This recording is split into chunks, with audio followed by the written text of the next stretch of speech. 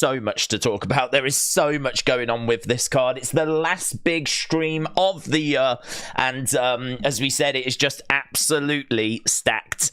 So many great talking points, great fights coming up tonight. It's going to be a long night as well. You do need to be warned. Rumors are that we're not going to be ring walking for the main event for around about 7.5 hours. So this is going to be a marathon, not a sprint. Make sure that you are settled in and you are comfortable, because as we said, this is going to be a long one. Main event, of course, tonight is going to be Anthony Joshua taking on Wallin. So this is our main event, Otto Wallin, and it's an interesting matchup. Of course, there's big repercussions, really big repercussions, because if Anthony Joshua can win, and if Deontay Wilder can win, then we are on a collision course. We are working our way towards those two guys going up against each other early next year in 2024, and that is very much something people are hoping for. That is very much something people are hoping that we're going to be able to work towards. That's why the poll that I've put is asking the question, are we going to see Joshua and Deontay Wilder picking up the victory tonight? Are we going to find both of these emerging victorious? Because if they can, then they're on a collision course for early 2024. So Anthony Joshua against Otto Wallin. We got Deontay Wilder against Joseph Parker. As well as that, we've got Bivol taking on Arthur. We've got Dubois taking on Miller. We've got Hrgovic taking on Mori. We've got Makhmudov taking on Kabiel. We've got Sanchez against Farr. And then we got Jaya Patai taking on Zorro. So it is a stacked cards. I've actually got the rankings for the heavyweight divisions. I've actually jotted them down onto my tablet device. You can see here, like the WBO, the IBF, the WBC, the WBA, all the ones that are shaded, all the ones that are highlighted, and granted, there's a lot of crossover there, but all of those are the ones that are fighting on this card. Pretty much the top end of the heavyweight division is being represented here tonight. There's a few names, obviously, most notable missing, which would be Usyk and Fury. They're going up against each other, of course, early next year, so they don't need to be a part of this card. Plus, I doubt that we could afford to add them to this card. The amount of money I'd imagine is being spent on this card. I mean, we've got Joshua, we've got Dubois. It is stacked. It is absolutely stacked. If you are even just the most casual of casual boxing fans, this really is one that you're not going to want to miss tonight. The top heavyweight boxing is about as engaging as it gets. I mean, anyone on the street, you want to talk to them about boxing, just any random person, I'm pretty sure the names of Mike Tyson, Muhammad Ali, these are going to be names that are going to resonate with everybody. And they are heavyweight boxers. Heavyweight division is the biggest division. It's the hardest hitting division, and this is the one that really resonates with people. Well, tonight we have got the heavyweight division on full display, man. Full display. This is as good a card as I have ever seen in my life. So it is so exciting.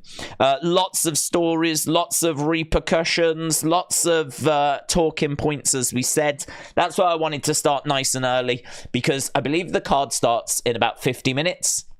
It's a long card. Each fight is getting about an hour time slot. If there's going to be early finishes, there's going to be a lot of sitting around.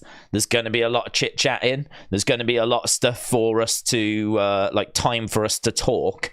But I wanted to still have this time because, as we said, it is earlier than I think some people might be expecting. It may catch some people off guard. So it's good to get started nice and early. Not doing anything else anyway.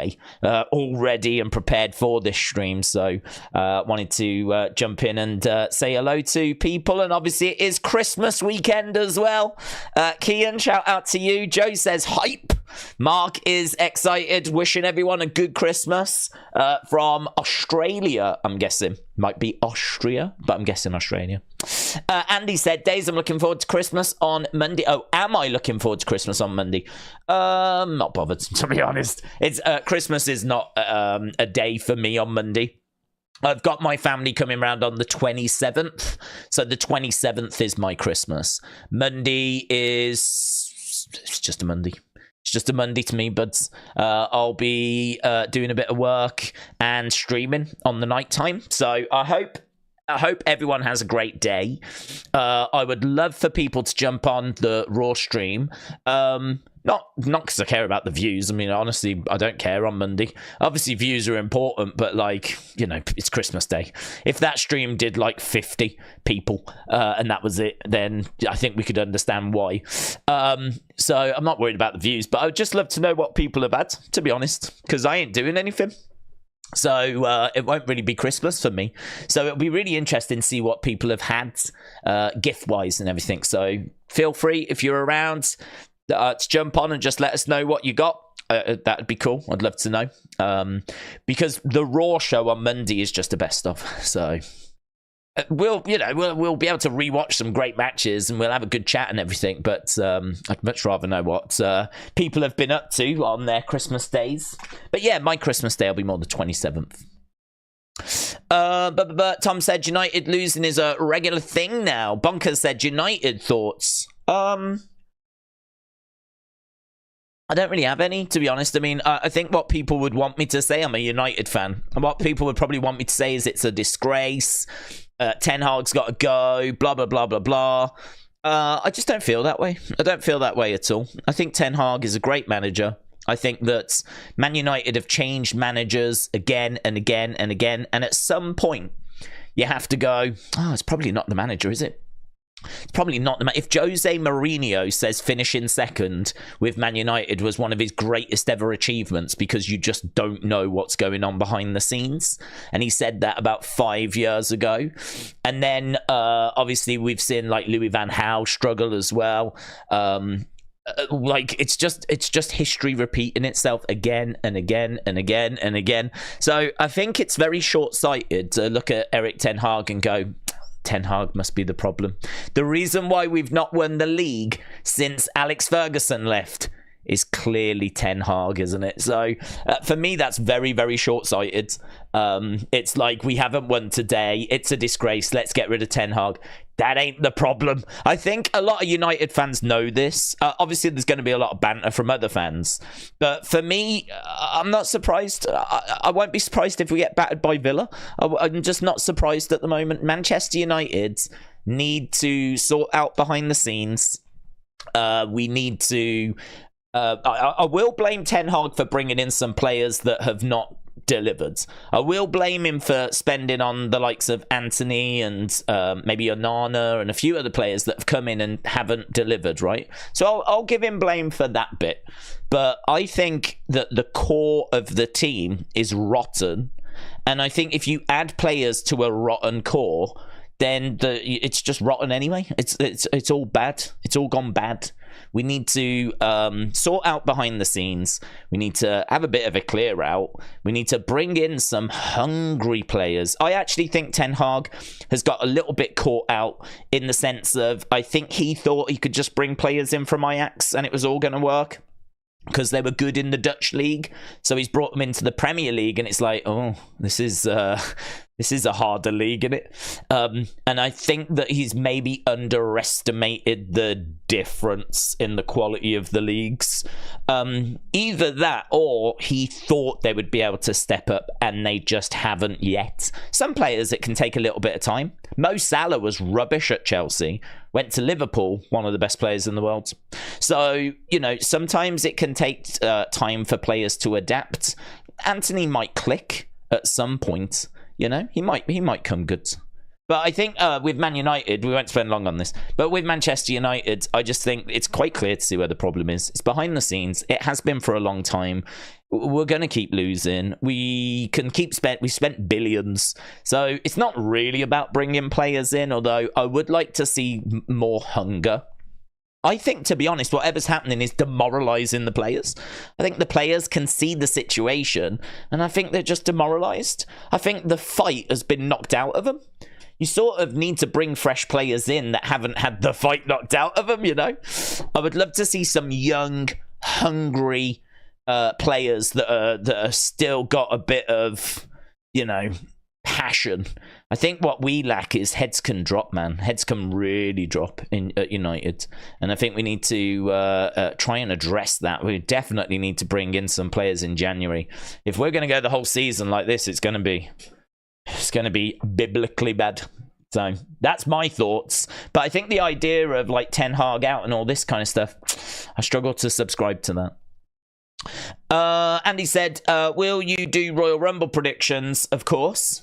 Yes, not now though. Probably next year. Mr. Meme said, name the GOAT of football: American football, wrestling, MMA, boxing, chess.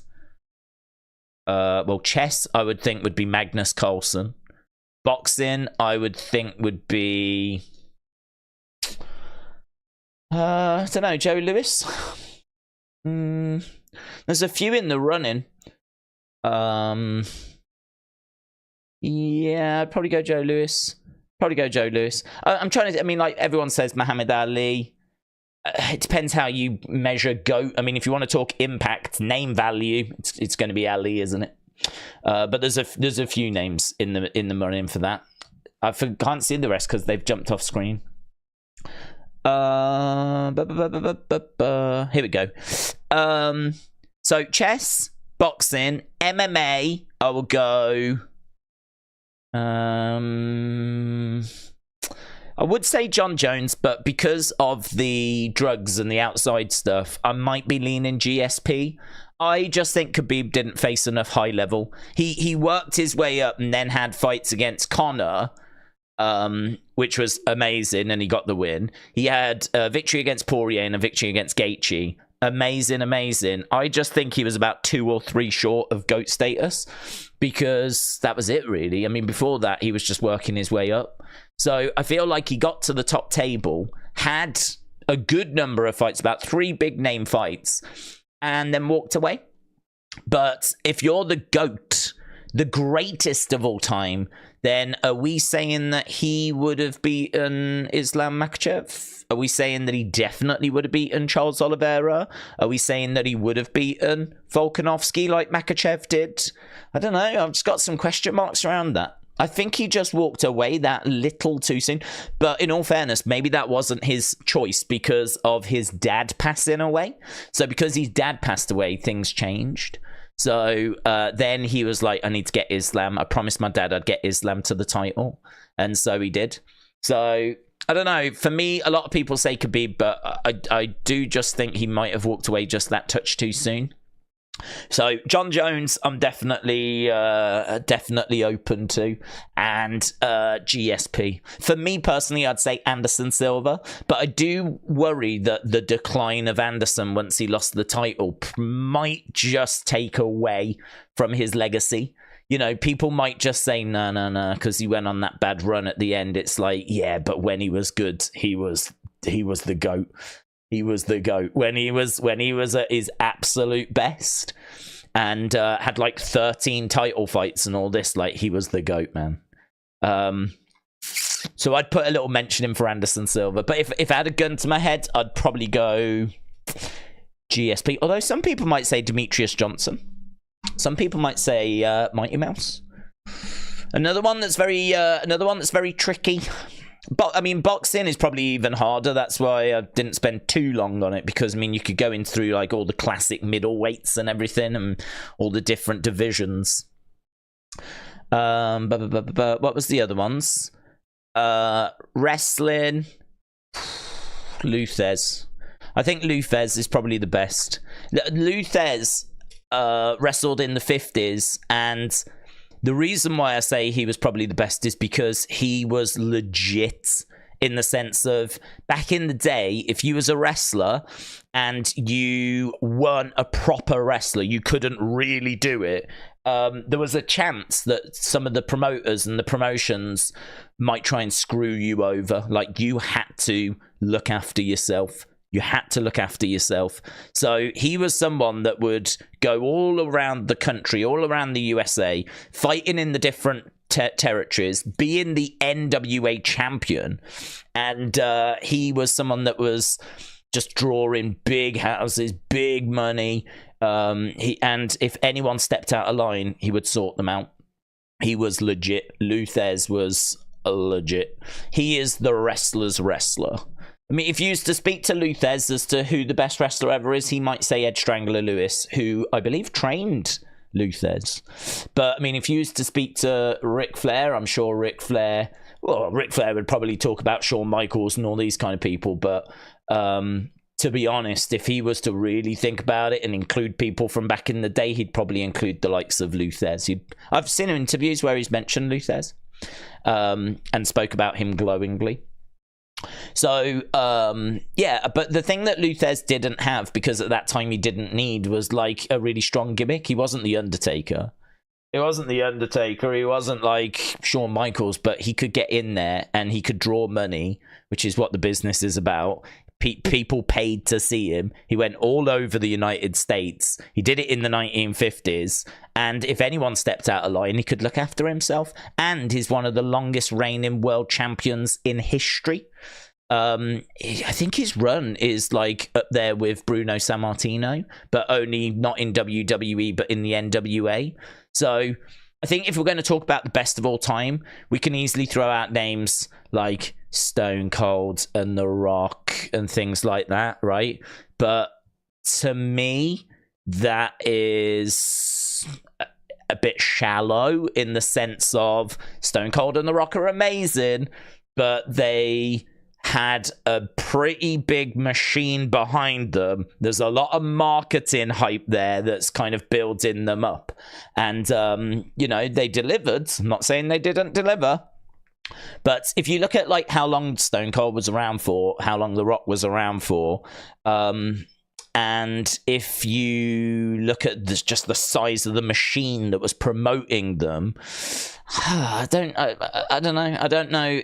Can they be totally credited with everything that they achieved, or did WWE deserve some of that recognition as well? You know. Whereas with Luthez, he's going from town to town. He's a wrestler's wrestler, man. He's going from town to town, getting booked for shows, carrying that NWA World Championship, and selling out venue after venue after venue. There's none of this. Do you know what I mean? It's a lot more grassroots. It's a lot more back to basics. It's a lot more what wrestling... We spoke about this the other day. Wrestling should be for the people. So should boxing. It's working class entertainment. And, you know, I think with WWE, there's a lot of razzmatazz, which I love. But if we're going to be honest about, like, you know, set up a ring and try and draw money. Who's the very best? Who's the person that's, you know, going to bring the people in? Who's the person that's going to be able to go from town to town to town, regardless of whether they've got WWE behind them or not? I think if you look back through history, there's names that people maybe wouldn't think of. Ed Strangler Lewis was a big draw. Big draw. Luthez was a massive draw. Antonina Rocca was a big draw from back in the day. These are the wrestlers. These are your favorite wrestlers' favorite wrestlers. It's a bit like how Ric Flair gets so much love, because a lot of people will say Shawn Michaels is the best, but if you ask Shawn Michaels, he says it's Ric Flair. So, like, do you know what I mean? Like, it all just builds on the history. So, for me, I would be looking at names like that. I'd be looking at those kinds of names. I think Stone Cold maybe just lacked some longevity for me. Wasn't around very long. His impact was massive, but wasn't around very long. And there was a couple of others. Don't know about American football because I don't watch it. And football, I would say Pele. I put Pele over Messi. And there you go. Right. Carl Anderson, he is going off what people have said in interviews and videos. Don't know what this means. Morning, Tom. Shout out to you. I hope you are well.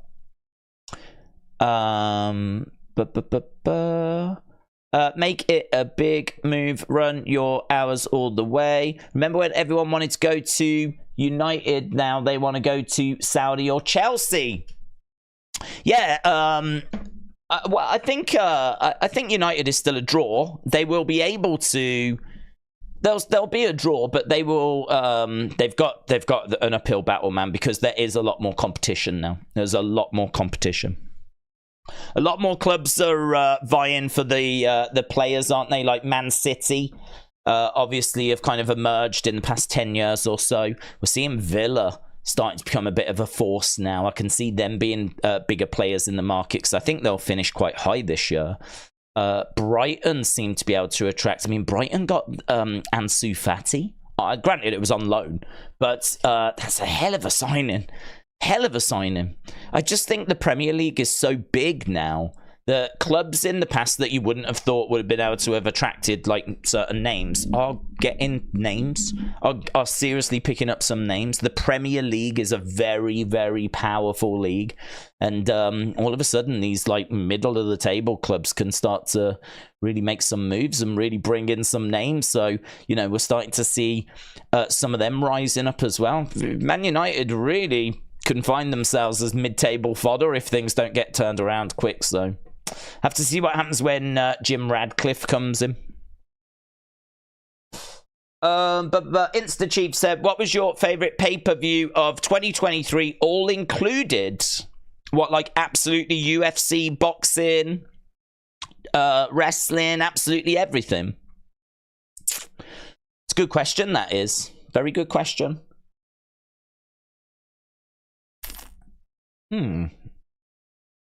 I think I would probably go... that's really hard. That's really difficult. I think for boxing, it was a decent year. I mean, we got Crawford Spence. We got Joshua fight Garcia. Better? Is that getting stronger? There we go. There we go. Yeah, just a little bit of a drop out there, which is a bit of a concern. I am a bit worried about streaming at this time, to be honest. So yes, I'm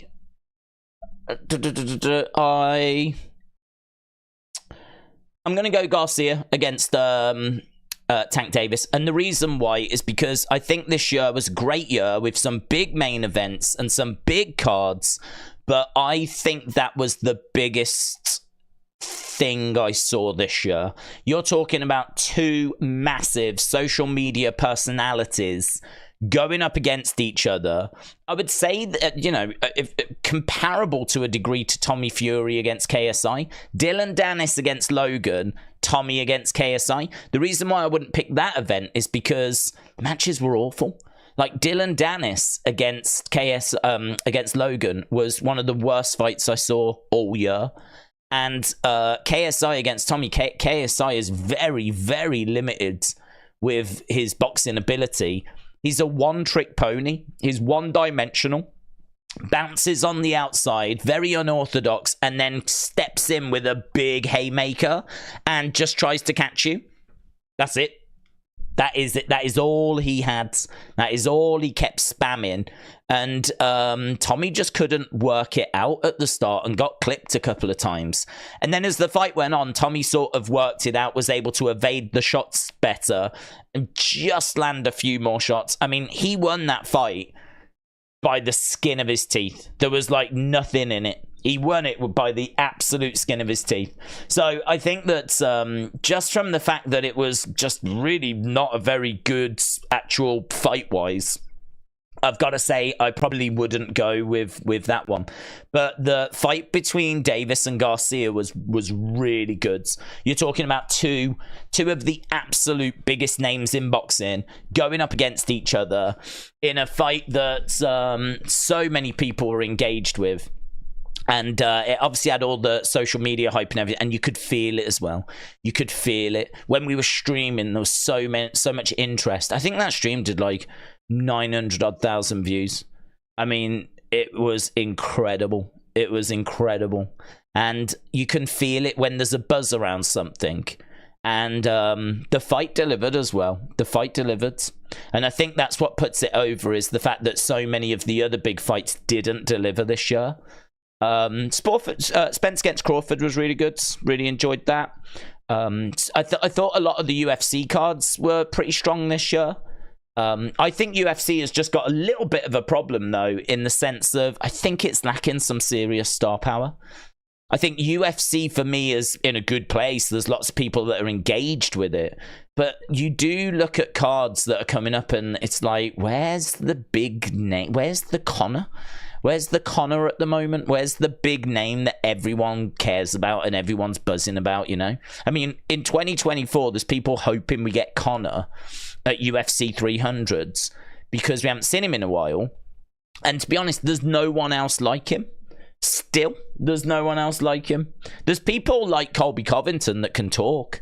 And there's people like Sean O'Malley. You know, there's people that have got followings on social media, but nothing the level of Conor. And so you do look at that and you're just sort of like, well, yeah, it's a bit flat in it. It's a bit like great fights. If you're into your UFC, you've been eating goods.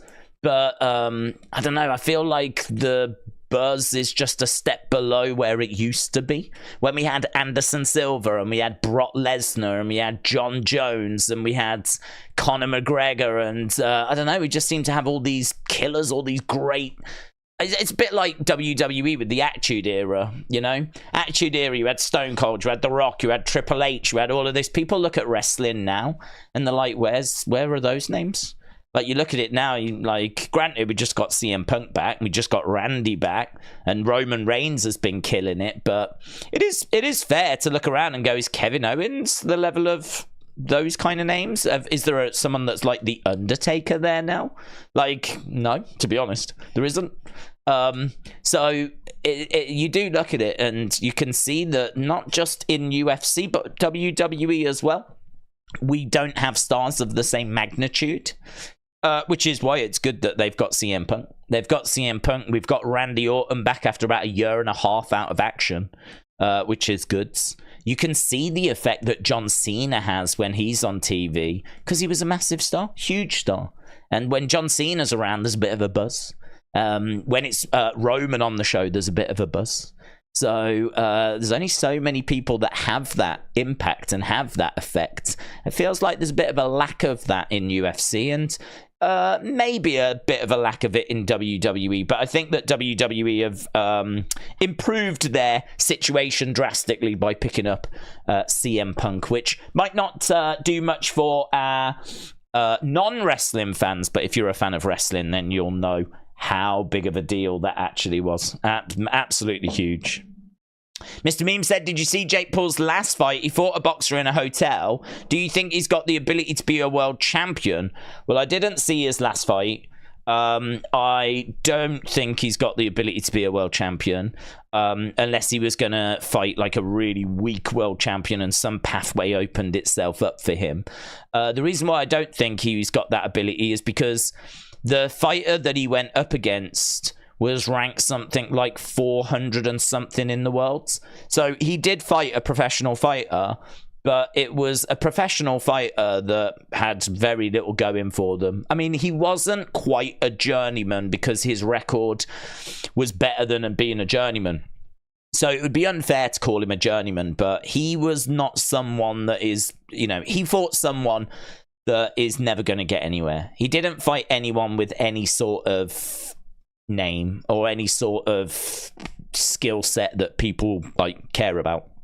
I didn't even know the fight was happening. The hype for that fight was very, very small. I didn't even hear that the fight was happening, which, considering that's the stuff that I keep an eye on, I didn't see any adverts for it. I didn't see any promotion for it. It just went completely under the radar. So I don't put much stock in that. So for me, he's good at what he does, right? I'm not going to disrespect Jake Paul. He's thrown himself into it. The improvements are there to see. From the kid that was fighting against YouTubers to now beating professional boxers, it's undeniable. the improvements that he's made. It's undeniable. But the problem that he's got is that he went up against Tommy Fury, and I think if you used to ask a lot of people, will Tommy Fury be a world champion? The answer you would get is no. They're not expecting Tommy Fury to go on and be a world champion. But he went up against Tommy Fury and he lost. He lost. So I know it was close, but it's close against someone else that we're not expecting to be a world champion. So if he's struggling to get past the likes of Tommy Fury, then I don't see how he's going to be able to beat better opponents and put a run together to get him anywhere near a world title. This is why I'm saying the only way I can see him doing it is if we can somehow climb the rankings by beating people that we don't quite know their ability. You know, like just keep working on MMA fighters and hopefully see if we can then that'll get us a fight against a big name in boxing. I suppose that's what he did, really. You know, he went up against Ben Askren, then he fought Tyron Woodley, then he fought Anderson Silva, and somehow that got him to the level of fighting Tommy Fury. Tommy Fury's of a certain level, right? He's not a jobber journeyman. He's of a certain level. Well, Jake managed to go and face non-boxers and kind of come out at being at this level of Tommy, right? Which he ended up losing. So maybe he could continue doing that. Maybe he could continue fighting non-boxers and somehow still be working his way up against like the boxing rankings, if you will.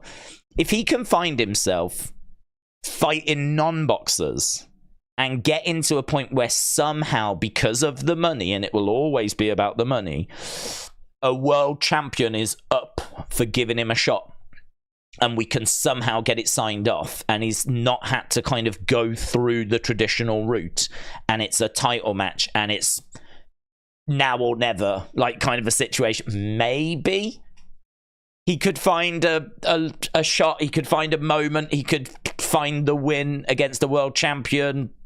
I don't know. But what I would struggle with is, if he can't beat Tommy Fury, how's he going to put runs together of wins, a string of wins against opponents that are even better than Tommy Fury, and then get to world champion level? I don't know how he's going to do that.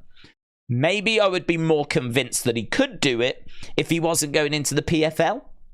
He's going into the PFL, and he is going to work his way like through MMA and do stuff in MMA, which doesn't make any sense, does it? It doesn't make any sense to me.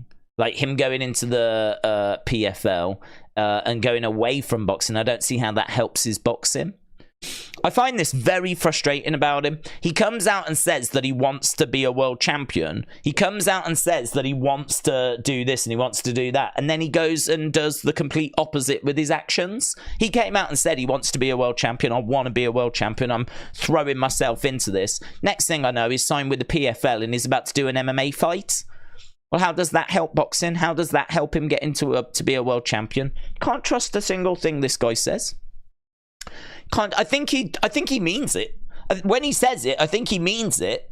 But I think there's so much money involved that it's not hard to see why his head would be turned. You know?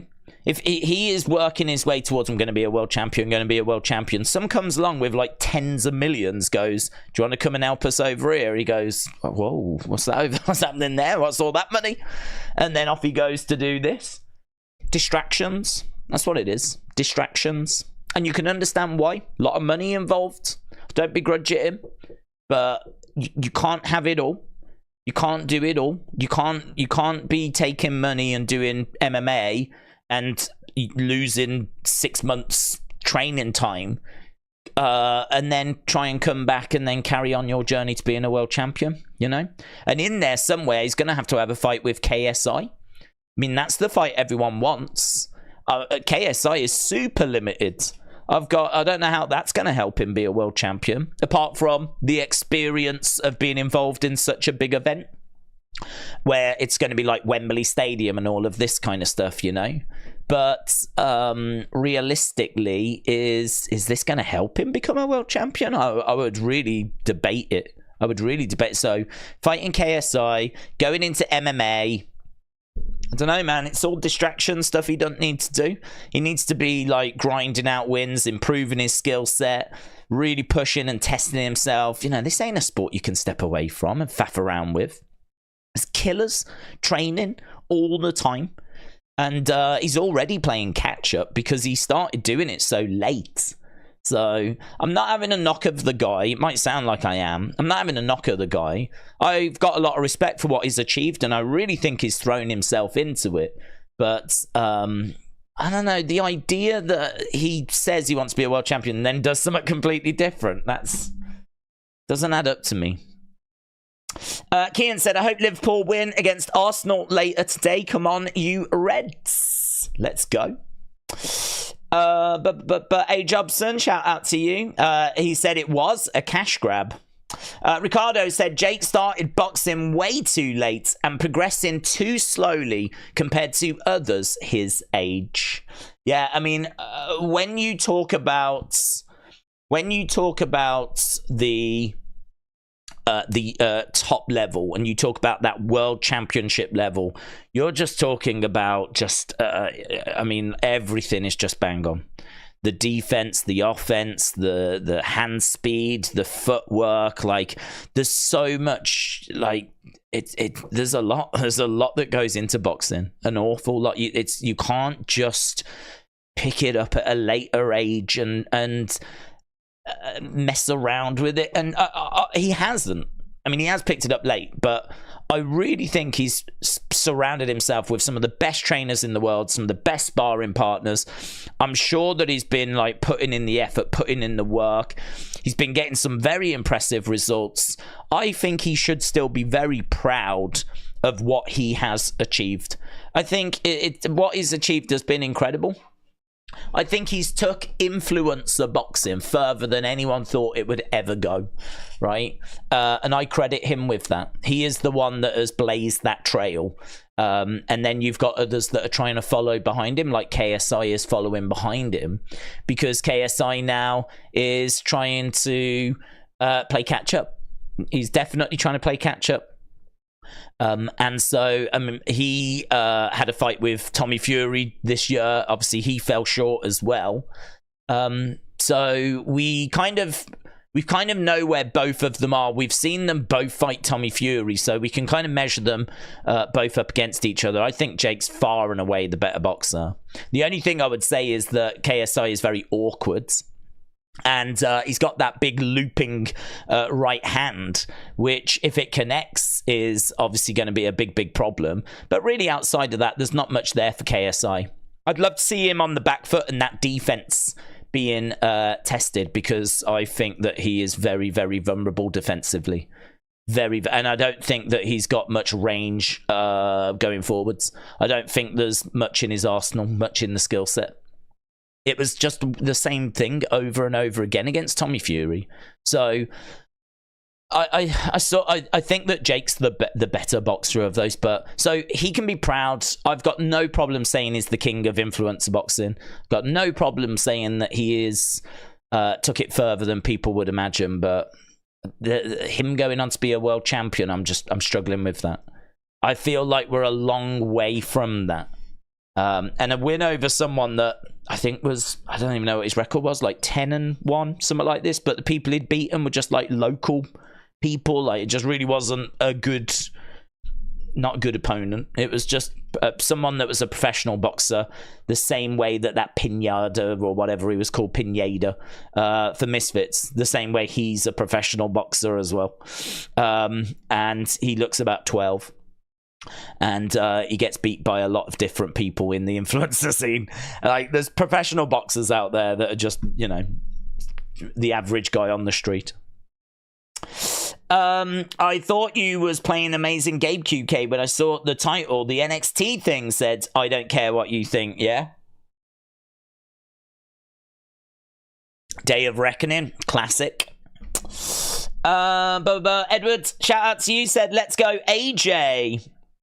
Oh, we did have a poll, didn't we? We've already had 100 votes. So, do you think that Joshua and Wilder are both going to win tonight? So, yes, 77%. No, 23%. So, yeah, hopefully they both can emerge victorious tonight. Because if they can, then they will be on a collision course against each other. They will be going up against each other early next year. And, yeah, really excited to see how that plays out. Joshua is got a big challenge tonight. He's going up against Otto Wallin. Wallin is got 14 knockouts out of 26 wins. So there's a bit of power there, but not anything I think Joshua has got to worry about too much. Joshua has faced Otto twice before and beaten him on the amateur scene. And Joshua, 26 wins, 23 knockouts. Of course, he's got 3 losses, 2 to Usyk, 1 to Andy Ruiz. And he is someone that has really struggled with his confidence, his mentality. I think that boxing is difficult because it's not just physical. It's a lot about game plan. It's a lot about mentality. And I think that Joshua's got some very good physical attributes. But I think he is of the impression that sometimes the game plan, sometimes the training hasn't been right. He's changed trainers again. He's training with Ben Davison now, new trainer. This is someone that was working with Fury not that long ago. And there's a few people asking a few questions about this because this is like the 3rd or 4th trainer that Joshua has had in quite a short space of time. And it's just not good, is it? Like to have that many different voices like giving you advice. It's just not a good look.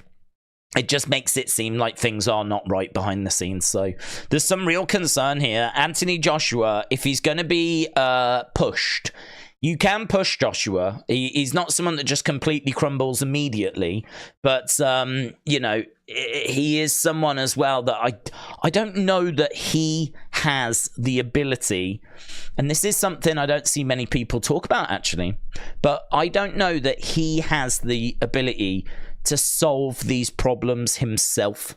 Like when he's in the ring and something's going wrong, I don't know, of all the training he's had, of all the advice he's been given, of everything he's gone through, I don't know that he's got the ability to think for himself in there and try and solve some of these problems. I think that there is a real reliance on the corner.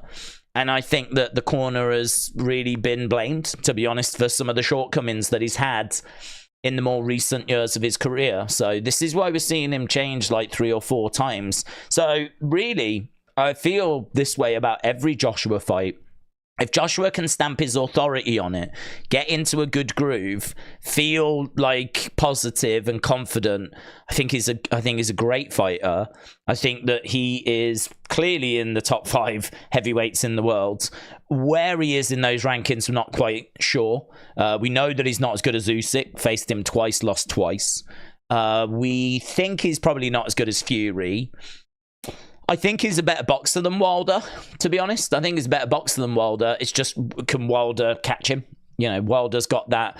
It's kind of unfair, really, that someone can be so good throughout a whole fight or, you know, for how many rounds, and then, boom, you just get caught with a shot. It's just, you know, power, a crazy power. Just can, the eraser is what they call it. Wilder can make mistake after mistake after mistake after mistake and then just catch you and win the fight. So I think Joshua's the better boxer than Wilder, but doesn't mean Joshua would win if they faced each other. And at the end of the day, that's all that matters.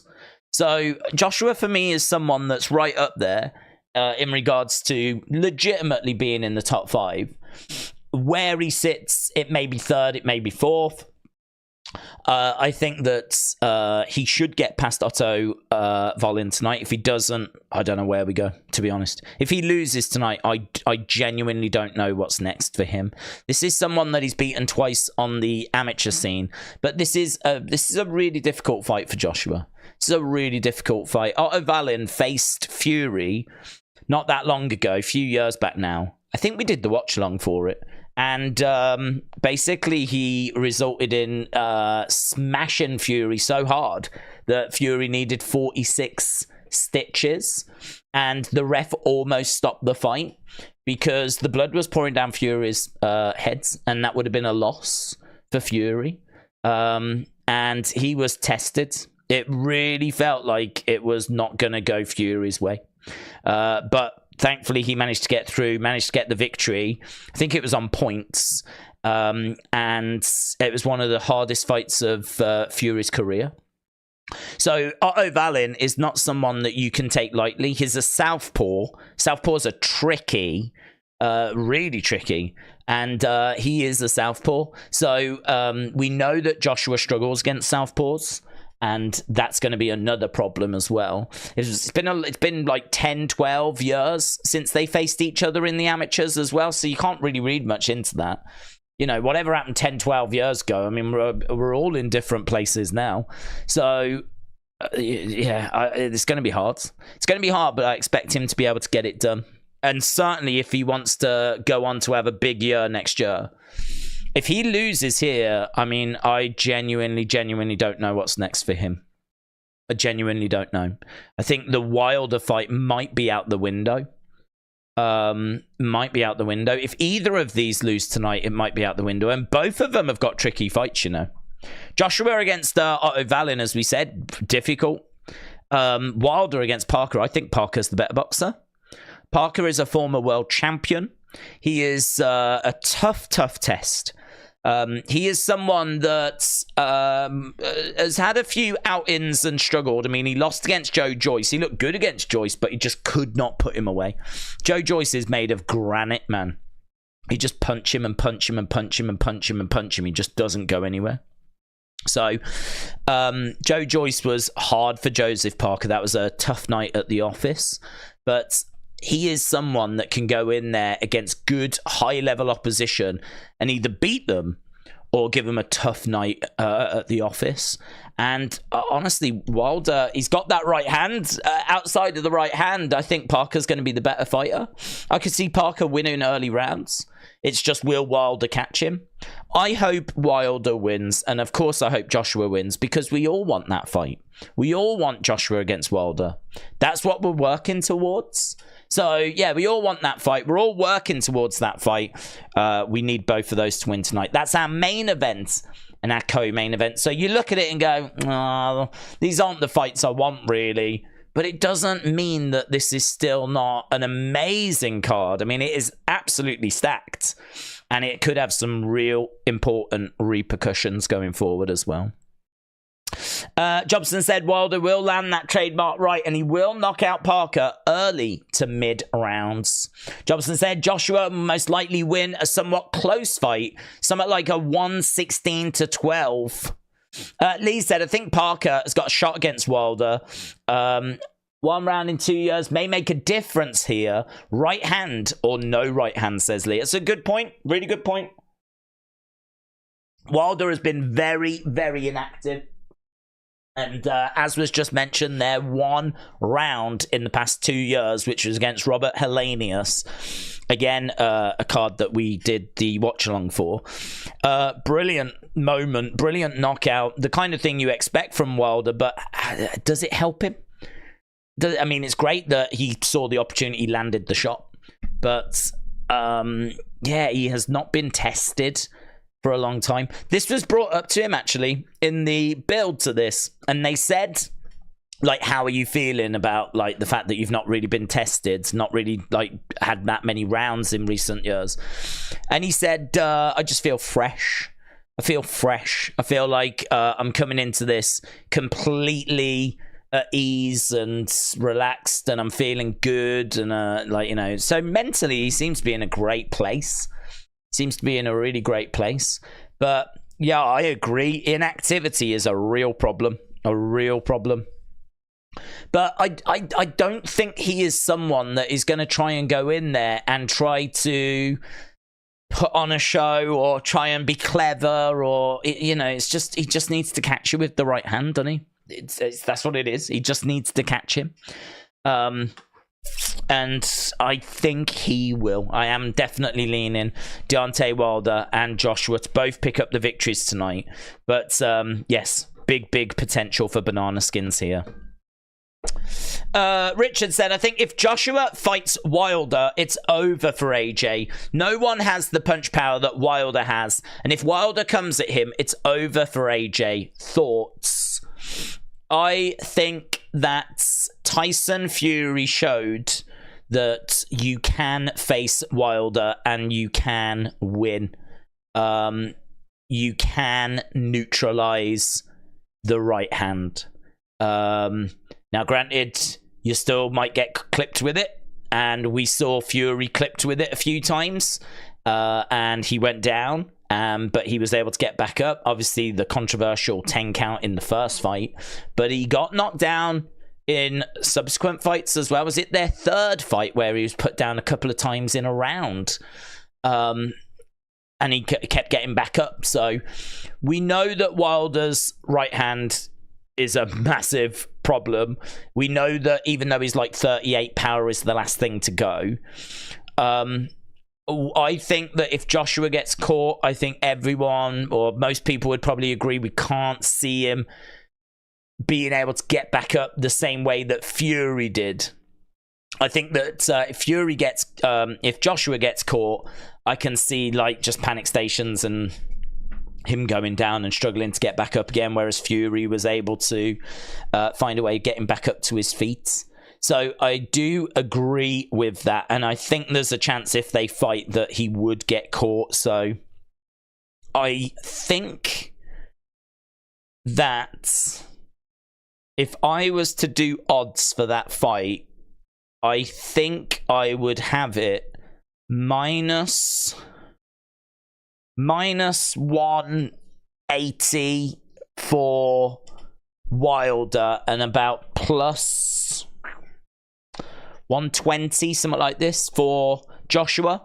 So I would have Wilder as favourite, but it would be close because it's all about him landing the right hand. Simple as that. I think Joshua is going to be able to use his range management. I think he's going to be able to constantly be circling around to the right. If he's constantly moving around to the right, this right hand is always going to be struggling to land because he's constantly circling around this way.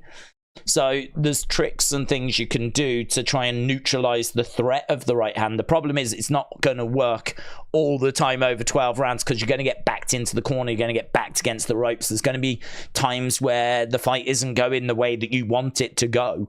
And so, you know, does he clip him at some point? And if he does, how clean is it going to be? And then if it is clean, can Joshua answer the 10 count like Fury did, or does he stay down? So I think that I would say across 12 rounds, Joshua is going to get caught at some point. I don't know how clean it would be. If it's clean, I would be worried it was fight over, and this is why I would make Wilder favourite. If it's not clean, I think it could rock Joshua, but I think Joshua could survive. And I think that anything else outside of that, Joshua wins. I think Joshua is the better boxer. I think he's got the better boxing skill. I think that he will be able to use his jab. He'll be able to pick up rounds. I think he'll be able to like wear Wilder down. I don't know that he'd be able to get Wilder out of there. But I think if it managed to go to the judges, I'd be feeling confident, depending on if there'd been 10-8 rounds and knockdowns. But I'd be feeling confident that Joshua would get it done. So this is why I'd be scoring it so close. Because for me, Joshua by decision or Wilder by knockout both feel like possible outcomes. I think I would just give Wilder by knockout the nods. But there is a good chance that Joshua can either avoid it or get clipped with something that's not the full impact and kind of find a way of weathering it and getting it to a decision. But if I had gun to my head, then I would agree and say I think that Wilder would likely land that right hand. If we get there, I'd be fascinated to see what the odds are. Fascinated.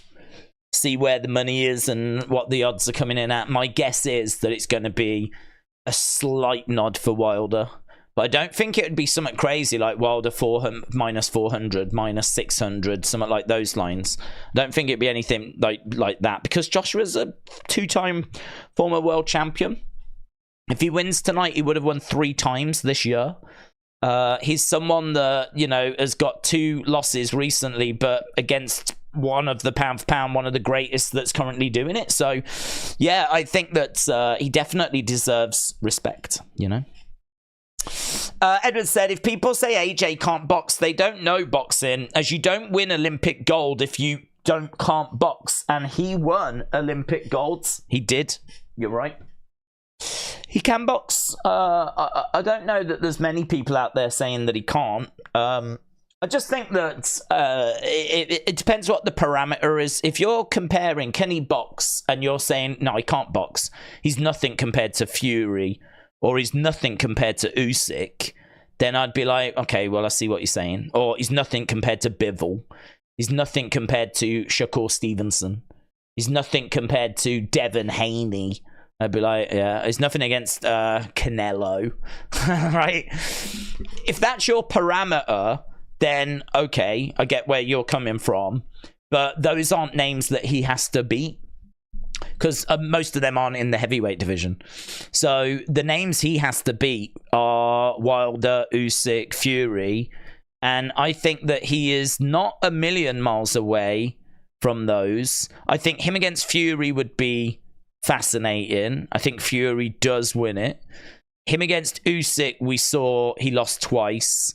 I would love to see a third fight. I don't know that we ever will, but I would love to see a third fight, because I feel like he made improvements in that second fight, and I still don't think he did what a lot of people wanted to see, which was him using his size, going up and to Usyk and bullying Usyk. You know, Big John Fury said this.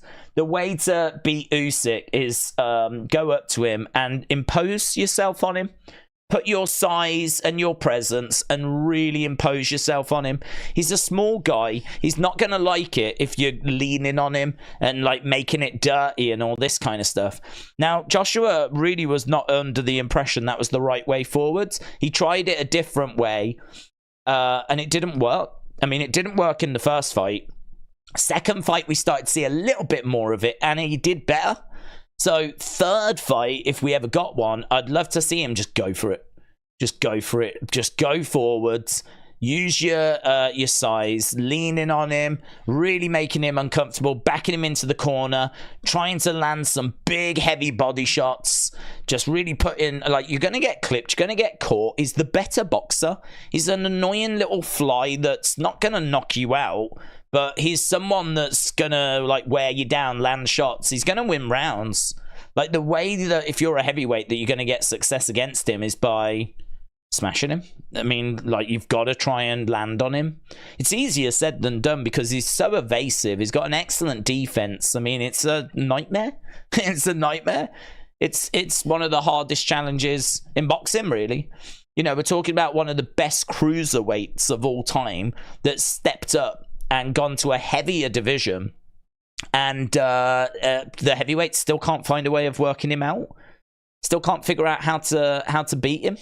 But I think Chisora did pretty well against him. Dubois seemed to have a little bit of success at times. Even Joshua had a few moments in that second fight where, you know, he's not unbeatable, Usyk. You can beat Usyk. It's not that he's unbeatable, but you've just got to have the right game plan. You've got to have the right game plan. You've got to have the right strategy. You've got to impose yourself. You've got to then actually employ that right strategy. So yeah, it'd be interesting. I'd love to see the third fight there. So I think if you're going to compare him against like the top and some of the greats in boxing right now and then say he can't box, well, okay, I can sort of see where you're coming from if you're going to compare him to those names. But if you're going to compare him to, I don't know what the heavyweight division looks like, you know, like, I don't know, Parker, Hellenius, Otto, Wallin. If you're going to compare him to these names, then I think he's above these names. I think he's better than these names. It's just at the very, very top where he used to be. we've got a couple of people that have come along that are causing some trouble for him now, you know.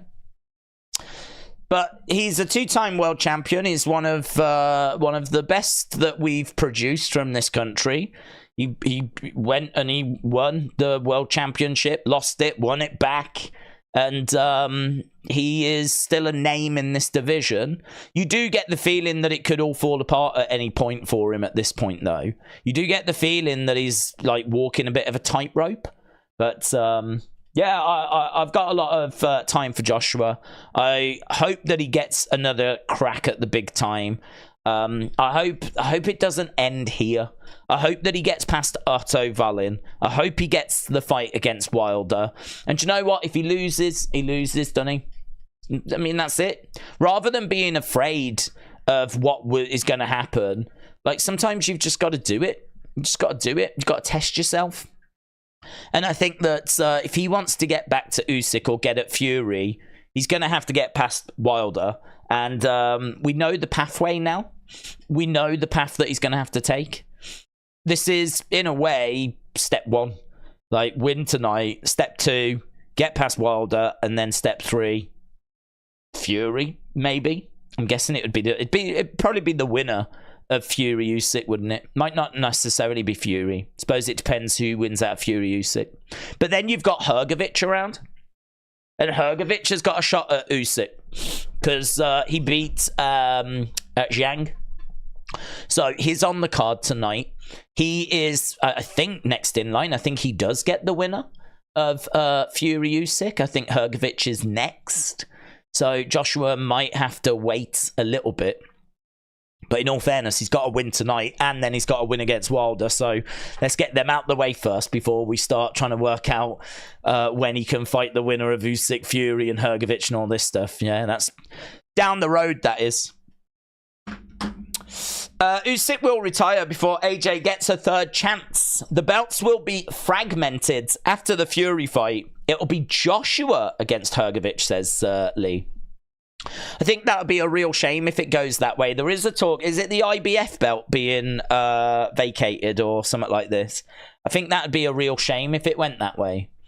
You could be right. You absolutely could be right. I would hope for the sake of boxing that we can somehow avoid that happening, because I think boxing is struggling a bit compared with like the rise of UFC and everything. And I think that having all of these different world champions, it's not good for the sport, because I think everyone wants to know who's the man. Who's the man?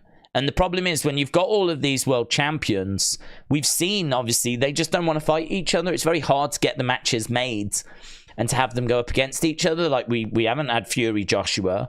We haven't had Fury Usyk. Granted, we're getting it. But, you know, we haven't had it up until this point. We've still not unified the four belts in the heavyweight division.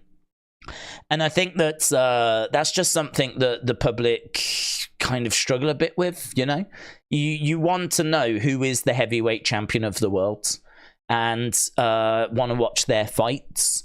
So where we've got these four different organizations, I just think it waters it all down. And we are actually seeing in a lot of the divisions now a lot of unified champions, a lot of the belts being unified. And I just think that's so much better for the sport. The organizations don't care.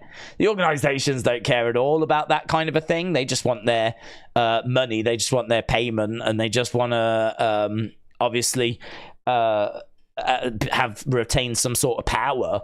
But, yeah, I don't think it's good for the sport, to be honest, if we end up like fragmenting the belts. But you could absolutely be right. I mean, I think it's the IBF one. AJ is shot mentally, said Clouds Gaming. Wallin breaks his heart and wins, but gets robbed on the cards. Jobson said the amount of undefeated records on the card is insane. And then you look at the opposition they've beaten, and the opponents also had undefeated records until they fought. It's crazy. Ricardo said the IBF stripped Crawford as well. It's terrible. So annoying. So annoying. Then they don't... Boxing... Do you know what? I wonder if the Saudis can do anything about that. I wonder if there's a way that they can really shake up boxing. I mean, they sort of are anyway, but is there a way that they can bring some of these organizations together and like really shake up the organization side of it? I don't know. I don't know what the future is going to look like, but they are clearly spending serious money. They clearly want the best fights. They clearly want the fights that are going to generate the most interest. And it's going to be a very interesting few years in boxing. Same with pro wrestling. Same with UFC. Because the Saudis are all over, all of them. The Saudis give WWE $50 million to do a show in Saudi Arabia. In fact, they give them, I think, $100 million a year to do 2 shows. So if you're not a WWE fan, I totally understand. It's not for everyone's taste, but there's some serious money involved in that world. Serious money involved in that world, and coming from the Saudis as well. If you look at what they're doing in boxing and you look at the relationship with UFC, there's a lot going on with the Middle East at the moment, and Abu Dhabi and all that kind of stuff, and sport, and it's a very interesting time. What the repercussions are going to be, I don't think we quite know the full effects of yet. But at the moment, they're just kind of getting promoters together, getting fights made that we wouldn't have seen otherwise. I mean, look at this card tonight. We would never have seen this card if it weren't for the Saudis. There's no way this card would ever have existed. No way. It is absolutely ridiculous. Dmitry Bivol is not the main event tonight. He's not even the co-main event tonight. I think he's like the third match from the end. He's like the co-main event. And that's Dmitry Bivol, who is one of the pound-for-pound best fighters on the planet. He is the man that beat Canelo Alvarez and shocked the world not that long ago. Like, he is a seriously incredible fighter, one of the best in the world right now. Can't even get anywhere near the main event, co-main event. And we understand why. It's not on disrespect to him. It's because really we're trying to set up Wilder Joshua. That's the whole thing we're trying to do. We're trying to set the table to whet the appetite so that we can then come back in a few months' time and do that fight in Saudi and it be an even bigger deal. So yeah, this is a real Christmas treat, but one that we wouldn't have got without the Saudis. Daniel said WWE's MSG event reportedly sold 5,000 more tickets following the announcement of CM Punk's match. WWE News. Daniel, shout out to you. Hrgovic is mandatory. Joshua is going to be after him, says Lee. Lee, shout out to you. Good knowledge, IBF. Yeah, I'd read about this. I'd read about the IBF and the fact that it could get stripped and all that kind of stuff. I mean, it's funny. My honest truth is I would like to avoid that. I think everything I just said I completely believe in the sense of we should have one world champion. I think that's better for boxing. The casual fans can get their heads around it. This 4 different title belts and all this kind of stuff, it just waters it down. But the only thing I would say is, as someone that has I've got so much respect for people that grind and work and really dig in and really do try to, put a shift in. And I look at someone like Joshua, and I mean, you don't get a body and a physique like him unless you're just living in the gym. And, I've seen him in interviews saying that, he wants to go around the world and learn how to be a better boxer. And he's gone off to like California, and he's gone off to Portugal. He's gone off to like all these different places to seek out different training methods, seek out different trainers. I look at Joshua and the disrespect that Joshua gets, and the fact that people are like, oh, he's not that good and all this kind of stuff. And like, okay, that's fine. If you think he's not very good because he's not as great as a Bivol and he's not as great as a Canel and all that, and that's your benchmark, that's fine. You're entitled to your opinion, right? That's one way of looking at it. The other way of looking at it is that you've got a guy there that's got a very, very good skill set. He's clearly a fantastic boxer, right? You know, as Edward said earlier, he was a medal winner at the Olympics. He's someone that has got some good wins on his record as well. And is someone that is there or thereabouts, but just feels like it's got to be a good day. Things have got to go his way in order for him to get the big wins. And I look at like the fact that he might have an opportunity to get back to being a world champion, and all that may stand in his way is Hrgovic, which is going to be a challenge, and a challenge he might not succeed in, but a challenge that's going to be significantly easier than trying to get past Usyk, who he's failed against twice, or Fury, that many regard as the best in the heavyweight division. If you had to pick between Fury, Usyk, or Hrgovic, you're going to pick Hrgovic. So I look at it and I'm like, man, definitely a one champion would be in the heavyweight division would be the right way forward. That would be what I would want to see. But I can't lie in saying that as a fan of like that grind and watching the work that Joshua does, I would love to see that redemption story. I would love to see him step in there and have a shot at getting the world title back again. I mean, his breakdown against Usyk, you know, he really struggled against Usyk. Mentally, there was clearly an issue there, and I would love to see him. Here's Junior Far. So I would love to see him step in there and get that opportunity. So I still stand by what I say, though. I think one champion is definitely the right way forward. But if it does go that way, then so be it. If the IBF decide to put the belt on, vacate it, and have Joshua and Hrgovic fight for the vacated belt, we'll roll with it, you know. I'll just look at it as hopefully a great redemption arc for Joshua. Right, we are actually going to go to our first fight of the evening. We don't need the Jaya Patai information because this is our first fight. It's pretty low down on the pecking list. So this is Cuban's Frank Sanchez, 31 years old, 23 wins, 16 knockouts, fast, aggressive, lacks a bit of power, working towards a title opportunity though, undefeated, but hasn't really faced any big names. Should easily win this. He's going to outbox Junior Far. Sets a high pace. He had a really good amateur career as well. And he's stopped 6 of his last 8 in early rounds. So this might not even take long, to be honest. Sanchez is someone that really is worth keeping an eye on. But as we said, we haven't seen him get tested against like really good level opposition. Still relatively young, in all fairness. I mean, if you think Deontay Wilder is 38, Sanchez is coming in at the age of 31. He's taken on Junior Far from New Zealand, and he was been stopped in 2 of his last 3 fights. He's got a decent ring IQ, 20 wins, 11 knockouts, so he's not carrying big power. He's quite relaxed. He's mobile. He evades shots quite well.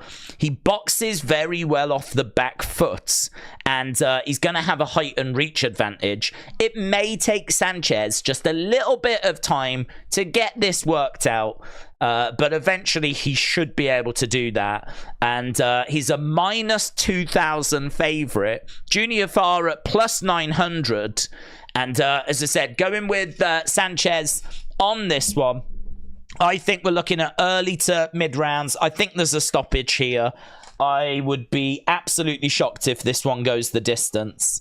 But it's just how long is it going to take him to get the job done? So the Cuban Flash, Frank Sanchez, making his way down First of our 8 fights that we've got coming up tonight, and every single one of them is a banger. Every single one of them is good. Sanchez is ranked 4th in the WBO rankings, 6th in the IBF rankings, 4th in the WBC rankings, and 8th in the WBA rankings. So this is someone that is a legitimate... We're starting the card off with a legitimate top 10 fighter. It's worth noting as well that the WBA ranked Far as 10th in their rankings. So even Junior Far is ranked in one of the organizations. The WBA, he's ranked 10th. So this is, you know, this is how mental this card is. It's mental. You would think this early we'd be having someone that's just starting their career out. Maybe they're like 2-0, 3-0, something like that. Nope. Nope. We've got someone who's 23-0, undefeated, 31 years old, and is ranked in the top 10 of all 4 of the organization heavyweight rankings. This card is mental. Matt Carney, shout out to you. Dave said, can you see a world where we have the UBC and Ultimate Boxing Championship running along the same lines as the UFC with weekly events? Yes, I can. I think that that's the kind of thing I would love for the Saudis to get to.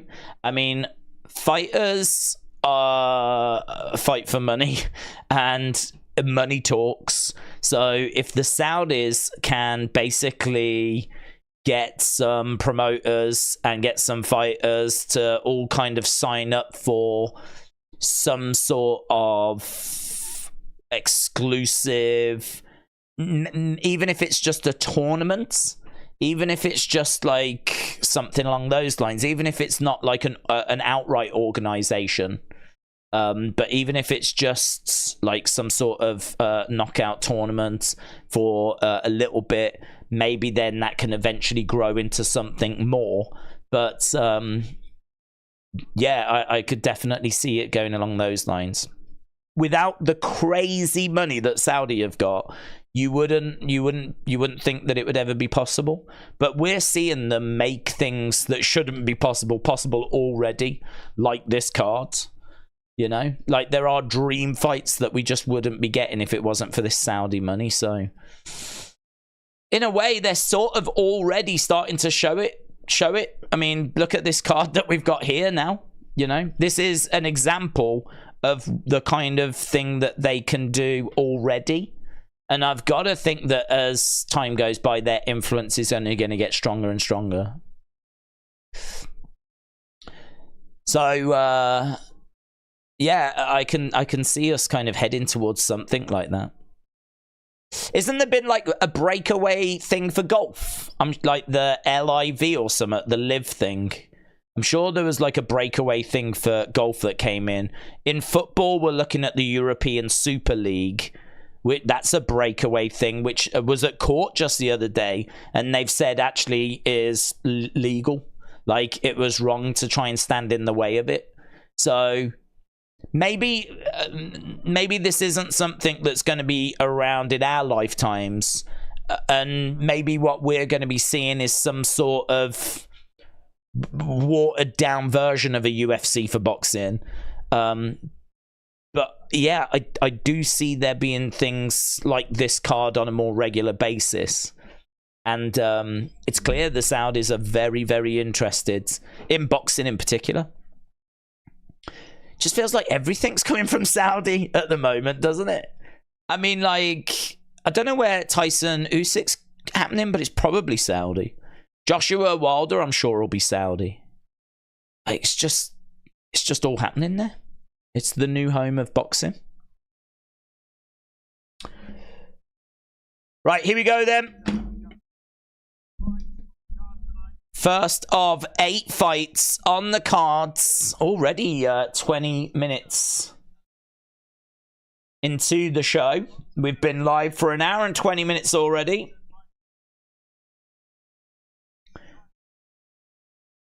And we are underway. So both fighters coming out into the center. We've got Sanchez in white. We've got Far in black. This one, I think, is going to be 12 rounds. We're inside the building where Fury and Ngannou fought. You might remember they had the undercard outside and then they moved inside. Well, we've just gone straight inside. So, Sanchez standing in the center. A little bit flat-footed. Lunging forward there with a jab, but Far just out of reach.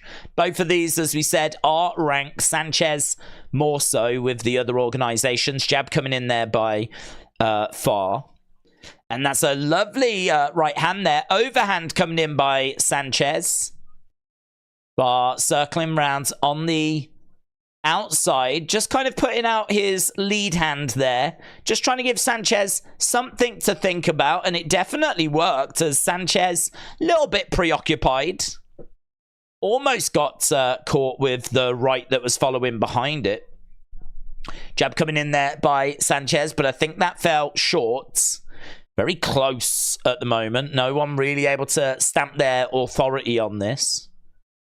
We're also not seeing a lot of activity. I'd like to see Sanchez, just that's it, a bit more bounce in the step, a little bit more movement. As I said, a little bit flat-footed, just we're not seeing much movement in there. Both guys just sort of standing in front of each other. And again, lunging forward there, Sanchez. Far, again, just keeping that lead hand out there. He's constantly firing out that lead hand, that left. Just trying to give Sanchez something to think about and preoccupy him. Again, puts it out there, goes to lunges to the body. He's done pretty well so far, Far, in all fairness. He's neutralized Sanchez in the early stages here. Sanchez, again, on the outside, Far. Throwing out a jab, Sanchez. Backing up a little bit. Hard one to score this. There's only about 20-odd seconds left to go. There hasn't been much activity here. Jab by Sanchez, and again going to the body. Yeah, Junior Far is not really applying himself in this fight at the moment. He is just kind of preoccupying Sanchez with that lead hand. But he's not like driving Sanchez back against the ropes. I'd say very close round. I don't think there was much in that. Don't think there was much in that at all. I think you could probably make an argument for either side. I thought that Junior Far, from a strategy point of view, looked to be the better fighter in that first round, but with the lead hand, just giving Sanchez something to think about. Sanchez just couldn't seem to work that out. But it may be that Sanchez just landed a couple more shots than Far. Don't know, it's difficult with the camera angles. You can't quite see what lands and what doesn't land. So tricky on that one. Tricky first round. Days, I think AJ is going to win. It's going to be a late stoppage or a knockout. What about you? I think AJ wins. I think that if he can get a knockout, that would be really good. Really, really good. If he could find a way of getting a knockout. I don't know that he will be able to. It's going to be really difficult for him. It's a very good opponent. So, yeah, I would definitely would like to see him get a knockout. But it's that's going to be an ask. So,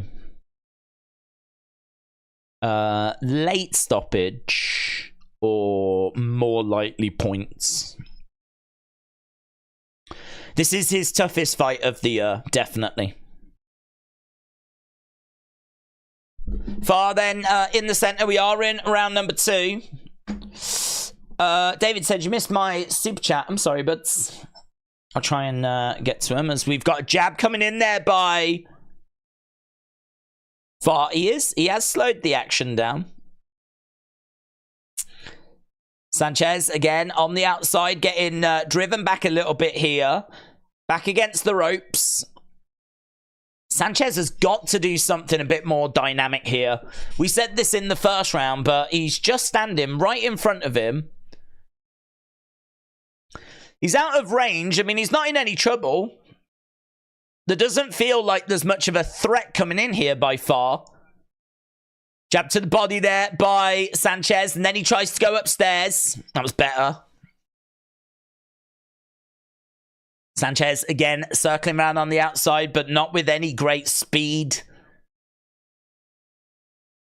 Far, again, trying to edge forward as Sanchez is back against the ropes a little bit, but he's the one that's trying to come forward. Again, jabbing. It's a tricky one, this. He's really struggling to work out Far. Far, again, just throwing out that hand. Again, the right coming in behind it. Doubling up on the jab there. Nice shot to the body by Sanchez. Right hand just misses by Sanchez there. Far in the center. Throwing out that left hand. Sanchez again.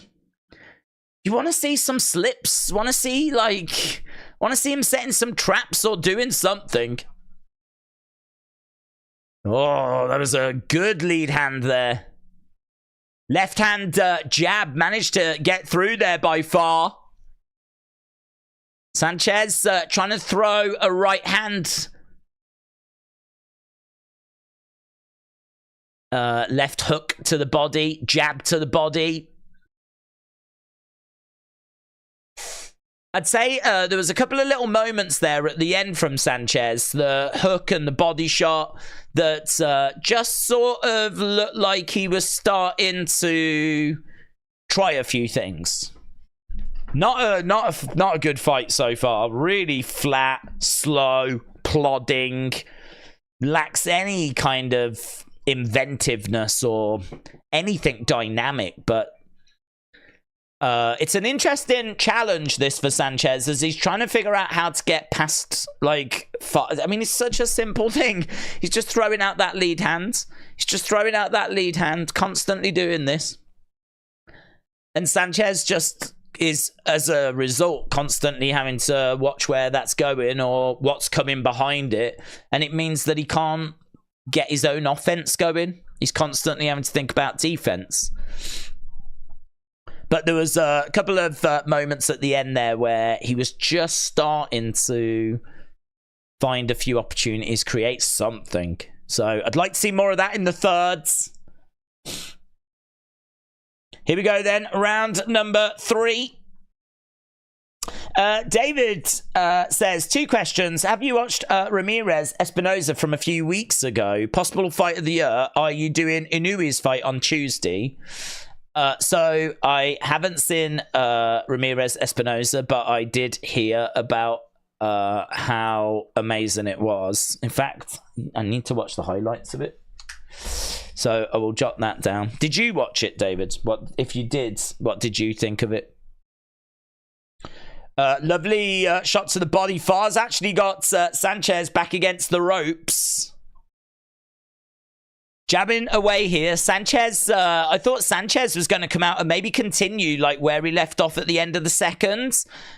But he has not. He's struggling here. It's Far that seems to have come out a little bit the better. Both fighters in the center. Lead hand again being fired out there by Far. Looks like this has settled back down again as Sanchez trying to find a way forward. Lunges, jab to the body. Oh, lovely hook, man. Lovely hook. That is a really good example as to why Far has been so reluctant. So there was a moment there where for one of the first times in the fight, he actually really connects with some Far does. Really goes for a shot upstairs. As soon as he goes for it, this counter hook comes in. Counter hook there by Sanchez was nice. Don't think he landed all of it, but for someone that we've just seen very little out of in this fight so far, as soon as that opening was there, he was on it. He was on it. That's going to mean that Far now is going to... Oh, much better. Much better. Much better. Far step forward and Sanchez let his hands go. We had uppercuts coming in. Hook shots coming in. Yeah, he got in a little bit too close into range there. We're starting to see him open up the shots. What's the referee doing here?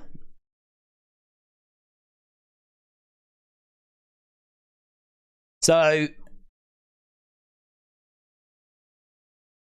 he's going over, just doing a mouthpiece thing. Okay, we're back underway. We got about 19, 18 seconds to go. This is definitely a Sanchez round. First two rounds, I think, were really close. This one, definitely a Sanchez round. Jab coming in there by Sanchez. He's still on the outside, Far, jabbing away. Sanchez up against the ropes.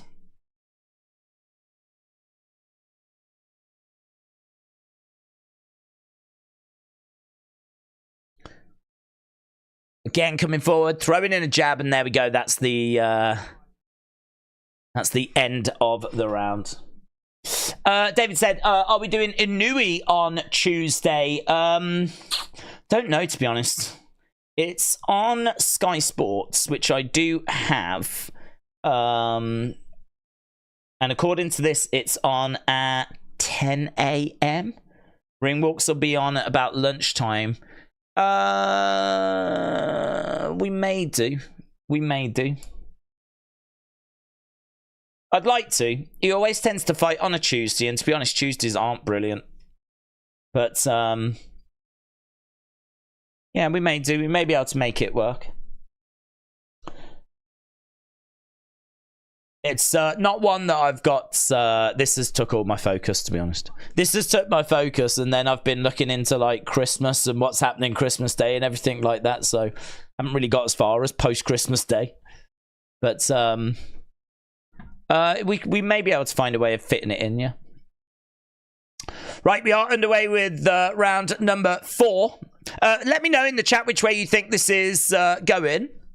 Who you think's winning. I think that Far has definitely picked up maybe the first round, maybe even the second. I do think that second round was quite close. I feel like it's probably 2-1. But I don't know who to. It depends who you give that second round to. I think I'd give the third to Sanchez. First to Far. Second round's tricky. Sanchez did have a good spell at the end of that second round. That's when he started to really get into the fight. I think 2-1 Sanchez. 2-1 Sanchez. Right, we've got Sanchez again coming forward. I love that. That was great. So Sanchez, he drops his body, and it really looks like he's about to just throw a jab to the body. He dropped his body and then threw this hook in. Looked like the hook kind of went high. So he kind of was coming up to him, drops his body down, and then ends up throwing the hook quite high. Nice. Everything about his body said he was jabbing to the body then. Jab coming in again. Golden Glove boxer would annihilate anybody without boxing experience, said Patrick. Back against the ropes goes Sanchez. Far standing his ground in the center. Again, Sanchez moving around on the outside. Jab coming in there by Sanchez. Far standing his ground in the middle. There's a hook shot that comes in there by Far and a jab that comes in as well. Sanchez again. Keeping it quite tight, but gotta say that Far's done a really good job of not allowing Sanchez to pull away here. We saw him coming back in towards the end of the second round. Third round was the Sanchez round for me, but this round he's not been able to build on it like I was expecting him to do. So you gotta give Far credit for this. He's not allowing Sanchez to run away with this. The way that it looks to me, though, is it looks like Far doesn't really have much more to give than what he's already given. Like, I don't think Far has really got much more here. Sanchez is the one that's being more dynamic. throwing in a much more varied shots. And Far is just really keeping it simple. It's that left lead jab. I know we keep talking about it, but that is everything to him. He keeps putting it out there, and then seeing if he can follow up with the right hand. Whilst he's doing that, Sanchez is doing a little bit more. But I don't know about that round. Kind of felt like it went back to being quite close again. Oh, look, they've got a sphere. I mean, it's a much smaller sphere, but they do have a sphere. We're just seeing shots of Saudi Arabia. There's like an amusement theme park. They've got like that sphere thing that Vegas have got, but a much smaller one by the looks of it. William said, can we do a sarcastic anti-cannabis stream, considering kids are flocking to marijuana because of Liv? Sorry, buds. I'm Liv Morgan stan. So I am pro cannabis. I am pro marijuana. If Liv does it, then I think we should all do it. So it's very hard for me to want to go in the opposite direction as my queen. She has taught me that it is an acceptable thing for me to hand out to children. Right, here we go. Round number 5, Sanchez against Far. Mr. Dow Jr. said, what would you score SmackDown? About, I can't remember, 7.15. I've started to kind of give my scores in those unseen videos. I still give them at the end of the streams, but I chuck them at the end of those unseen videos as well. Because I think there's a few people that watch those that don't join us on the streams as well. And yeah, I'd say about 7.15. I thought it was good, decent show. Shots coming in there by Sanchez as these two come in close. Referee separating them apart. So definitely expecting a finish here. I can't say there's been much evidence of it because Sanchez has been getting through, but not really often, and certainly nothing that's troubled Far. Some big body shots coming in there by Sanchez. Jab coming in there by Sanchez. Far definitely feeling some of these. Sanchez coming forward. Jab just missing there by Far. Sanchez backing up a little bit as that jab falls short. Another jab coming in there by Far. Oh, man. See the difference in the hand speed there? So, Far threw out his jab, and before he could even land his, Sanchez fired in a jab so quick it landed before Far could even land the one he threw before Sanchez threw his. Beat him to the punch. Far just looks slower, devoid of ideas, predictable. Sanchez looks like he's got a lot more about him. A lot more. He's the one that's looking to try and win the fight. He's got a lot more different shots in his arsenal, certainly that's on display.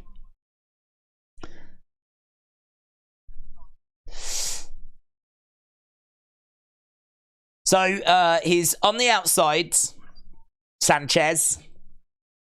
He's been trying to throw in some counters. Again, against the ropes there as Far throws in a couple of shots. 1-2 upstairs into a clinch. We haven't seen much clinch work, actually. That's something we haven't had much in this fight. Normally in these kind of things, in heavyweights, you can get a lot of clinching. It's been next to no clinching in this. Oh, ooh, loses his footing. Sanchez goes down, but it's a slip. He was just off balance. So they're saying there's a bit of blood, not much, around the nose of Junior Far. Sanchez really went for like quite a flurry of shots at the end there. Not the most beautiful things you'll ever see. He ended up throwing himself off his feet, but he's definitely the one that's trying to find the win here. Far has got a game plan, and by God is he sticking to it. He is not deviating from this game plan, thank you very much. He is just throwing out that jab, sticking that hand out, giving Sanchez something to think about, not allowing him to get close, which is good, because whenever Sanchez has got in the pocket, then we see like the uppercuts, and we can see that he's got some good hand speeds, some good combinations. And so Far is doing well to just make sure that he's keeping him at the range that he wants to keep him at. And to be honest, considering how little Far has actually done in this fight, considering he's just been doing the same thing really again and again and again, he's really managed to keep Sanchez quite quiet. So the commentators are saying that up until this point, it's been a fight where neither guy has been able to really land any kind of significant shot. For me, I've got to have Sanchez winning this. I think that he is the one that's trying to find the victory, find the finish. Jab coming in there by Sanchez. What channel is this on, said streamer clips? TNT Sports. It's a pay-per-view, so even the undercards, it's all on TNT Sports. Apparently the main event tonight, Anthony Joshua, we're not expecting ring walks till about 10:30, maybe even later than that. So it's going to be long, man. It's going to be. This is a marathon, not a sprint. Let me tell you, this is going to be long. So we are started. We are underway. We have been streaming for an hour and 40 minutes already. Jab coming in there by Far.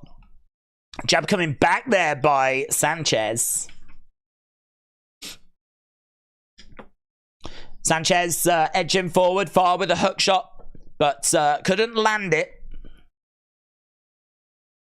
Sanchez having a little look, edging forwards. Again, just a little bit flat-footed, man. He's trying to draw out that big shot because he knows he can evade it. And he's trying to slip it into the clinch. And referee breaks them up. Again, we've got both guys in the center. Jab coming in. Oh, lovely work there by Sanchez. So as soon as he lands one shot, he knows that he can follow up with, oh, beautiful hook shot by Sanchez as well.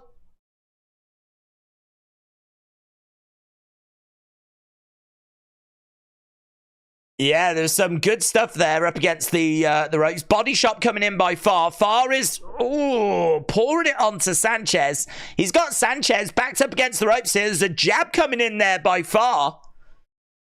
There's a shot coming in there by Sanchez. Sanchez took a shot there. A nice shot by Far. That definitely seemed to rock Sanchez. That was Far's best moment of the fight. Sanchez as well, though, landing some shots in that exchange, but it only seems to have fired up Far. Sanchez trying to... Oh! Cracks Far! Lovely shot. Lovely shot. Far goes down. He answers the count, though. Looked like a 1-2 straight down the middle. 1-2 straight down the middle. The second cracking him on the chin. And Far goes down to a knee in the middle of the ring. And answers the referee count, goes back to his corner. That's going to give Sanchez that round. But... wow, that's probably the most exciting round we've had in the whole fight. Yeah, oh my God. Do you know what was so good about that? It was a 1-2, but the one actually goes... Look, it kind of comes out here and ends up going down to the body. The 2 goes upstairs. Look at the 1 down to the body. And then the 2 goes... I mean, it just goes through his chin. It doesn't hit his chin. It goes through his chin. That was a beautiful... Look at this. Oh my God!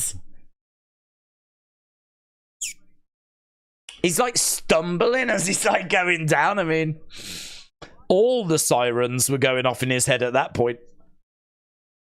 Even I felt that. It's a beautiful shot that was. Absolutely beautiful. We've seen him do this. He's very good at... He's very good at making you think he's going to do one thing and then doing something different. We saw that earlier in the fight when he kind of went down, looked for all intents and purposes like a body shot, and then ended up going up high. And then there we just saw him throwing a shot down and then the other one going upstairs. You just never quite know what's coming, where it's coming, where it's going to land. Even his body language can throw you off. Beautiful. Oh, Far goes down again. Yeah, he's got him now, isn't he? Sanchez has got him now. Sanchez getting in close, throwing out some combos. Referee's going to allow this one to continue, but we might be looking at a finish in the 7th. He's got Far up against the ropes. He's having a word with Sanchez there about hitting in the back of the head. Sanchez coming forward. Far is in full retreat mode. Oh, he's got him up against the ropes. Sanchez starting to unload. Do you know, there's just a couple of shots that have got through that have really turned this fight around now. We're not seeing Far throwing out that lead hand anymore. He just cannot seem to stop Sanchez. Yeah, he needs to get back to the game plan. He needs to get back to doing what he's doing. Right now, Sanchez is just coming forwards, throwing bombs at Far. Referee coming in again. There's a minute left of round number 7. Far on the outside, circling round. Sanchez coming forward. 1-2 straight down the middle. He's got Far up against the ropes. Referee coming in again, separating both fighters. Far going right back to the center. Sanchez having a little look, coming forwards. He's trying to find that big shot. He's trying to find that big shot. See if he can put him away. He's already had Far down once in this round. Oh, beautiful. He's got him down again. Got him down again. 1-2. Upstairs. I think both of them went upstairs and the refs called it. Sanchez wins by stoppage in round 7. And you know what? It wasn't the easiest night at the office. There was a little bit of frustration in there in the early stages. It did take him a few rounds to really get going. Against better opposition, you're not going to have that opportunity. But once he started to get through, once he managed to actually connect and really cause Far some trouble, this fight was just one-way traffic then. This round just felt like, when was it going to happen? Don't forget, Sanchez was a minus 2,000 favourite, so there's no great surprise here.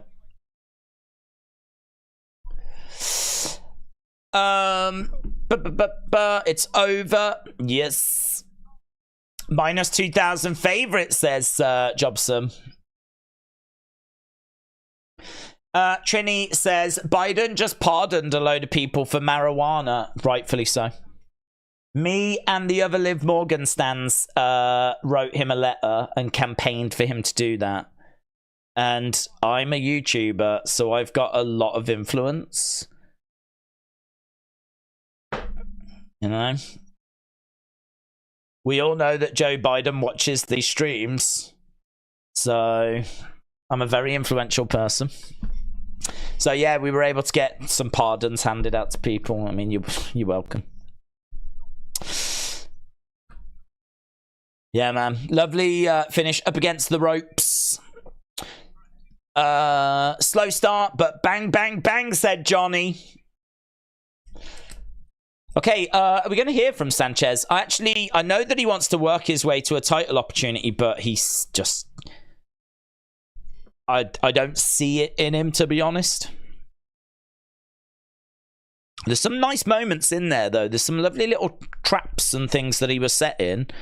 You can see that he is a very skilled fighter, but against someone like Usyk or Fury...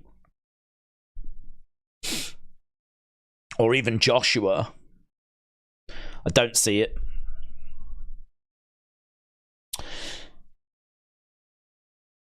When is the fight of Jai Patia and Zora? I think it's next.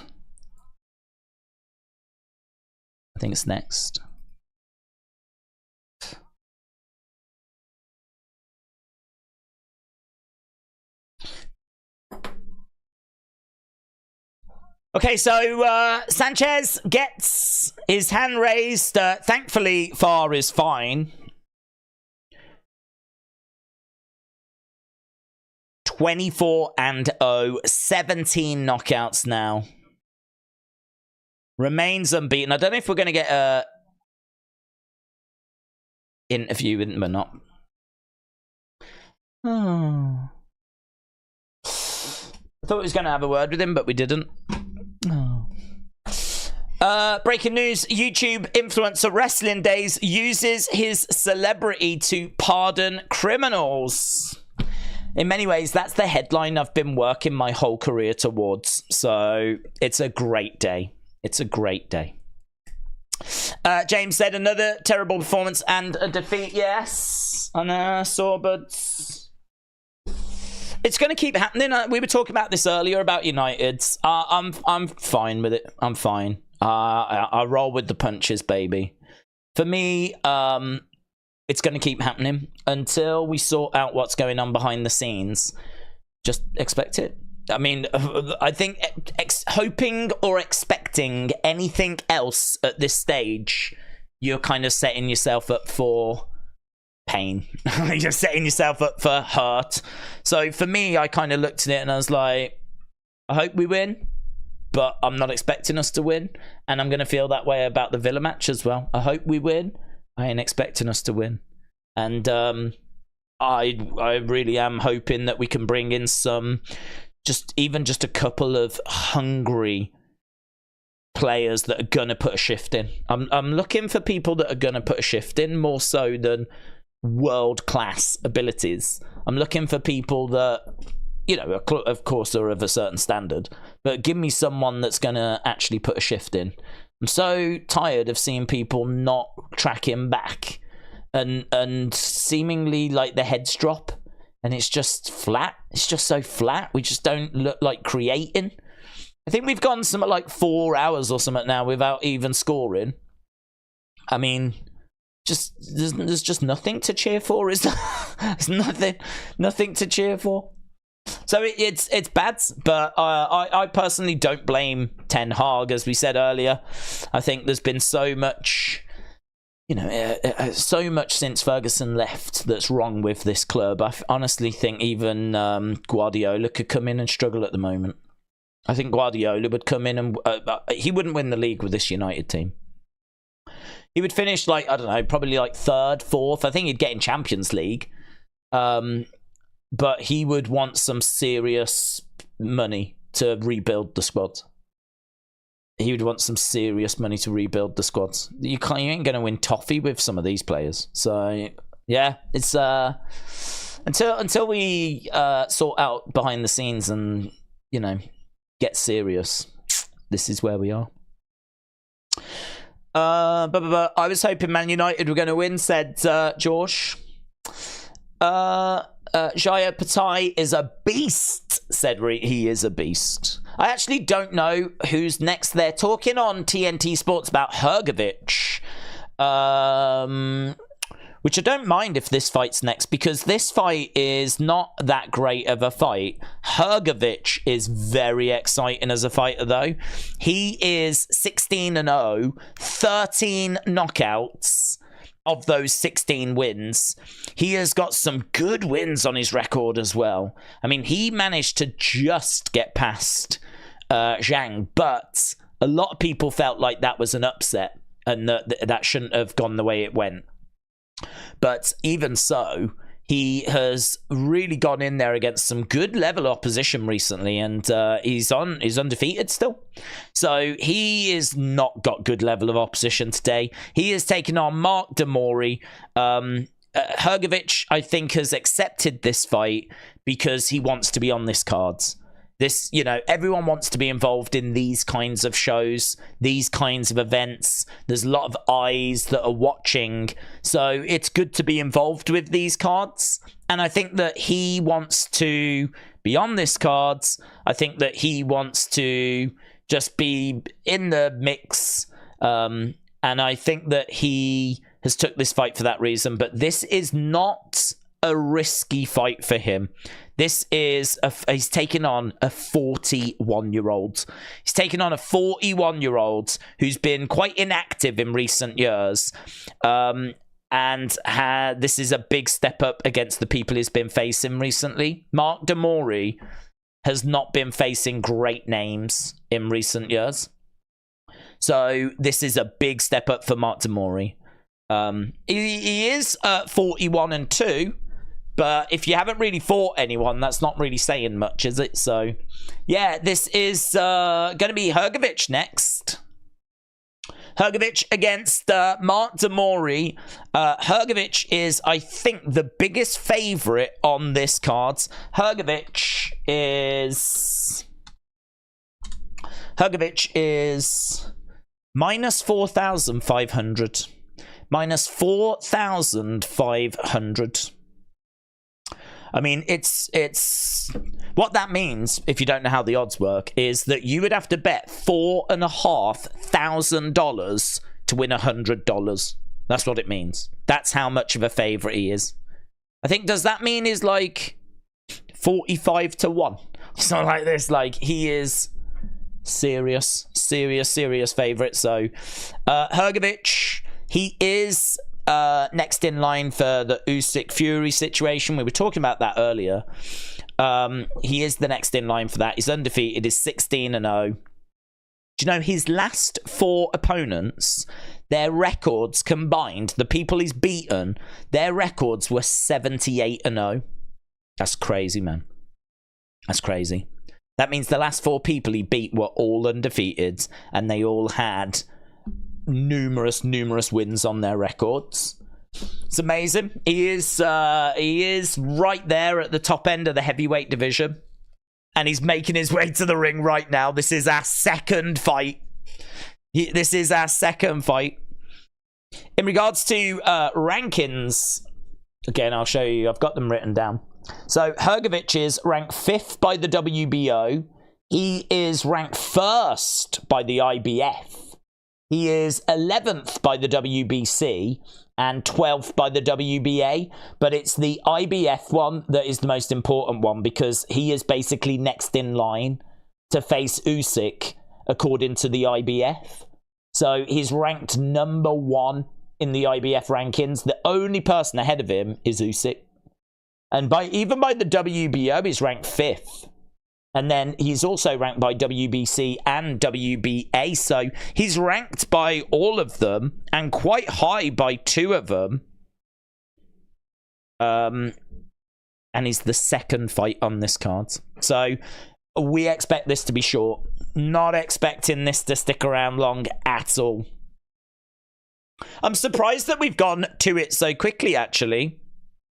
Word on the street is that Joshua won't ring walk till 10:30, 11:15 UK time. Right now, it's only just gone 5 o'clock. So, you know, we're looking at 5.5 hours until Joshua even makes the ring walk. And this is our second fight. And this should end early, to be honest. This shouldn't be too much of a challenge for Filip Hrgovic at all. A definite top 10 heavyweight. Got bronze at the 2016 Olympics. Might slow down in the second part of the fight, but he is, even if we get there, he's solid, he's powerful, should easily outbox an aging de Mori. De Mori is 36 knockouts from 41 wins. He's got something about him. He's on an 11-fight win streak, but he's been very inactive in recent years. This is a big step up in competition, and he did face and lose to David Haye back in 2016. So that's where most people will probably know him from, is taking on David Haye back in 2016. But really, since then, he's not done a great deal of note. He's had fights, but just very low-level things. So, as we said, you know, if you're Hrgovic and you're in such a position and you want to get on this card, you're not gonna go up against someone that is gonna cause you any kind of trouble, are you? You're not gonna run that risk. You'd be an idiot. I don't blame him at all. But he wanted to make sure that he was on this card, so here he is. Jay Horrocks said the running order has got it at 23:45 for the ring walk, says Jay Horrocks. Well, I hope that's not true. Website I was on earlier said it was 11:15, but honestly, I don't disbelieve you. We know what these events are like. They love to stretch it out. I mean, God, there'll probably be some rap concert that they drop in at some... Perhaps that's why we're doing it. Perhaps we got to get the fights out the way quick because we've got a 3-hour rap concert that we're going to do. Jobson said, I'm obsessed with Hrgovic at minus 4,500. He's got an ultimate butterfly sweep. Hrgovic, best the feet. David said Espinoza knocked down late in round 5. Ref could have stopped the fight then as he looked stunned. Came back to knock down Ramirez in round 12 to win the fight. Could have won the fight without the knockdown. Yeah, did you enjoy it? Did you watch it? I don't know what you are on about. People effing love me, says William. I just don't know if that's true. Right, here we go. We're about to get underway. Hrgovic against Mori. Hope everyone is having a great Christmas weekend. Don't forget, it's Christmas Eve today. The 23rd. This is one of the best days. This is one of the best. Today's one of the best days. Christmas Eve is obviously amazing. But the thing with Christmas Eve is like the shops close early. And you're sort of locked in then. Christmas is happening and you can't do anything about it. There's no last presents you can buy or anything like this. Well, you could, but it's very short. You're not going to be able to do like an Amazon delivery or anything like that. I actually ordered some stuff today that's going to come tomorrow. So you've still got that kind of excitement of Christmas is coming. I love the 23rd. I don't know why. 24th things get a bit too real. And then 25th is Christmas Day. And then that's it. Done again for another year. Right, Hrgovic in the center then, throwing out some a jab. Body shot coming back there by Mori. Hrgovic just, I mean, look at him, man. He just looks like he can do whatever he wants. He's got the right hand here. He's got the left actually quite low. Oh, he catches Mori. Mori goes down to one knee already. No, come on. 6, 7, 8. Mori gets back up there. We've had just over a minute and it's an 8 count already. Mori trying to throw a left hand in there. Hrgovic. Oh, it's a lovely overhand right. So he's just swinging for the fences now, Mori. I think Mori knows that he's not going to be in there very long. So he's just trying to swing for the fences. I think the power, oh my God, the power's too much. The power's too much. The shot's coming into the heads. Mori's like, that's the back of the heads. Referee, oh my God, it's too much. And the towel's been thrown in. First round stoppage.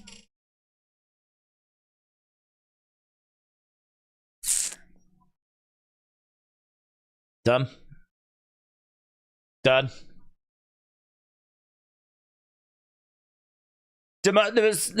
Mori didn't have anything. I mean, what Mori had was he was taking the KSI approach, which is just throwing overhands to try and throw something back. But Mori, he felt the power of Hrgovic. Hrgovic was able to land a couple of shots. It just Mori was rocked. It was too powerful, too much power. Couldn't absorb the shots of Hrgovic. He is a problem in this division. Him against Joshua would be a good fight. Him against Joshua would be a good fight. He is ranked highly in this, well, we looked. Yeah, Mori is back in the corner. Corner just having a word with Mori and checking that is okay. He's complaining about the shots coming in at the back of the heads. Let's have a little look. We're going to see the replay here.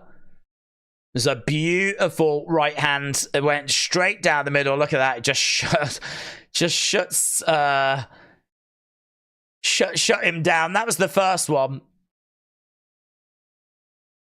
And it was simple. It was just straight down the middle, and it resulted in him taking a knee. That was the first one that he went down on. I think is the second one. The towel gets thrown in anyway. There is a shot to the back of the head, but it doesn't stop the fact that the towel got thrown in. Does look like there is a shot to the back of the head there. Yeah, that is a shot to the back of the head. That is a shot to the back of the head, but the towel was thrown in anyway. Like, he was getting smashed. He was getting smashed. He can complain about shots to the back of the head all he wants. Referee's like, no, I'm waving it. Protest all you want, my flower. I'm waving it. But I don't think he's on Joshua's level, says Nikhil. No, I mean, it'd be a good fight. It'd be a good fight. Hrgovic, Usyk is a horrible fight. Sometimes fans don't get their money's worth, says not JPEG. Well, I think these fans are getting their money's worth tonight because, as we said, we got 8 fights. The person we've just seen there is the person that should be going up against the winner of Usyk or Fury. But as was pointed out earlier by Lee, it might be that one of the belts ends up getting vacated and Hrgovic ends up just fighting someone else for a vacated title rather than facing those guys. But either way, he is in the conversation. 17-0, 14 knockouts, ranked number 1 by the IBF. Wins here in, like, you know, a minute or so. He is definitely someone that is going to be in the mix next year, near the top end of the heavyweight division. And he was the second fight on this card. So, you know, considering we've still got Daniel Dubois, we've still got Wilder, we've still got Joshua. I think these fans will definitely... I don't know how much the tickets were, actually. Well, how much would you even charge for this kind of a ticket? I have no idea. How is this making any money? How do you make money on this event? Because I can't imagine Wilder comes cheap or Joshua comes cheap, Dubois comes cheap, Bivol comes cheap. How do you even put this kind of an event on? I don't know. I don't know. The numbers must be mental. Hrgovic is saying, let's see what he's talking here, see what he's saying.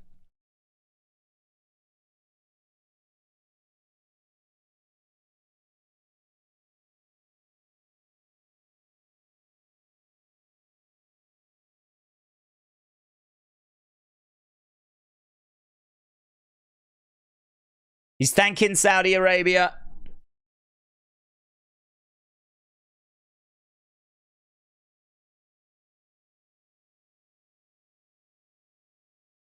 I think this is what boxing needs.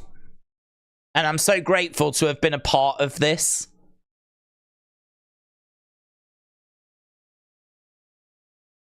Thank you, everyone, for organising this great event. And I'm ready for a title.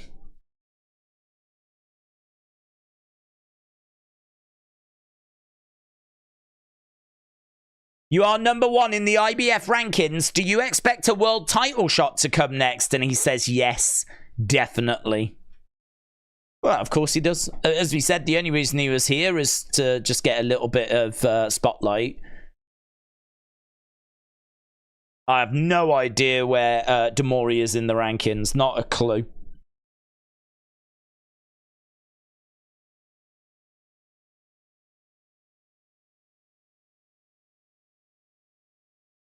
All right, well, we've cut away for some reason.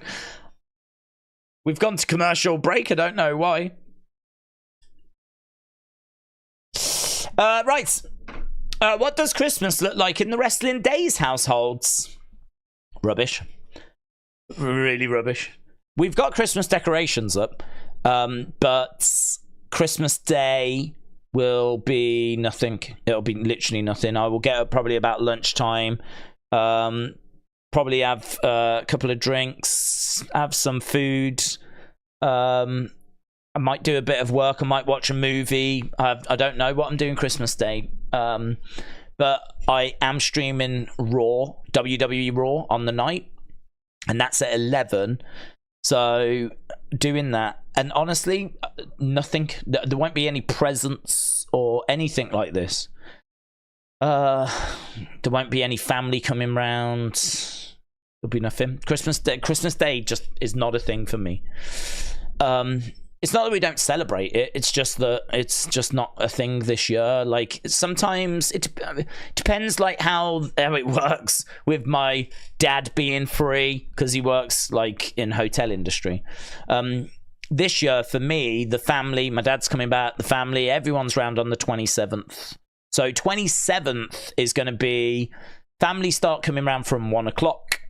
And then they'll come round, we'll, catch up, have chat, have some drinks, have some foods.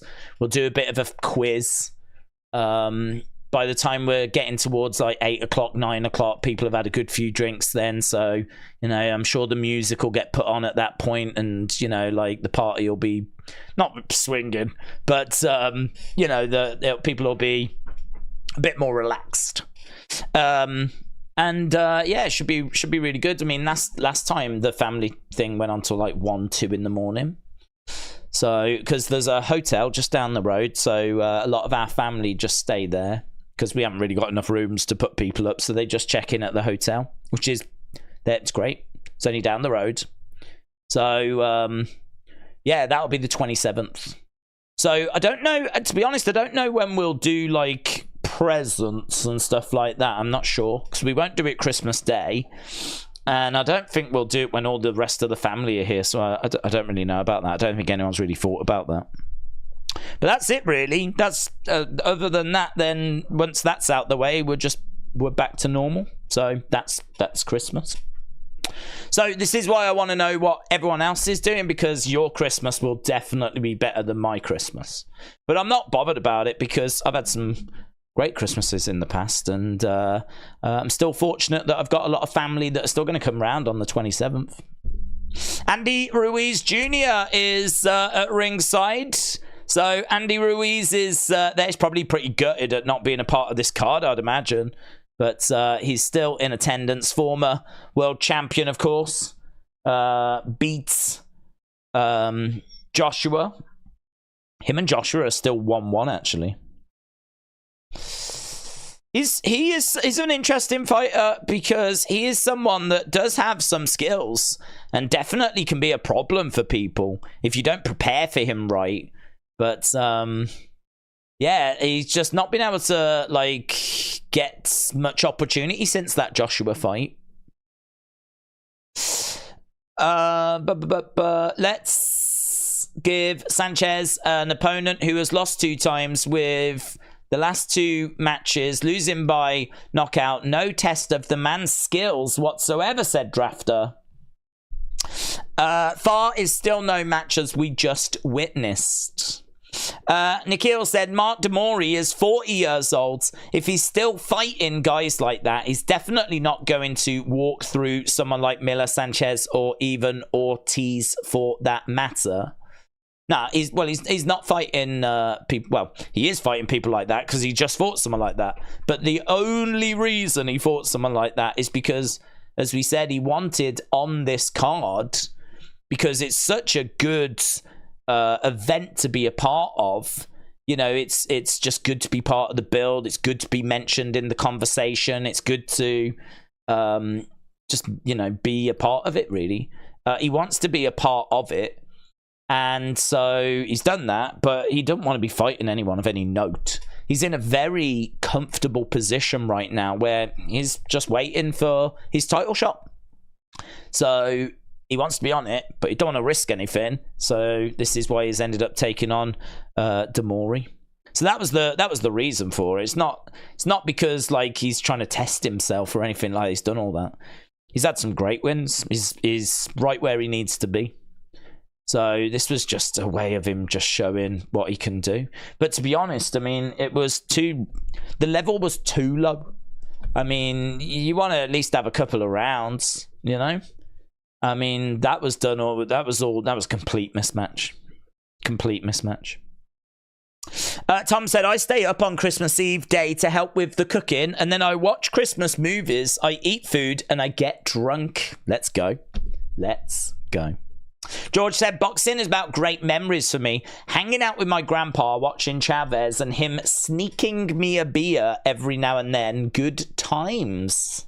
Trini said, Christmas Day for me is just going to be me and the hubby in the daytime. The family will come round for dinner in the evening. Okay, nice. So I end up cooking 10, 12 hours every Christmas. Oh. Yeah, that's the dark side of Christmas, isn't it, really? Like that, like all the cooking and the presentation, like all the hosting and all that kind of stuff. Like there is a lot of work that has to go into Christmas. A lot of work. Not for me, but for other people out there. Yeah, I avoid all of that stuff. But yeah, I hope everyone's having a good weekend. To be honest, I would have thought a lot of people would have been out shopping today. Today, as I said, is really your last full day to go out and pick up anything you need to pick up. You can go out tomorrow, but it's going to be shorter hours shopping-wise, and it's going to be rammed. So, and I don't even know what the shop's going to have. Chances are they'll still pretty much have what you need, but yeah, it's definitely one that it's definitely one where today is like the last proper day for getting out there. Dara said, I'm looking forward to seeing who Benavidez is going to fight next. Nikhil said Ruiz against Wilder would have been a great fight on this card. It would. I suppose the only problem with that is that as much as we just said that Hrgovic doesn't want to risk his chances, I don't think that they really want to run the risk for Wilder or Joshua either. It's a really interesting matchmaking, actually, because they have given them a couple of fighters which are definitely going to prove problematic. These are not... They could have given them two easier fighters, right? But they want to still put on an event that's going to have some sort of appeal. I don't think like they want to put on fights that are just going to be like what we just saw with Hrgovic. You need to have fights that have got something about them. So it's interesting matchmaking this, because both fighters could lose. They could lose. But they are both firm favourites to get the victory. So, as I said, it's interesting matchmaking. We won't actually know if it's good matchmaking until the fights are over. If they both come through, if they're both tested a little bit, but they end up coming through, then we would say it was really good matchmaking. But if one of them ends up losing, I think there'll be a bit of a question mark as to why they were given such difficult opponents. But it's hard to know until the fights have happened, you know. We're with Frank Warren. Frank Warren said he's excited. I think we're going to get some serious action tonight, says Frank.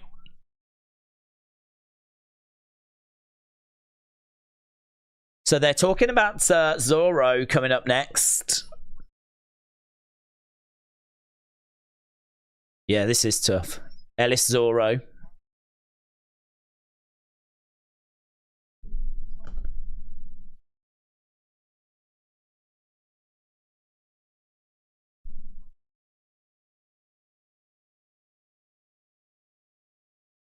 So, Frank Warren just talking about Jaya Pataya. saying that he is a fantastic fighter, and he really is. A lot of people think that he's one of the best cruiserweights competing right now.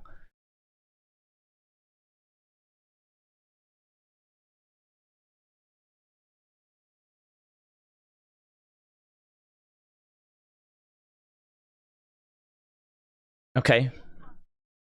What fight are you looking forward to the most tonight?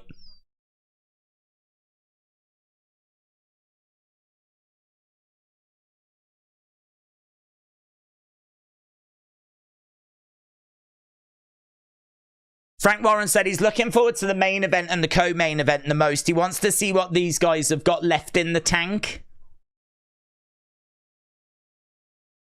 He said, I've got a big interest in Daniel Dubois against Miller.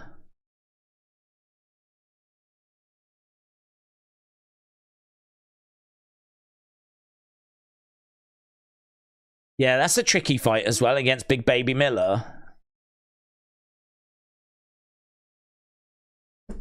Okay. Right, well, there we go. So, Frank Warren, just having a few words, said that it's been a fun week. It looks like it's going to be Jair Pataya coming up next, taking on Ellis Zorro.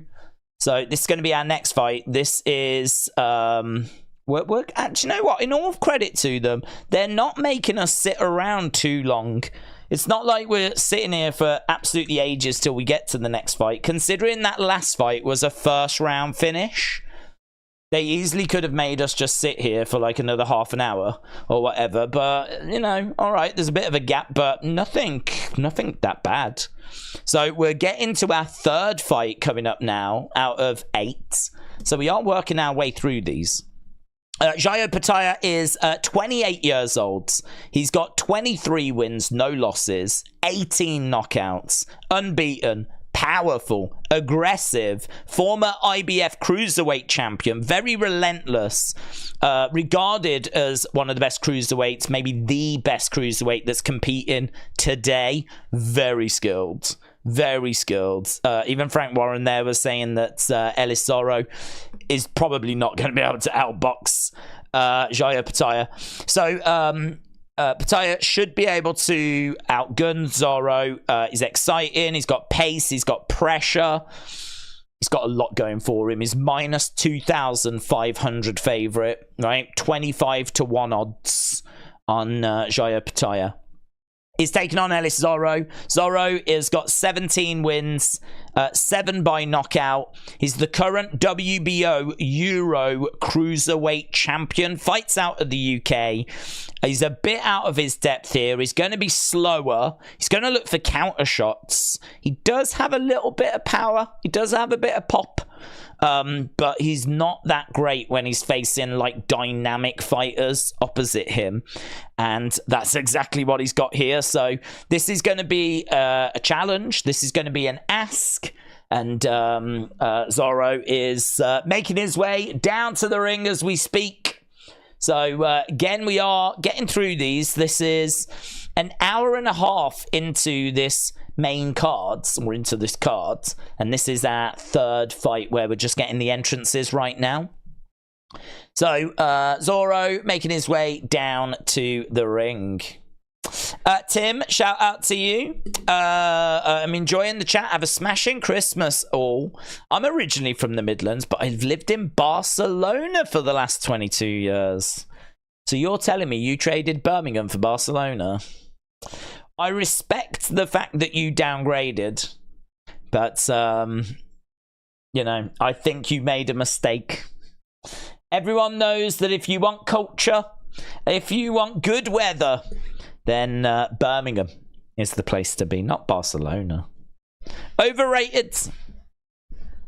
But welcome, my friend. I hope that hope you are well. I hope Barcelona has treated you well for these past 22 years. And I am in no way jealous. Jobson said, I finger Jair Pataya at minus 2,500. I have heard that about you, actually. I did see that written on the walls in the men's bathroom. He has got a decent double leg. A Pataya can knuckle the cage. Oof. How many peds does it take for a boxer to get a life ban? Well, do you know what? Big Baby Miller is trying to find that answer out for us. And I fully respect him. I fully respect him. I saw someone the other day, I can't remember where, but someone referred to him as Ped Sheeran. Which I thought was great. Ped Sheeran. Right, here's Jai making his way down to the ring then. James said, leaving the dump that's Birmingham is probably the best decision that you could ever make. What that says to me, James, is that you've never been to Birmingham. That's what it says to me. I mean, you're not wrong. It is a dump. But it says to me that you've not seen the inner beauty of Birmingham. Which, in all fairness, I'm not sure many people have. It was at the heart of the Industrial Revolution, and that was a long time ago now. So it means that a lot of it is just broken down, empty factories. It's not the most beautiful of places, but they've actually spent a lot of money. I'm going to defend them now. Spent a lot of money on the city centre. New train station, new library, new shopping centre. Oh, they've done some work, you know. They've done some work. But yeah, I don't think I can make much of a case, to be honest, to say that it's better than Barcelona, but I can try. Moldy said, I've been working a lot more the past 6 months. Can't catch the streams, but loved all the WWE and UFC pay-per-views this year. 3 years here. Hope you and the family are well and have a healthy Christmas. Moldy Spoon, shout out to you, my friends. Hope you are doing well. Lovely to see some blasts from the past, if you will. But yeah, no, I totally understand, dude. Totally understand. It's been really good, actually. I'd say 2023 has been a really strong year. Not just for the channel, but just in general. I think we've had some brilliant stuff in UFC, in boxing, in WWE. I think what's really exciting is I feel like all of them, everything is setting up for something bigger. It feels like something really big is on the horizon. I think it is next year. You know, UFC, for example, have got UFC 300. WWE have got WrestleMania 40. And boxing is doing Fury, Usyk. I don't know where we're going with Tank, but like, you know, whatever Tank's going to do next is going to be huge. He's a massive star. But we should be getting Wilder against Joshua as well, so we should be getting some movement there. I don't know if we get Canelo Bivol again. I know that Canelo wants that fight, but it might be that Bivol and Benavidez, we might end up getting that. There's some big fights coming, and Saudi just pumping money into boxing. I mean, look at this card. So, yeah, you know, we know we're getting Fury Usyk. So Fury, I mean, early next year, Fury Usyk, WrestleMania 40, UFC 300. So we probably all get Conor involved in that. We'll probably get the end of Roman's title reign. Like, it just feels like we're on the verge of just the early next year is going to be insane. Doesn't matter what you're into. If it's boxing, wrestling, UFC, just massive stuff on the way. Right. Fighting out of Sydney, Australia. Current Ring Magazine champion. There's Eddie Hearn.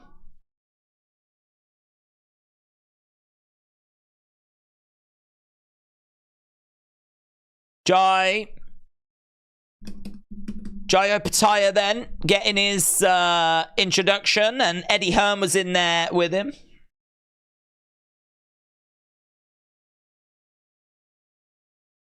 Okay, about to get underway. This is an interesting one. Obviously, we're expecting Jai Opataya to be able to pick up the victory here, but Ellis isn't a pushover. Is undefeated, 17-0, current WBO Cruiserweight champion.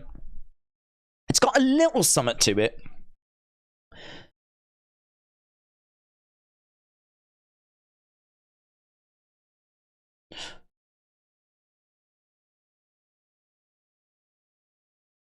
Okay, to the body. So this is the cruiserweights going at it right now. So it should have a little bit more pace to it, a little bit more snap to it.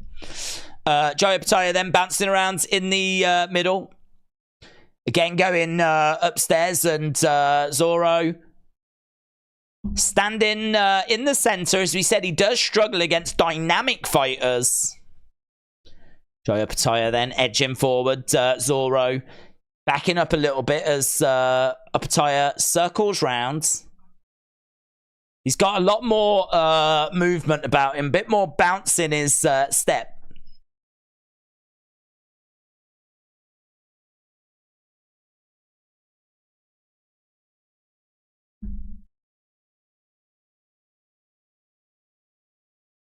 So he has relinquished the IBF title. He was stripped of that so that he could compete on this card, apparently. So he is just having a little look at the moment. Taking his time, not really doing anything. Just kind of getting a few reads, a few feints. Seeing how Zoro reacts to those. Pataya again, edging forwards. Oh, that's a lovely left hand that crashes into the body there. Zoro is on the outside as Pataya edges forwards. Nice. Coming in with a left. Zoro, again, just backing up a little bit. Trying to come forward with a right hand there. And Pataya, again, got a little bit of bounce in his legs. Comes forward with a straight left. Pataya again in the center. Zoro on the outside. Little bit of distance between them at the moment. And this, I think, is favouring Pataya. Yeah, he's got the right hand ready to throw Zoro. I mean, I think his offense is very one-dimensional. He's just trying to find the opportunity to throw the right hand.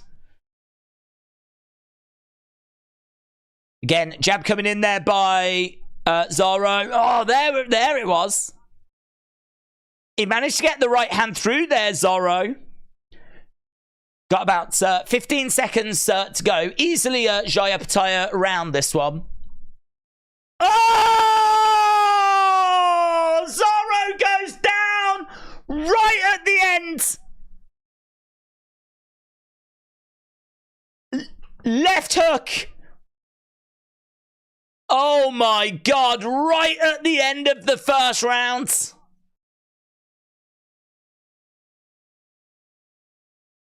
Oh my God. Jaya Pataya, look at that, he's knocked him down. I mean, it was right at the very, very end of the round. It's a hook shot and he just goes flying back, man. Goes flying back.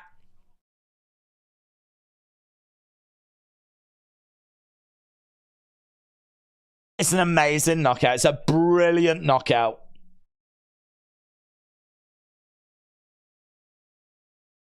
Brilliant. That was brilliant. That was brilliant. Zoro is sitting up. How many rounds is Wilder, Joshua? I think they're both 12, buds. I think they're both 12. Man, I want to see a replay of that. I want to see a replay of that. That was absolutely incredible.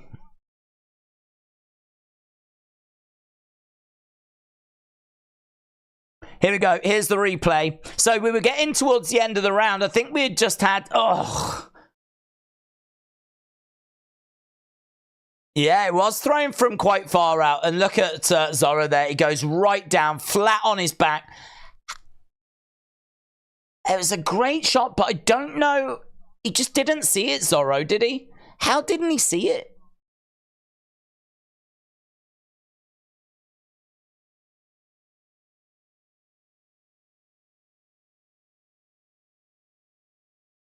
It does come from down here. It is very disguised, very low.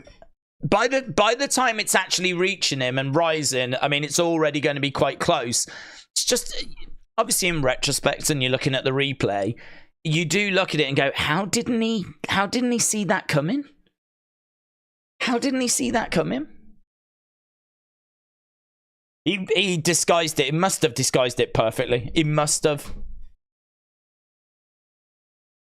Zorro is back up on his feet then. It's a big, big statement for Jaya Pataya. And as we said, Zorro is not a journeyman. He was 17-0 with 7 knockouts. And he has had success, but no one thought that he was on the level of Jaya Pataya. Didn't expect first round finish though. That's going to be gutting, isn't it? That's going to be gutting. Jai Apataya then picks up the victory. I don't know if we're going to hear from him, but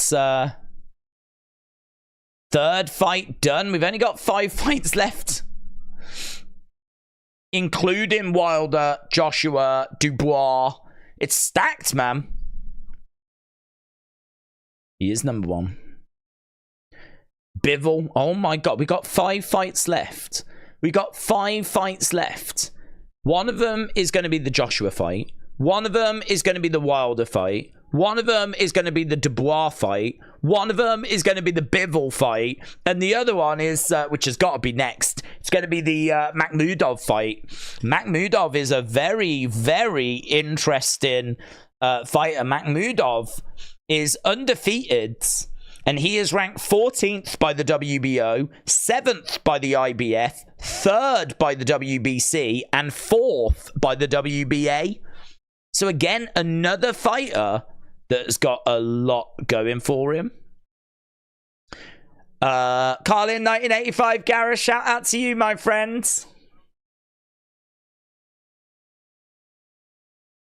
Jai Pataya said he was ready for 12 rounds. If the knockout came, it came.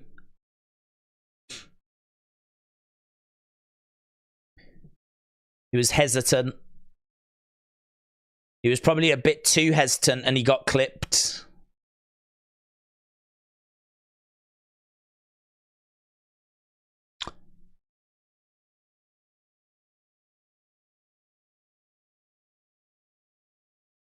They said it's been a weird week for you. You landed as the IBF champion, but when you stepped into the ring, you didn't have that belt because he was stripped of it.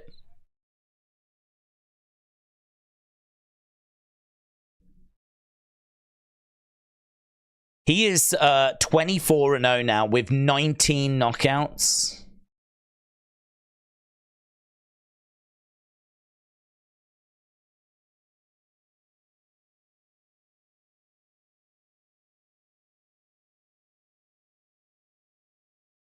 Isn't this the division that Jake Paul's in? He's in the cruiserweight division, I think. So this is the world champion, or was one of the world champions in the cruiserweight division. This is the level that Jake Paul would have to be at.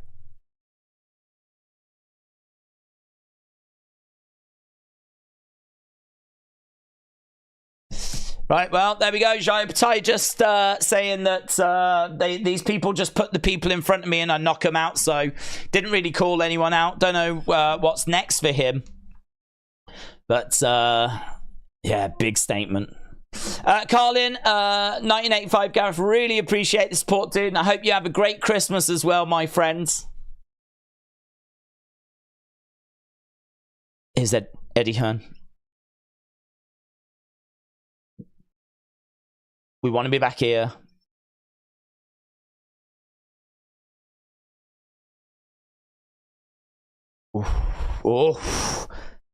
Jaya Pataya is on his way to the heavyweight division, says Eddie Hearn. He said, I want him to unify the cruiserweight division first, but let's get him up to that heavyweight division. So Jaya Pataya is setting his sights on the heavyweight division. He's what, 28 years old.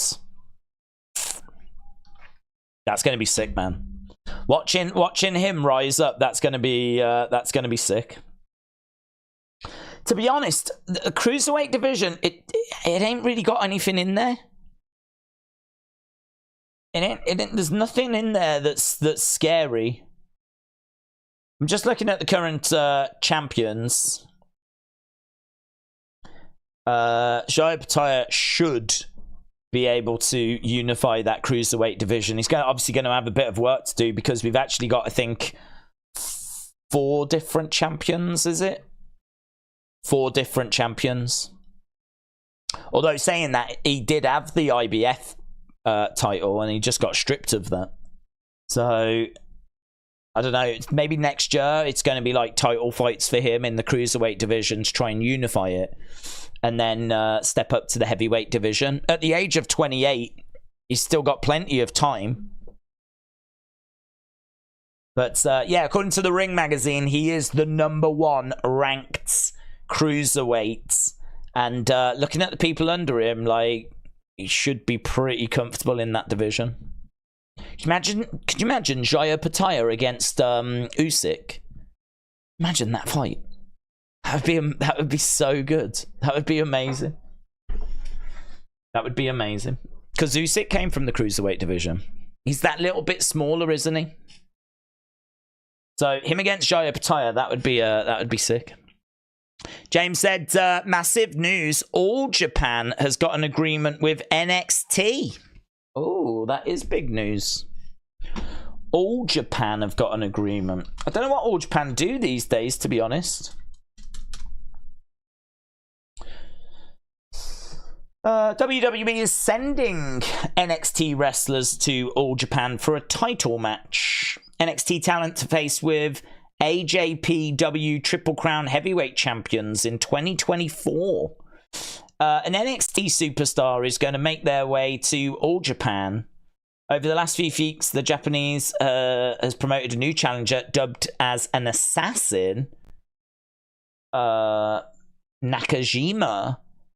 Now on it will be a talent from NXT. Video posted on AJPW socials. The company president spoke on a phone. Today's conversation to give NXT's thanks for sending the strong superstar. This is not the first time WWE have worked with a Japanese promotion. Shinsuke would work with Noah for Great Muta's final matchup on New Year's Day last year. As of writing, it's unknown which superstar is going to go to All Japan for this. Fightful will provide updates. Interesting. I'm interested in the how they announced it, to be honest. There's a dude here on the phone who must be the All Japan president. He's got 2 Japanese women next to him, one in a red Santa costume, the other in a blue Santa costume. Looks like he's having quite the day. Looks like he's having quite the day. But yeah, no word as to who that is yet, unfortunately. But James, appreciate the info.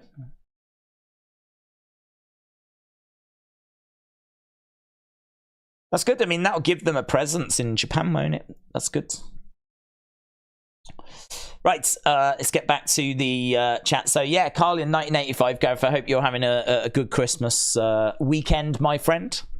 Trini says, I'm prepping my turkey. Well, I have heard that about you. I have heard that about you. Not the kind of thing I'd put in the chat, but I'm prepping my turkey to do a Cajun deep fry for a change. I tested the recipe and it was good. I hope the finale is as good.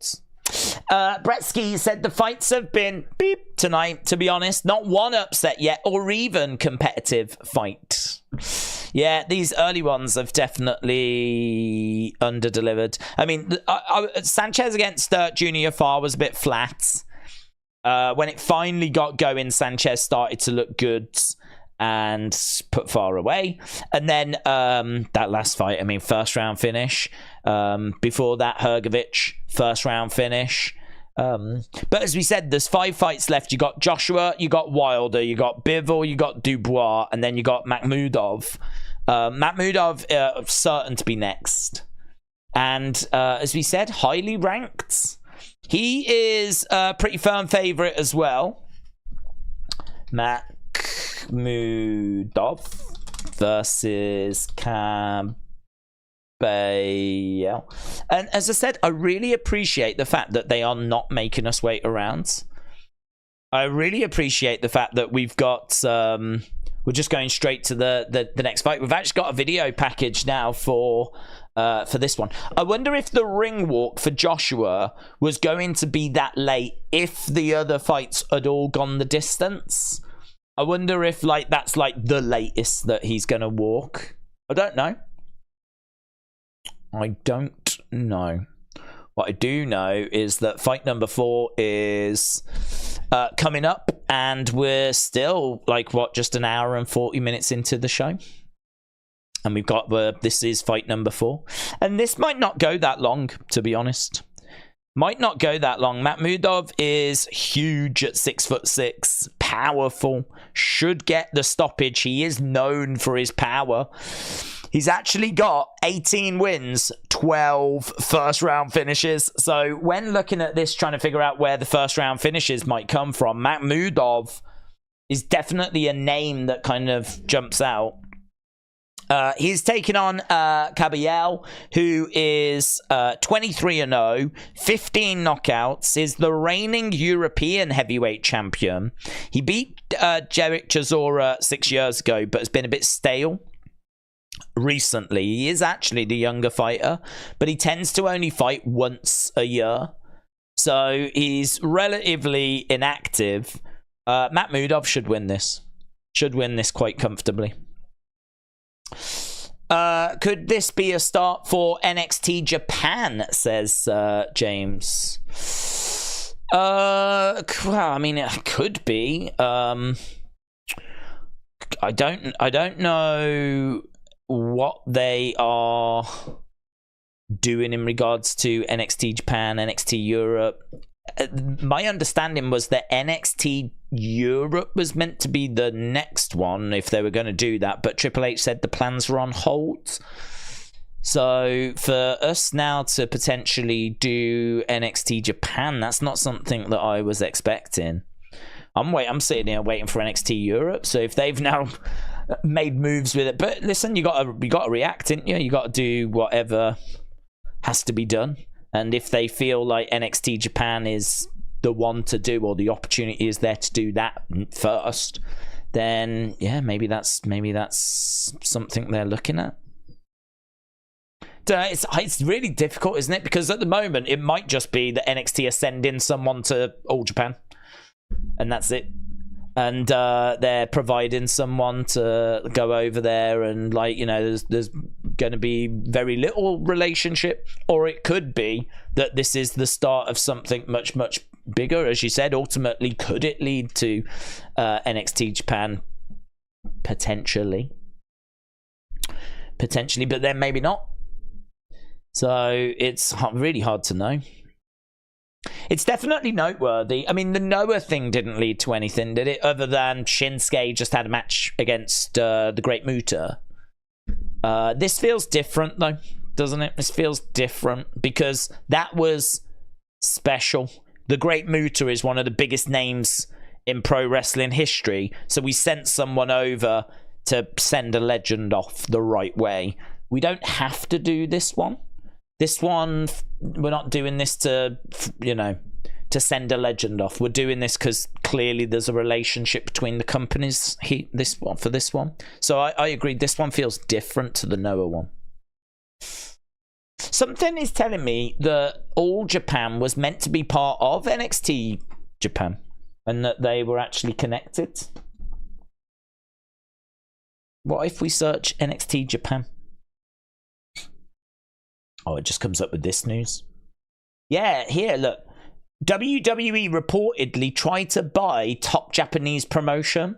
So they tried to buy All Japan in 2019 so that they could start NXT Japan. So the fact that they are working with them now is interesting. Watch this space. James said it just proves Vince Defo has no say in anything anymore. Moldy said, I hope we have regular scouts watching UK independence. NXT UK was a gateway for European talent. Right, here's Cabiel making his way down. We are going to the next fight. No messing around. Is this the first fight? No, this is fight number 4. Triple H did say he's watching the whole world when it comes to talent. Let's hope. Edward said, don't mind me, I'm watching the boxing and munching on a carrot. Listen, you enjoy this Christmas weekend however you want to. And if that means kicking back, munching on a carrot, you go for it. James said, I miss NXT UK. Yeah, I do as well. I do. I didn't actually watch it every week, but I checked in with it, and it was really good. There was some... You look at the talent that's come out of it now. Absolutely amazing. So I really hope this does lead to an NXT Japan, but... Don't know. Don't know. Right, here we go. Here is Makhmudov making his way down. Makhmudov coming to after this. It's just, I think the next fight after this will be the Daniel Dubois fight.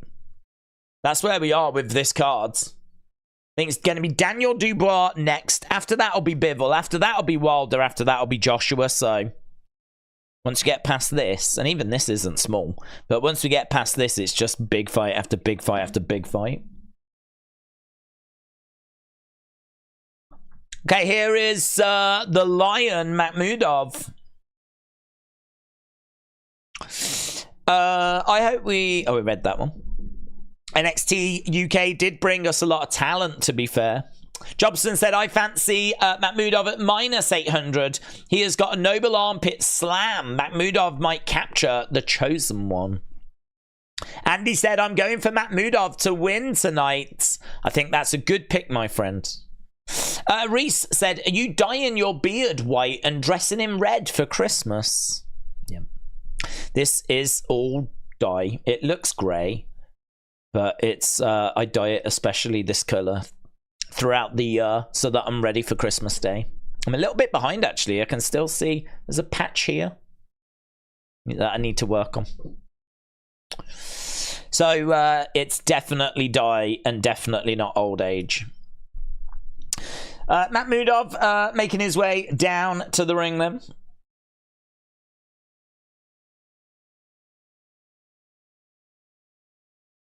So they just said on commentary, after watching Jaya Pataya do what he did in the last fight, word of advice, don't take your eyes off this one.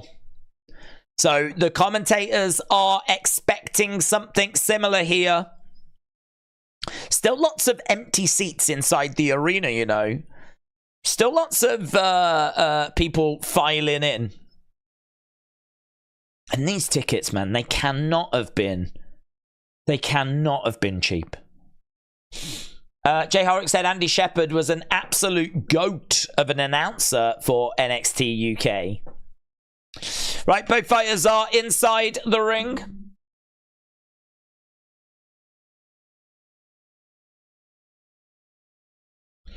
Getting their introductions.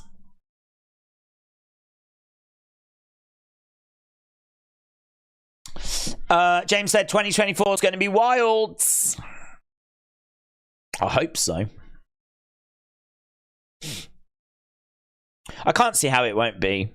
As we said, we've got UFC 300. We've got WrestleMania 40. We've got Fury Usyk unifying the heavyweight division in boxing.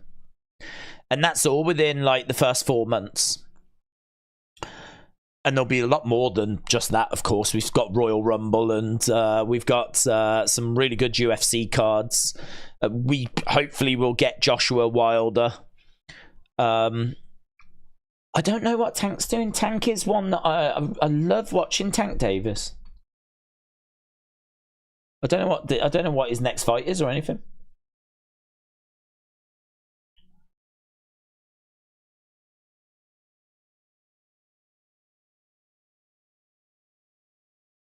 Okay, Cabial just getting his intro.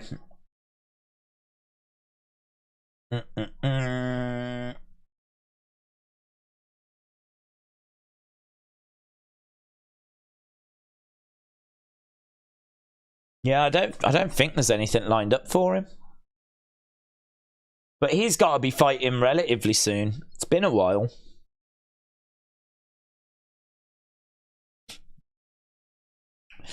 But definitely hidden gems around the world outside of the US. Seems more US athletes from NFL and NBA get a better chance than the indie guys. James said, you're definitely old age, you boomer. Maybe I am. Maybe I am straying into boomer territory. This is what almost 22 looks like.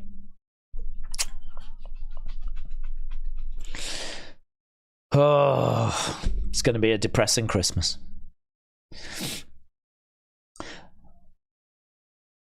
These are like the longest announcements in the world. They're still going. They've come into the center of the ring. Matt Muda is a big lump of a man. Oh, he is huge. He has got such a height advantage here. It looks like a complete mismatch. Look at his head as well. It just looks like it's made from just absolute granite. That is definitely a guy that you look at and you're like, yeah, he was born to be a boxer. He was definitely born to be a combat fighter. He just looks like a combat fighter. Right, here we go then. About to get underway. Cabial against Makhmudov, and as they said, don't blink. He's got 12 first-round finishes. He's got some serious power. Cabial's going to need to be on his feet here. He cannot afford to not be moving. If he's going to be too static, he's going to be getting caught. Jab coming in there by Makhmudov. Hook shot coming in there by Makhmudov. Jab coming in there by Makhmudov again. Cabial with a jab of his own, though. Yeah, that was good. That was good by Cabial. Oh, 1-2 straight down the middle, and Cabial goes back to the corner, right back into the middle, though. Oh, every shot that comes in, you do wonder if that's going to just open up the floodgates. But Cabial just staying a little bit out of range at the moment, so it means that Makhmudov can't follow in with anything. Heavy shot going straight down the middle there by Cabial. Makhmudov standing his ground in the middle. Cabial just constantly circling round. I mean, he's got to keep moving. Body shot coming in there by Cabial. Makhmudov again coming forwards with a jab. But Cabial continuing to circle round. There's a hook shot there by Makhmudov, and Cabial responds with a counter hook of his own. Cabial again circling round. Makhmudov standing in the center. He's not moving from the center. He's taking a few steps forward. He's trying to put the pressure on Cabial. He's got him backed into the corner.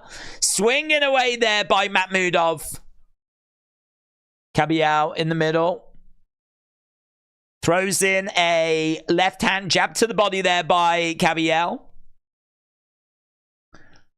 Cabial again in the middle with Makhmudov. Makhmudov with a jab. Cabial circling round on the outsides. Jab, 1-2 straight down the middle. Couple of shots coming back there by Cabial. Makhmudov putting the pressure on. Referee coming in, separating both fighters. They'd gone over by the ropes. As Makhmudov again goes right back to the center. Cabial jabs to the body. Circles round. Again trying to find a way in. There's oh, lovely hook shot there. That seemed to create an opening for Makhmudov, who went for the uppercut. And again, we've got Cabial circling round. Shot coming in there. Uppercut coming in. He's got Cabial back against the ropes. And that was very, very dangerous. Cabial able to get out of there. If Makhmudov had landed some of those follow-up shots, then there could have been a big, big problem for Cabial. End of the round.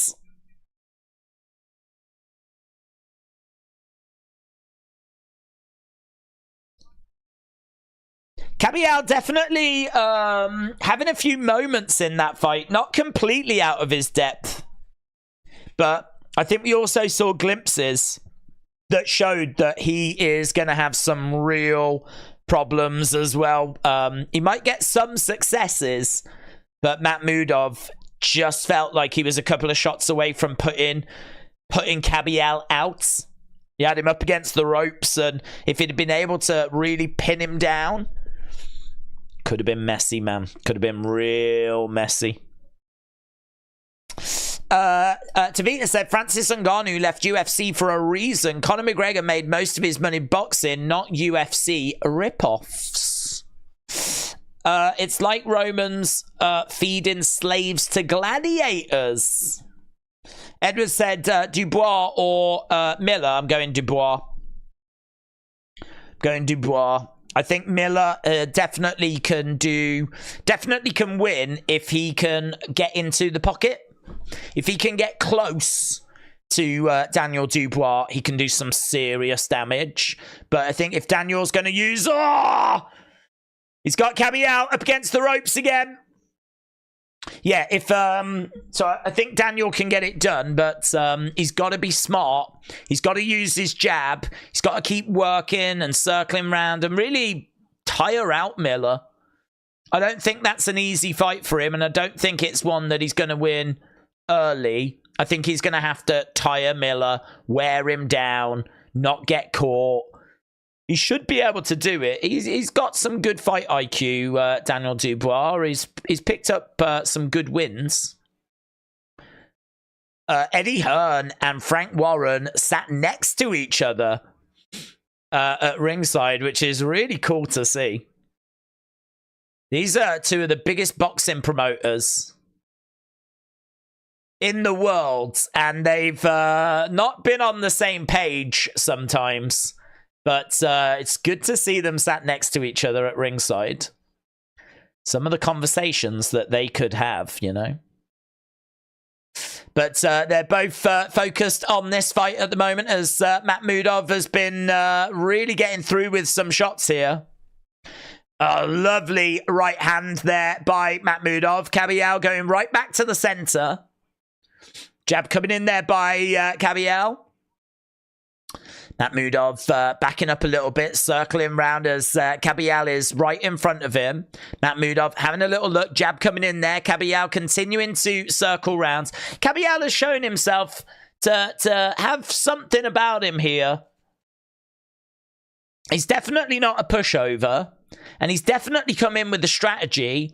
And he's definitely working and circling round. And sometimes people can come in and just not really have much of a game plan. A bit like Mori that we saw earlier. He didn't really have much to his game. But I feel like Cabial has kind of come in at least with an idea of something to try. Jab coming in there by Makhmudov. Uppercut by... Oh, that was lovely. And left hook followed behind it. So he didn't get all of the uppercut. He missed with the uppercut, but the left hook that came behind it, that seemed to get through by Makhmudov. And there's a big right straight there by Makhmudov. Shot coming back there by Cabial. Cabial looking for a hook of his own to end the round, but it falls short. And that was the end of round number 2. So another round survived by Cabial, but does sort of feel like Makhmudov is going to find that shot at some point. There's been a couple of moments in that round again where he was really putting it on. Perfect Christmas presents. My dad woke me up at 4:50 just to watch the Day of Reckoning. Now I've broke my sleep to figure out where can he watch the live, said Valeshka. Well, here in the UK, it's on TNT Sports. I don't know where it is in the US, and I don't know where you are. But here in the UK, it's on TNT Sports box office. Try ESPN2, said Riot J Case. Right, here we go. Back underway with round number 3. This is fight number 4 of the 8 fights that we've got on this card. Jab coming into the middle section by Cabial, but oh, lovely work inside the pocket there by Cabial. Little uppercut getting through. Yeah, good jab coming in. There's a right hand that follows behind there by Makhmudov. Jab to the body there by Cabial. Shot coming in by Cabial. Makhmudov on the outside. Cabial edging forwards. Makhmudov goes into the center of the ring.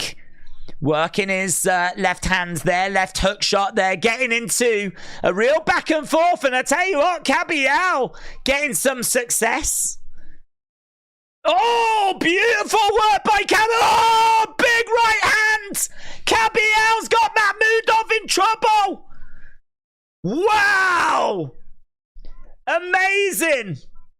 Makhmudov is in a real fight here now. Cabial getting the better of the first part of this round. Oh my God. We are finally witnessing something of note on this card. Cabial goes into the center. They both jab at the same time. Makhmudov continues to come forward. It is a cracking little fight, this now.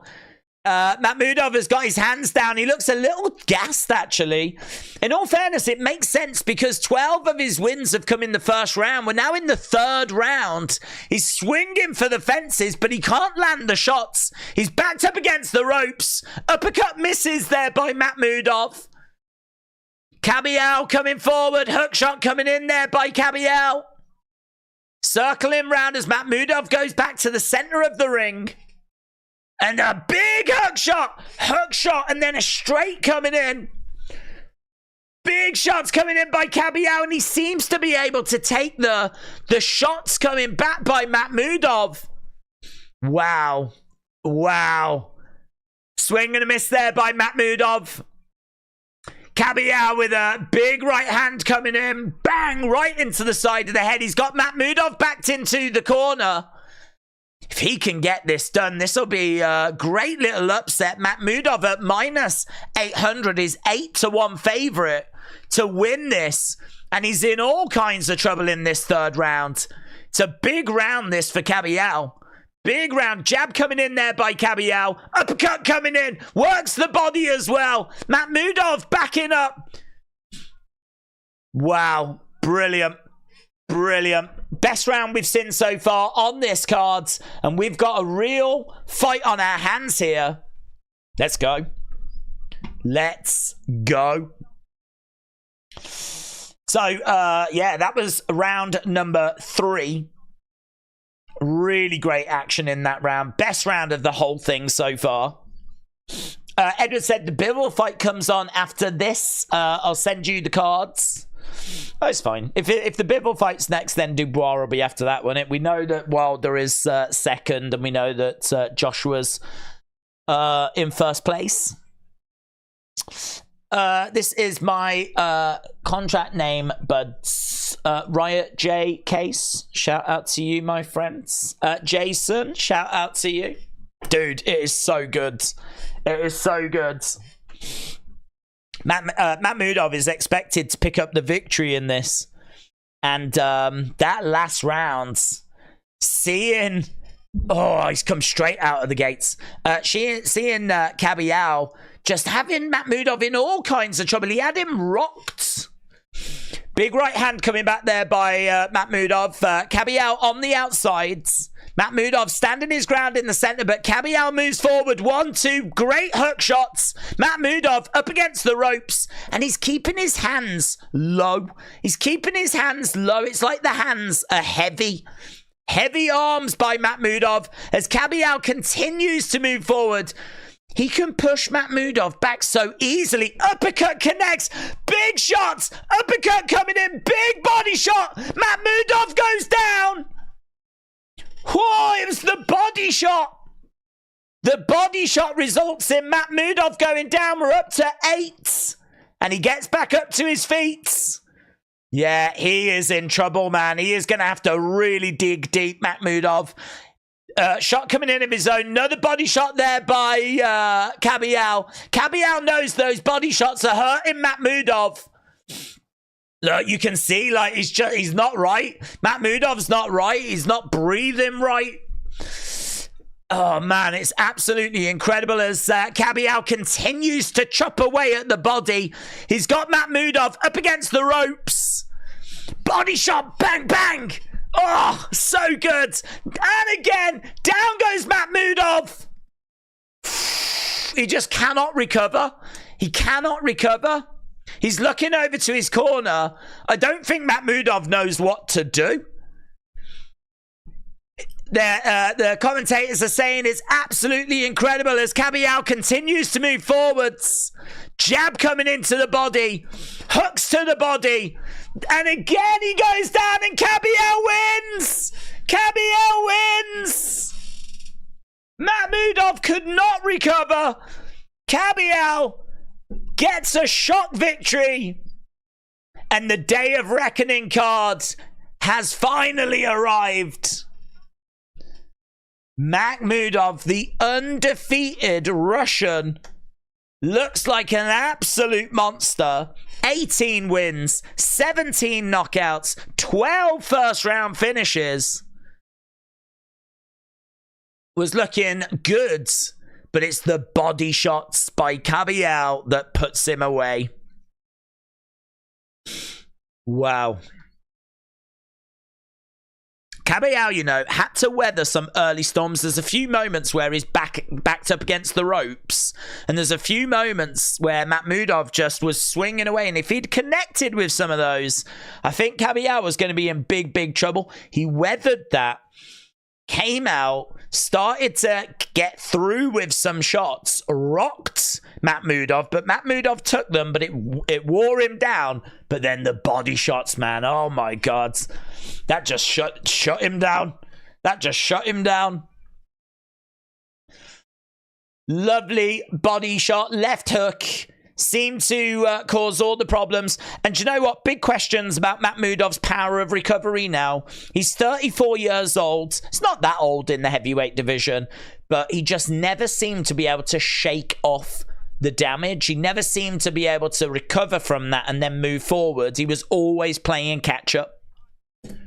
Always playing catch-up. Tom said, I've missed 2 fights. What's happened? Hrgovic won in the first minute of the first round. It was an absolute farce. Jaya Patai won in the first round with a fantastic knockout. Sanchez got past Junior far. I think it was like the 4th round. Took a little bit of time for him to get going, but got him away in the end. And we've just seen the big upset. This is easily the best fight we've had so far. This one going into round number 4. Kabial weathering a little early storm. And then really from round 3, maybe parts of round 2, started to really cause some damage. Body shots, was easily backing Makhmudov up against the ropes. Makhmudov, I'm surprised that he was getting pushed back as easily as what he was. He's a big lump of a guy. He should not be getting bullied in the way that he was being bullied there. And in a way, we just haven't seen him getting bullied in the past. But Kabial, he's got some pop in his hands. There is some power there. There's some power in those hands. More power than I thought he had, actually. And he was able to get through. He's undefeated as well. He's younger than Makhmudov. He's 23-0. He goes 24-0 now. He's got 16 knockouts to his name. He doesn't have as great of a knockout rate as what Makhmudov had. And Makhmudov has faced some better level of opposition. He's been a lot more active recently. This was expected 8-1, and Makhmudov was expected to win this, but wow, he just seemed to be really lacking in a few areas. Makhmudov, powers of recovery not brilliant, a little bit vulnerable to the body, seemed to shut him down pretty quick. He looked lost in there when things weren't going his way. Bad situations just got worse. And that is a great win for Cabial. Cabial, I think it was ranked actually somewhere. I'm sure I saw that he was, yeah. He's 13th in the WBO. He's 12th in the IBF. He's 13th in the WBC. I don't think he features in the WBA rankings, though. But he is ranked by the WBO, the IBF, and the WBC. Quite low, all things considered. 13th, 12th, and 13th. But he's just beaten someone that's ranked 14th by the WBO, 7th by the IBF, 3rd by the WBC, and 4th by the WBA. So he's just beaten someone ranked pretty much, like, you know, in that top 5 range. Certainly for the WBC and the WBA. Goods, really goods. Jobson said about result, Cabial defeats Makhmudov via knockout, technical knockout in round number 4. Patrick said, I bet Makhmudov would win in 1-4 and Cabial to just win. $. Very good. Always like to see people winning their bets. Marius said Bivol next, easy. Bivol against Beterbiev, only worth to watch. Oh, here we go. You reminded people, Cabial, that you are right there as well on that world level. We're just chatting to the winner right now.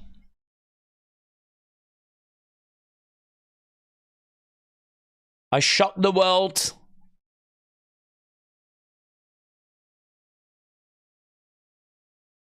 He said, if you asked 10 guys, 9 guys would have said I would never win.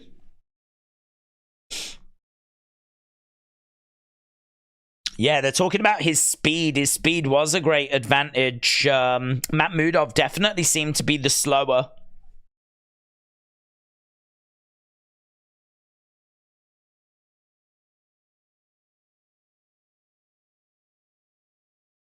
At what point could you tell that the body shots were hurting him? And Cabial says, I don't know. I won the fight.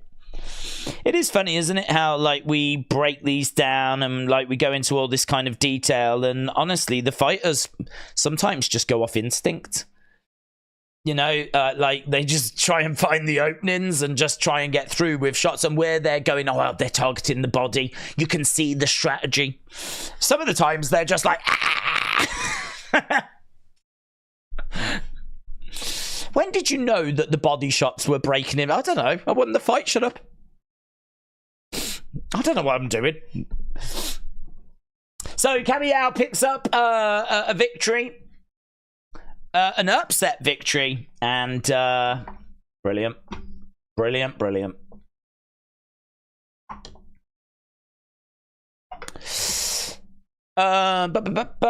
Wilder is going to lose tonight. Oh, I definitely hope not.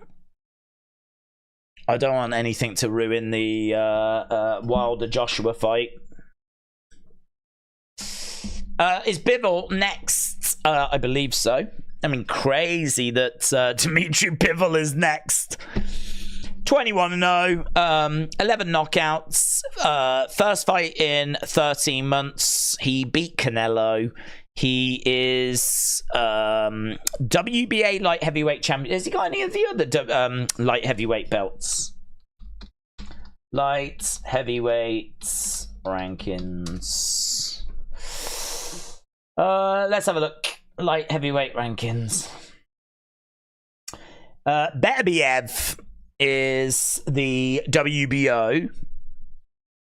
That is the fight, isn't it? Him against Beterbiev is the fight that people want to see, obviously. Beterbiev is the WBO. Beterbiev is the WBC. He's the IBF. Bivol is the WBA. So Bivol 21-0. Beterbiev 19-0. Outside of those guys, you've got Smith, you've got Yard, but they're definitely a step below. It's the fight to make, innit? It is definitely the fight to make.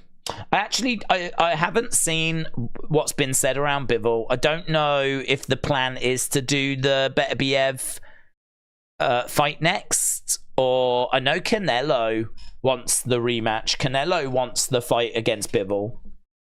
Obviously losing to Bivol. Was it last year? So there's a few options for Bivol. So I'm not sure what it is that he's thinking of doing next, or what the plan is for him after this. But this is easy work for him, man. He's taking on Arthur. Arthur is short notice. Only found out a few weeks ago. He's 23-1. He is 16 knockouts. Boxes from the outside. He can fight on the inside, but tends to stick at range. He might create a few early issues. His head movement is a bit limited. He throws some counter shots on the back foot. He's not elite level. He's not elite level at all. In fact, I don't even know where he appears in the rankings. I'm just having a look. Where is he in the rankings for? So if we have a look at the WBA rankings, Arthur is ranked 8th. He's 8th in the WBA. Does he appear in the other rankings at all? WBC, he is not ranked. For the IBF, Arthur is 9th. WBO, he is not ranked. And for Ring Magazine, he is not ranked. So he's ranked on a couple of them. He's not a complete outsider. And his record is 23-1, so you can't really, be too down on it. But are we expecting this to be a tough night at the office for Dmitry Bivol? No. Not for someone that's got victories over the likes of Canelo, right? He is minus 2,000 favourite to get the job done here. So he's expected to get the job done.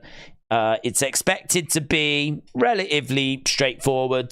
Bivol, huge advantage in every department. Great jab, measures his range well. He's got more aggression.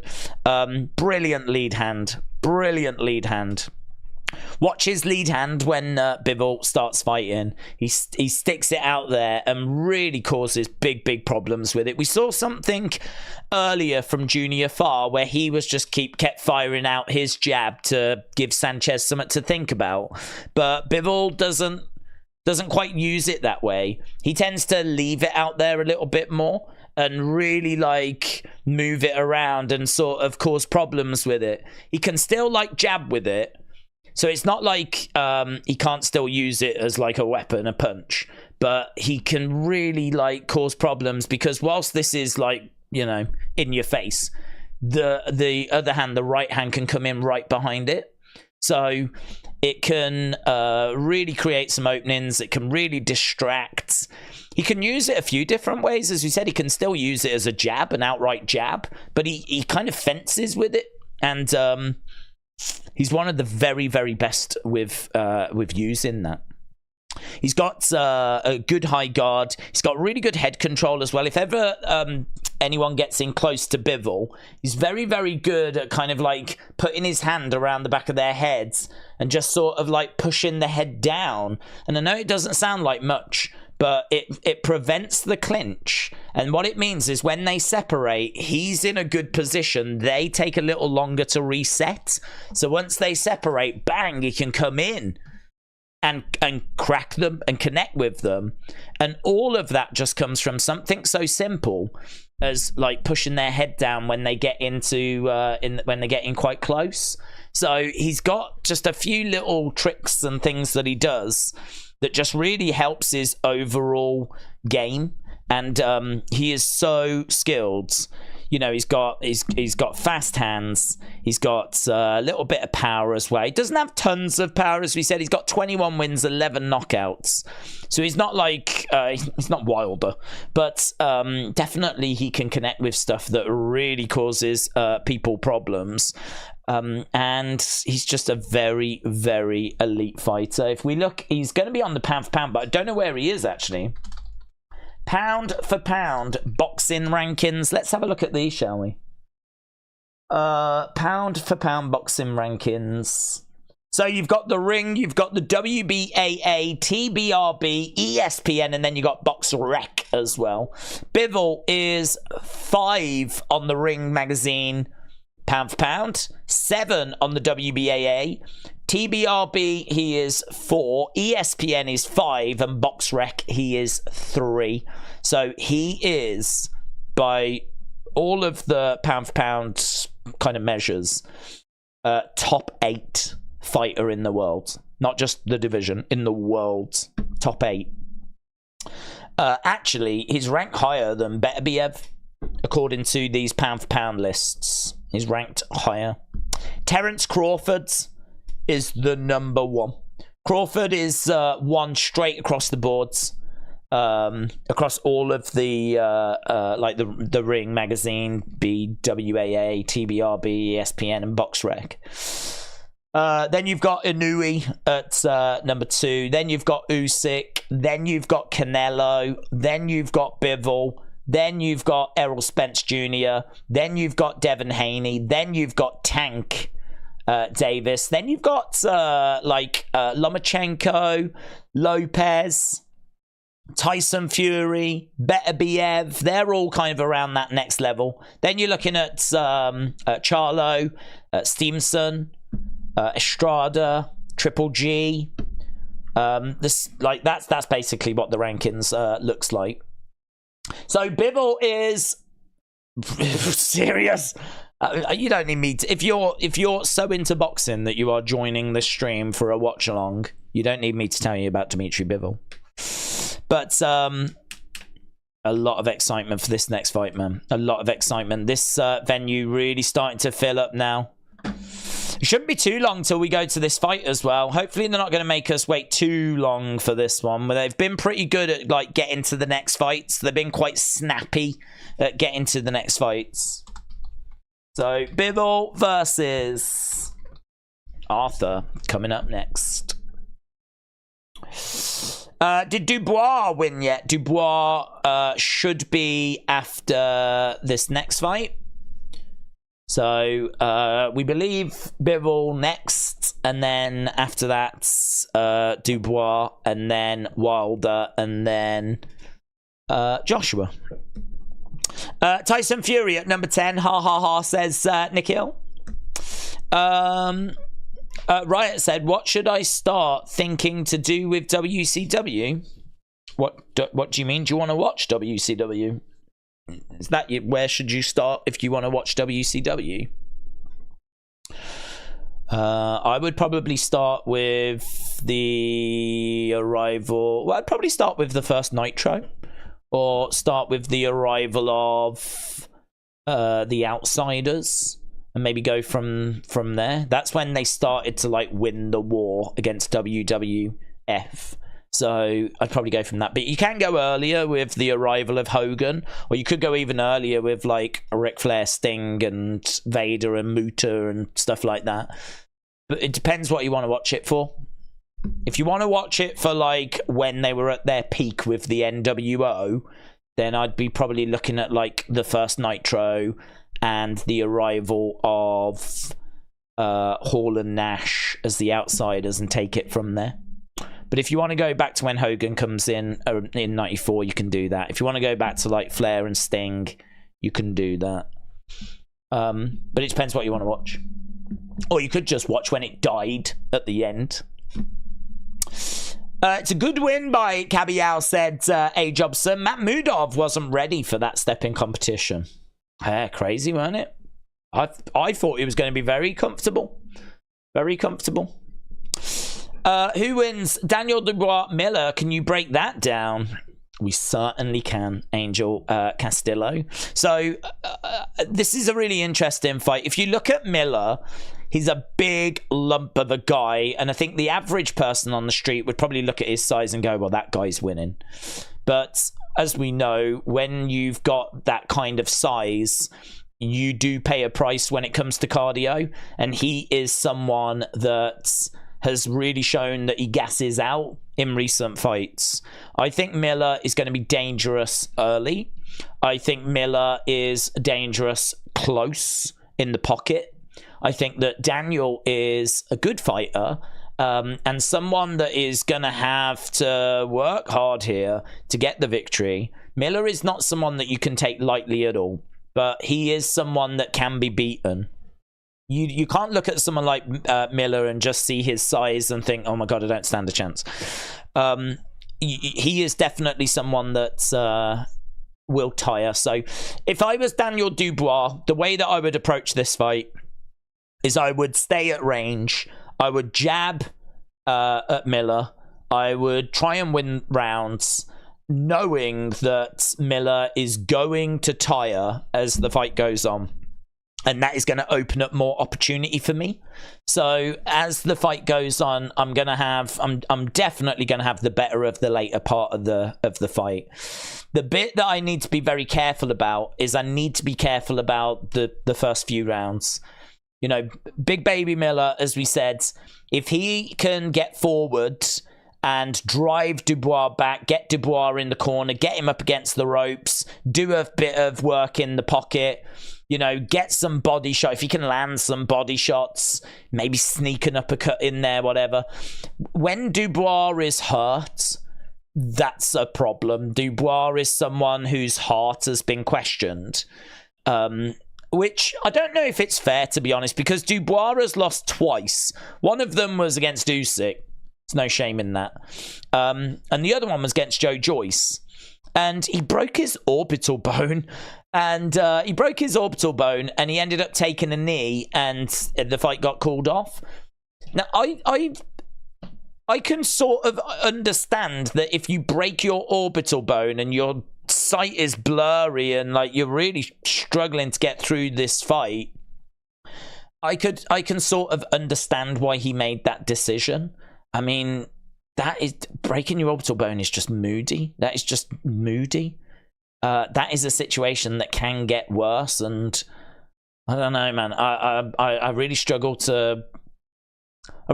with that. I know, like, this is boxing. You're meant to fight until the death and all this kind of stuff, but that was a pretty serious injury that he sustained in that fight. You know, it wasn't just that he wasn't feeling it. Like, he broke his orbital bone. So I don't know. I think, like, if you're gonna pour it on him, I think he's someone that really struggles to turn the tide around. Let's put it that way. I'm not someone that's going to question his heart too much. I think there is definitely a question there. It exists. But I don't know that I'm going to go along with it at this stage. Need to see a little bit more. But I think what I can go with is the fact that when he's under pressure, when his back's against the wall, if the tide is flowing against him, not a great place for him to be honest. He's not someone that's good at turning it round. So this is a tough fight for him. He is the former WBA champion. He works the body really well. He's only 26. It's you know, he's still got great potential. He's got a lot of time ahead of him. He's got a really good jab. He's got decent power in both of his hands. He can keep his head on the center line a bit too much and leave himself open to headshots. But to be honest, I don't think that's going to be too much of a problem against Miller. Miller's not really known as like a sniper or anything. As we said, does most of his damage in the pocket. Dubois can be a little bit timid sometimes, can be a bit hesitant sometimes, can take his time a bit sometimes. He is quite easy to hit. He is hittable. He does need to keep this, as we said, at that middle to long range. Stick behind the jab and just make sure he doesn't get caught or do anything silly. If he can keep moving, stick to the game plan, and hopefully if this fight can go the way that he needs it to go in that regard, he should quite comfortably get the win, I think. I don't think if he can do that, I don't think he'll get tested too much. But Miller is someone that has got great hook shots, can do some serious damage when you get in close. Miller's also got a really good chin, so I don't expect Daniel Dubois to be able to get Miller out of there. I don't, unless he's going to wear him down, unless Miller's cardio is going to start failing him. in the later rounds to the point where basically Miller is beating himself.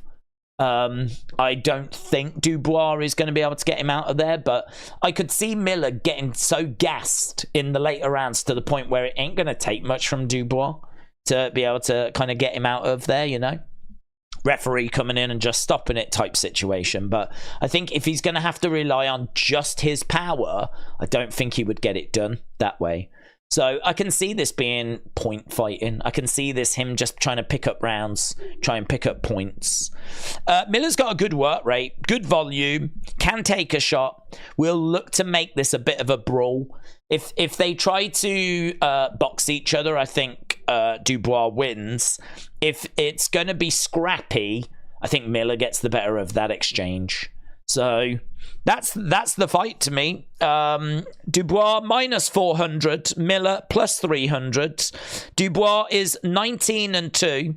Miller is 26-0. Doesn't really tell the story though, because Miller has failed multiple drugs tests, so it's very difficult to know how clean that record is. The level of competition that he's faced has not been the highest. Past few times that he's fought, he's not looked brilliant. He looked pretty good in the past, but he hasn't looked as good now. And there's a few question marks around, like, what the drug testing was like in some of those fights. Because, you know, if you're not fighting on that world stage, then, and it's a bit more regional, then the drug testing might not be, you know, that robust. And he's been caught out, you know, basically when he's gone up to this kind of world level. He's been caught out with drug tests. He's someone that's failed more than once. So this is the guy that Joshua was meant to face in Madison Square Garden. He failed a drugs test, so they had to find a replacement. And they ended up getting Andy Ruiz. And then, of course, Joshua lost that fight. So I'd imagine Joshua really does not like Miller at all, because, you know, Joshua had to face Andy Ruiz at short notice and ended up suffering that loss. And he, you know, he may have ended up losing to Andy Ruiz anyway, but that was not the fight. That was not the original fight that was planned. It was going to be Joshua against Big Baby Miller, but Miller's drugs test failure resulted in that having to change. So a lot of people are saying, like, should he even be allowed to compete anymore? Should he even be allowed to box? And it's debatable, isn't it? It's debatable. I mean, he's served his punishment, so... But the thing is, when it comes to boxing, if you're gonna be like on drugs and, you know, using enhancements, whatever, this is a sport where you are punching someone else in the head, and if you are using drugs to enhance your physical abilities, like, this is where things can get really dangerous. Really dangerous. So you can understand why people are like, listen, if you do drugs and get caught like he got caught, it should be that you're out the sport for good, because the repercussions, you know, could be very, very serious. You're talking about people's lives potentially. This isn't football or anything like that. Like, this is about punching people in the head. So I don't know, it's debatable. It's something that I've seen a lot of people talking about in the build up to this event, and about whether it's right that he's part of this event and whether it's right that he's been given another chance. I think that I think it's difficult to say. I like the fact that he's on this card, because he's been very vocal. He's got a great look. He's clearly got ability, and he's going to be a problem for Dubois. Like, this is not an easy fight for Daniel Dubois at all. So I do like the fact that he's on this card, but I can't answer the question as to whether he should be on this card, because that's a tricky one. Dubois is by far Miller's biggest test to date, said Dubois. That's true. Who do you think out of Dubois and AJ, said Daz? What if they fought each other? I think it would be AJ. I think AJ is a really good fighter. I think that he's got lots of experience. I think that he made improvements against Usyk in that second fight. I think that he is someone that really takes losses to heart. He's someone that I think genuinely believes that he was the best. And I think it's very difficult for him to process that not being the case. And I think I've got a lot of respect for Anthony Joshua, because he is someone that loses, goes away and really puts the work in. Really puts the work in to try and figure out. I mean, as we said earlier, he goes all over the world trying to figure out how to get the victories that or how to make the improvements to get the victories that he needs to get to keep moving forward, you know. So I've got a lot of time for him. I've got a lot of respect for him, and he's not the greatest heavyweight that we've ever seen. And he might not even be the best heavyweight that the UK has produced for this generation. You know, that crown may go to Tyson Fury. But it doesn't mean that he's still not a very good fighter. It doesn't mean that he doesn't still have skills. It doesn't mean that he's not provided some great moments. So I've got time for Joshua. I really like Joshua. And I would like for him to get another shot at a world title.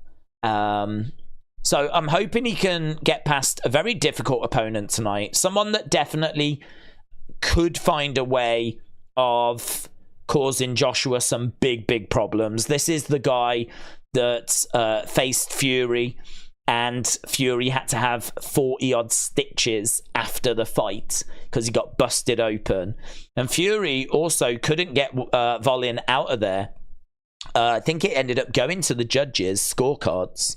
So, and I'm having to remember back to it. I didn't watch the fight back, but we did the watch along for it at the time. I remember thinking that Fury had got it, but I remember it also being a little bit like, you know, what's the cut going to have done? How are the judges going to see it? Like, it was still not a certainty, but Fury ended up getting it. And I remember it being relatively comfortable in the end. But he got pushed the distance in a fight where a lot of people thought he was going to get like a knockout win quite early. He ended up going 12 rounds and then needed 40-odd stitches after. This ain't a walk in the park for Anthony Joshua at all. So it's a tricky, outside of the top end, it's as tricky a fight as you'd probably find. Unless he was going to fight like Hrgovic, you know? Unless he was, I mean, the IBF have got Otto Wallin at number 2 in their rankings. So Otto Wallin is ranked 12th by the WBO, 2 by the IBF, 9 by the WBC, and I don't think he's in the WBA at all, is he? No, it's not in the WBA at all. But what I would say is the different organizations work a little bit different. He definitely is better than a lot of the people that are in the WBA rankings. So he definitely would be in there. But they don't have him in their listing at the moment. But he is number 2 on the IBF rankings, just behind Hrgovic.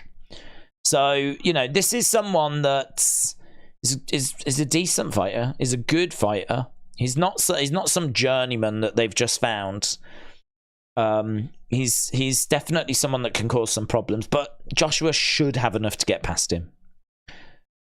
Do you think AJ deserved the main fight? I think Deontay is better, but he's just not too entertaining. He isn't a celebrity, said Maverick. Well, that's a very, very good question as to who should have got the main event, and I think you can make arguments for both, to be honest. I think that Deontay Wilder is not as good a boxer as Joshua. I think if they fought, Wilder could win, but Wilder, he's a right hand, isn't he? He's got a boxing ability that's going to put him at, like, probably in the top 30 in the world, top 20, something like this, right? But hanging around the very top end with the Joshuas, the Usyks, the Furies, he doesn't have a boxing ability for that level. How he closes the gap is with the right hand. If you've watched Wilder fights, there's quite a few times where he's losing the fight, bang, knocks out the opponent. So they call it the eraser. Any mistakes that he makes during a fight, as long as it doesn't put him away, he's got the eraser, and he just puts them away. So what I would say about Deontay Wilder is he's provided countless knockouts. I mean, I think in that regard, he's very entertaining. I think seeing someone lose in a fight and then bang, finding that shot and ending up winning, you know, we've seen that story play out quite a few times. There is a chance that that's exactly what's going to happen here against Parker. But Parker is a very good fighter, someone that's ranked very highly and trains with Tyson Fury. He's got some good wins on his record. He's a former world champion himself. This is going to be a real... There is an argument that if Wilder wins this, it's his best win ever. If he beats Parker tonight, it will go down as his best win ever. So, like, there's a real argument for Wilder being the main event of this card. A real argument. Joshua, I think, has got some good star power, though. He definitely does have that celebrity effect. You are right. I think that Joshua, as a two-time world champion and someone that has just had those high-profile fights with Usyk, I think he's been a bit more active recently. So I think that he is maybe a bigger celebrity. It's hard for me to judge because I'm not in America. I can tell you that, you know, Joshua's huge in the UK. I know he's huge in America as well. I think he probably is the bigger name than Wilder. But fight-wise, I think they're quite close. I don't think there's much in it, to be honest. So I honestly think you could make an argument for either. I think if Wilder Parker had main evented this card, I think you would have a lot of people that would say, nah, it should be Joshua is the bigger name. And Otto is a tough opponent. Like, that's going to be a hard fight for Joshua. So he definitely should main event. But then if it's this way round, then you'll have people saying Wilder's, like, you know, so exciting. He's got that knockout power. Parker's a difficult opponent. That should definitely... It's hard, isn't it? It's two main events on the same card. It's more than that. It's 4 main events on the card. I mean, Bivol could main event. Maybe not against Arthur, but, you know, Bivol main events cards. He ain't someone that, you know, sits in a co-main event spot or whatever. He's a main event talent. Daniel Dubois, he's main evented cards. I don't think anyone's arguing he should main event this cards, but you know, he's just come off main eventing against Usyk in a losing effort, but a bit closer than I think what some people thought it was going to be. So yeah, I think that I think you could make an argument for either. I think you really could make an argument for either Joshua or Wilder main event in this one. But they've gone with the way they've gone. I can see why they've done it, but I would have had no complaints if Wilder had been in the main event spot. No complaints at all. I think it might be inactivity that's just cost him. If Wilder had been having some big fights recently, because he's had 1 round in 2 years, so really he's sort of just living off the Fury fights, which were a little while ago now. You know, the Usyk fights for Joshua have been a lot more recent, so I think that might have been the deciding factor. Bivol should fight the other Arthur Beterbiev, so he gets his head clocked, said Patrick. Edward said, the card lied to me. It's going to be Daniel next. Okay. Well, we've just broke down the Daniel fight quite extensively, actually. So if that is the case, then that's not a problem. We've already broken down the Daniel Dubois fight, and this is a guy that we watched very recently. We were live during that Daniel Dubois Miller. That's next. Daniel Dubois Usyk fight. Really enjoyed it. Really enjoyed it. That body shot, was it a body shot, was it not a body shot, was really interesting. Really interesting.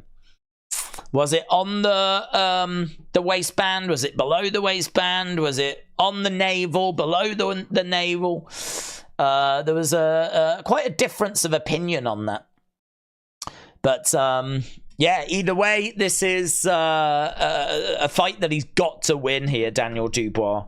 He needs to win this because all of a sudden he can start to really slip. You know, he's fought Usyk and lost. He's annoyed about that. Well, now he's going up against Big Baby Miller in a difficult fight, but one that he should come through. If he loses against Big Baby Miller, I genuinely don't know what he does next. I genuinely don't know what would be after this for him. I mean, Miller is 6 in the WBA rankings. I don't think he features in any of the others. So, I mean, there are definitely more difficult challenges out there for Daniel Dubois than Big Baby Miller. But Miller's a good opponent for Dubois because there's definitely ways that you can beat Miller. You've just got to go in there and do it, basically. He's not someone that you'd like... With Usyk, you can have theories about how you think you could beat him, but you don't know that that's actually going to work. With Miller, I feel a lot more confident that, like, you know, staying on the outside, working the jab, picking up rounds, tiring him out. I feel good that that's a way that you can get a victory over Miller. With Usyk... People have got their theories, but they've not really been tested. So, you know, Fury might think he knows how to beat Usyk, but we won't find out until, what, February, if he's correct. I think it's a proper body shout. I think it was belt level, said Nikhil. It's as simple as that. Count Drago said it was a legal shot. I was under the impression it was legal as well. I think that it was close. I think that in the press conference after, Usyk's corner was saying, like, it's anything that's on the belt or below the belt is below the belt. What Frank Warren was saying is that they agreed that it was the navel. That's where the actual line is. And the belt was high, like, you know, he was really having it up here, so it's a legit body shot.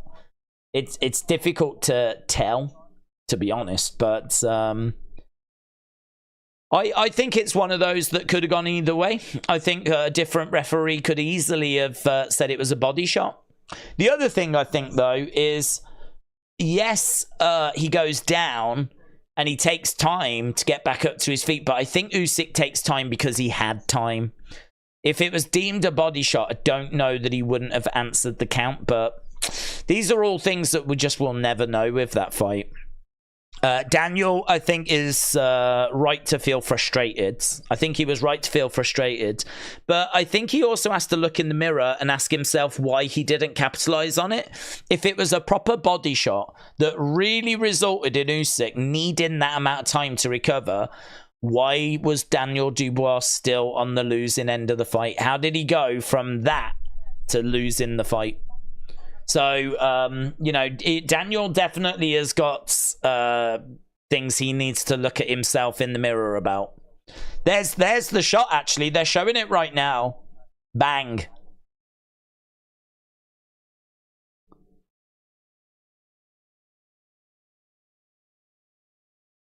So, yeah, just showing a replay of the body shot. And then Usyk just poured it on to Daniel. Daniel just wasn't able to cope.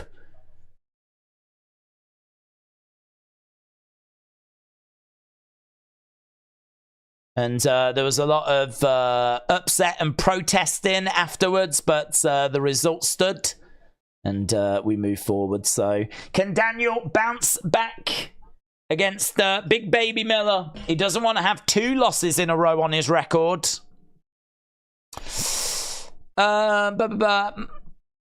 Speaking of language, I have a question for the Brits. Why do you say things are hotting up when the word heating exists?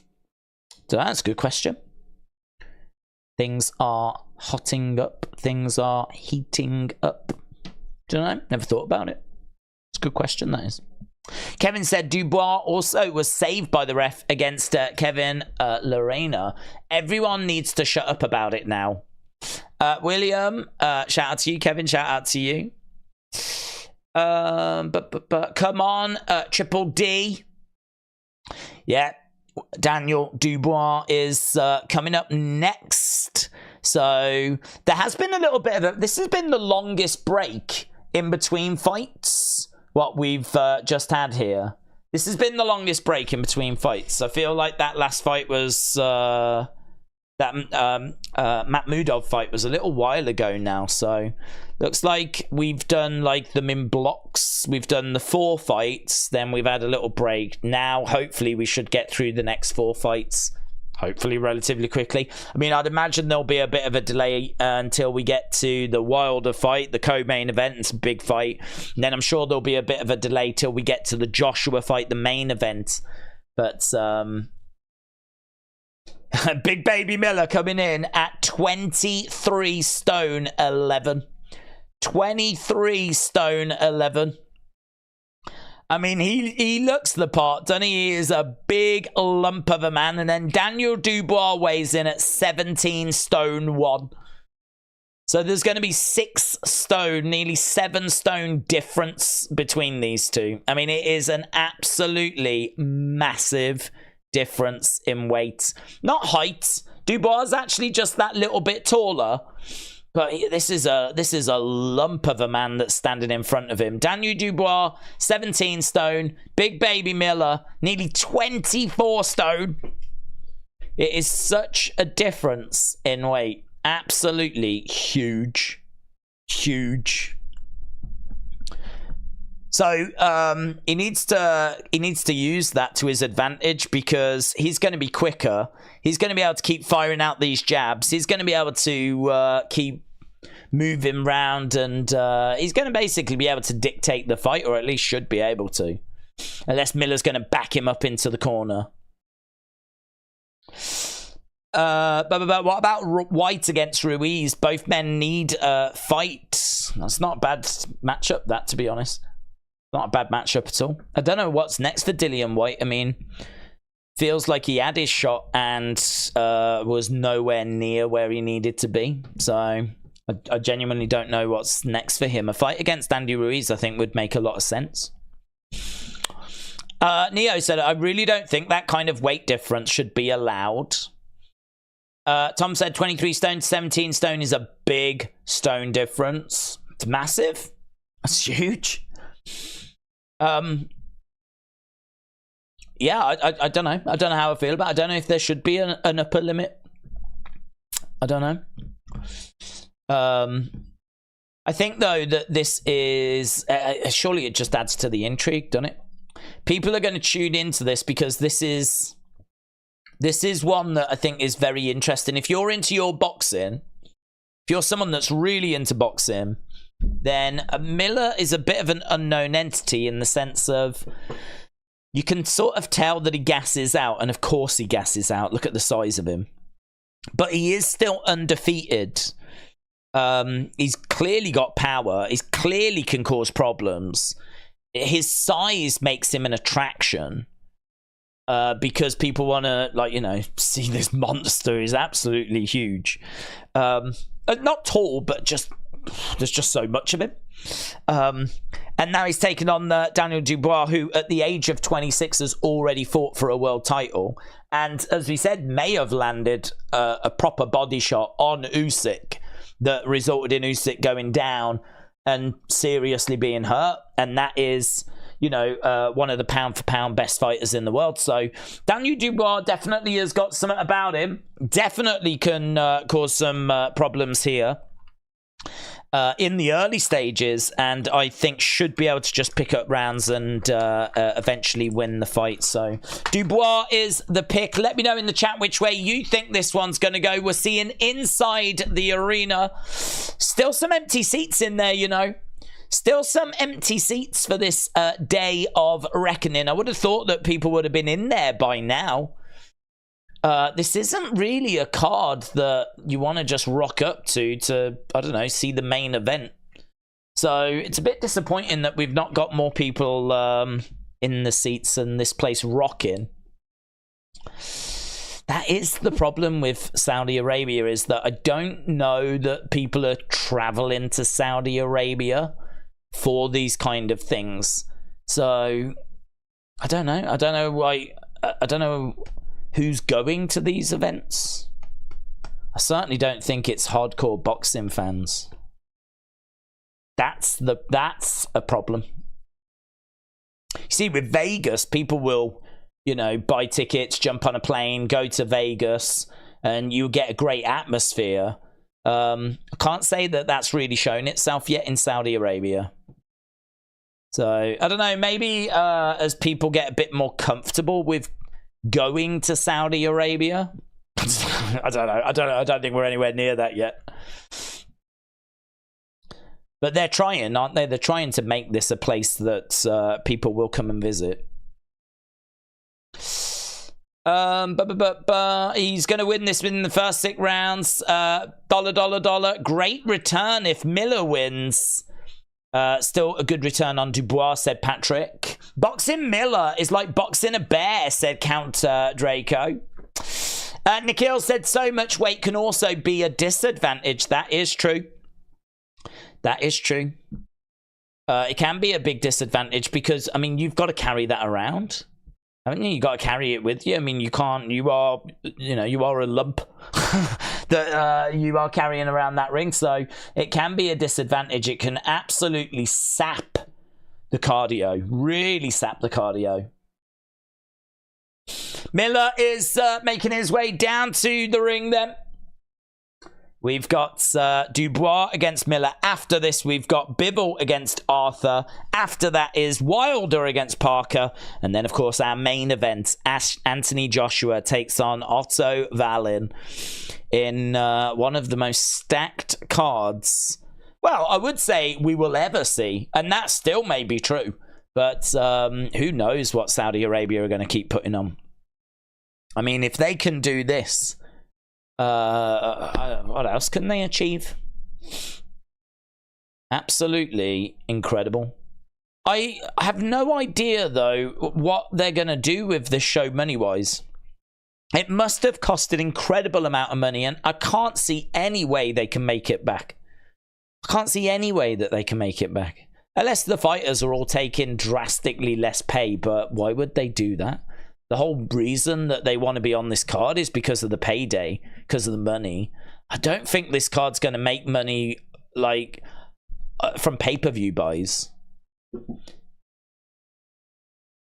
I think people will tune into it. I think it'll do well, but I don't think it's going to do like... What I think Fury U6 should do bigger numbers than this. People love, I mean, like, people tune in for a main event. They don't necessarily tune in for, like, a full card. People will happily buy a fight, you know? When we talk about great fights from the past, we don't really then talk about the rest of the card. It doesn't matter, does it? It doesn't matter what the stuff that happened before it was. So, you know, people will tune in to see Fury against Usyk, who's going to walk away with all the belts. They'll happily... buy that fight, even if it's only that fight they're interested in. So stacking a card like this is amazing and brilliant for us. But how does it make any money? I don't think it does. I think they lose money, and I don't think they care because they've got so much of it, they don't care. Here is Dynamite Daniel Dubois. Right. Miss Dal Jr. said, what will you do tomorrow? A wrestling watch along. There's not a lot of things this week with wrestling. We won't do a wrestling watch along. To be honest, I'm not a big fan of wrestling retro watch alongs. I did them during the pandemic because we were just like just trying to find things to do each day, and there was a lot of sports that were shut down. I mean, there was next to no boxing at times. UFC was still trying to do stuff, but everything was like, you know, bare bones. So we were kind of filling the gaps, really. Everything's open again now, so we're not really struggling for things. We've got stuff pretty much all the time. So retro watch-alongs, people just don't really go back to them. They're good for there and then, but that's it, really. So tomorrow we'll probably do a Sunday stream. We tend to do Sunday streams now on a Sunday. And then, of course, we're back on Christmas Day for Raw.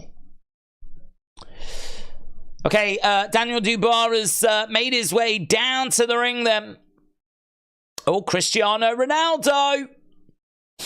But we're not even focused on him. We're focused on his excellency. Turkey Milkshake brings all the boys to the yard. He is in the crowds.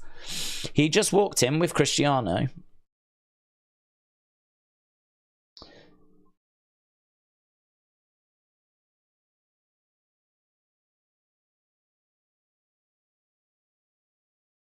Okay, here we go then. So does that mean he wasn't bothered about the other fights? He didn't watch the other fights.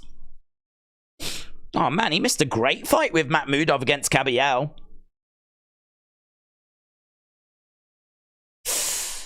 Dubois is not a former world champion, said Nathan. He's a former...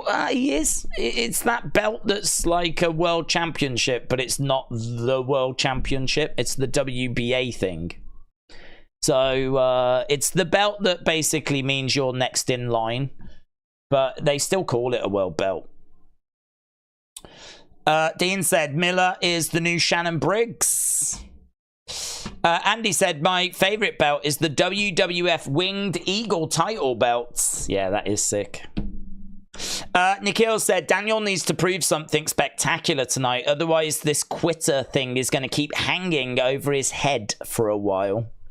Well, I mean, the public can be harsh, to be honest. I think that fighting is hard. It's you against someone else, and they can throw a shot at any point that's going to cause you problems, and then you're on the back foot, and things can get from bad to worse real quick. And it can just take a moment, just a blink of an eye, and you can get clipped with something.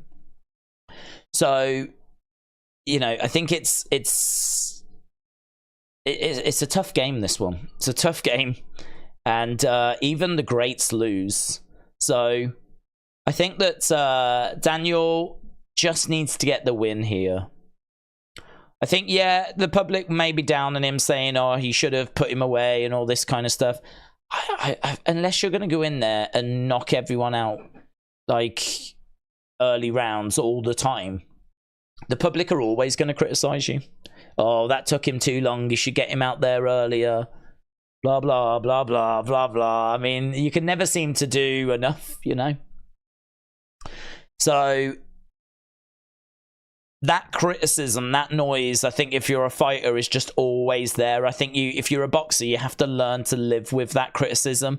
And unless you are someone that can go in and just smash people in the first few rounds and just completely dominate. But we don't see many of those. Most people have, you know, some real scraps on their hands as they're climbing up and going through the rankings. So yeah, I agree. You know, he needs to put a show on here to get people to stop calling him a quitter and to get some respect, whatever. But I wouldn't go in with that mentality if I was him. I would just be thinking, stick to the plan, get the job done. And we goes into the center and we are underway. It is the victory he needs here, because a loss really would be a problem for him. I don't know what he would do after this. He's 26. He's still young. Good start there by Daniel. Lovely. Working the body. Going low and high. Again, more body shots. Pushes him back as well. Love that from Daniel. He's come out quite dynamic here. Circling rounds. Staying on the outsides. Miller is in the middle, and he's trying to back Daniel up against the ropes, and he pushes him back again. He's going to have to keep doing that. He's going to have to use his speed, stick and move. Lovely right hand there as Miller covers up. Daniel circling around. Jab coming in there by Daniel. Jab coming in again. Uppercut trying to come in, and again he pushes him back. Jab coming in again. Nice body shot. So basically Miller at the moment is just like a punching bag moving forwards. He's going to be that until he gets in close. Oh, body shot coming in there by Miller again. I tell you what, Daniel's going to get tired by constantly having to push Miller back. So it is going to wear Daniel down. So this is part of the strategy as well. But you can see that he doesn't want to get in close. He doesn't want to clinch up. He doesn't want to work in the pocket. This is what Miller's going to do. He's just going to keep moving forward. And Daniel's going to have to just keep hitting and moving. Daniel doesn't want to have to keep pushing him off too often, though. He is going to get tired if he keeps doing that. He can't afford to keep doing that. He's got to use his footwork to get out of there. 1, 2, lovely. And he's got to get through with some of these shots as well to give Miller something to think about. Already in the first couple of minutes, I'm concerned with the amount of pushback that Daniel's having to do. Miller saying that was a low blow. Here we go. We've got a minute left in round number 1. Swing and a miss there by Daniel Dubois. Pushes Miller back again. Couple of jabs coming in. Miller really hasn't thrown much here. Couple of body shots coming in there by Daniel Dubois. Hook shot coming in there by Daniel, and he pushes Miller back. Jab coming in straight down the middle. Tell you what, if Daniel was coming back to the corner, I would say to him, you've got to use your footwork. You cannot be pushing him back like that all the time. You're going to get absolutely shattered. You're taking too much out of your arms. Stick and move. Keep circling rounds. Don't let him get you backed up in the corner. You've got to make sure that you're not pushing him back all the time. He pushed him back about 10, 12 times in this round. That's going to take... He's pushing on 24 stone. There's no way he's going to be able to keep doing that. Body shot again coming through there. Oh, beautiful uppercut. Uppercut right at the end by Daniel Dubois. So Daniel definitely taking that round. And I think we're going to keep seeing that throughout the rounds. But he ain't going to be able to keep doing that for 12 rounds. He ain't going to be able to keep pushing him back. He's pushing on 24 stone that don't want to move.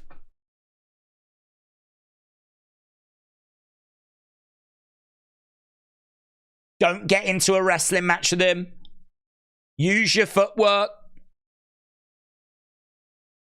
Don Charles saying to Dubois, don't get into a wrestling match with him. Use your footwork. Yeah, it's super obvious. But, like, yeah. Don't do that. What you did, don't do that. But he didn't get caught with anything. He definitely won the round. Miller, again, lovely combo shots there. But no! Dubois, within the first 10 seconds, is pushing him back. Hook shot coming in there by Dubois. Better by Dubois. Again, trying to use his head movement. He's trying to slip under shots and then shoot out to the side. Referee coming in, just separating both fighters. He's having a word there with Dubois. Uppercut coming in as Miller was moving forward. Head movement there by Dubois. That's good. So he throws in a shot. Head movement. Slips the shot. That will open up either a hook shot or it will allow him, hopefully, to slip out of a side exit. Hook shot coming in, but that just goes onto the guards by Dubois. A couple of shots straight down the middle. That might be quite good for him, actually, if he did what Bivol does, and that's get the hand on the back of the head, so it prevents the clinch. So as Miller comes in, get the arm on the back of the head, push his head down.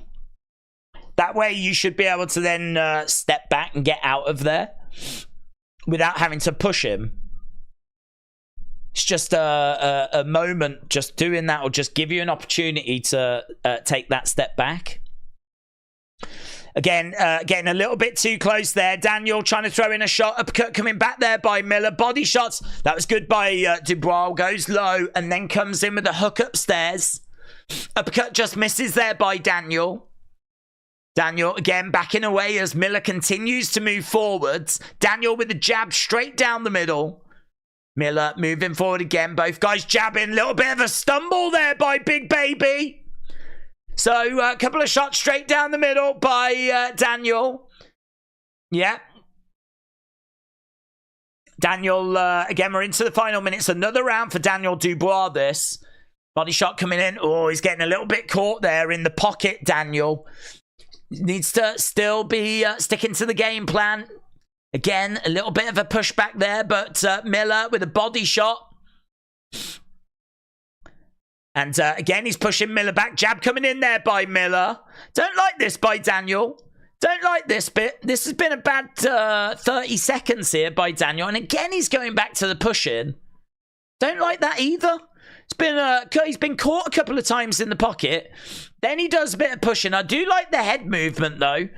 He's been able to avoid some of the big shots by Miller. Uppercut coming in. Hook shot there by Miller. He's getting too close. He's got to be able to get out of there. Look at Miller throwing in some bombs, man. Some big hooks by Miller. Don't like that. Bad final minute of that round by Daniel Dubois. Yeah. So Miller was just swinging for the fences a little bit there, but he was getting through with those shots.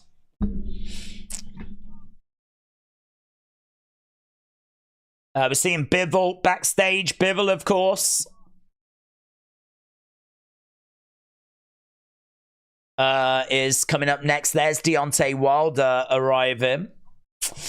Nikhil said Miller's belt is so high up. That's a big issue.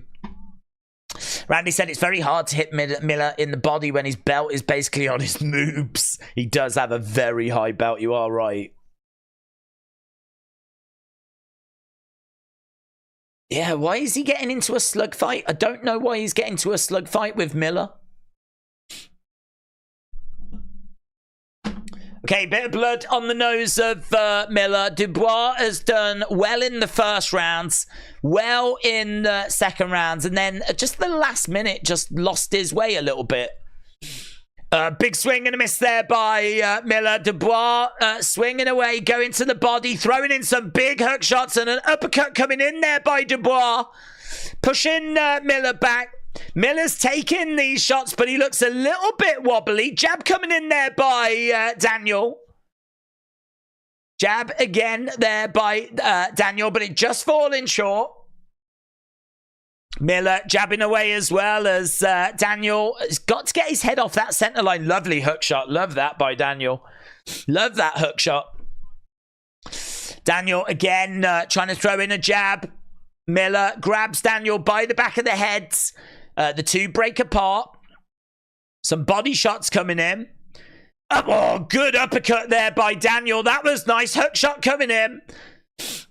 That was good. You can see that Miller's definitely feeling the effects of the fight. Definitely feeling the effects of the fight.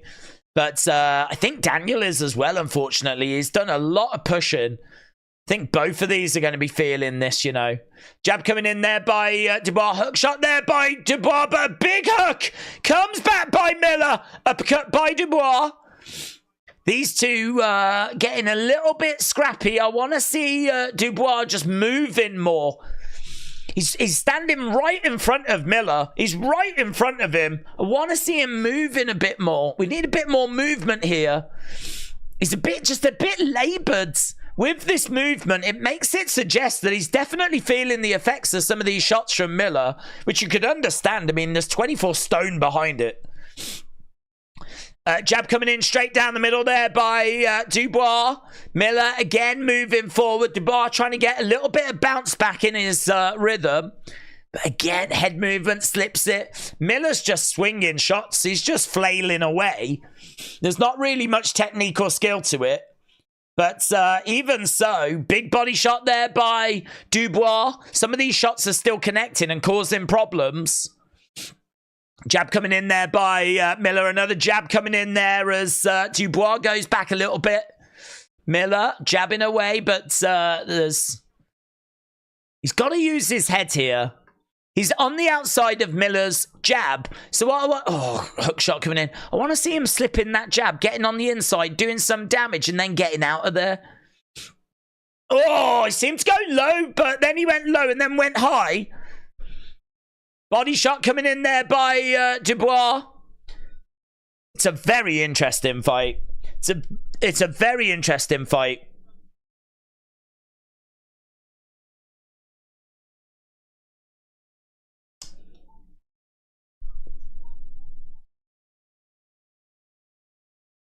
there is Miller is making Dubois work. The commentator's just saying that Miller is really keeping the pressure on Daniel. Daniel's just not getting a chance to really rest here at all. The pressure is on him.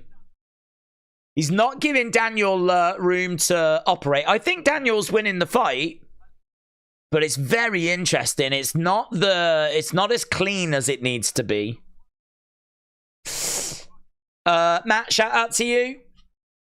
Patrick said Dubois is getting gassed trying to push Miller.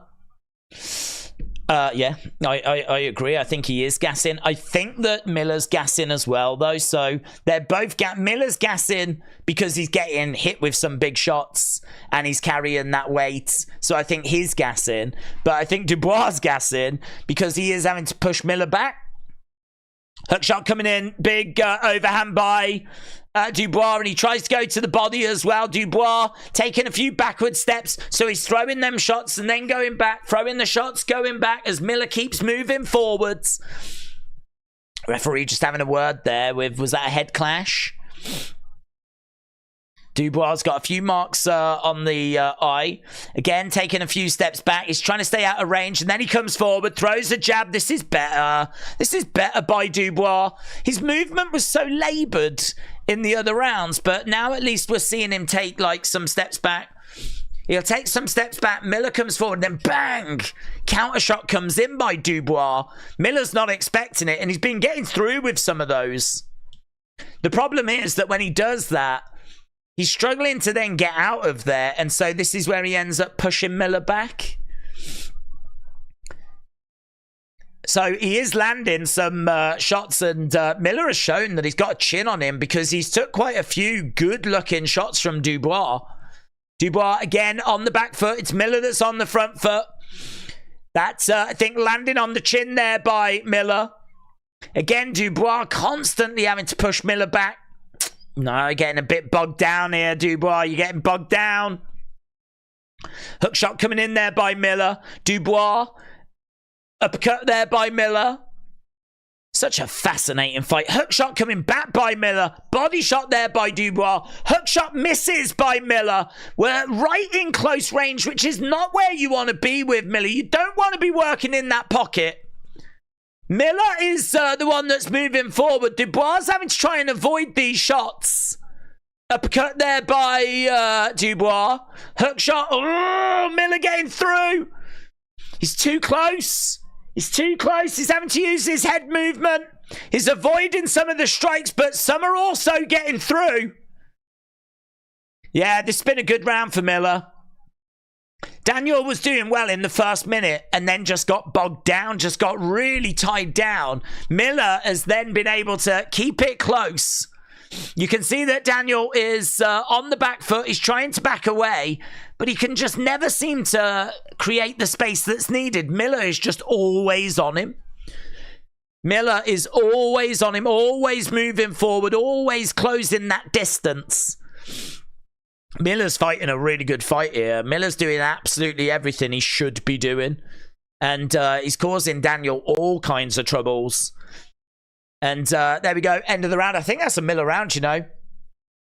I think that's a Miller round.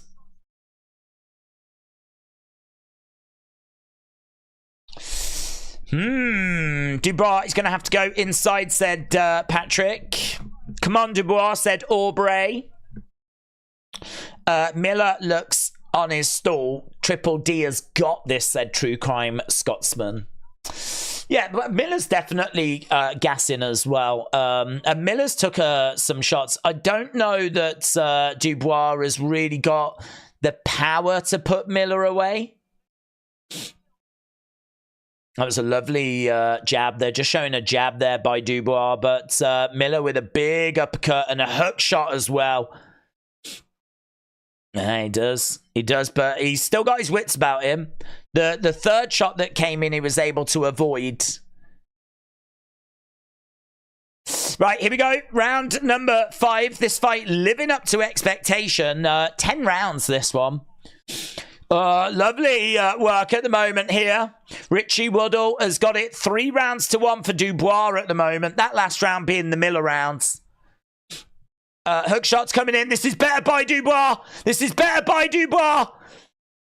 He's just throwing, and Miller's just having to try and weather a storm. He can't get his offense going because Dubois is throwing.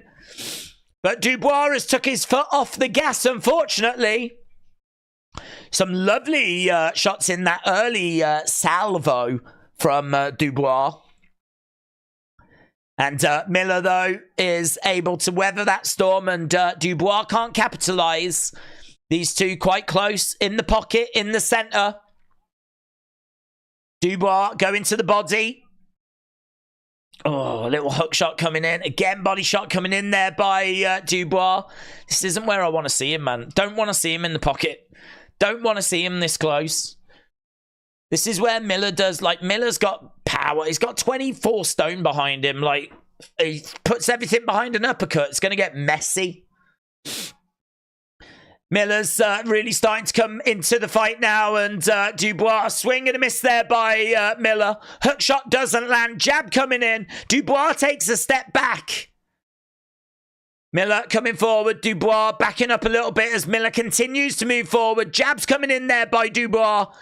Hook shot coming in there by Dubois. He had a really good phase at the start of the rounds. He had some really good moments in the start. Right hand coming in there by Dubois. These two in the center. Big swinging hooks coming in by Miller. There's really not much technique to them. He's just swinging away, and he carries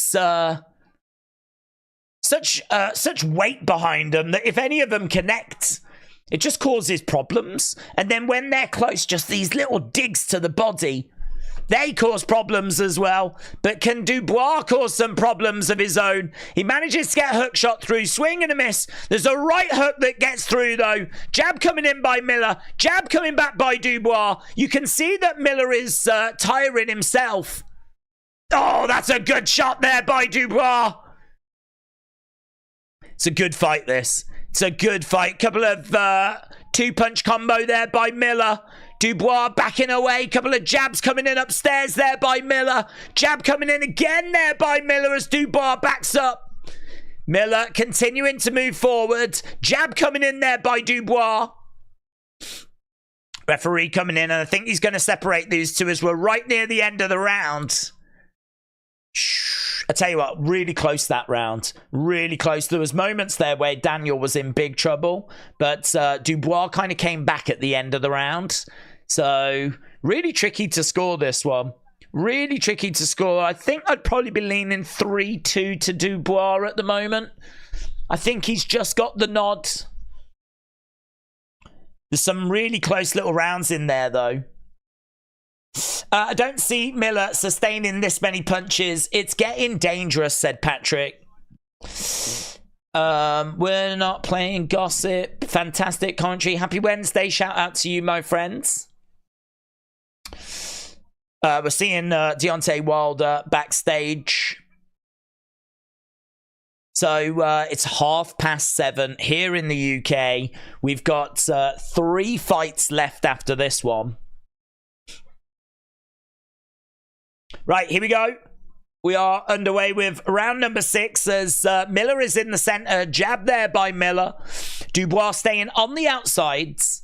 This is better by Dubois, but want to see him moving a bit more. Miller moving forward. Hook shot there by Dubois. Lovely. Bang, bang, bang. Get out of there. He's jabbing away. He's getting stuck a little bit too long. Jab coming in there by Miller. Dubois backing up a little bit. He's kind of throwing out jabs on the back foot. So the way that Dubois is operating is he's backing up, jabbing away as he's backing up. Miller's coming forward. He's trying to land these jabs whilst backing away. He's constantly trying to maintain that distance. He's trying to not get caught in the pocket, which is the right thing to do. Oh, big right hand there by Dubois, but he couldn't land it clean. He's backing up again here as Dubois. Jab there by Miller.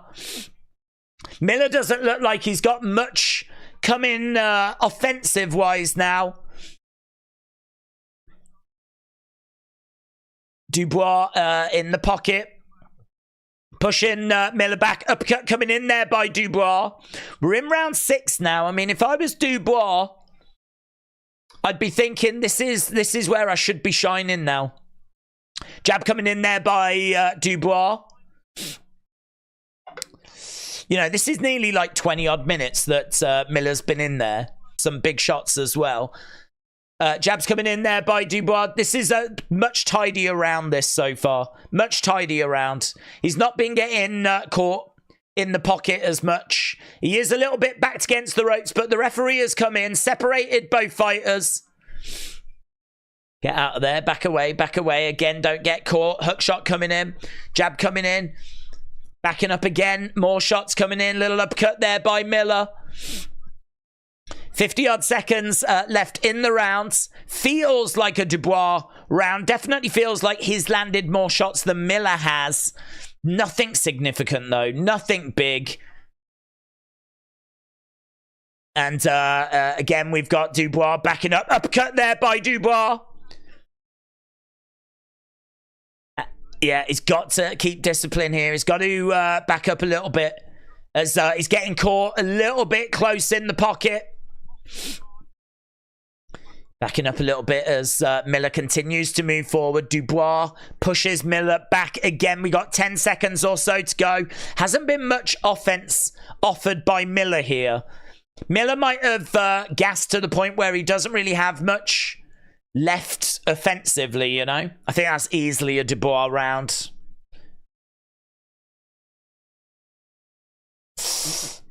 Dubois getting on top now, said Nathan. Miller's ready for a lie down, said Nathan. Yeah, I agree. I think that there's Parker, Joseph Parker arriving. I think that we're seeing Miller tire to the point now where he doesn't have the volume. I think he's got some shots, but he only wants to throw them when he knows that Dubois is in the position he wants him to be in. He's not taking any chances. And it just means his output has drastically decreased. This means that Dubois can just hit the jab, keep backing up, and really that's going to be enough to give him the rounds.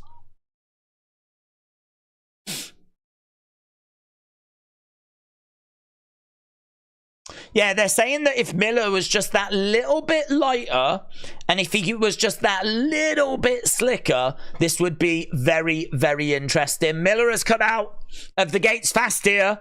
He's really pouring it onto Dubois. Dubois continuing to back up. Jabs coming in there by Dubois as Miller continues to move forward. Again, we're seeing Dubois on the back foot, jabbing away, circling round. Trying to maintain that distance. Trying to not get caught in the pocket. Pushes Miller back.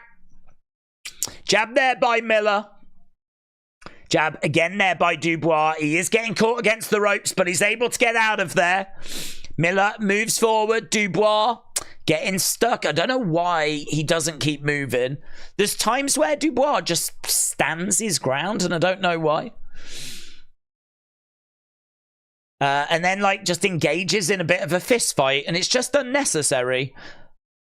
He's right against the ropes right now. Yeah, got to get back to the movement. I agree. The commentator's saying the exact same thing. He's got to get back to the movement. It's really weird to watch because he does some really good work, Dubois. He's on the back foot. He's throwing out that jab, and then all of a sudden, he'll get to the middle of the ring, and he'll just stop. And I don't know why he stops. Don't know what goes in his head. And I don't know why he stops, but he just stops. And then that allows Miller to kind of do a bit of work in the pocket. They get into a bit of a fist fight. Dubois doesn't really get the better of it. And then, like, he starts to get himself into a bit of trouble.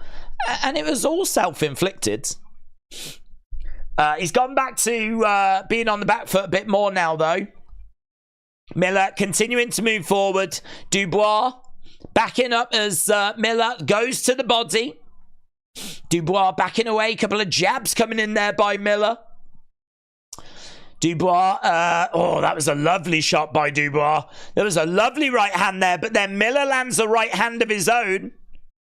Jab, straight down the middle, left hand jab again. These jabs really doing it for Dubois. It was about 3 jabs in a row that got through there. Again, he's backing up. Another jab coming in there by Dubois. Yeah. They're saying good tactics. Simple boxing by Daniel Dubois. Referee coming in, separating both fighters. Miller standing his ground in the middle, and Dubois again on the back foot. I wonder if Miller was to just literally stand in the center, like that would mean that Dubois couldn't keep backing away from him. I think that's another round. Raging Demon, shout out to you. Merry Christmas. Merry Christmas to everyone that's joining us. I hope you're having a great weekend. Miller is gas mad. Miller went back to his corner. He's like, he's taking some pretty deep breaths. Yeah, simple boxing there by Dubois. Much, much better. Much better. But we've got 3 fights to go after this. We've got Bivol, we've got Wilder, and we've got Anthony Joshua. 3 fights coming up after this. Daniel Dubois, I think, should be comfortably ahead in this fight.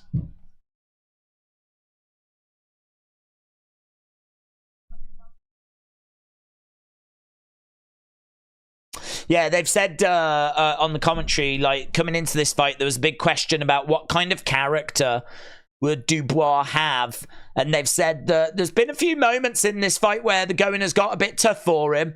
Tell you what, this is better. This is the best. This is the best Dubois looked. This is great by Dubois. He's been really getting through with some shots there. Yeah, the way the rounds have started is Dubois kind of really builds up a lead, but he's really beating him to the punch with the jab, and that then opens up the ability to land a few other shots. Oh, Miller wobbly! Miller wobbly! Miller pushing Dubois back. In the pocket, don't get... listen, what you're doing is working. Don't get sucked into fighting Miller's fight. Just keep doing what you're doing. And that is throwing in some really good jabs. Trying to get that second shot through as well. Making sure you don't get bogged down and caught in the pocket. He's into a clinch right now. Referee comes in, separates both fighters. Jab to the body. Another shot to the body. Oh, big body shot there by Dubois. Miller moving forward. We're going to get to the point soon where Miller's going to need a finish to win it. We might already be there, in all fairness. We might already be there. This is undeniably a Dubois round. Miller moving forward. Dubois, hook shot coming in. He is just a walking punching bag, Miller. There's not really any movement. Dubois has landed 80 shots out of 185, whereas Miller has landed 66. So Dubois has got a 43% accuracy. Miller's got a 35% accuracy. Hook shot coming in there by Dubois. Little uppercut coming in as well. We got 50-odd seconds left to go. Yeah, both guys are pretty gassed, to be honest. Dubois just seems to have a bit more in the tank. This is where him being at the lighter weight is helping him, definitely. This is where that weight difference is coming into effect, but in Dubois' advantage. Referee just having a word with Dubois there. I think there might have been a bit of a low blow. Miller comes out. Jab coming in there by Dubois. He's circling round again as Miller continues to move forwards into a clinch at the moment. Referee coming in, separating both fighters. And Miller again moving forward. 1-2 going upstairs. Hook shot coming in there by Dubois. Going to the body. Oh, lovely work there by Dubois. Beautiful right hand to the side of the head. Digging into the body as well. Lovely stuff. Really good work. Backing up, but Miller's trying to find a way of getting back into this. Oh, but Dubois with some big shots right at the end of the round. Had that been a little bit longer, he may have found a knockdown. Let's go, man. Let's go. Patrick said, enough. Get the towel out. Get the towel out. If his team love Miller, they should throw in the towel.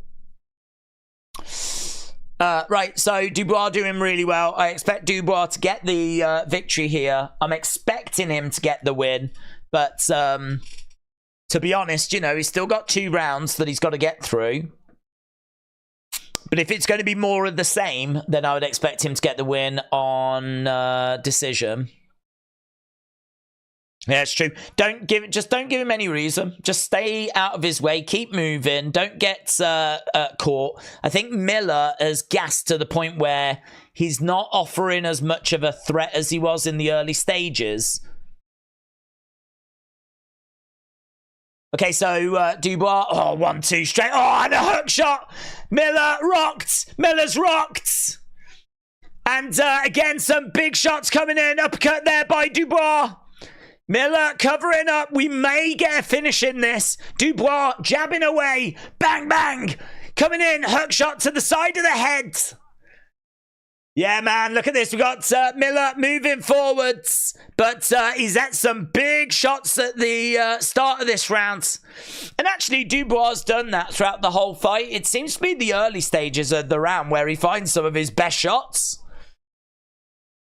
And then he kind of gets bogged down into a bit of a scrap, but he gets some really nice moments at the starts of each round. And he just had some there as well. Still can't get Miller out of there though. Miller really taking some big shots during this fight. Referee coming in, separating both fighters. Jab coming in there by Dubois. Miller moving forward. Dubois getting backed up against the ropes.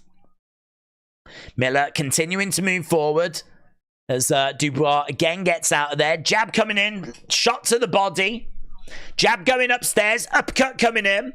Lovely work by Dubois as Miller continues to put that pressure on, but it's only physical presence pressure. He's not even really throwing many shots now, to be honest. The shots coming back by Miller, we're not even really seeing a great deal. He's just moving forward, moving forward. It'll be the odd jab, but there's really nothing more than that. It's all Daniel Dubois. Jabs coming in by Dubois. Bit of head movement there by Miller. Dubois again backing up against the ropes. Couple of shots coming in. It's been a tricky night at the office, this, for Dubois. This has not been easy at all. Not been easy at all. And there's been a few moments where he definitely got caught and there definitely could have been some problems, but he's been able to come through this. Body shot coming in there by Miller. Again, Dubois kind of getting a bit bogged down a little bit here. Cristiano Ronaldo is ringside for this. Sat next to Frank Warren. Miller again moving forward as Dubois trying to find I don't know what he's doing here, Dubois. Kind of standing in the middle and just ate a bit of an unnecessary body shot, but that was a lovely right hand straight down the middle by Dubois as Miller continues to come forwards. Nice head movement there by Dubois, but that sees the end of round number 9. So one more round to go. Just got to see out this round, Daniel Dubois. True Crime Scotsman said, I won't complain if there's not a KO in this one. It's been a great watch. Ruxo said, Otto Wallin moves a lot, always on the move. Hopefully AJ can cope. I think AJ KOs him. Yeah, I think I've got AJ winning. I think it's going to be tricky. I don't think it's going to be straightforward at all. But I think AJ is the better boxer and has the better boxing ability. And beat him twice on the amateurs as well. So I'm definitely leaning towards Anthony Joshua. I can tell you that the scorecards, I don't know if these are the TNT Sports scorecards. They've got it 88-83 in favor of Daniel Dubois. Now, early on in the rounds is when he tends to get some of his best shots off. So let's have a look, see what I can do here. Big uppercut there by Daniel Dubois. Hook shot as well. A couple of jabs coming in by Daniel. And another hook shot there. He's trying to not get backed in the corner. Uppercut coming in by Daniel as well. And he avoids the hook coming back by Miller. Miller knows that he needs to find a finish. Daniel needs to make sure that he is not getting engaged in anything silly here. Come on, Daniel. Come on, Daniel. Don't be an idiot. I know he's looking for a KO here, but you don't need to. Just see this out. Don't do anything stupid. Don't get caught with anything. Just throw your shots. Take your steps back. Stay out of range.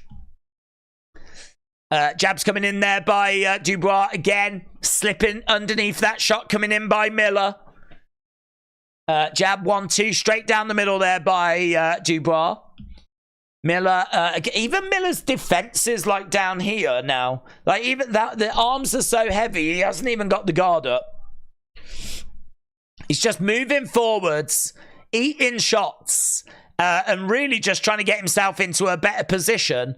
But he's so tired that he can't even really throw his hands with any sort of speed.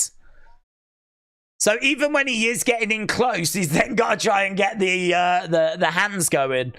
By the time he's done that, like, the opportunity has gone for Miller. Body shot coming in. He's got it. I don't know if he'll find some at Miller. I don't know if he'll be able to find a big shot, but it's all Dubois again at the moment. We've got just over a minute to go. Round number 10 of 10 rounds. A couple of shots going straight down the middle here by Daniel. Bang, bang, bang. Straight down the middle. Miller can't do anything but try and block them. Bouncing around here by Dubois. Jab coming in there by Dubois. Dubois edging forwards. Nice right hand there by Dubois. Little uppercut as well. Right hand, body shot. Pushes Miller back. Big blows coming in. This is good by Dubois. Miller goes back against the ropes. 40-odd seconds to go. The referee coming in, separating both fighters. Dubois standing his ground in the middle. Big hook shot. Miller's rocked. Miller goes back against the ropes. Daniel wants the finish. Swinging for the fences. Miller stumbling. 20 seconds to go. Daniel Dubois looking for the finish. Miller is on his feet. Maybe not for long.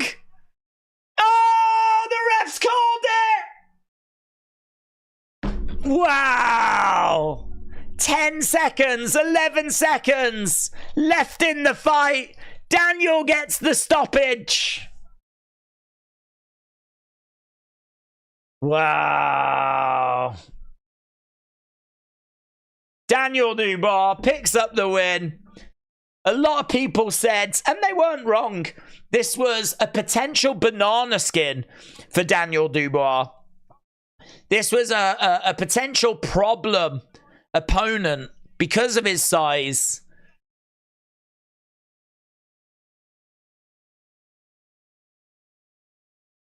Daniel Dubois really had to work there, and it wasn't easy at times, but he picks up the victory. What next for Daniel Dubois?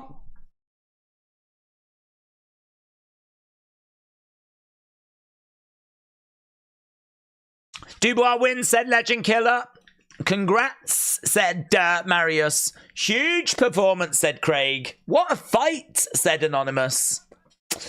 Yeah, it was really fun, actually. I love the strategy side of it. Watching Daniel and, you know, I mean, you've got to say, well done to Daniel. I don't think it was a perfect performance. Everything that he needed, he got. You know, he had a good workout. He got tested. He got the stoppage. But it wasn't perfect in the sense of he was, you know, there was times where, I don't know, like the movement just evaded him. There was times where he was getting in the pocket and exchanging with Miller and just kind of getting himself into some bad situations that were just unnecessary. There's things that you can watch and maybe work on. You're not going to have that fight against other people, you know. You had to fight a certain way against Miller. You won't have to fight that way against some of the other heavyweights in the division. But there's still lessons to be learned. He's 26. He's still growing and learning as a fighter. I mean, 26 years old in the heavyweight division is a baby. Daniel Dubois is a baby in this division. And it's a good, credible win, man, against a credible opponent.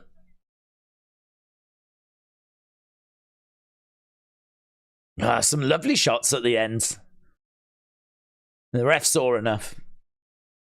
Big baby quit. He stopped defending and he just waited for the ref to step in. Tom said it was a fun fight, but it was long. Called it stoppage, said bonkers. Nikhil said not the greatest fight. It was a slugfest. James said robbery. Robbery.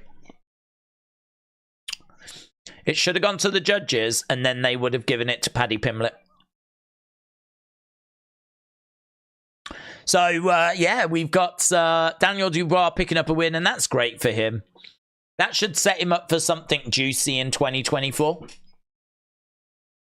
If Hrgovic does go after the IBF, vacated IBF, I wonder if Dubois might find himself in the mix for that.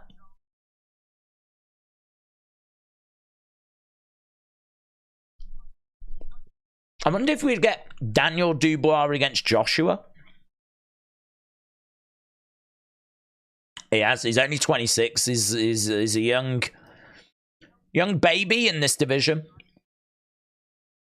He's 12 years younger than Wilder. I'm looking forward to hearing from Dubois. Want to know where his head's at, what he's thinking. Frank Warren's in there. Big smile on Frank Warren's face. Frank Warren having a few words with Daniel Dubois in the ring. So 3 fights left to go in this, and they're big, man. Coming up next is going to be Bivol, Dmitry Bivol.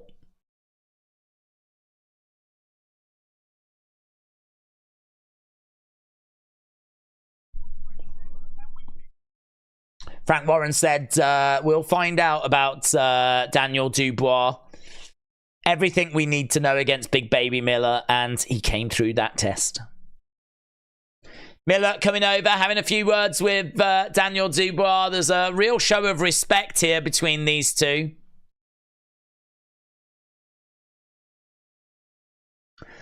So, respect to Miller there, coming over, having a word with Daniel Dubois. I think the Usyk loss was a blessing for Dubois, said Ian. He knows he has to step it up and is doing so. Do you know what? You could be right. It's one of those, isn't it, where you can look at it and see it as like he fell short. You know, that was his opportunity. But at his age, it shouldn't be his only opportunity. It's a good point. Okay, so we're getting the official announcement. And then, as we said, hopefully we'll get a word with Daniel or Frank Warren.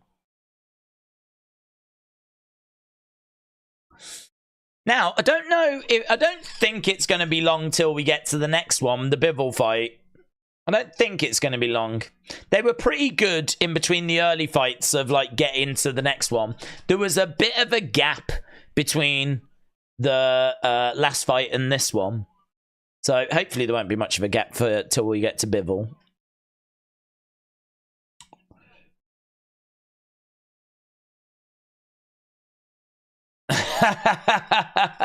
The commentator just said that Miller hasn't gone anywhere, so we might be hearing from him as well. Miller has never seen a microphone that he hasn't fallen in love with. He does love to talk. He does love to talk. Okay, here we go. We're chatting with Dubois. Had to dig deep. It was a great fight.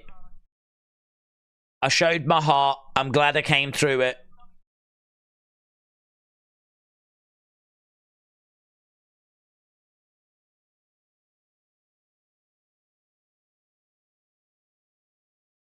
I always want to come forwards.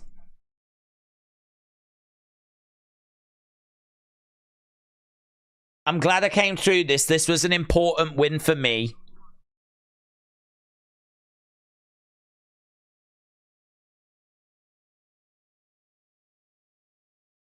How deep did you have to dig tonight? He said I had to dig very deep.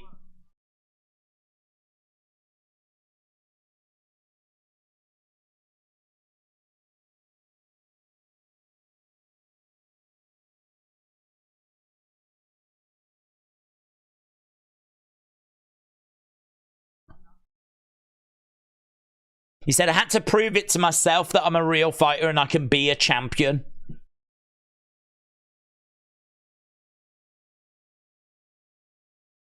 So he's saying he got tested. He had to dig deep. He said this is a really important win for him. Crying baby, Miller said, curious mind. Where can we watch the fights? Well, I've got it on TNT Sports box office. I genuinely don't know who's carrying it in the US.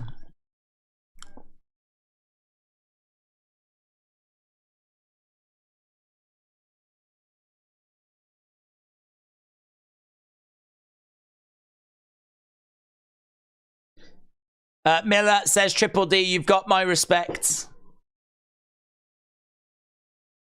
Miller says that he's going to get in better shape. So Miller said that he took this fight on like 4 weeks' notice. He's going to. He's been a bit inactive. He's going to go away. He's going to get in better shape, and he'll be back. So that's what Miller said.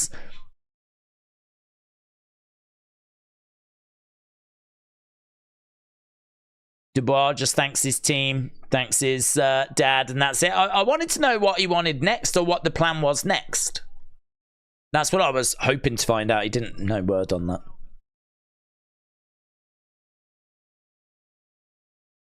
We've still got a lot, and when I say a lot, I mean the majority of empty seats. It's weird, isn't it? It's weird. I don't get it. I don't understand.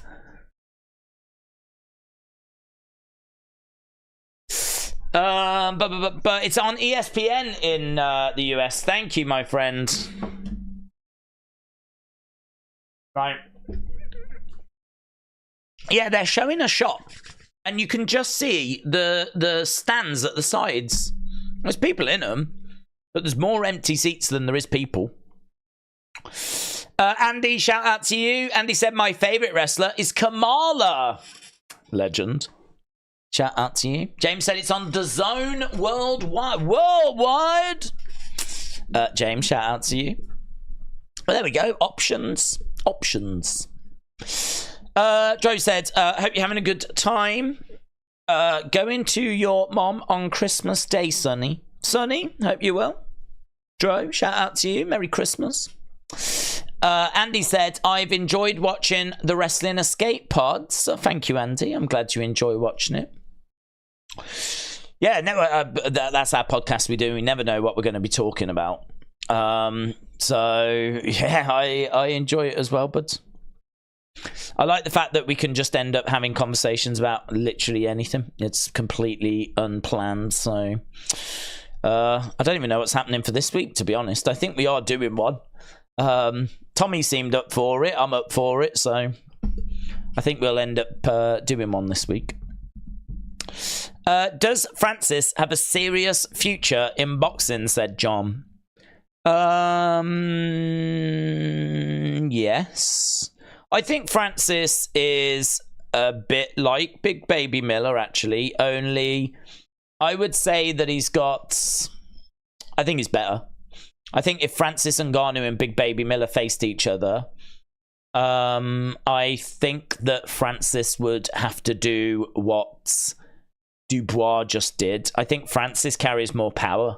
I think Miller would probably have been put away a bit earlier.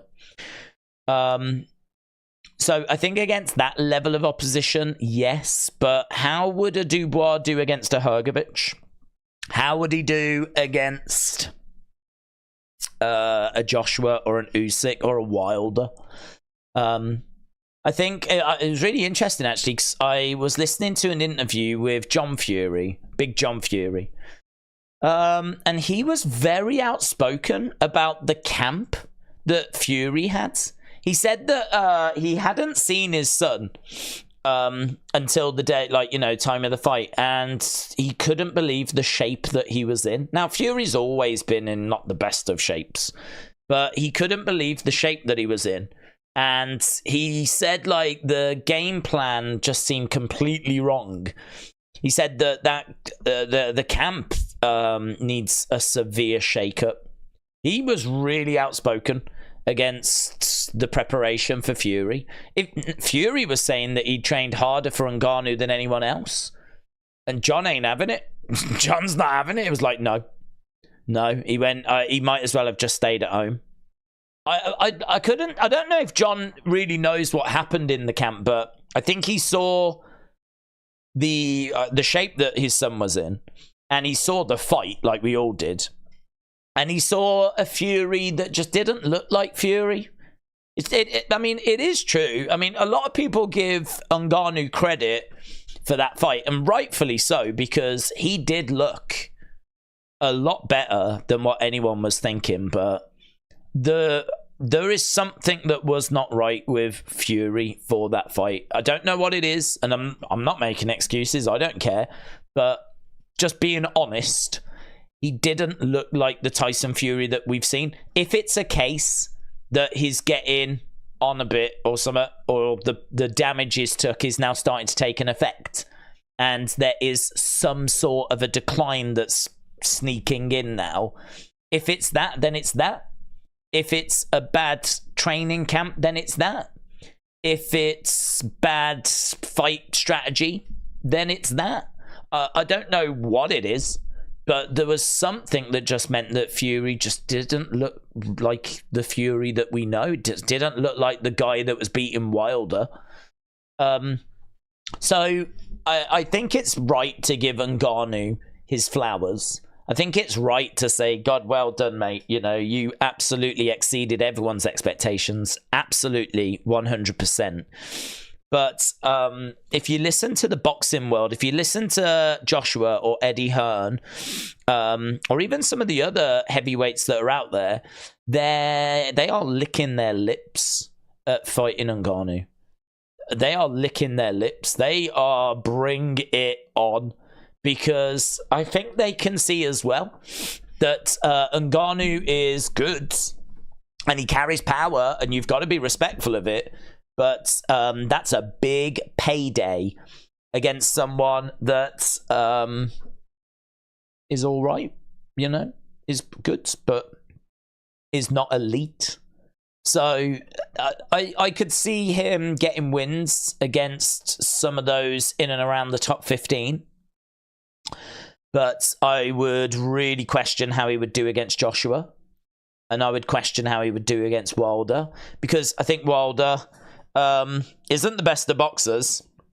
But we know he's got like that big right hand. I think that it would be an amazing fight to see. It'd be brilliant to see. I think that Ngannou would actually take that right hand better than most people. But I don't think he would be able to repeatedly keep taking it. And the problem is, I don't think he's good enough to prevent it from landing quite a few times.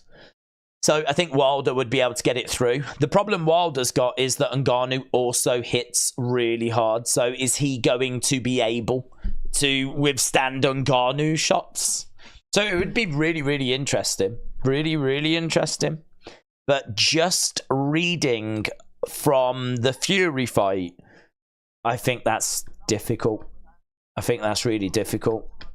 Because I think as much as you give praise to Ngannou, I think you have to question the condition that Fury was in. So it makes it hard to read exactly where Ngannou is.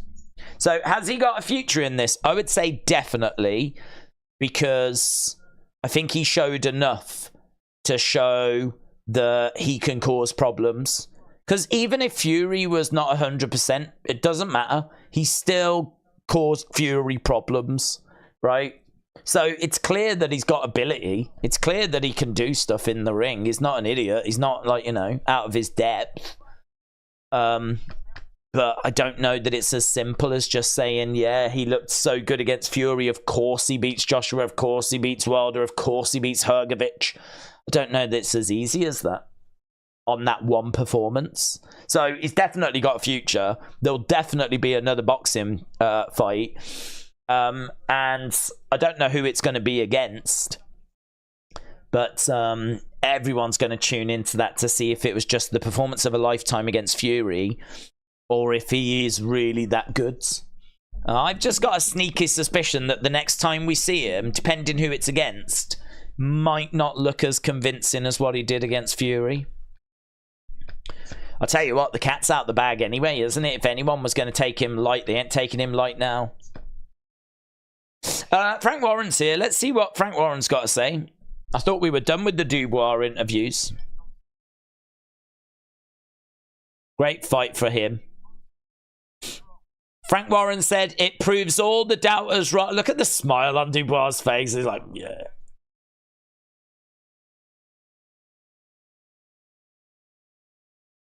He's done the business. Hats off to him. He's got the job done. Look at that arena, man. It's so empty.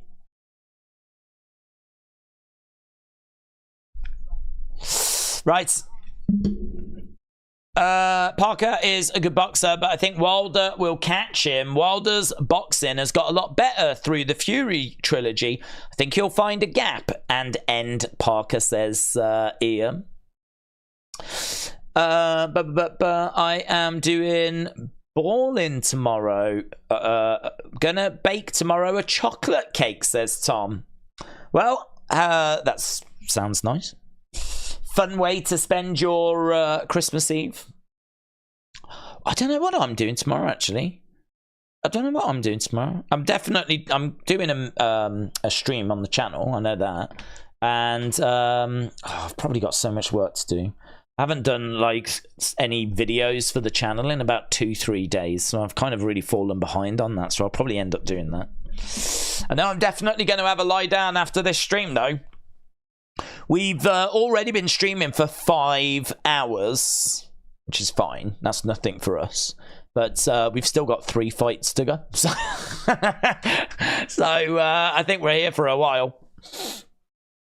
So, yeah, looking forward to the next couple of days. Should be nice and chilled. Nice and chilled. How Christmas should be. But get over it, said Nikhil. They're giving the fight too much after fight screen time. They are dragging their heels a little bit, aren't they? Dragging their heels a little bit. I think Dubois is someone that we're quite excited about here in the UK. He is 26. He is someone that could go on to be a world champion. And really, this is such a great time for British boxing because obviously having so many people around like Fury, Joshua, Joe Joyce, Dubois, like there's quite a few people like in that heavyweight division. Obviously, you know, we had others as well that have kind of come and gone, Dillian White, Chisora, whatever. But yeah, like this is a good time for British boxing. And so I think there's quite a bit of excitement around Dubois. So that's probably why they're so focused on him. This is going to be our next fight then. This is going to be Bivol against Arthur. I don't know that we're going to this just yet, but this is going to be a bit of a flat one, to be honest. Bivol, I think, is going to dominate this. Bivol is the better boxer. I'd like to see him get a finish, to be honest. I'd like to see him get a finish. I don't know that he'll get a finish, but I'd like to see him get a finish. He is 21 wins, 11 knockouts. This is his first fight in 13 months. He's an elite world champion. He's got a great jab, measures range really well, very aggressive. We were talking about his lead hand and just how good that lead hand is. Sticks it out there, sticks it in people's faces, really gives them something to think about, and then bang, can either like throw that as a jab or follow up with a really big shot behind it. He's got a nice high guard as well. He's got really good on the back foot. There's just so much to like about him. Good feints. Can really read his opponents well. Use that data, set traps.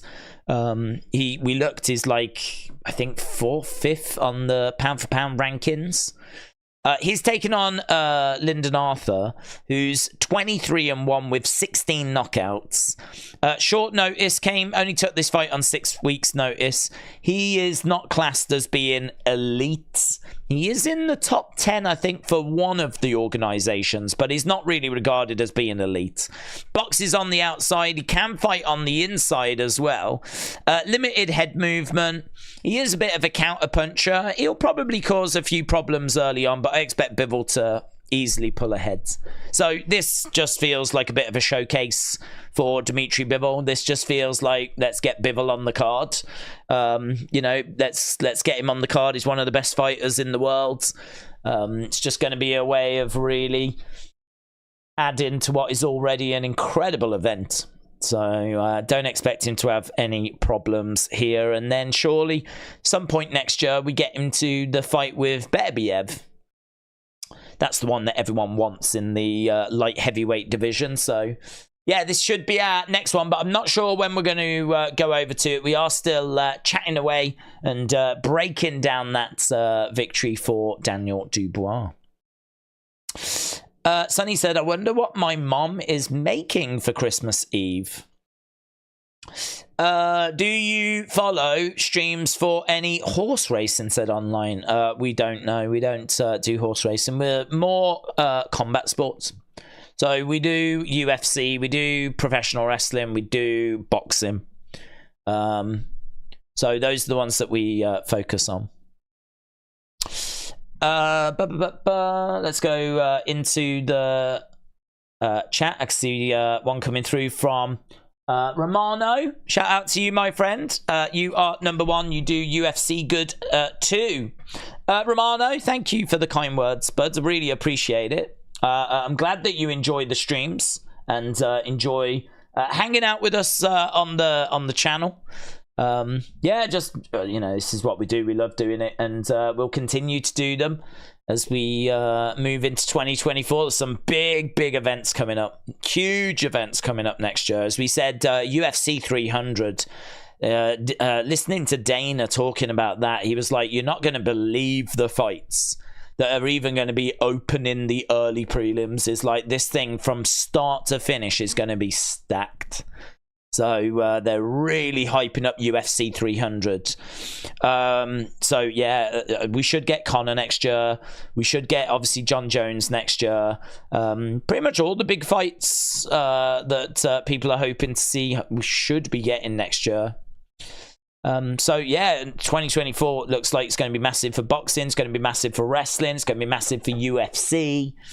And we're going to try and cover as much of it as we can. So Romano, shout out to you, my friend. Really appreciate the kind words, and I hope you have a happy holidays. Jobson said, I can see this fight going the distance. Bivol by decision. Patrick said, I'm going to go Bivol winning by stoppage, rounds 9-12.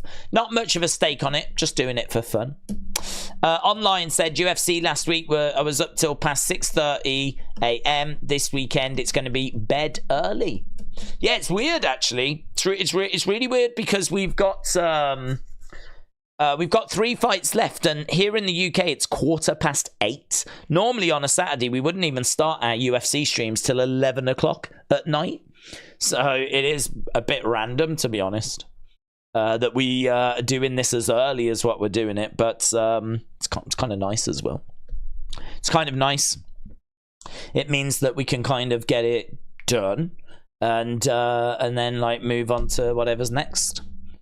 So yeah, I kind of like this. There's a bit of a treat getting it done a bit earlier, and then that means that got the rest of the night to do whatever.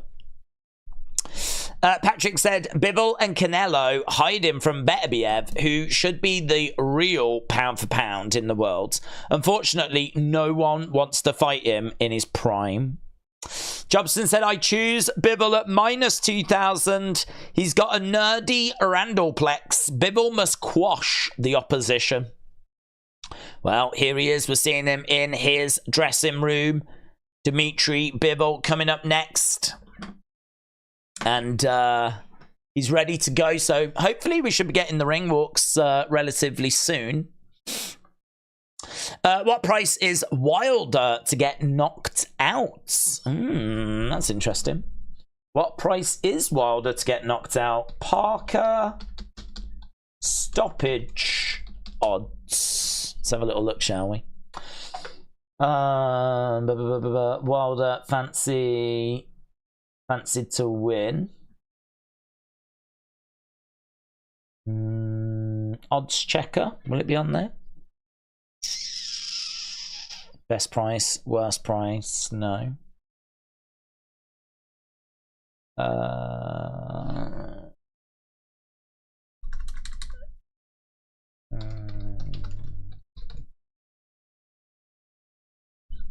haven't seen that, to be honest. I've got the odds for who wins, but I don't have the odds for stoppages or anything, but should be able to get this.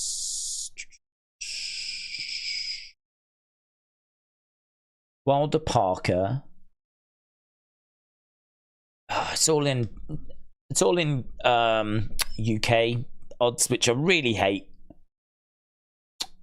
Round betting, so Parker to win in rounds 1 to 6 are 100 to 1.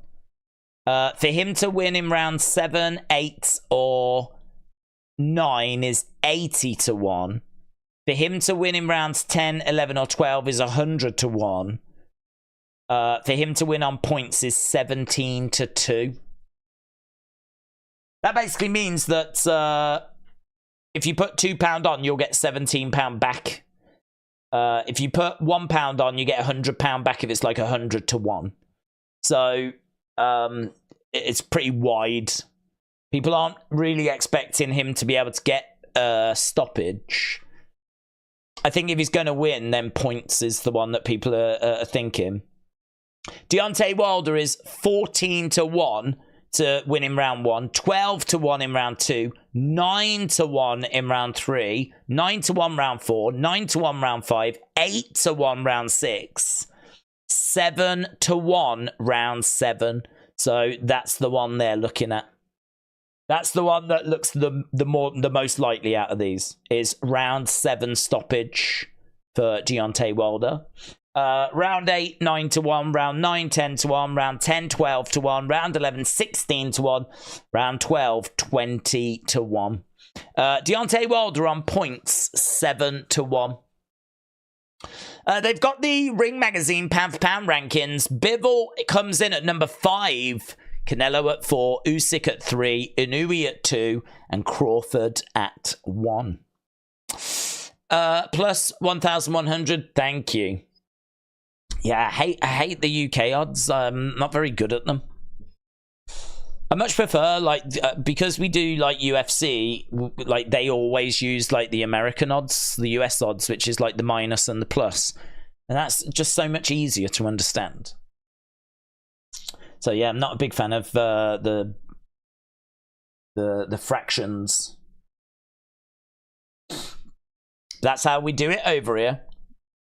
We're seeing, is that Connor? Is Connor there? I didn't know Connor was there. I can see a Ronaldo. But I think Conor McGregor might have been there as well, you know. Which I didn't spot before. The card reminds me of like a WWF Saturday mornings in the 80s. The Ultimate Warrior against some guy called Cliff Green. I love Cliff Green. Legend. Hall of Fame. A guy dressed in just Speedos and shoes, fist pumps. Let's go. Do you know what? The early fights were a bit like that, but Makhmudev against Kabiel, we got an upset. Makhmudev lost. Sanchez against Farr took a little bit of a while to get going, but Sanchez got the win in the end. But that last fight, that was a real fight, man. Daniel Dubois against Miller, I mean, he stopped him round 10 with like seconds to go, and it was only a 10-round fight. So he stopped him with just seconds to go. So that last fight was definitely a close one, but you're not wrong. I mean, Hrgovic winning, I mean, that was an embarrassment. That was like within a minute. And Jaya Pataya, he also won with a first round stoppage right at the end of the round. So a couple of first round finishes. But that last fight was a proper scrap. I don't know what we're going to get here. I mean, Arthur he's got a bit of something about him. He is in the rankings for one of them. We looked earlier. I'm sure he was. Is he in the rankings? I'm sure we saw him in the rankings for one. No, maybe he isn't. Oh, maybe he isn't. I thought we had looked earlier and he was in the rankings for one of the organizations, but I can't see him. So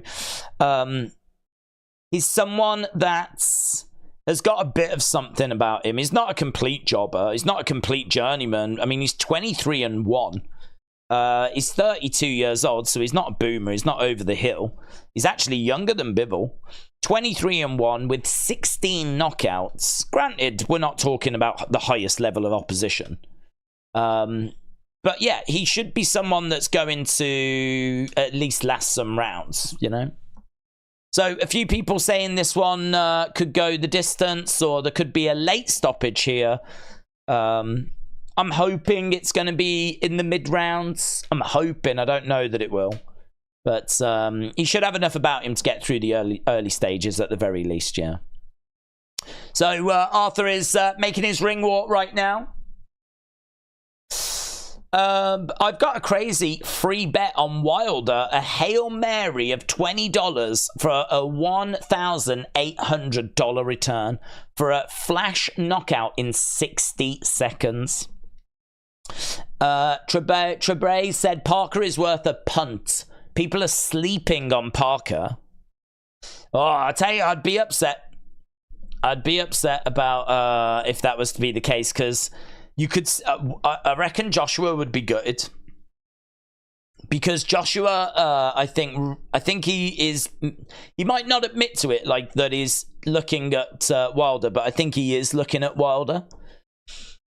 He said like that he's fully focused on Otto Wallin, but I think he is also looking at Wilder. And could you imagine if he does his side of the bargain, and then Wilder ends up losing? Like, what does that do for their fight next year? Because that's clearly where we're heading. That's clearly the plan. The plan is to build towards Joshua against Wilder. So can you imagine if we don't get that? And it's not Joshua's fault. Young Donation said, hello from South Africa. Happy holidays. Happy holidays, my friend. Are you ready for Christmas? To me, Christmas is a random day. There's nothing special about it. Oh, is that true? What do you celebrate then? Have you got like a special day that you celebrate? That's interesting. Christmas is such a big thing that it's hard to imagine it not being a big thing everywhere, you know, which sounds really stupid because, of course, there's lots of different religions in the world. But I don't know, it's just been so synonymous with my life that it's hard to imagine it not being a thing. I mean, it's not really a thing for me this year, to be honest, because I'm not doing anything, and the family aren't coming round, and I don't even think we're doing presents and all that kind of stuff. We're not really doing anything on the 25th, but we will do something more on the 27th, because that's when everyone's coming round. So yeah, it's a bit weird to think that it's not something that everyone's partaking in. I know there's a lot of other faiths that obviously don't have religious connections to Christmas that still celebrate Christmas, if this makes sense. Like, they celebrate the day of just having a good time. They don't celebrate the meaning behind it. They just celebrate, like, you know, everyone else is celebrating, we're going to celebrate as well. But they don't really do it for a religious purpose. But I saw a really interesting video where, like, different faiths were saying that they will also, like, you know, have something nice to eat on that day, and maybe, like, buy a gift. Nothing much, but just buy a little something, because they don't want to miss out on, like, you know, just having a good day and having a nice time. Which makes sense, doesn't it, when you think about it? Right. John said, here is my take. World War I, World War II are like one continuous war. Thanksgiving all the way to New Year is like one continuous holiday. Well, we don't celebrate Thanksgiving in this country, but I know, isn't it about like November time-ish? So if that is just one continuous long holiday for you, I ain't gonna argue, buds. Yeah, look at that. It is Connor. Connor sat next to Cristiano Ronaldo. I wonder if that's awkward. You know, if you're Ronaldo, you've got Conor McGregor sat here, and you've got the Saudi royal prince sat there. Like, I wonder if that's awkward. I reckon it'd be cool. There's Bivol. George said, Christmas is cool, but I think Easter is my favourite. As a Catholic, I look forward to Lent and Easter every time I see it on the liturgical calendar. Liturgical calendar. That's new to me, that one, but... Well, not Easter, but the liturgical calendar. I've never heard of it. That's good. I'm glad you enjoy Easter.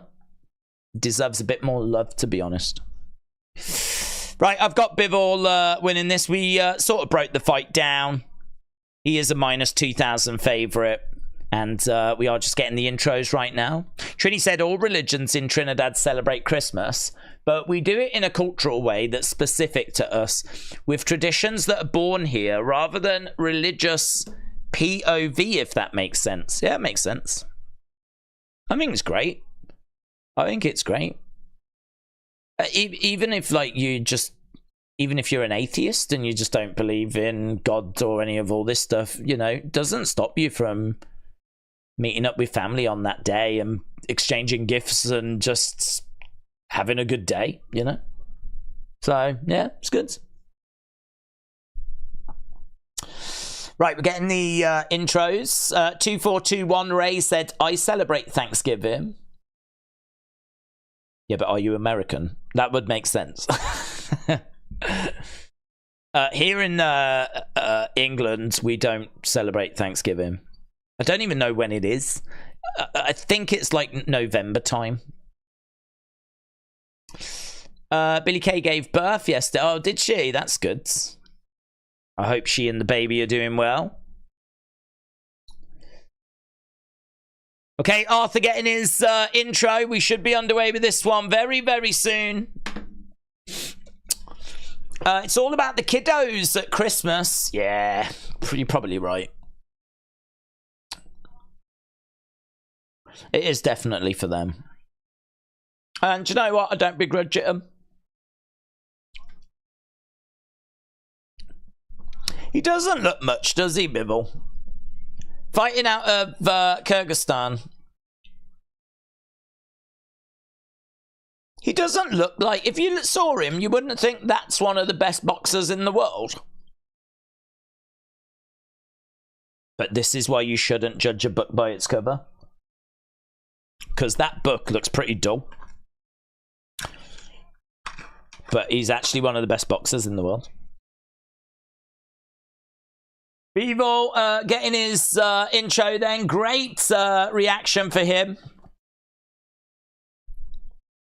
Right, here we go then.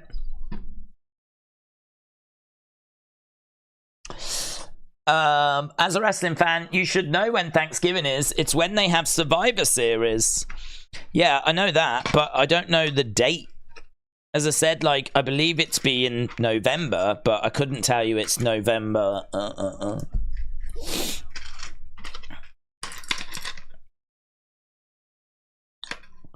Okay, here we go. Jab coming in by Arthur straight away.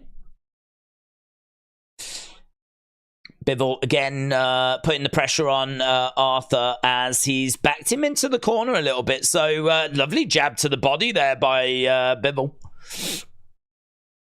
Jab coming back there by Arthur. It's lovely to watch one of the best in the world and just see about how he goes about his work, you know. He's on the front foot straight away. I mean, straight away he's got Arthur like getting backed into corners. A couple of jabs coming in. Can you see how he like constantly puts out that lead hand? So that left hand has already kind of helped steer Arthur back against the ropes. Arthur coming in with a couple of shots and Bivol keeping his hands up. Jab coming in there by Bivol again. Lovely jab. Tell you what, though, Arthur's got a lovely little snap to his shots as well. And actually, I think he's a little bit bigger than Bivol. Oh, hook shot just misses there by Bivol and they clinch up. So, referee coming in, separating both fighters. Bivol back into the center. And again, he's just edging forward. And Arthur goes back very easily. Lovely jab coming in and they clinch up. Little body shot coming in there. Referee separating both guys. Bivol again back into the middle. Edging forward again as Arthur goes back to the corner. Jab coming in there by Arthur. 1-2 straight down the middle into a clinch. And they clinch up. Again, break apart. Bivol again having a little look. There's nothing clean. There hasn't been anything clean for a while. Both of these are so fast and they hit with such force. Bivol again edging forward, just taking these little steps forwards. And he's got Arthur getting backed up into the corner. Couple of jabs coming in there by Arthur, but they fall short. Oh, lovely work. Lovely work. So, Arthur just fell short with his jab there, and it just allowed an opening for Bivol. Bivol with a jab of his own. He's got Bivol up against the side of the ropes as Bivol continues to move forwards. Yeah, lovely. Lovely. He's just, Arthur keeps missing with his shots, and then Bivol comes in with jabs and hook shots, and he's managing to land his. So, a couple of shots getting through by Arthur at the end of the round, but I think that's a Bivol round for me. Come on, Bivol, said Legend Killer. He is dominating where the fight is being fought. He is being fairly evasive, but getting caught with a couple of things. I don't think there's anything there for him to necessarily worry about. And, yeah, not a bad first round. Bivol is slick. Beviev love these stylists and bring them to the danger zone. Let's go, Bivol. Accept that's Beviev invitation, says Patrick. Brony said, apparently Samantha Irving can't do the unique Chelsea Green intro due to a decision that came from a higher up. Whoever that is needs to be fired. I'm joking, but I miss it, says Brony. Right, we are back underway with round number 2. Bivol jabbing to the body there as Arthur responds back with a jab of his own. Another jab by Bivol as Arthur trying to stand his ground a little bit more here. But again, he does still eventually find himself up against the ropes. Bivol, high guards, jab coming in by Arthur. Bivol, lovely. Straight down the middle. Got through with that. Doubling up with the jab. Doubled up with the jab and then through the right hand behind. He goes to the body. Yeah, very good. Hook shot misses, though, by Bivol. Jab straight down the middle. So fast. Arthur backing up against the ropes. He's just constantly getting pressured back. I mean, Bivol's got to make this count for him and work for him. The fact that he's able to cut the ring off, that's got to be something he can use to his advantage. He hasn't made Arthur really pay yet, but now he is. Now he is. He's got him up against the ropes. He's landing some of them big hook shots. Jab coming in there by Bivol. Yeah. Lovely couple of jabs. Setting up a couple of hooks. And Arthur eating some shots there. Again, Bivol not being overcommittal. Jab coming in there by Bivol. Hook shot just missed with that one. Couple of quick shots though. Jab to the body. Jab coming back there by Arthur. Arthur going upstairs with that jab. As Bivol keeping a high guard.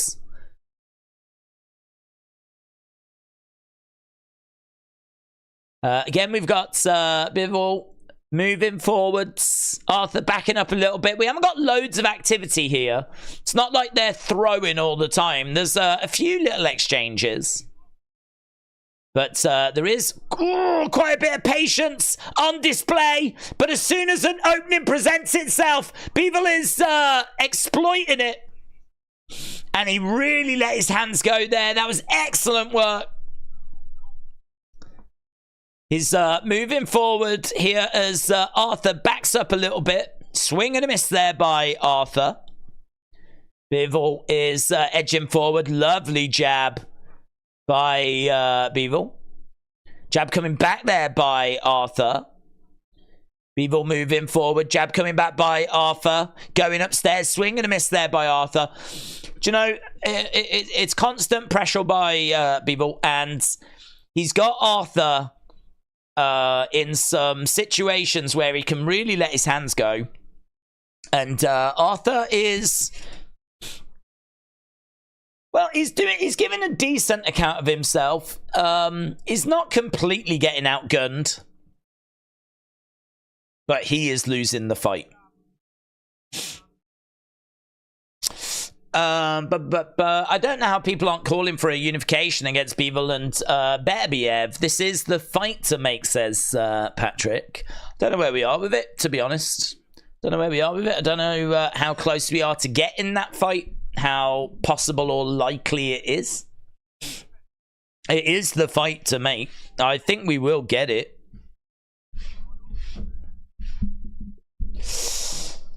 We already know that Bivol's going to win. There's no point, said Sky7CM Punk.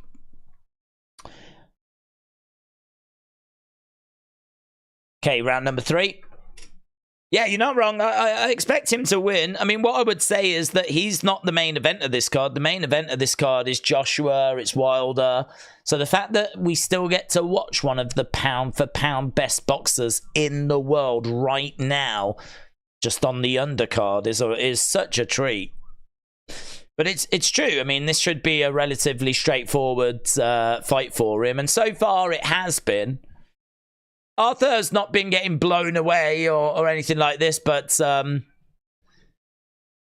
Bivol's definitely grown into the fight. Again, a couple of shots coming in. A great volume coming out of Bivol now. Seeing much better output. Really fast hands. Jab coming in there by Arthur. Another jab coming in by Arthur as well. Bivol moving forward. Arthur is the bigger fighter. But he just cannot stop this relentless onslaught here by Bivol. Bivol just unloading on Arthur. He's got him up against the ropes. A smile on the face of Arthur as Bivol goes to the body, goes upstairs. I tell you what, Arthur desperately trying to block what he can. And I think he blocked a fair amount of that, actually. It felt like Arthur was doing some Matrix work there because I think he was able to block a fair bit of it. But there was definitely stuff still getting through. It was such a onslaught. Great volume. Arthur in the center then as Bivol circles round. Oh, jab coming in there by Arthur. That looked really good. That looked really good. Another jab coming in. He's trying to edge forward. Shot coming there by Bivol. Bivol trying to get a bit of bounce. He's got Arthur back in the corner again here. I want to see him punish Arthur here. He was seemingly setting up for something pretty big there. Felt like he was trying to set him up for something really big. Couldn't find it. Jab coming in there by Bivol. Standing his ground in the center. As jab coming in there by Arthur. Bivol. Hiding behind the guard. Nice head movement. Trying to get off the center line. Takes a couple of steps backwards. Jab there by Arthur. Falls short. As Bivol goes to the body. Jab misses by Arthur. Again, just falls short as Bivol moves forwards. And I think we're towards the end of this round. I think the venue hopefully should be filling up a bit more now. Can't really see the sides, but certainly all around the ringside area, it certainly looks a bit busier than it has been. So that was round number 3. Every round is a Bivol round.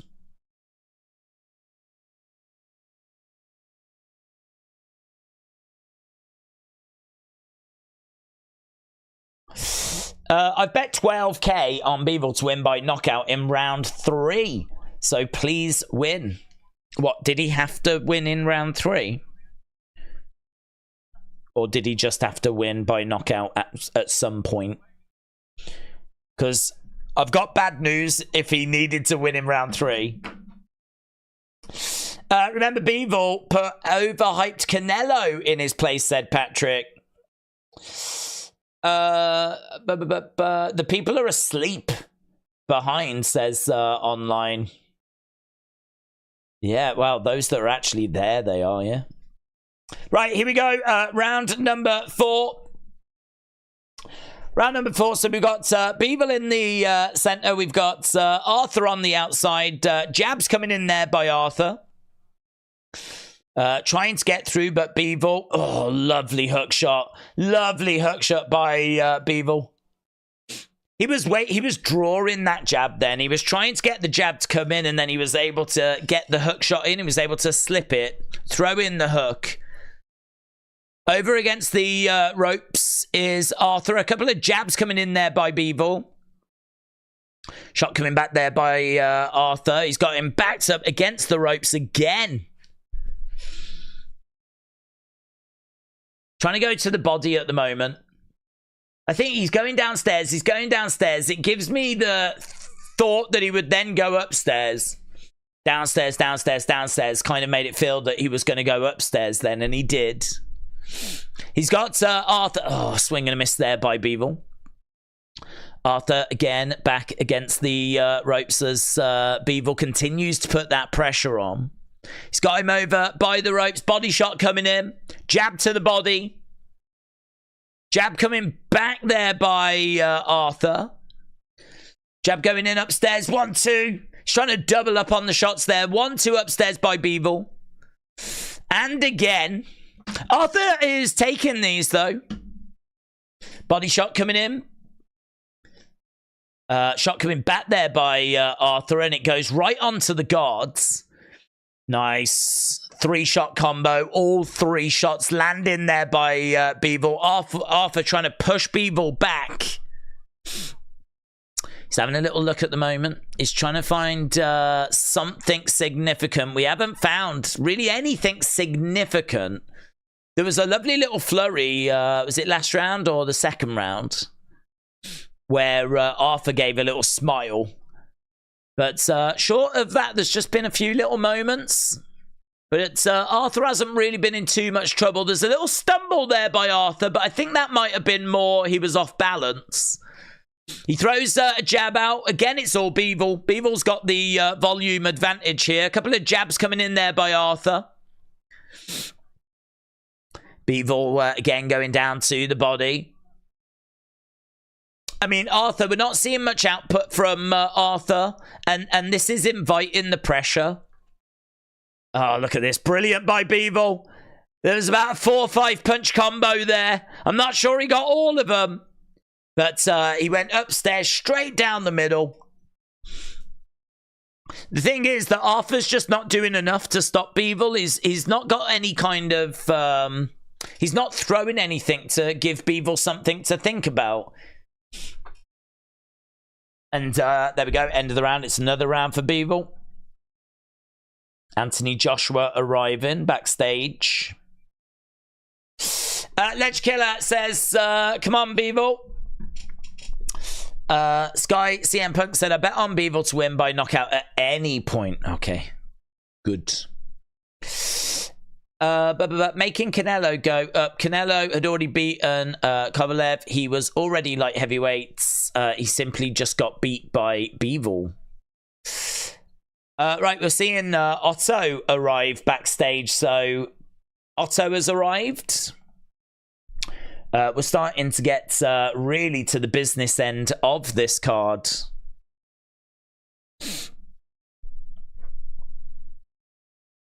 Okay, here we go then. Round number 5. Bivol is, I think, won every round so far. It's been pretty straightforward work for him. After this, our very next fight is going to be Deontay Wilder against Joseph Parker. We got Wilder Parker after this. And then after that is the Joshua fight. I mean, right now it's 10-9 in the UK. I don't know how we're going to wait until like 11:30, like was being like reported. I think I saw ring walks for Joshua being about 10:30, 11:15.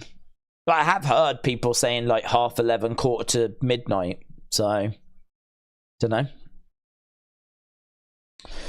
This one can go 12 rounds. We're starting to get to the point now already where Arthur might need to get a knockout to try and find the victory here, because I think he's lost the 4 rounds. He's losing this round as well. He's back in a corner. It's more of the same. We're not seeing much output from Arthur. We're seeing just lots of work by Bivol. He's got Arthur back against the ropes. These two jabbing away at the moment. Bivol edging forward. High guard. Jab coming in straight down the middle. Another jab there by Bivol. 1, 2. Arthur just doesn't have the output. He doesn't have the volume. For every jab that he throws, he absorbs about 4 or 5 shots. Bivol again. Bouncing around, trying to edge forward. He's having a little look as jab comes in there by Arthur.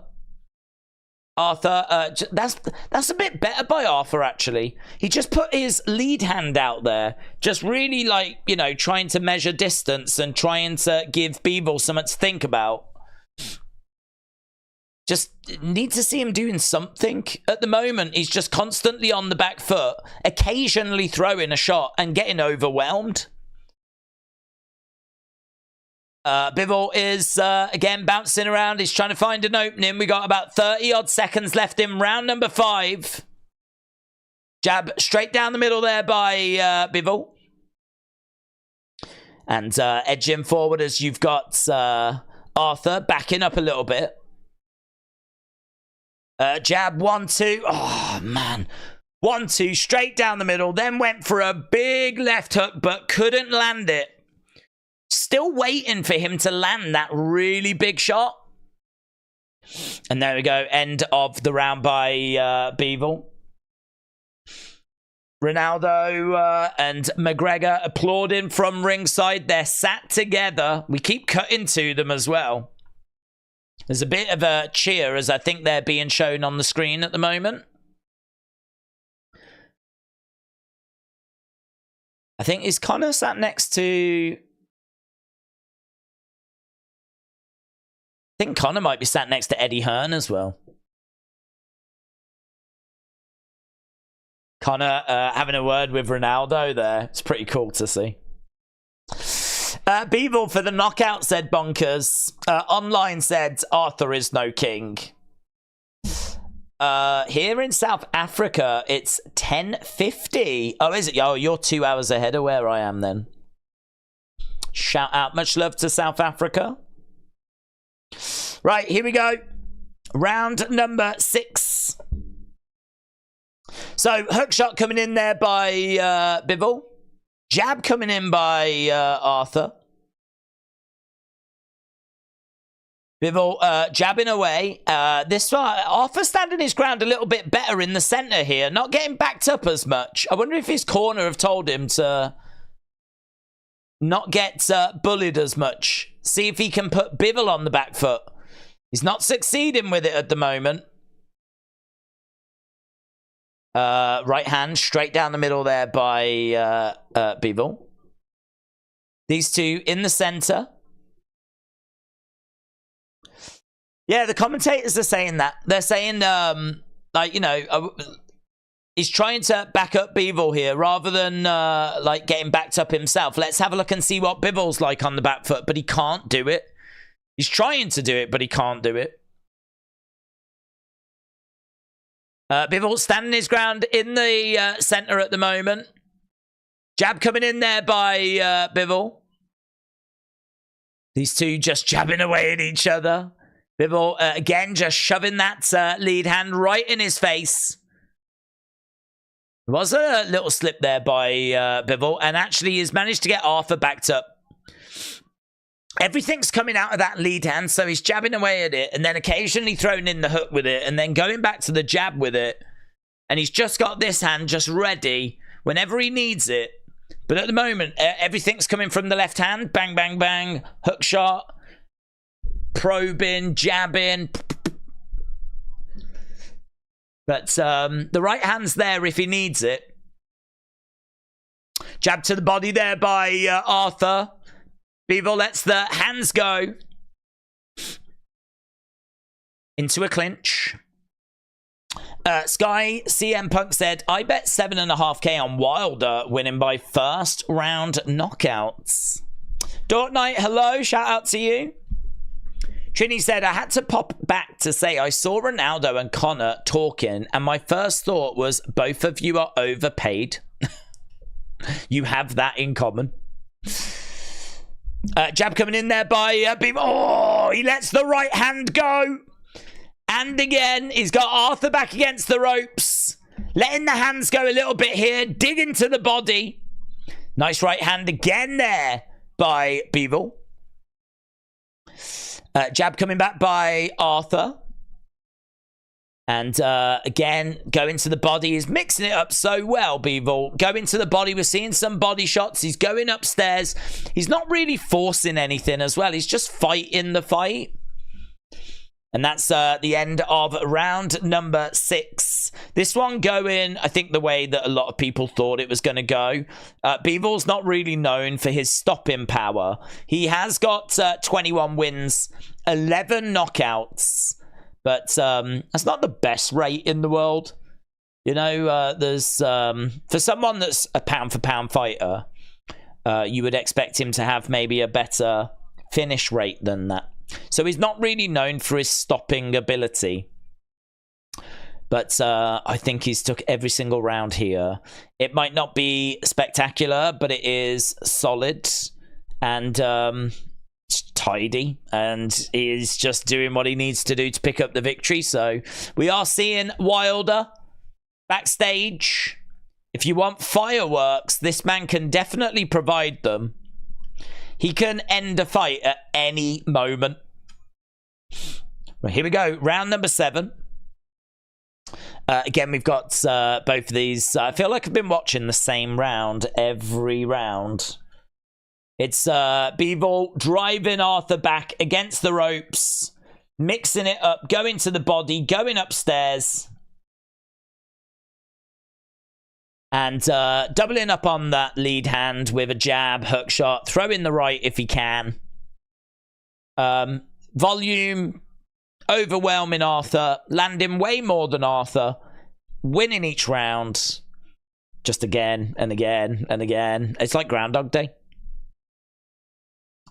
Again, going upstairs, just jabbing away, probing away. Bang, bang. Arthur is definitely at the point now where he needs a finish. Unless he's going to 10-8 every round. How many times did Wilder knock Fury down over 3 fights? Parker is strong, but can he survive getting murked? Said online. Hook shot. Again, look at the work that lead hand's doing. Jab, jab, hook shot, all coming from that one hand. And then the right hand going to the body. He's getting some real success here. Bivol. Hook shot coming in. He's got Arthur up against the ropes. Smashing him with some big shots. But Arthur's taking all of these. He is starting to let his hands go. He's going to have to find something juicy, though. Referee coming in and separating both fighters. Both fighters go back into the middle of the ring. Jab coming in there by Bivol. Arthur coming back with a jab of his own. These two in the center of the ring at the moment. Bivol bouncing around. Hook shot coming in there by Bivol as Arthur throws in a jab. Little bit of a bounce there by Bivol as he's just trying to find a way of getting a bit of rhythm back into this. The rhythm just went out of it momentarily. Oh, big body shot there by Bivol. That was good. That was really good. He's got Arthur backed up against the ropes. Tries to jab upstairs.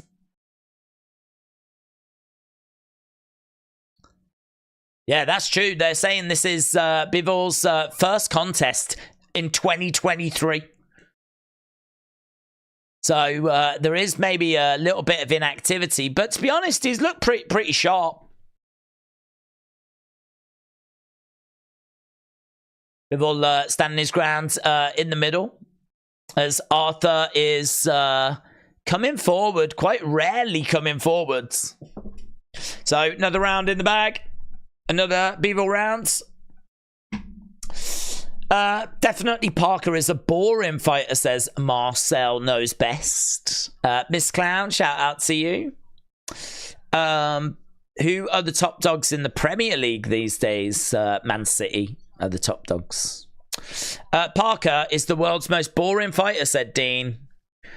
Riot said, I could be side betting banking if I wanted to cheat, but this is 100% a lesson on wife and some nerds. Well, banking dollar before I get it the right way. Great Liverpool fan club called the Chicken and Pickle, said George.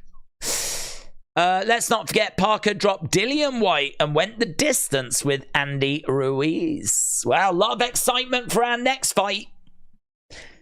Parker against Wilder coming up next. We are in round number 8 here. Jab coming into the body there by Bivol. I would very much like Bivol to get a stoppage now. I think we've seen what Bivol's all around about in this fight.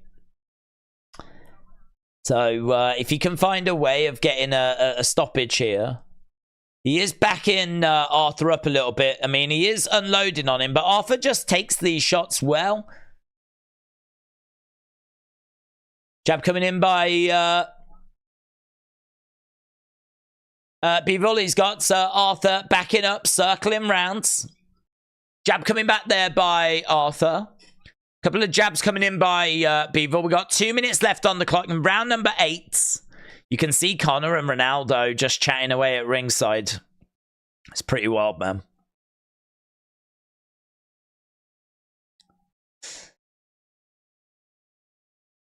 Oh, hook shot coming in there by Bivol. Jab coming in there by Arthur. Arthur standing his ground in the middle a little bit more, not getting backed up as much as he was before. Although, just as I say that, now he goes back against the ropes. Bivol, again, using that lead hand. Oh, lovely combo. Lovely combo by Bivol. He managed to get Arthur back against the ropes. He unloaded a great combo, mixing in some body shots and some headshots. The left to the body, the right going upstairs. Smile on the face of Arthur. He's just been peppered, man. He's really been peppered. Yeah, that was a great body shot there by Bivol. Great body shot. Arthur, though, standing his ground in the middle. I mean, Arthur, I just don't know what he's going to do. I don't know how he's going to stop Bivol. I don't know. Unless he just finds, like, a really serious shot. I tell you what, there's a body shot that just came in there that seemed to bother Bivol, you know. That was interesting. Arthur just flicked out a body shot. Didn't seem much to it. And Bivol just backed up and sort of went, oh.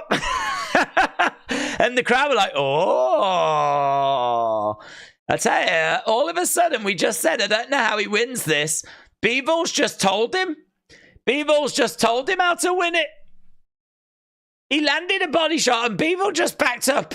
Kind of covered up his body and was like, oh. That was really interesting. That was really interesting. If I'm Arthur, there's a massive target on that body right now. Huge target on that body. Because he just landed something that definitely hurt Bivol. Definitely hurt Bivol. Yeah, the commentator just said, I'd love to know what went through his mind in that moment. He did. He took a... We're going to have a look at a replay here, I think. So, this is the flurry of shots that he unloaded on Arthur. Is this the... No, I don't think that's the moment.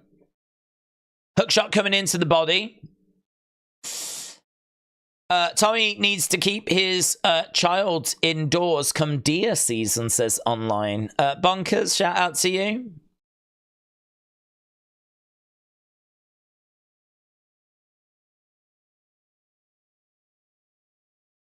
They haven't got the replay, unfortunately.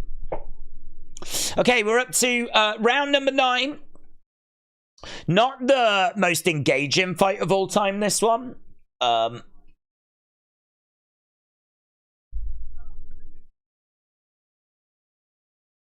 Yeah, they said that we should have been shown that body shot. It's probably Arthur's best moment in this fight, and it wasn't part of the highlight package for that round, which is a real shame. If you are just joining us, Bivol is dominating this, but there was just a little moment in that last round where Arthur landed a body shot and Bivol was not a happy bunny. Bivol is absolutely unloading on Arthur. Got him backed up against the ropes again, going to the body. Coming up next, we have got Deontay Wilder. He's going to be in action, taking on Joseph Parker. Our co-main event of the evening. 2 fights to go after this. The Wilder fight, the Joshua fight, the business end of this card. And Bivol, he is on the pound-for-pound rankings. He has been solid tonight. More than solid. But can he find that stoppage? Again, going to the body. Is comfortably ahead in this fight. Maybe every single round. In fact, definitely every round. I can't think of any round that you would give Arthur. Are you watching this on Box Office? Said Wrestling God. I am, yeah. I'm watching it on Box Office, but... we've got Arthur on the back foot as Bivol is going upstairs. Arthur trying to block the shots. Jab coming in there by Bivol. Hook shot coming in. Uppercut coming in there by Bivol. Just doesn't seem to be able to either find the button. And he certainly doesn't seem to have the power to put Arthur away. Jab coming in there by Arthur. Yeah, Bivol backing up a little bit here. As Arthur is moving forward a little bit. Arthur just putting a little bit of pressure on right now. Got about 30 seconds left to go in this round. Into a clinch. I don't know if Bivol's getting a little tired. Don't think so. He seems to be all right. But Arthur having a little look. Jab coming in there by Arthur. Bivol moving forwards. He's putting a bit of pressure on Arthur again, but that's going to see out the round. Mohammed said, not with disrespect, but I think Bivol won't last 12 rounds with Beterbiev. Yeah, I've got to agree. I think Beterbiev would be the favourite for me as well in that fight. I'm watching on DAZN, said A. Jobson. Marcel said Wilder needs to improve on his boxing skills if he's going to land. Well, this fight is going into round 10. It can go up to 12 rounds. We should be done with this fight relatively soon, but it is feeling like we're going to go the distance here. I don't think they'll make us wait too long till we get to the next one. I don't think we'll be waiting too long. My boy Parker is doing it for New Zealand, said way too lovely. Okay, round number 10 about to get started here. It's literally just a case now of can someone find a finish or Bivol wins by decision. So what can Arthur do? Can he do anything here to salvage this situation? I don't think so. Couple of jabs coming in there by Bivol again. Arthur, though, not getting backed up. Bivol trying to back him up. And he has shifted him back a little bit. But Arthur then comes forward. We're still in the middle of the ring. Jab coming in there by Bivol. Bivol has landed 76 shots compared to Arthur's 35. It's not great, actually. Bivol only got a 27% accuracy. That's really low. That's low. He's thrown 270-odd shots. Again, a couple of jabs coming in. Arthur, his head getting snapped back a little bit. Arthur in retreat mode as Bivol continues to put this pressure on. Oof. Arthur trying to go to the body there with a big hook shot. Jab coming back there by Bivol. Arthur having a little look. Arthur knows that he's got to land something significant.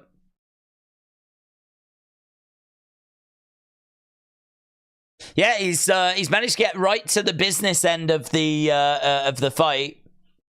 I think that's disappointing if you're Bivol, though, to be honest, because it doesn't say much for your power, does it? It doesn't say much for your ability to put fighters away. He's backing up a little bit here, Arthur, as Bivol continues to move forwards. Hookshot misses. Jab coming in there by Bivol. Oh, this is nice. I like that from Bivol. I like that. He's exploded into range. He's exploded in, and he's got Arthur up against the ropes right now. Absolutely unloaded, and he got his left arm there. He used it as a way of just keeping Arthur's head where he wanted it, and then came in with the right. So he landed some big blows, but couldn't put Arthur away. He still cannot put Arthur away. These two in the middle right now. Arthur is the one that's moving forward. There's only 20 seconds left in the round. Young Donation said, I think Bivol is unfit coming on in this fight, but as long as he wins the rounds, I'm okay with that.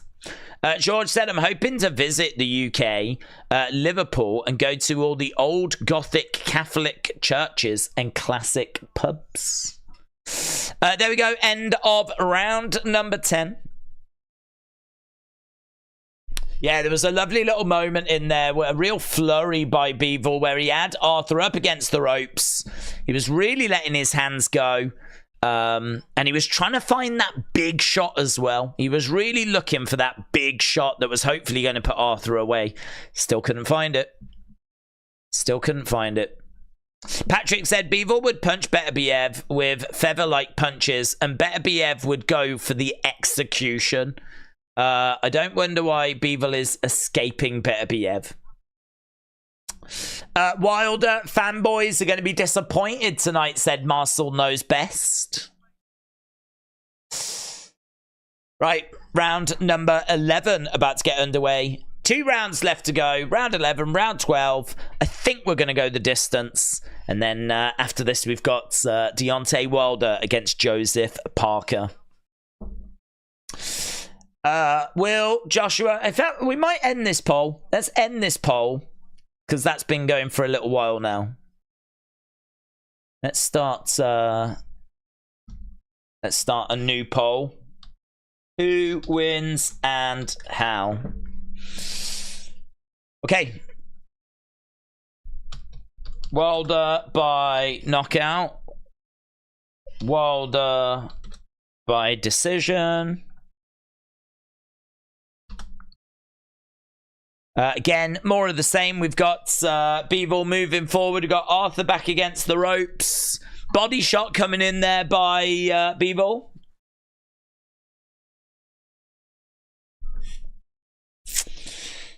So we've got a poll. Who's going to win and how? Jab coming in there by Bivol. Have we got the stats as well? We could maybe call those up for Wilder and Parker. Few numbers. Bit small. But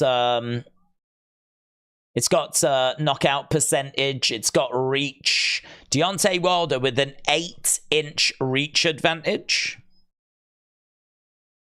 Body shot coming in there by Arthur. Little hook to the body. Yeah, Arthur on the front foot now. We haven't been seeing this. Arthur is the one that's moving forward. He's driving Bivol back a little bit. There was a hook to the body there by Arthur. We know that the body is seemingly susceptible. He landed a beautiful body shot. And it was great. Really seemed to cause Bivol some problems. But that was really the only thing he's been able to do in this fight, Arthur. We got less than a minute to go. Jabs coming in by Bivol. Straight down the middle. Arthur, his moment has ended now. Now we're seeing him on the back foot, backing up a little bit. Yeah, he is always throwing something. He's always doing something. He has worked so hard. I mean, considering how inactive he's been, his work rate has been very impressive, Bivol. Very impressive. And Arthur throwing out some shots back in response. There's a couple of jabs coming in by Arthur, but Bivol. Oh, man. Big shots coming in by Bivol. Some really good stuff. He's got Arthur up against the ropes. Look at the flurry of shots. Arthur goes down. Wow. That was insane, man. He had to go like crazy. He's managed to get back up to his feet on the count of 8. But Bivol was just absolutely going crazy. He was going ham. He really wanted to find that finish. He really wanted to find that finish. He didn't know. Arthur survives. And we're going to our next round. Round number 12. Our final round. Look at this. I don't know how many shots this combo was. 1, 2, 3...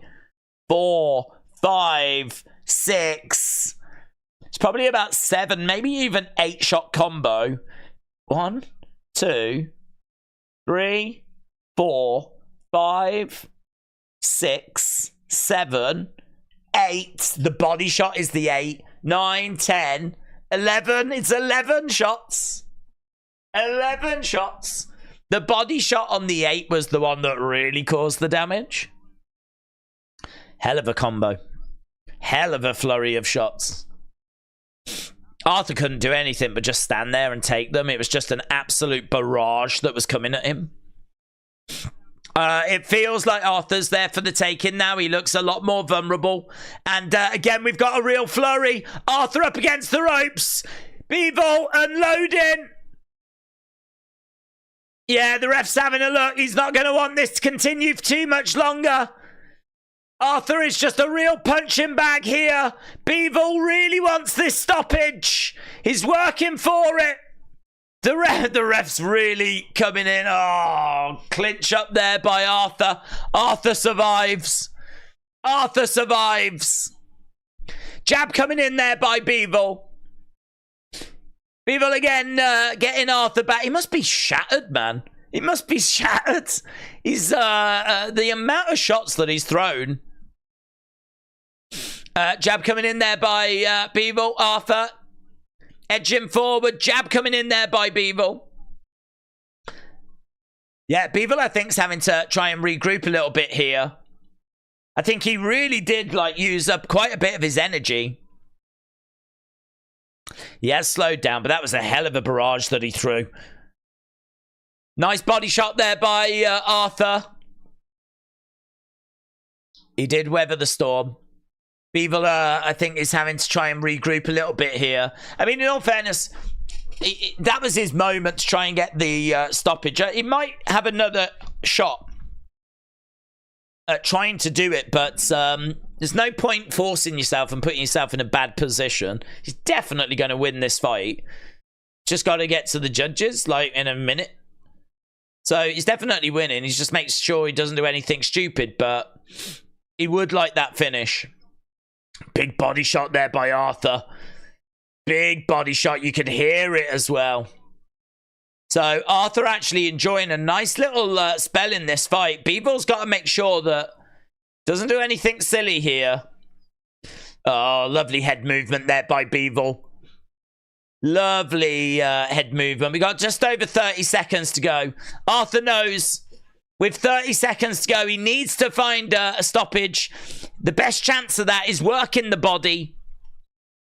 But he's over by the ropes. Bivol's unloading again. We thought there'd be one more opportunity for him to let the hands go. It's exactly what he's doing. With 15 seconds left in the fight. Arthur, though, responds with a big shot back. These two in the center, jabbing away. It's been the best round, actually. And there we go. End of the round. End of the fight. We go the distance. And that's going to be an easy win for Bivol. But, yeah, that was not a bad final round. That was quite a fun final round. Bivol, low accuracy. I needed the stoppage, said Patrick. Didn't get it, bud. Didn't get it. He tried. He definitely tried.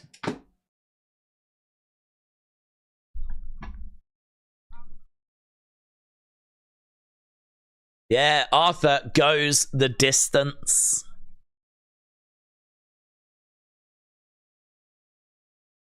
Oh, man. They're just showing a replay of this this storm early on. I mean, the referee was right. Even the referee at times was like, do I stop it? Do I stop it? Yeah, amazing. Amazing. Close. Almost got a miracle bet in, said Patrick. Can't wait to see the bronze bomber in action, said Jim. Bivol impresses, says Craig. Yeah, good. Make sure you're getting your votes in as well, because our next fight is going to be Deontay Wilder against Parker, our co-main event.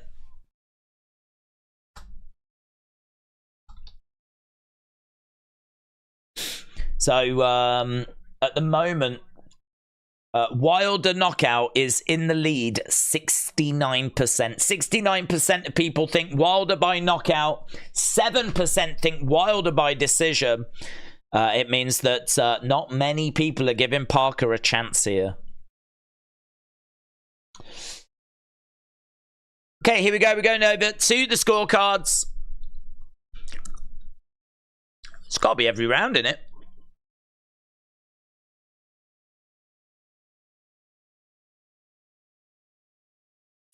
All three.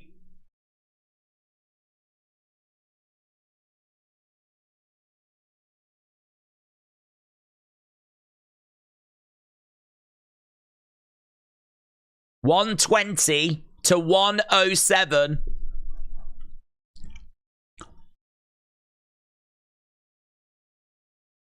Well, there we go. So Bivol gets it.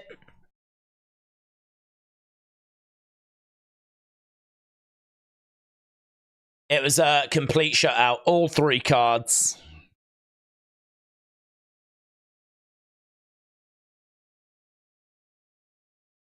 There we go. The referee was a step away from stopping it. Ban that referee. He cost me money, said Patrick. Jesus Christ. Shout out to you. Ledger Killer said, what a fight for Bivol. Shocking that Bivol couldn't finish that, said Cruiser. Yeah, maybe. I think that the inactivity may have been a little bit of a problem in that regard. I think he will be disappointed that he didn't get the stoppage. Obviously, he's going to be more pleased that he was able to secure the win at all. Like, you know, there wasn't an upset or anything there. He was a heavy favourite to pick up the victory. But yeah, I think that probably is a bit disappointing. Right, I think we're about to talk with Bivol, and Eddie Hearn is in there with him as well.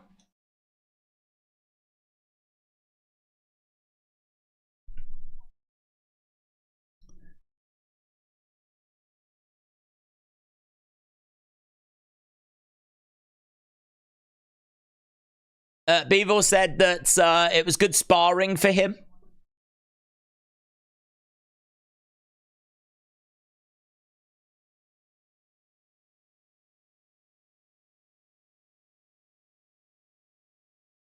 Bivol said that he wants the winner of Baby Evans Smith.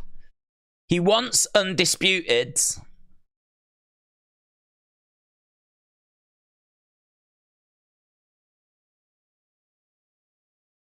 So he wants the winner of Baby Evans Smith.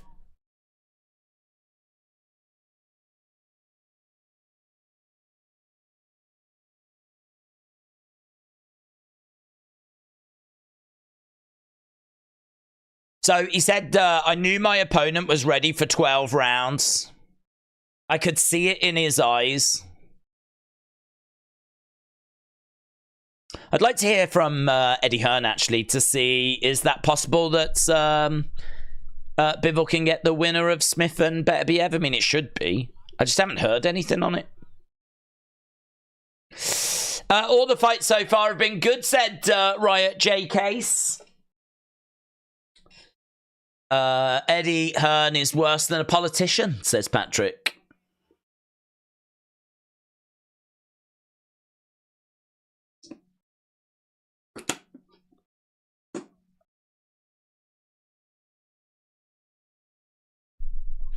Okay. We know you want the other belts.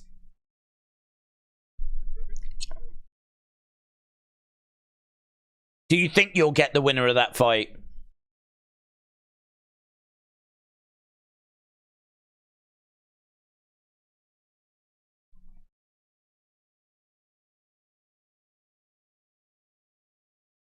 Bivol said, well, the Saudis want to make great fights. The Saudis want this fight.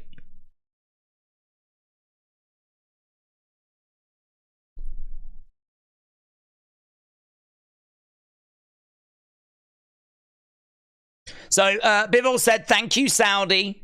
It's great that we've got such great people that want to make these fights. So he's feeling very confident this fight is going to happen. And it probably will.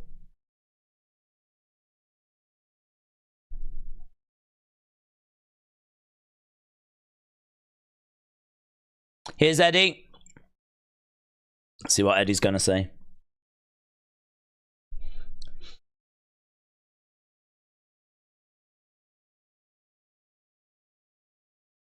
How confident are you that you can get this?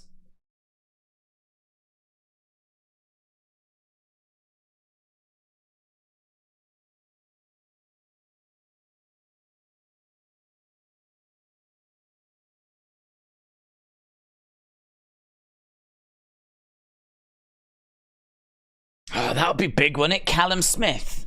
When's that? January 13th. I need to jot that down. Better be up against Callum Smith, with the winner potentially facing Bivol. And Eddie Hearn said that he's pretty confident that they're going to be able to make that fight because, the Saudis want to make the biggest fights. They're having a word with Arthur at the moment, who put in... I mean, look, he hung in there, didn't he? That's probably the best thing you can say. He hung in there. Right, so, yeah, getting your votes. Coming up next, Deontay Wilder against Joseph Parker. I think that last fight was... I don't know, it's a bit weird. It's a weird fight, that one. I mean... It's good in regards to he did what he needed to do, and he tried. There's a few moments in there where he's really unloading and really putting together some really great combos. But I think overall, considering that it was like, 36 minutes of fighting, and then obviously you've got like in between each round, it just felt like I was watching the same round repeatedly again and again and again. Like... It was pretty easy work for Bivol. I don't know that that's going to really have excited the crowd or really that many people watching at home, which is a bit of a shame, but it is what it is. We move on, and this next one should be exciting because Joseph Parker is not the most exciting of fighters, but he's good, he's skilled, he's tidy. And the question is, can he go about his work without getting clipped? Can he go about his work without getting caught? And I genuinely don't know. I've got Wilder winning this next one. But you could easily make a case for Joseph Parker getting the win. He's a former world champion. He's a great fighter.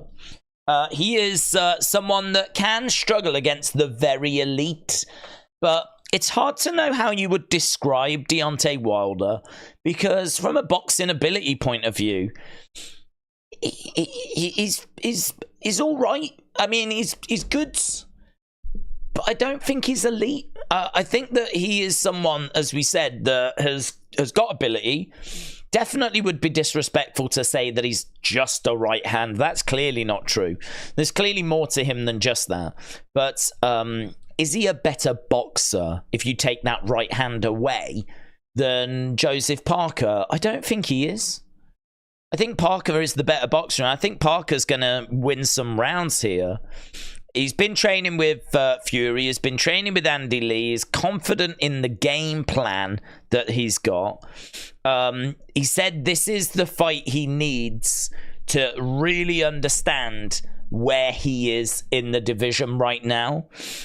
He's got good boxing skills. He is around the top 10 of the heavyweights. He's got really good quick combos. He's someone that you can't be written off. You can't write off Joseph Parker. The thing is that he's got 33 wins and 23 knockouts, which isn't bad, in all fairness. Like, if Wilder can't find that right hand, I think he's in big trouble. If he can't find that right hand, this could be a long day at the office for Deontay Wilder. Wilder, though, is 43 wins, 42 knockouts, former WBC champion. He can be very unorthodox. He's got huge power. He's been very inactive. He's had one round of action in the last 2 years. He said, though, that it makes him feel fresh and exciting. He feels excited about where he is right now. And he knows that he needs to be more active. He may fall behind in the fight. He might be losing rounds, but that right hand can bring him right back to where he needs to be. You know, if that right hand connects and Parker goes down, even if it doesn't knock him out, it's going to 10-8 the round. So that right hand is absolutely huge. He throws it quite low from the body. He does need to stay alert defensively. And he does tire the longer that the fight goes on. Like, you can see him really starting to struggle in those later rounds. So yeah, it's a tricky one, this. I mean, if you look at the odds, he's only 6-1 to win, which I know sounds quite wide, but in the boxing world, it's actually not that wide. So he's minus 600 favourite Deontay Wilder to pick up the victory. If this was UFC, that would be quite wide. In boxing terms, it's not that wide. I mean, Bivol was minus 2,000 favourite, and Hrgovic was minus 4,500 favourite. Even Makhmudov was minus 800 favourite, and he ended up losing. So Makhmudov was minus 800. Deontay Wilder's minus 600, so he's 6-1 favourite. So the odds makers and even the public have got this. They've definitely got Wilder as favourite, but it's probably closer than a lot of people would think. If anyone's thinking he's just going to go in there and just knock him out, I mean, the thing is, he could do that. If he catches him early, he could do that. But it's not really a reflection of where both their skill sets are. So I've got Wilder winning. I think he'll do it. I think he'll find that big shot at some point. But it really wouldn't surprise me if Joseph Parker won some rounds and looked like the better fighter and looked like he was heading to victory, and then it all gets thrown away. Like, we've seen that many times. So I've got Wilder winning, but I totally understand people that have had a little dabble, a little gamble, a little flutter, if you will, on Joseph Parker. Did Bivol win? Bivol did win. He dominated. Cruz said, if you do bet on Parker, I want you to say goodbye to your money. I won that Makhmudov fight bet in Quebec. We knew that Makhmudov was a fraud, said Patrick. James said, I've tweeted you something that's AEW related. Oh. AEW. Right, so we are, I don't know how long we're going to wait for this one. We've got a bit of a video package right now. So we should be going over to this next fight, hopefully quite soon. It's already 9:30 here in the UK. Feel free to put your thoughts in for this next fight and which way you think it's going to go. Do you think it's going to be Parker? Do you think it's going to be Deontay Wilder? If so, how do you think it's going to go? James, shout out to you. Appreciate it.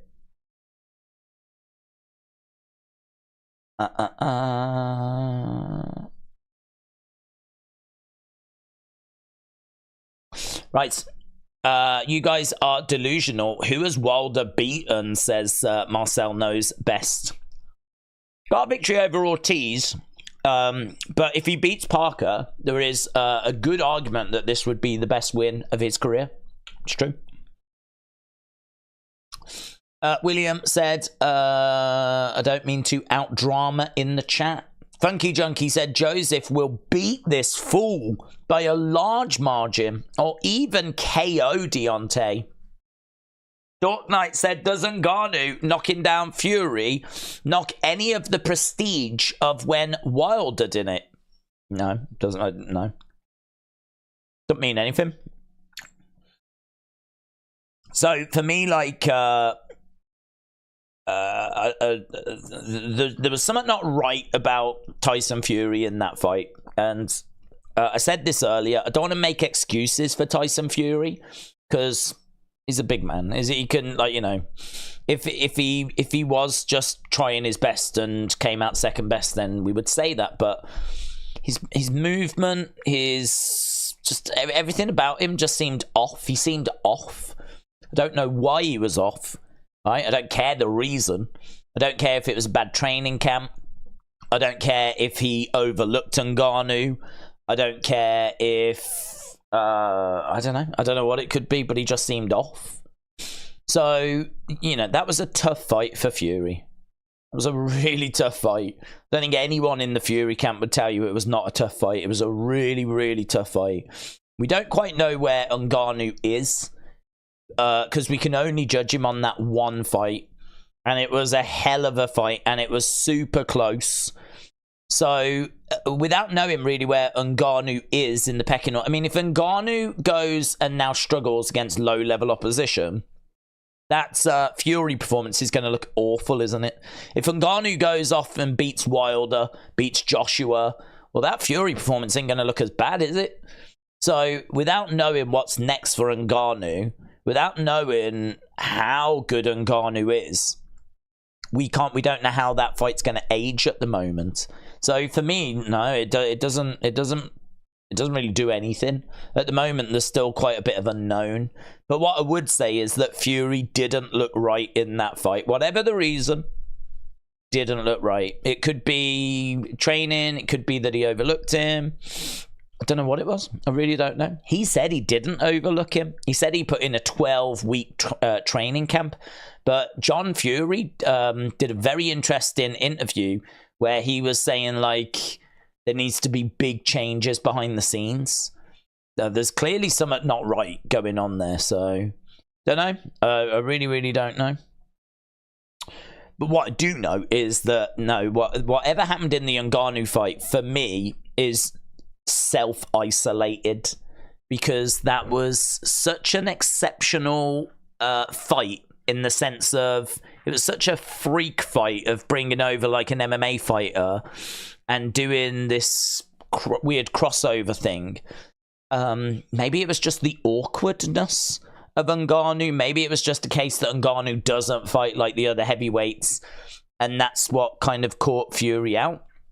I don't know. I don't want to make the excuses for him. All I know is that Fury did not look like the Fury that we have seen fight previously. So, without knowing the reason why for that, makes it difficult to know how good Ngannou is. What I do know is that Eddie Hearn, Anthony Joshua, really want the Ngannou fight, or at least that's the noise they're making, because they feel very confident that it would be an easy night work for them. So, until we see more of him, it's hard to say, innit? But for me at the moment, it's self-isolated, and it doesn't change my opinion of, you know, it doesn't lessen Wilder's knockout of Fury or anything like that. He would say that, though. He definitely overlooked him, said Miss Clown. Parker's got the best buns for pound fighter, said A13X. Ngannou is a beast, but we don't know how good he is, says Craig. It's true. In the boxing ring, I'm guessing he'll see a lot of success.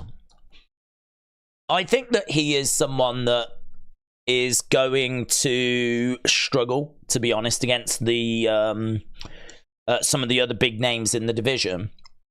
I think that Fury didn't have any tape to watch on Ngannou, and that could have been another factor. You know, there's not a way that you can... There's not a way that you can really do research on Ngannou, because you can watch MMA fights, but it's not the same. It's not the same. It's you know, you can't really take much from that, because the stance is different. You know, they're throwing in leg kicks, they're grappling down on the ground. So what footage have you got? You're kind of going into the fight a bit blind. So, you know, they can't have been as prepared as what the next person for Ngannou is going to be, because the next person is going to have all the footage of the Fury fight to review. And they'll be able to, like, you know, find openings from that. So I think that, you know, Fury did have a bit of a tough task in regards to fighting someone without being able to scout them and really be able to, like, you know, watch any footage on them. So maybe it was that. Maybe that played a part. You know, maybe that played a part. But whatever it was, he got through it. I did think he won. Had it have been scored a draw, I wouldn't have complained. I think I had Fury by 1 round. I'm trying to remember back to the stream. I think I had Fury by 1 round. So I didn't disagree with the decision. I think it was, for me, the right decision, but it was so close. Had it have been scored a draw, I would have had no complaints. I think that Ngannou definitely deserves his flowers. I think he'll get a big fight I mean, Joshua, you know, potentially, but I don't know if that's what Joshua's looking for. I saw an interview with Joshua and he was like, is fighting Ngannou going to help me to the title? And they were like, no, probably not. And he's like, it's not something I'm interested in then. But you know that if a lot of money was put in his direction, that's got to be something that he would consider. But he seems very focused, actually, at the moment, Joshua. Joshua seems to want the title. He seems to want that redemption. He wants to get back to being a world champion. And I believe that. I believe that. I think he's made a lot of money. And, of course, you can always have more. But I could believe that the title is of more importance to him right now. Because I suppose, in a way, the Ngannou fight is always going to be there for him, isn't it? It's always going to be there for him. Even in 5 years' time, he'll probably be able to still do the Ngannou fight. So he's probably got it the right way around. Go for the world title now, and then you can do all those exhibition fight type things at a later date. So yeah, we're gonna have to see what's next for Ngannou. We should get an Ngannou fight next year as well, and that'll be fascinating because, as we said, you know, however he does in his next fight, will tell us if it was a fluke in the fight against Fury or if that was, you know, the arrival of a big player in the heavyweight division. When is the Joshua fight? It's coming up after this next fight. So Deontay Wilder against Parker next. And then after that, we have Anthony Joshua against Otto Wallin. Wilder, Sweet Home Alabama is needing yard work, said John. Sunny says she's eating a piece of bread. That's breaking news. Marcel said Wilder best wins are Ortiz and losing to Fury, and that's it. Rest of them are journeymen. That is true. He doesn't have the strongest record in the world. His resume isn't brilliant. This is definitely a test for Deontay Wilder. This is definitely a test. But I mean, look, you know, he's at the point in his career where he's going to have to face some names if he wants to get anywhere. Otherwise, you might as well just walk off. Unless you're going to just keep taking low-level fights. So, yeah, it's a test. Can he do it? Is he going to do it? Or is Parker going to cause the upset? I wonder if Parker wins and Joshua wins, I wonder if they would do Joshua-Parker. I wonder if this is like a bit of a semi-final type situation, like the winners will face each other. I wonder. What if Deontay Wilder wins and Otto Wallin wins? Would they do Wilder against Otto? I mean, clearly they want Wilder Joshua. Are we going to get that fight regardless? I don't know. I don't know that we would. I don't know that we would. It's really important that the two favourites win these next two matches, because if they do, they will face each other early next year. If one of them or both of them lose, I genuinely don't know where that puts the fight. I don't know what that means. Zhang against Ngannou would be fun. That would be a great fight. That would be a great fight. I would love to see that. I would love to see that. I agree. Two big guys. I think actually, I think Ngannou would be, movement-wise, would probably have better movement, maybe better speed, and more power. He wouldn't have the boxing ability of Zhang, but would Zhang be able to use that boxing ability and use that experience to be able to secure the victory? Don't know, that would be a very interesting fight. I agree. Dork Knight said, how would you feel about me purchasing 10% of the channel? I'm going to be a silent partner. Well, you can, but it's going to be very expensive. Very, very expensive. Because I don't know if you've noticed, but our NXT streams pull in at least 3,000 views. That is big. That is big. That is serious. My latest LOL video, I think, has now hit 1,000 views. So you better be bringing a lot of money. Fury might have paced the fight to make Ngannou look good, says Craig. Well, I don't think he... I think that he might have not blown Ngannou away in the early stages, right? I don't know that he would have gone out there and... I don't know. I don't want to make excuses for Fury because I don't feel like I have to. I think that if the opportunity to put him away was there past the first few rounds, he definitely would have done it.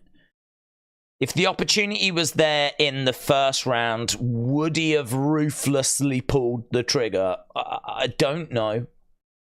I don't know. You see, part of the problem with Saudi, there's so much money in it that what are they looking for? Like, do they want first round finishes?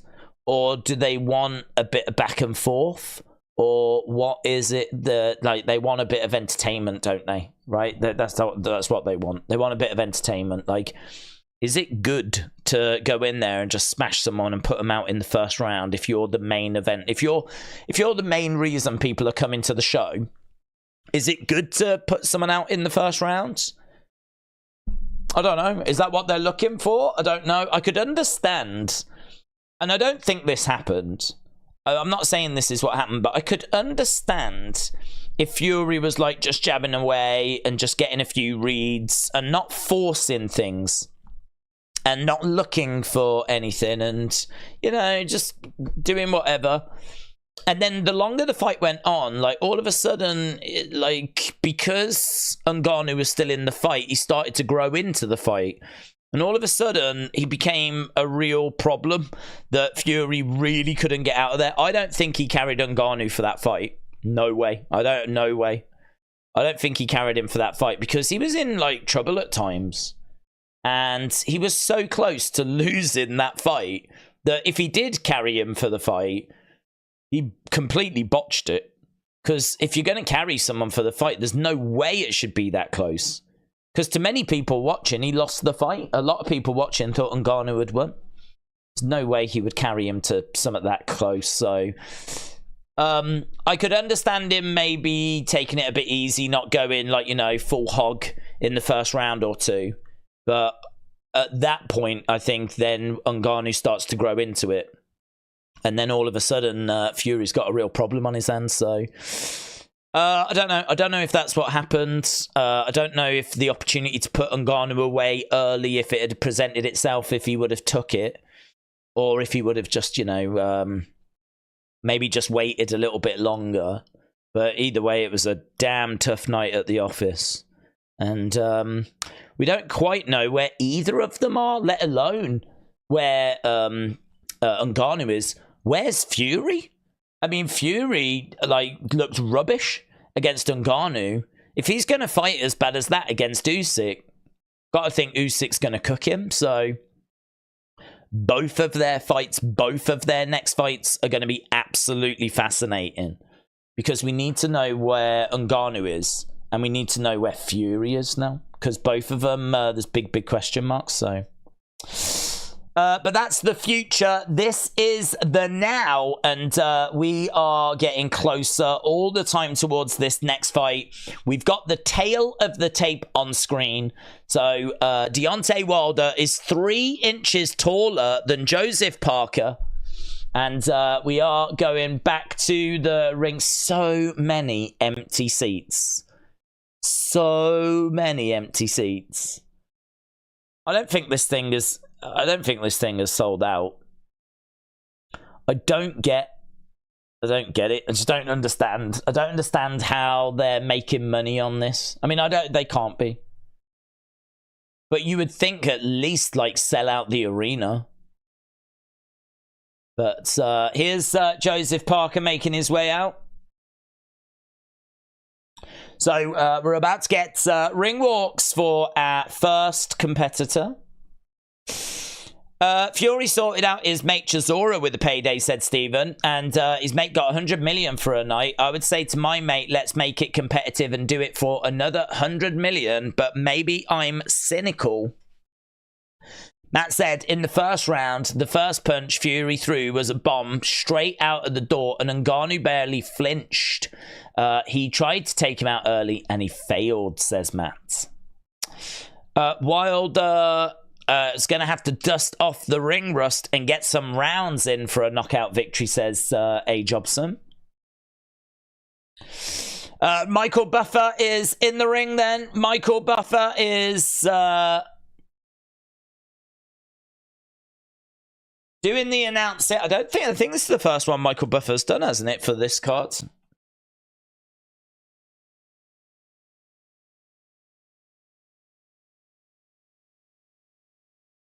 Okay, so he's about to do the intros.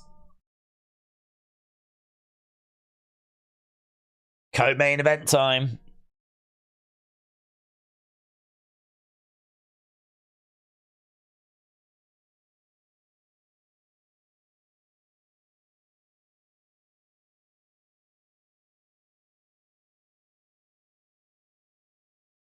Okay, so Joseph Parker there making his way out. Confident and talented.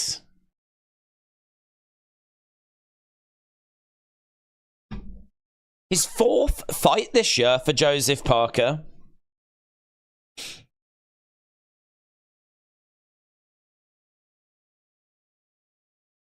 He does look good. Bunting beats Joyce 3-0, said Deontay. Michael Buffer is 90 years old, says Patrick. Dirtman said, this is all a promo for the future. They're playing the long game. A. Jobson said, I adopt Deontay Wilder at minus 600. He's got a decent bear hug. Wilder can locate the underdog. Victor said, Fury doesn't want that Ngannou smoke again. Patrick said, Buffer is not the shade of the guy that he used to be. Craig said, I'm surprised by the amount of empty seats. It's cray. It is, I mean, floor looks good, but if you look in the stands, loads of empty seats.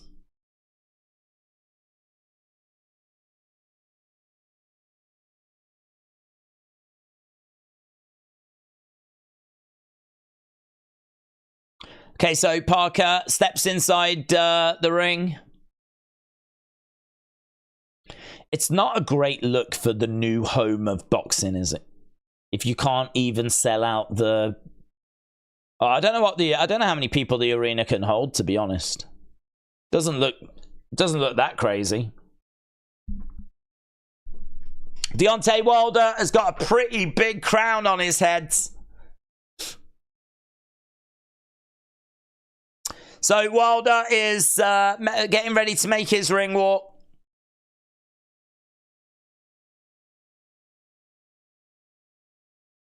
He loves these entrants, doesn't he? He absolutely loves these. Do you remember that big headgear that he was wearing before the Fury fight? Which, didn't he blame that for his loss in the second fight? Talking about, like, how much it weighed and everything. Right, Wilder. Jesus Christ said, why is UFC beating boxing in popularity? I just think boxing really struggles to put together, like, the really big fights. I think it's done better in recent times. But there's too many occasions where fighters fight a couple of times a year and they'll fight against people that just don't resonate with the public. And then you look over at UFC and they have got a much better ability, because it's all in-house. They've got a much better ability to put on the fights people want to see. You know, in UFC, you will get the fights you want. Simple as that. If there's two killers in a division, as long as they both stay killers and undefeated, they're gonna meet. It's gonna happen.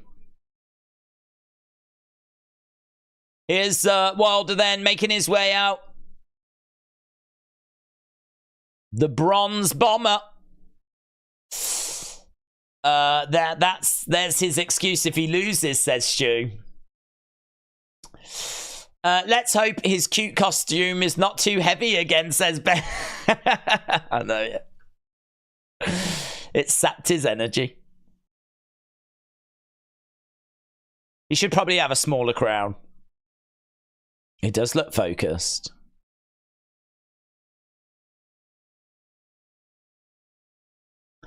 "31 wins inside the first 3 rounds for Deontay Wilder. 43 wins. 31 inside the first 3 rounds. 42 knockouts overall. Amazing. He is bringing some seriously impressive numbers. But it is true. If you look at his resume, it's not the strongest lineup. Wilder steps inside the ring then. So both Wilder and Parker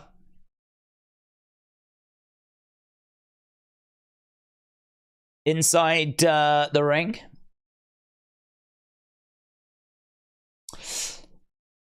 If Wilder loses, it will be the heavy crown's fault, says Matt. Parker's going to win round 5 knockouts. I would still like to see Wilder against Usyk, says Avalaf. Yeah, I wouldn't mind that. I wouldn't mind that. I mean, it depends, obviously, how these next fights go. Michael Buffer then doing the intros. Continue to get your thoughts in as to which way you think this is going to go.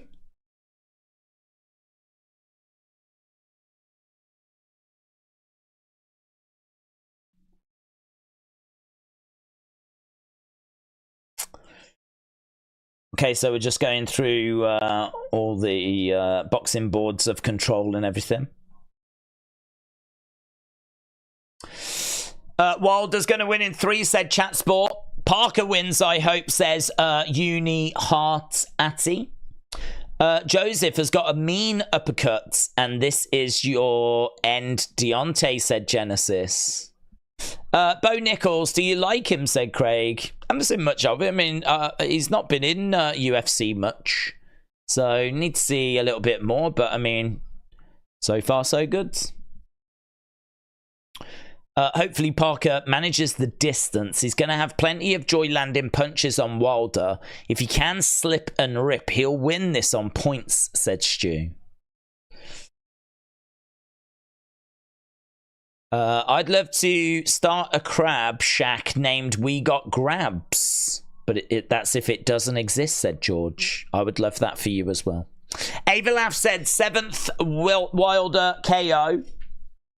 Online said Buffer should pre-record his announcements now for the day of his funeral. He might have done that. Parker getting his intro. Probably a lot of empty seats because it's in Saudi and women can't wear sexy clothes, says Todd. Why would that mean empty seats? Just don't let women in at all. It could all be men.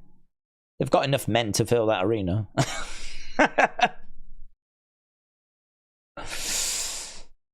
Should women be allowed at boxing anyway?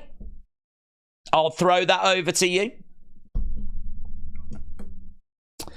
Wilder, 43 wins, 2 losses, 1 draw, 42 knockouts, fighting out of Alabama.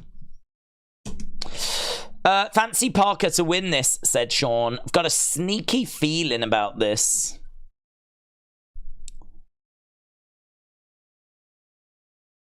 Yeah, #1 ranked heavyweight in the world. Who's that with? That is with the WBA. He's #1 ranked by WBC as well. So Deontay Wilder is 9th by the WBO. He's not ranked by the IBF at all, amazingly.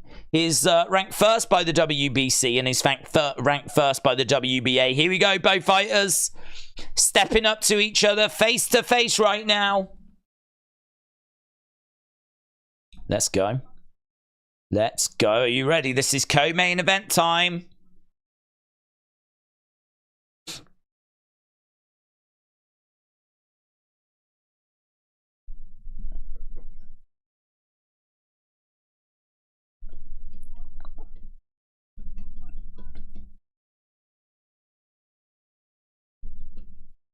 So they're saying that Parker looks like a man reborn with Andy Lee in his corner.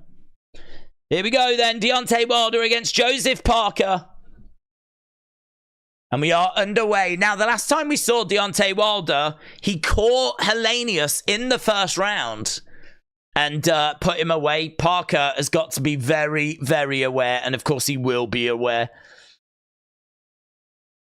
of the power of Deontay Wilder. Wilder on the outside. Parker standing his ground in the middle. Wilder, again, continuing to circle round. There was a jab that was just filed in there by Wilder. Parker, again, being very hesitant. He's not getting sucked in. I like this from Parker. He is standing in the middle. And there's a big distance between these two.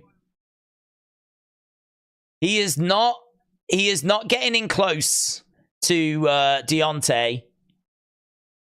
He tries to just take a few steps forward and throw in a jab. Very cautious from Parker. Very cautious.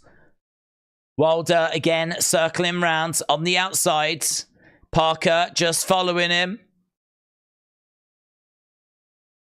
And that left hand was just fired out. Deontay circling round again. Parker standing in the middle. There's a hell of a distance between them here. 1-2. Parker explodes out. Manages to get those through. Fires his shots. Goes back to where he is in the center. It's very interesting. Very interesting. So he just explodes out, gets his shots out, and then gets back to the center. So jab coming in, jab coming back there by Wilder. Wilder again, circling round on the outsides. I love his shorts. Black, real sparkly number. Deontay. Parker again trying to find a way of getting a jab off. It is very slow at the moment, but captivating. Right hand there by Parker. Parker lands the shot. Nothing. I don't think anything's come back from Wilder. They said it's a hard round to score because nothing has happened. And that's kind of true. It's very cagey. It's very interesting to look at the strategy of Parker. He's just standing in the middle, trying to throw some shots from the middle.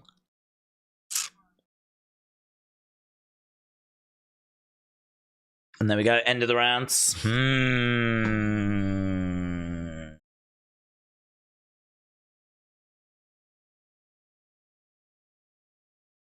So Parker standing in the middle and just firing out shots when he thinks he's got the opportunity to do so, when he feels like it's safe to do so. I mean, I feel like you'd probably give that Parker. I feel like Parker may have landed 1 or 2 shots more than what Wilder did. I mean, the numbers are going to be so low in that round. It was more about what wasn't happening than what was happening. But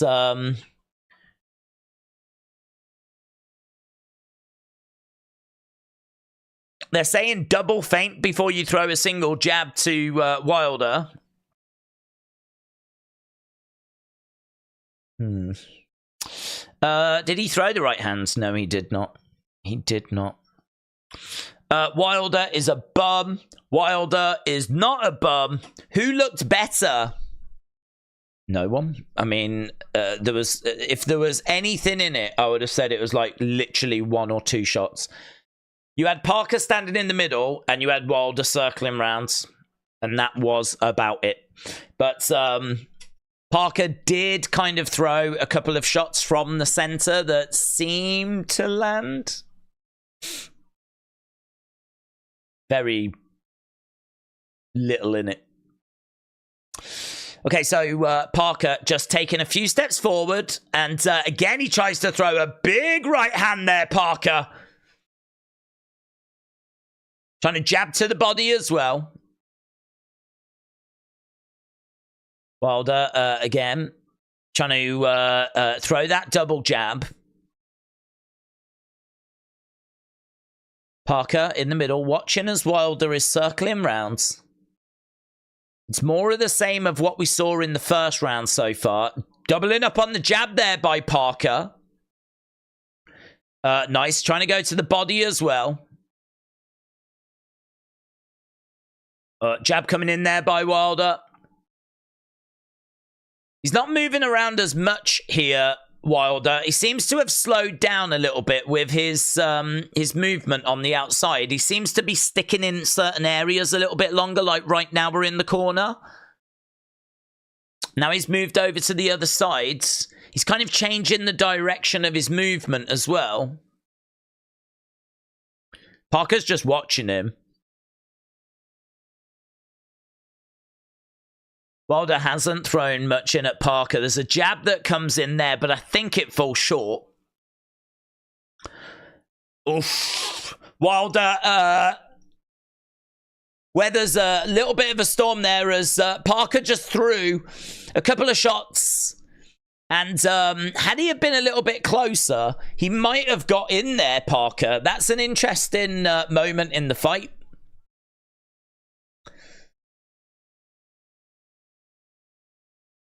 Jab coming in there by Wilder.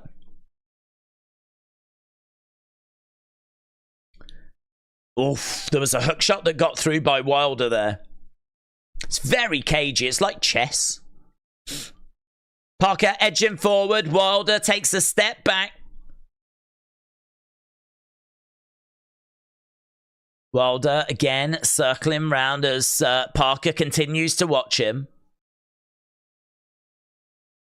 Wilder over by the ropes. Body shot just misses there by Parker.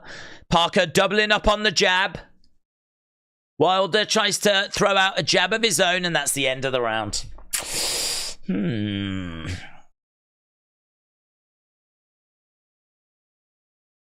6 minutes of missed jabs.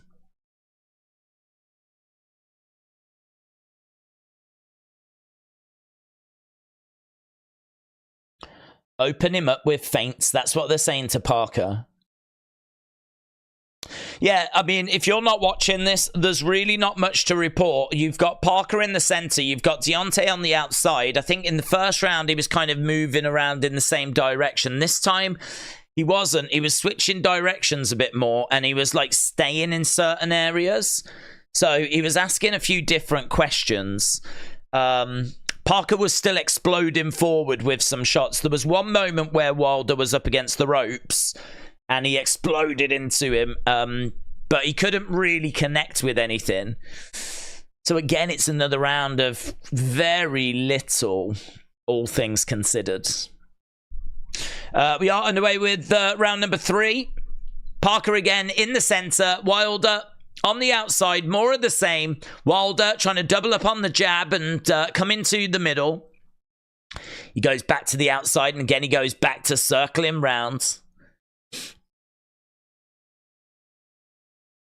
Oh, Parker comes forward, tries to throw a straight right, tries to go upstairs. Couldn't connect with it, though. Couldn't connect with it. Keeping his hands up.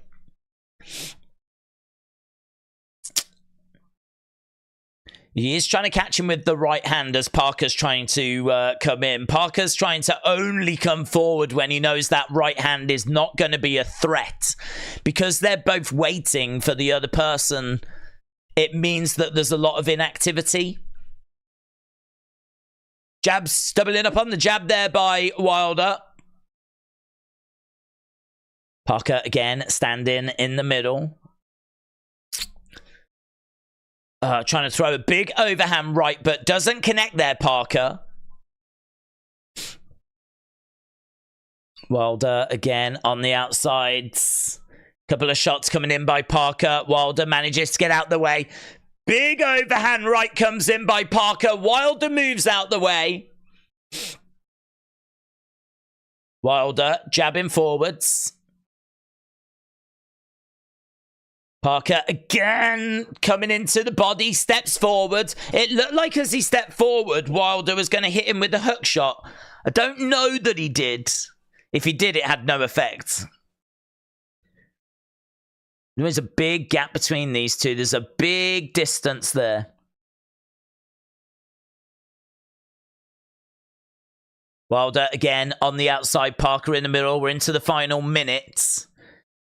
Wilder explodes forward with a left-hand jab. Goes back to the outside. Circle him round as Parker comes forward. He's got to watch the uppercut. Shot coming into the side of the head there by Wilder.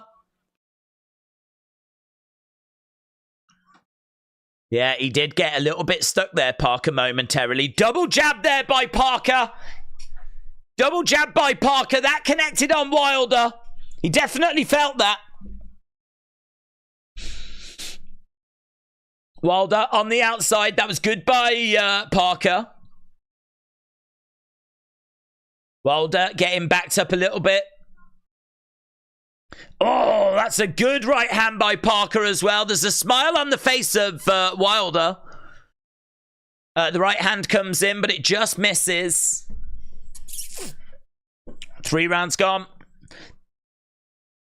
That last round certainly felt like the best round so far. I feel like Parker's ahead. Be careful, Parker, said Uni. As long as Parker is awake to celebrate in the new year, says online. I expected Wilder to smash Parker. You just can't get to him. There's a big distance between them. Parker's standing in the middle of the ring.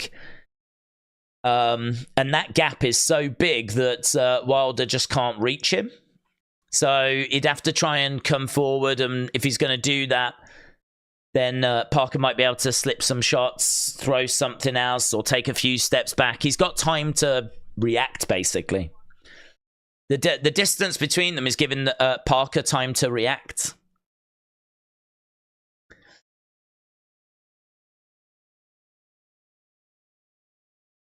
Wilder. We are underway then with round number 4. Parker in the center. I'd like to see Wilder trying to put the pressure onto Parker, but the problem is Wilder is also, as much as Parker has got respect for Wilder and the right hand, Wilder has got respect for Parker. Again, quite wild by Wilder. He does try to explode forwards. Yeah, the accuracy wasn't quite there for Wilder. Oh, a couple of shots coming in. Oh, the right hand was detonated, but he couldn't connect.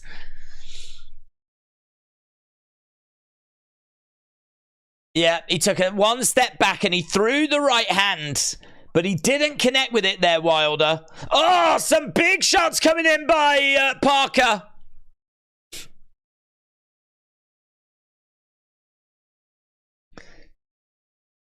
So a couple of big hook shots coming in there by Parker. We've had more action in this round than all the other rounds combined. Wilder over in the corner. He's got the right hand ready. Parker needs to make sure he's not being too over-aggressive. Wilder again on the outside into a clinch by Parker. Parker's got Wilder up against the ropes. Wilder goes into the center with Parker. Parker edging forward. Wilder again trying to jab away with that left hand, trying to set up the right. Parker, though, very aware. Very aware of that right hand. Jab coming in there by Wilder. Again, doubling up on the jab as well as Parker explodes forwards. Clinches up with Wilder and takes him over by the ropes. Referee comes in, separates both fighters. They both go back to the middle. Jab coming in there by Wilder. Oh, lovely shot coming in there by Parker. Wilder again lets the right hand go but misses. 30 seconds left here as Parker edges forwards. Yeah, the commentator said, oh, big shots! Big shots there by Parker. They seem to get through. Good head movement. That right hand has been thrown about 3 or 4 times and it has yet to connect. But Parker had a really good moment there. They're just saying, did Wilder stumble momentarily? Whoa, that was a big end to the round by Parker. Big end to the rounds. I think Parker's up here. I think Parker's well up. Big cheer for the crowd as Anthony Joshua is shown backstage. Parker is careless, says Walter. Parker down somewhere before she gets even wilder. I've put 2K on Parker, said Justin. Yeah, this is interesting. A very, very interesting fight. So far, Wilder... So they scored the first round 10-10. Every round since then, they've given to Joseph Parker.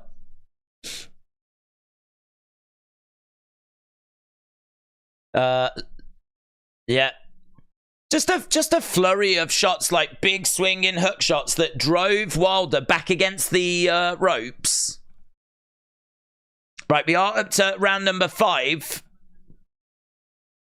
Parker needs to be switched on. I feel like Parker's probably going to be feeling quite confident. He's had a good couple of moments in this fight. But that right hand can land at any point. Again, he's got Wilder in the corner and a couple of shots coming in there by Parker. Some little digs coming into the body as the referee comes in, separates both fighters. Parker, again, coming forward, jabbing to the body. We're not seeing Wilder circle round the outside as much now. He's kind of standing his ground a little bit more. Parker doesn't seem to mind that so much, though. Shot coming into the body there by Parker. Wilder, again, circling around. He really cannot connect this right hand. He just cannot find a way of getting the right hand to land where he wants. Wilder again, now circling round again.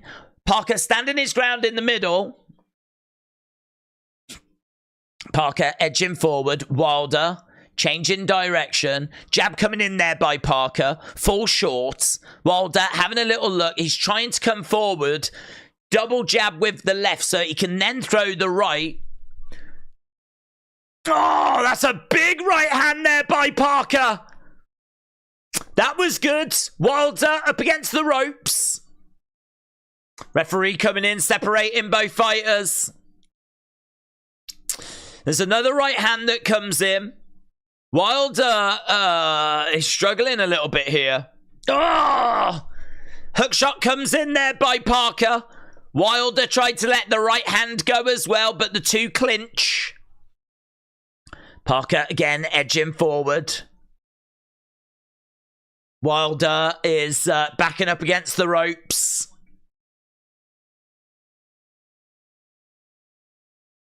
Parker, again, he's being cautious. Wilder just flicking out that jab. Circling round. We've got about 20-odd seconds left in this round. Coming forwards. Oof. Parker tried to explode forward there. What's amazing is he doesn't set it up. He doesn't, like, hide the shot behind the jab or anything. He's just standing there and then he just explodes forward, Parker, which you would think would leave himself open to, like, you know, if Wilder can time it where Parker's exploding forward, he might be able to slip it and get that right, like, hook shot in as Parker is exploding forwards. He just never seems to be able to time it or measure it. His instincts actually are to defend rather than to counter. He just cannot land that right hand. He just cannot find a way of getting that right hand to land.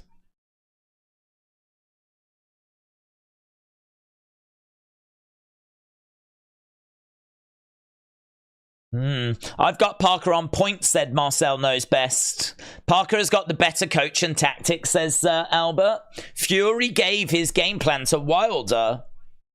Well, he gave his game plan to Parker. Yeah, he's been working with Parker, yeah.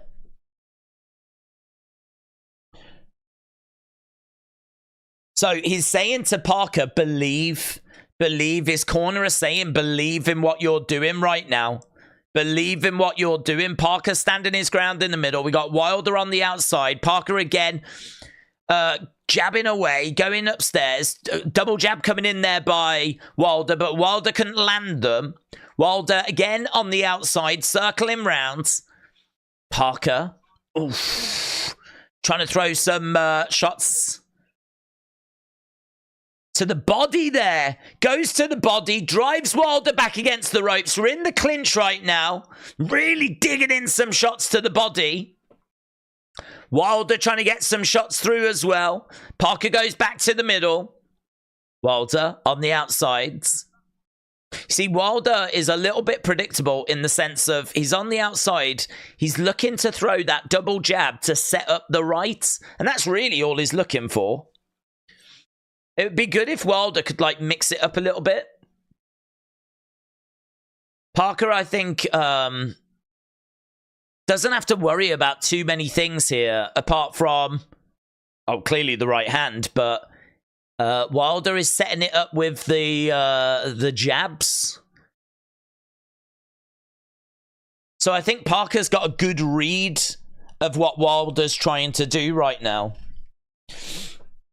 Again, he tries to explode forward there, Parker. Couldn't land with that right hand, though. Oh, that was good.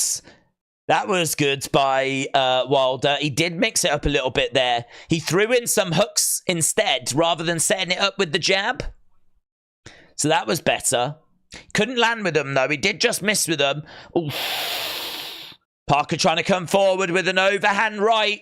He's got Wilder in the corner. Referee comes in, separates them apart. Final minute of round 6. Jab coming in there by Wilder. Parker has got Wilder up against the ropes, but can't land anything clean. Oh, the right hand got detonated there. I don't know if he got through with it. I don't think he got through with it. They're in a clinch at the moment. Referee separating them apart. If he did, he didn't get all of it. He didn't get anywhere near all of it, and that's even if it did land. Wilder is back against the rope. Swing and a miss there by Parker. Oh! Lovely overhand right there by Parker. Parker's landing his right hand. Wilder not landing his.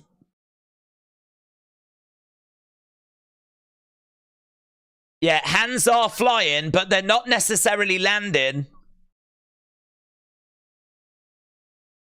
Let me know in the chat, what are you seeing so far? I think Parker's took,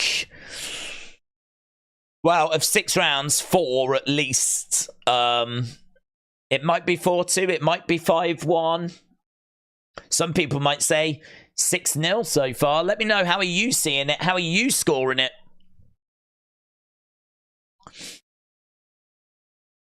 Fury is there, said Daz. So is Ronaldo. Haven't seen Fury. They've shown Ronaldo and they've shown Connor, but haven't seen Fury. Hassan says Wilder. Patrick said 10-9, 60-54. This is crazy. Wilder KO in the 8th, says Byron. Right, here we go then. Round number 7. Round number 7, we are underway. Parker in the middle. Wilder, again, on the outside. It's going to be more of the same. Wilder, double jab. Trying to set up that right hand. Parker mixing it up a little bit more than what Wilder is. Wilder, again, circling round as Parker is watching him. Jab coming in there by Wilder. Another jab coming in there by Wilder.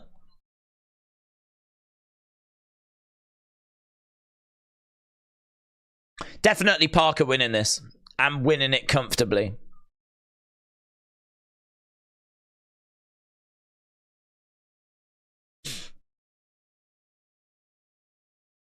Oh, that was good there by Parker. That was really good. He came forward with the left hand. Just really started throwing it out.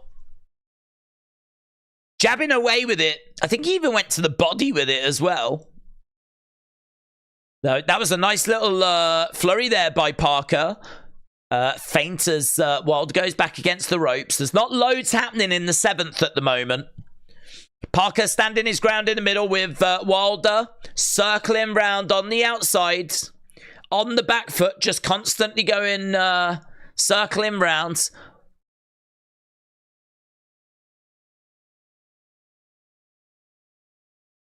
Commentators are saying that they're astonished at the lack of work from Deontay Wilder. They're astonished at the fact that he's not doing more. And they said clearly there's a little bit of ring rust there. Wilder again over by the ropes as Parker is trying to find a way of getting that right hand going.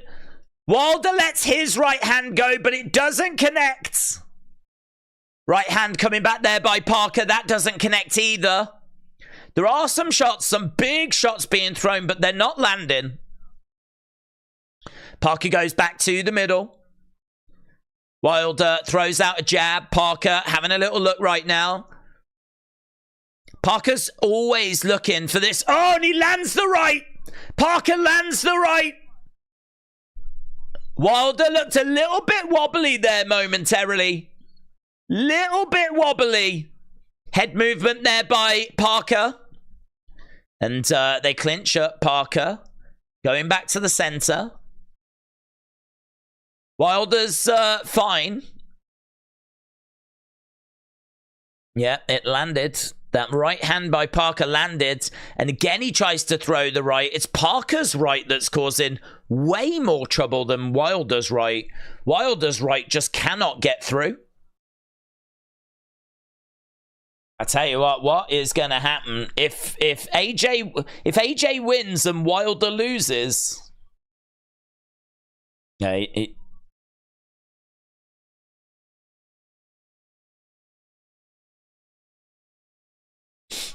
Joshua looks great. How many rounds? It can go 12 rounds.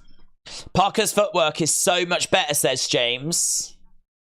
Wilder will drop Parker, says Adam. Stu said footwork, combinations, angles is far superior to Wilder. Online said one shot Parks Joseph.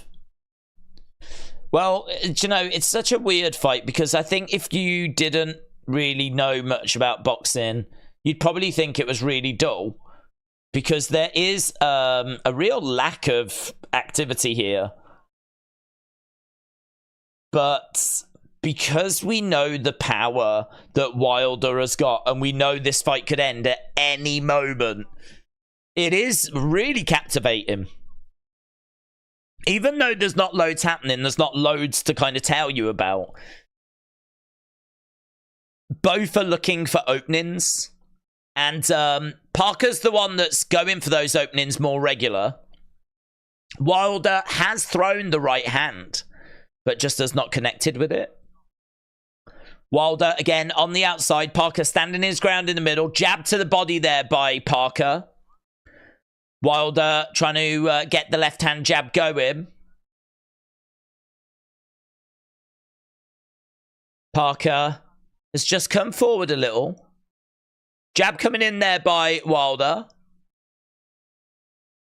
Parker watching him as Wilder continues to move around on the outside. You can see that Parker wants to try and land that right hand. Oh, right hand coming in there by Wilder. Little bit of a problem this for Parker. Parker throwing in some shots to the body. Do you know what? I don't know what connected there, but there was a couple of big shots that came in by Wilder. There was an uppercut as well.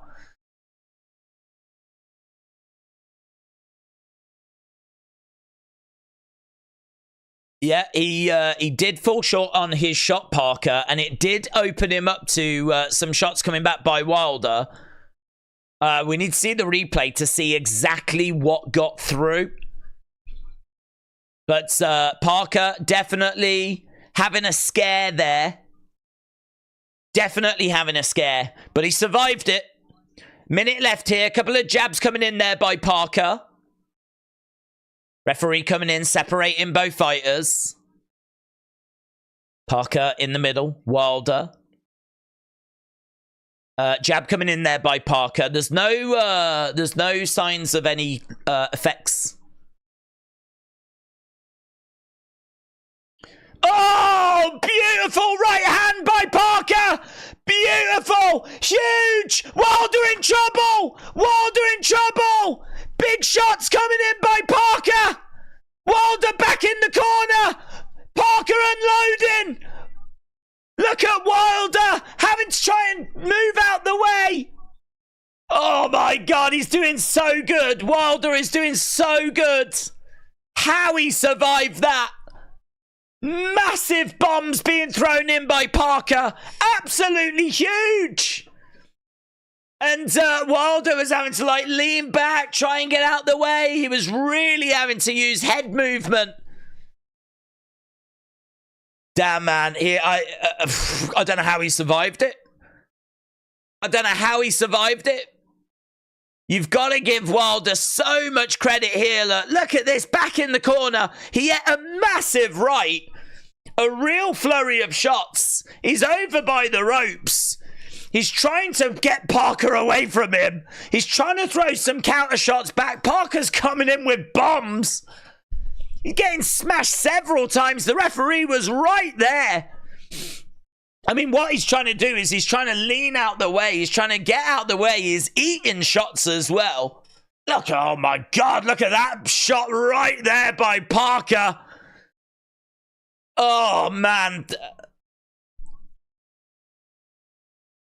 Yeah, brilliant.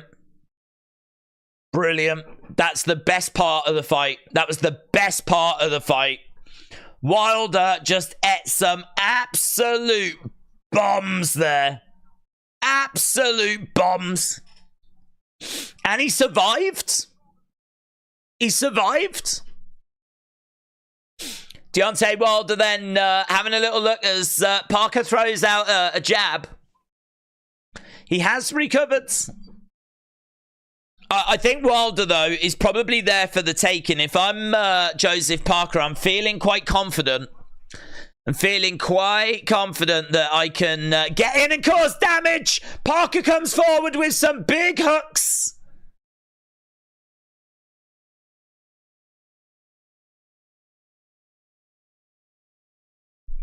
Parker in the middle. Wilder on the outside. Parker coming forward. When he's coming forward now, he's coming forward with some real bad intention.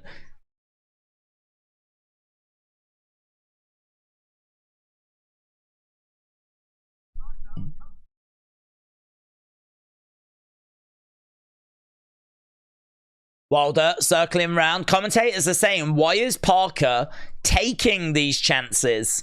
Why is he trying to find this stoppage? Because he knows that that right hand could come back and catch him. He's so well ahead on the scorecards. Why take the risk? Big overhand right coming in there by Parker. He drives Wilder back against the ropes. Parker in the middle. Wilder on the outsides. 1 minute left of round number 9. If we're going to go to the scorecards, I think Parker is going to win it already.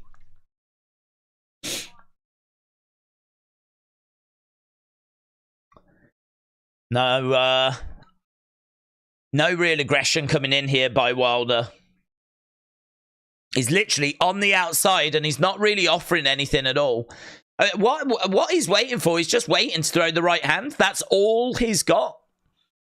He's just trying to find a way of getting that right hand to get where he wants it to be.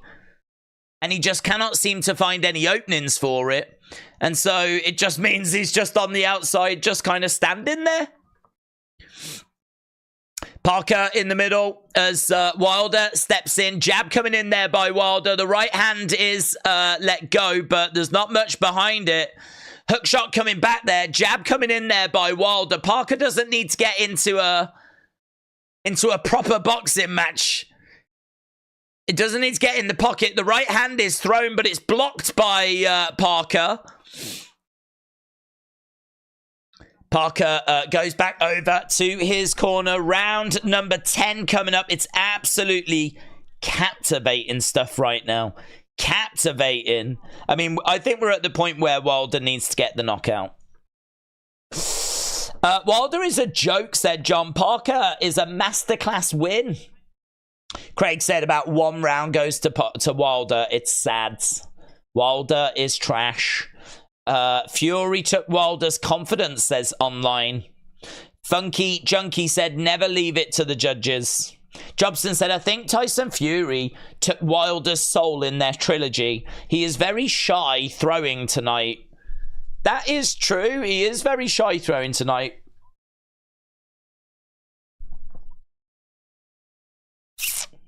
I think Wilder is shown too much respect, to be honest. I think if he'd have took a few more risks, there may have been some more openings for him.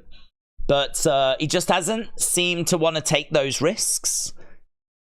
And by being so passive, it's kind of allowed Parker some opportunities, which he has really took. So, round number 10, we can go 12 rounds. We've got one more fight after this. This is our co-main event. Next fight after this is Anthony Joshua. Jab coming in there by Wilder. That was a good left jab by Wilder. Wilder's still in this fight. Jab coming in again there by Wilder. Another jab coming in there by Wilder. Parker. Oh, the right hand is let go. Parker needs to be careful here. Don't get too stuck down or bogged down. Again, head movement. He's having a little look here as Wilder, I think, is looking maybe to take a few more risks. Jab coming in there by Parker. Deontay bouncing around, is on the back foot, throwing out the left hand. Big hook shot coming in there by Parker. Explodes forwards. Drives Wilder back in the corner. Referee coming in, separating both fighters. So Parker, again, having a little look. Wilder throwing out a jab. Both fighters in the middle of the ring at the moment.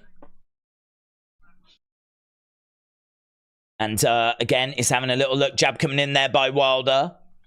So far, Parker has landed 44 shots out of 106 thrown. Wilder has landed 17 from 54 thrown. So, volume, we're seeing that Parker is throwing double the amount of shots that Wilder is throwing. Oh, that was a lovely left-hand jab there by Wilder, though. Straight down the middle. Parker comes back with a couple of jabs of his own. Parker not taking those big risks that we saw before. Wilder still unable to throw that big right hand. You can see that Wilder's taking some big deep breaths here. Really blowing away. We know that he's someone that tends to slow during fights the longer they go on. And to be honest, his output was not crazy anyway.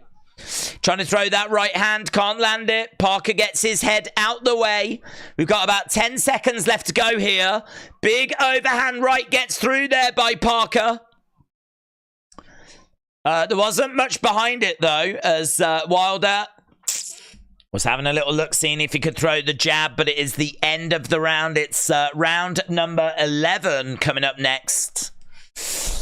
Wilder is very clever. He's letting his opponent punch himself out. It's very clever, says Adam. Is that the strategy?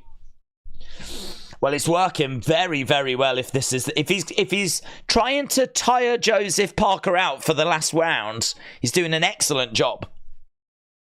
But Parker surely knows that as long as he can avoid a finish, as long as he can avoid that right hand and not get knocked out or anything, surely knows that he is on his way towards a victory here. Feeling pretty good, looking pretty good if you are a fan of Parker. But the one thing we know is that that right hand that Deontay Wilder has got can be detonated at any point in round 11 or round 12. They've got the live scores at the moment being 98-93 in favor of Parker. So they've got Parker up by 5 at the start of the 11th. So that's where we are with the unofficial scorecards at the moment. Parker trying to go towards the body. Wilder on the outside. Wilder with a jab there.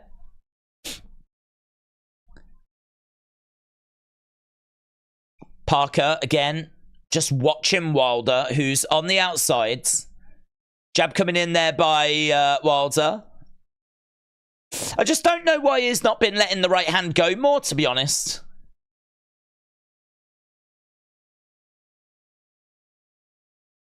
Jab coming in there by Wilder.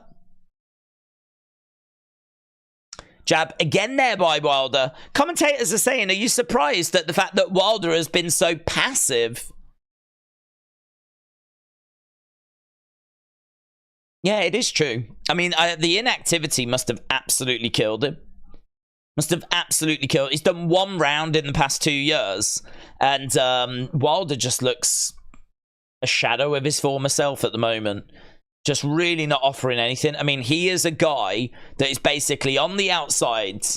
And he is just waiting to throw the right hand. He's throwing a couple of jabs, doubling up on the jabs to try and set up the right.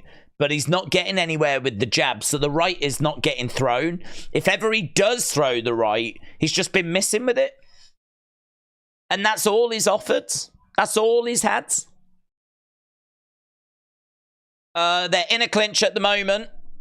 We got just over a minute to go. Patrick said it's not the usual dynamic Wilder.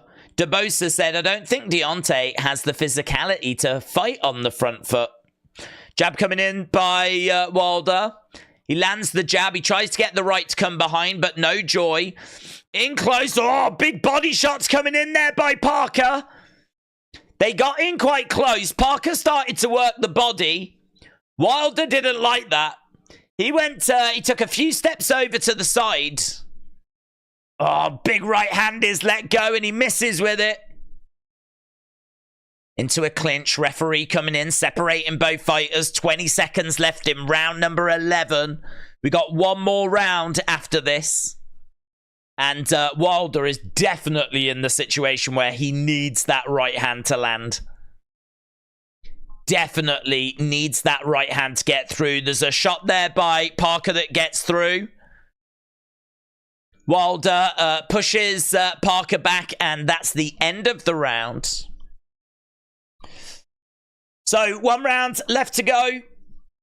And the plans for Joshua Wilder in early 2024 might be going up in smoke. If Wilder doesn't win this fight, I don't know what happens to those plans.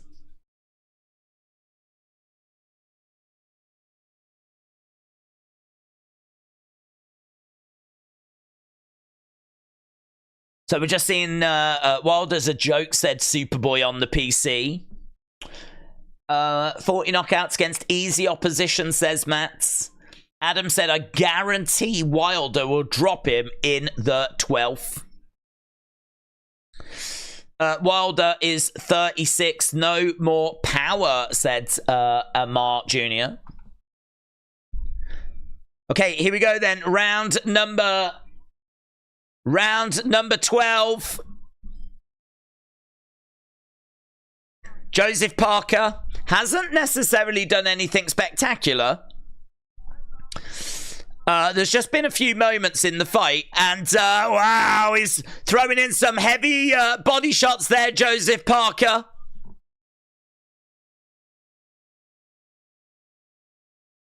And big shots being coming in there by Wilder. Is swinging away, but Parker gets out the way. Parker backing up. We're seeing this is better by Wilder. Wilder coming forwards.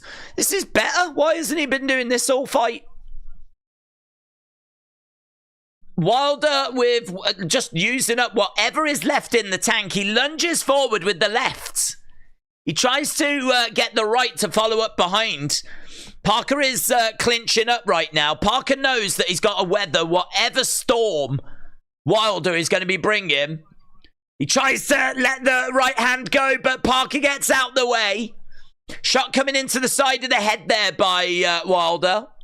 And again, as they're in the clinch at the moment, there's 1 minute 45 left on the clock. Referee coming in, separating both fighters. He's got to be so careful, Parker. So careful. Look, he's just spamming the right hand now, and I don't know why it's took him so long to do this. Why is he doing this in round 12 and not in round 5? Parker is clinching up. Referee coming in, separating both fighters. Parker tries to throw a big overhand right into a clinch. Referee coming in, separating them again. Wilder knows he's got to land that right. He's got to land that right. We've got 1 minute left on the clock. He throws the right again, but he misses with it. Parker, as soon as he sees that right go past, he clinches up. Oh! The right did kind of connect there momentarily, but they're in a clinch at the moment. 40-odd seconds left on the clock right now. The referee again coming in, separating both guys. Beautiful shot there by Parker. As soon as they separated, bang! Big right hand by Parker. Wilder eats it. Wilder takes it. He knows that he's losing this one. He hasn't got time to worry about getting punched in the face. But before he can even throw the right, another clinch by Parker. Shot coming into the side of the head. Referee coming in, separating both fighters. And there it is. End of the fight. Wilder throws his arm in the air. Wow. Wow, we're going to the judges. Commentators are saying we've had bad decisions in the past. Wilder versus Big Baby both suck. I said Parker would win by decision, said Byram. This is going to be close, said Adam. Didn't see this outcome, said online. Too late for Wilder.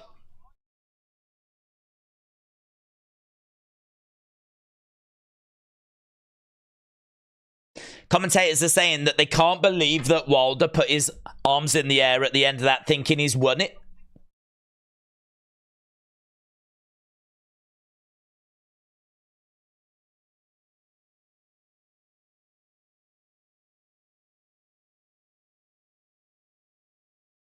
So he's walking around with his arm in the air.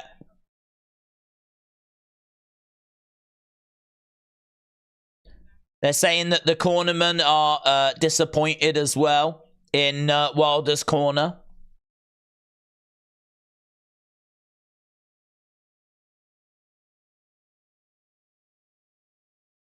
So the unofficial scorecard for TNT Sports is 117 to 112 for Joseph Parker. So we don't know the official scores yet. Is there going to be a robbery in Saudi Arabia? Domination 12-0, said Stu. Kelly said that Wilder is washed. Jobson said, I think it's that they have AJ Wilder on the same card and not fighting each other, says A. Jobson. I think he's about to lose this. And I don't know what that means for Joshua against Wilder.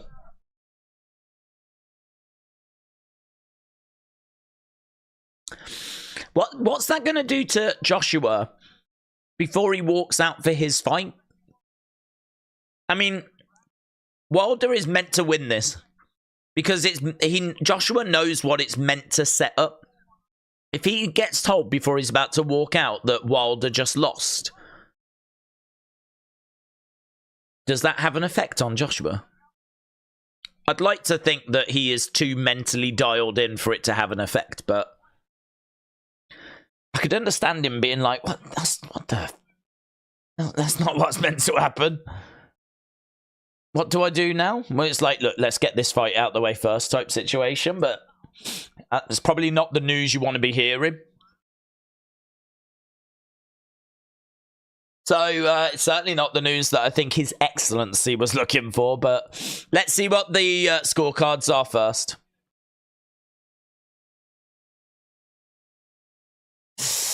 AJ could lose too, that's true. He could.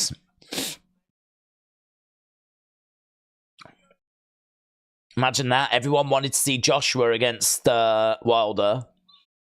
What if we end up getting Parker versus Otto Wallin? Because them two won instead. Okay, here we go. Here we go. Scorecards.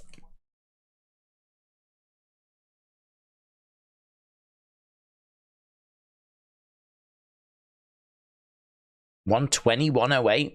It's unanimous.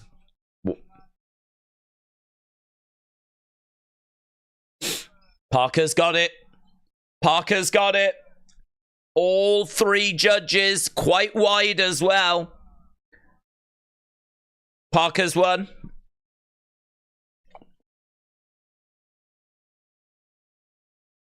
Do you know what? One of the judges gave him all 12 rounds. Wow. Joseph Parker with a big, big win. He was able to avoid the right hand. Oh my God. What now? What does that mean now?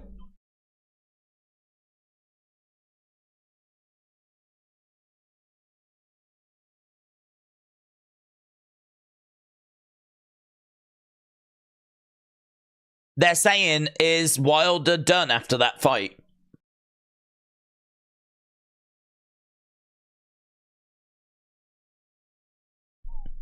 Where does he go after this? What does he do after this?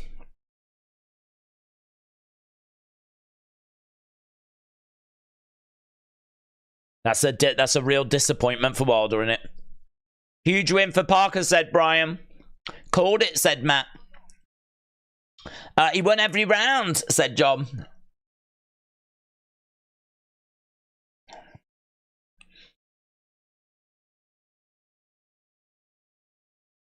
Right, let's see. Yeah, I mean, God, we need reaction to this.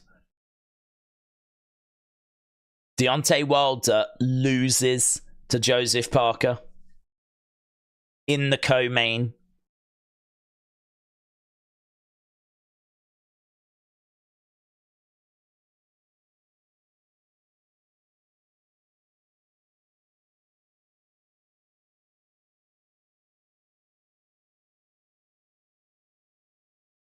He said a lot of respect to Wilder, so we're hearing from Parker.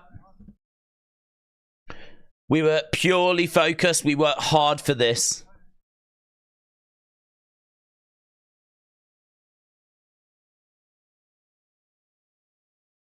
So Joseph Parker is 34-3 now.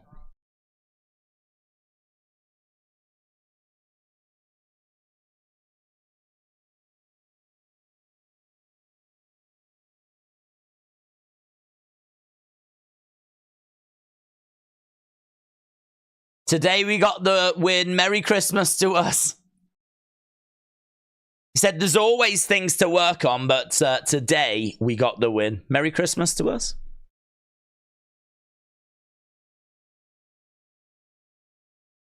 Parker said maybe it was inactivity that played a part for him.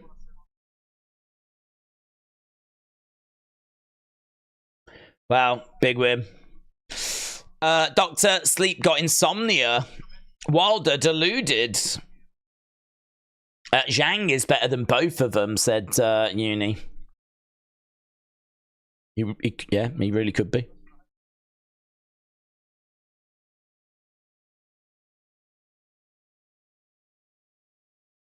Parker said he caught me a few times in the guard, and I'll tell you this, it's a very powerful right hand.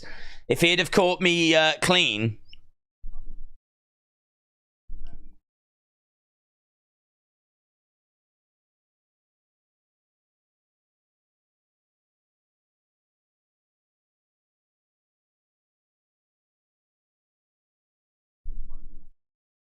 Joseph Parker said, this is a massive win for me. This is the toughest opponent that I've faced.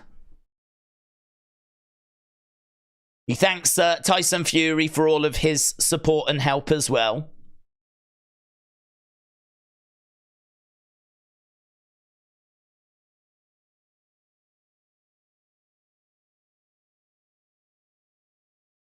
Yeah, what next?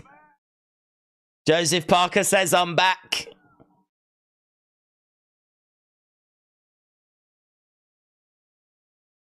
Okay, we're going over to Deontay. We're going to see what Deontay's got to say.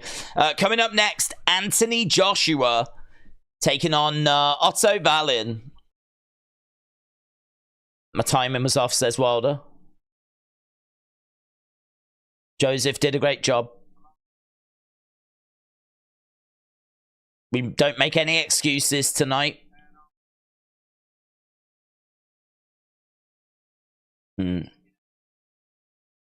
What went wrong out there?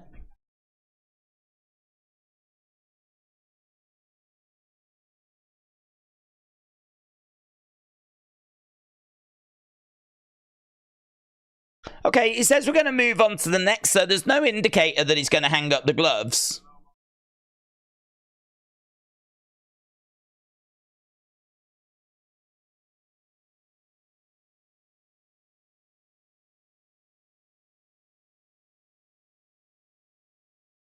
So Wilder said, I just wanted to stay calm, throw a couple of jabs, set up the right hand.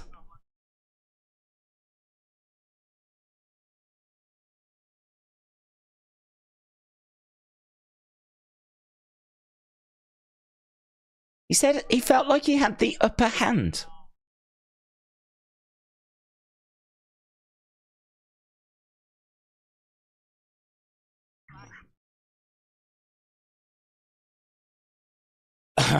Was the talk about you and Anthony a distraction? He said, just a little bit.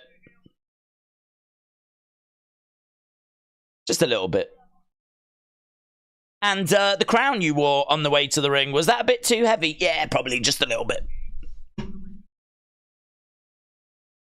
What are you going to do next? And he said that he's going to go away and...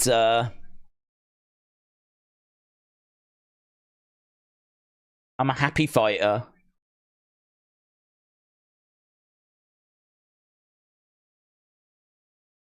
He said on to the next, so... Ooh. He says on to the next, and if not, then it's been a pleasure.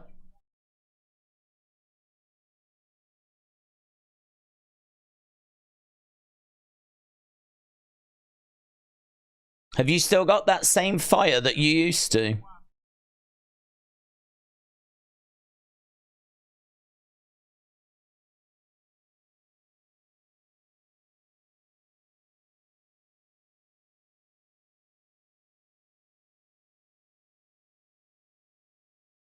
It's a really good mentality, you know.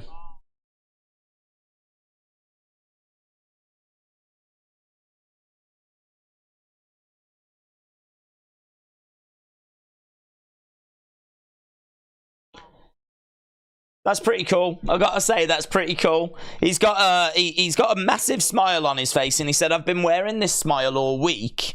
He said, I'm really blessed. He said, the fire that I had before, you know, there's things that have kind of calmed that down. And, you know, this is what it's all about. You know, win, lose, or draw, I'm still going to be keeping, like, this smile on my face. And he seems genuinely, like, within himself, really happy. Which is just cool. Like, I think, like, that's really nice. So, I'd much rather see that kind of reaction than, like, Anthony Joshua when he lost to Usyk and just freaked out. I'd much rather see that. So, yeah, that's nice. That's nice to see. I mean, maybe inside he's like in tears, but certainly there he was making out like he's in a very good space. I don't know. Maybe he doesn't need it anymore.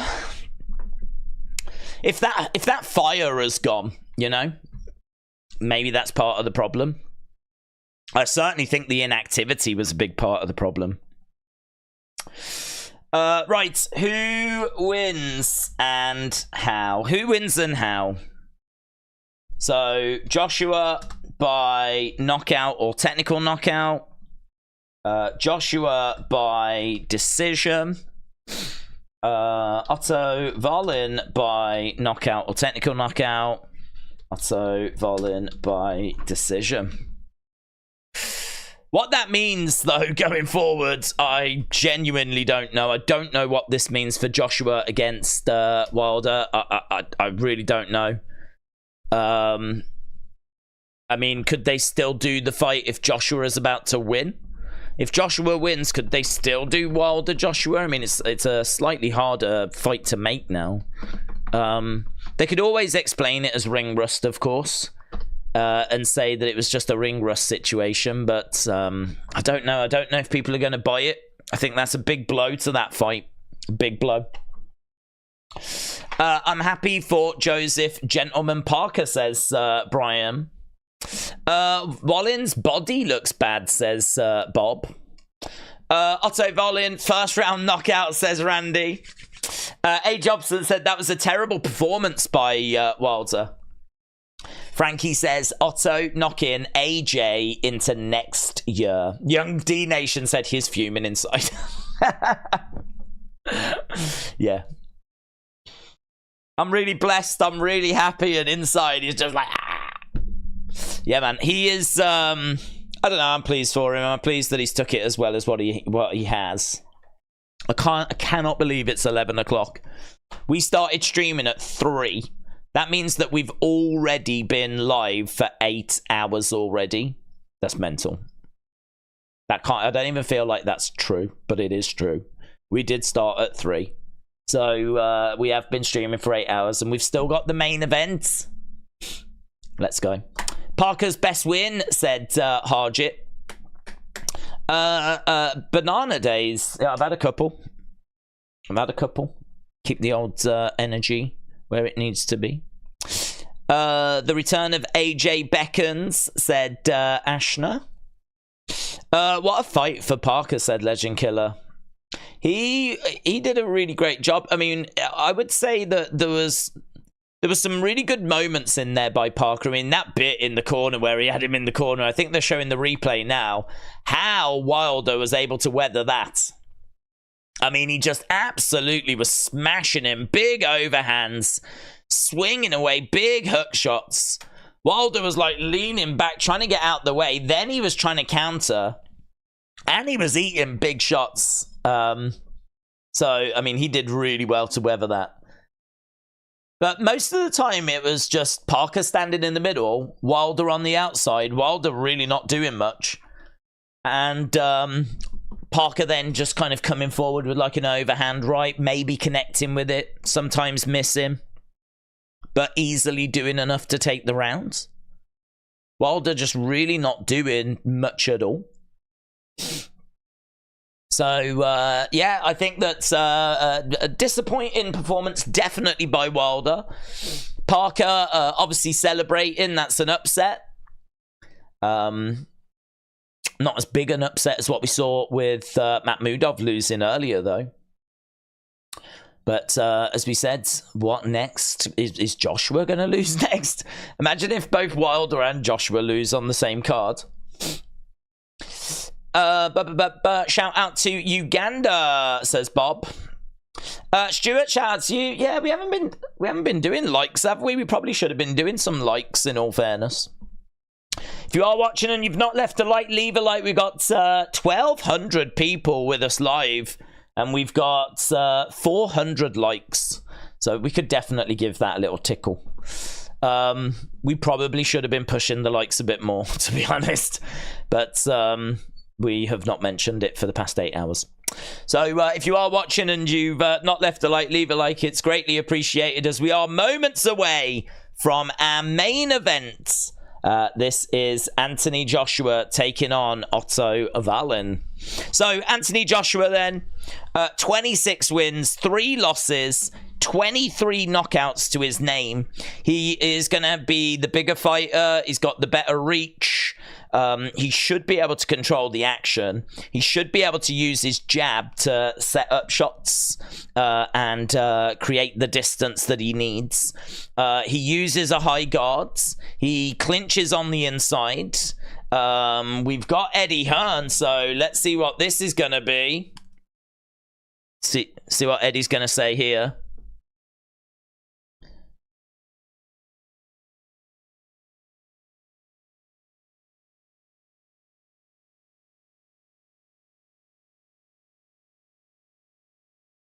Wilder had no clue.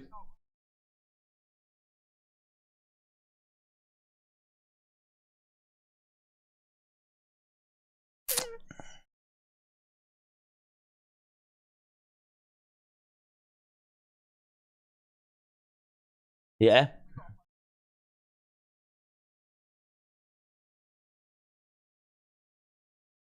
The future is not Deontay Wilder, says Eddie Hearn.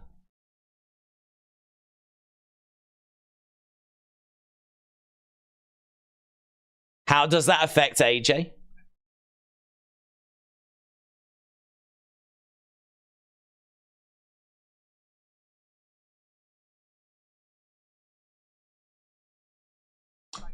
Eddie Hearn says, what you're about to see is what I believe is the best heavyweight right now in the mood that he's in. I'm expecting a statement. But he said, after what I've just seen, I'm nervous. Do you know what? That is fascinating. Eddie Hearn just said the future is not Deontay Wilder. He said he didn't have a clue. He clearly lost the fight and he's at the end putting his arms in the air like he just doesn't know. He doesn't know. He was really down on what he just saw from Deontay Wilder. Eddie Hearn is not having any of that. And he said, now we've got to go backstage and tell Anthony Joshua that Deontay Wilder's just ruined the plans. Wow, man. Wow. Bag fumbled. Bag fumbled.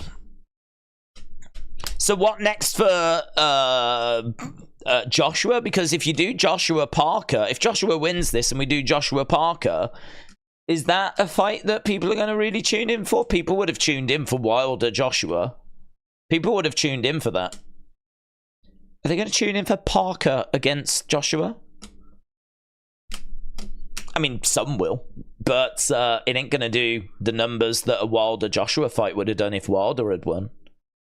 Wow. True, you find it in a piece after you've knocked everyone out, says Bob. Wilder wasn't up for it, said Soldier Boy. When AJ's under pressure to get a KO, he makes mistakes. Eddie Hearn must be loving Wilder's defeat. No, I don't think he is.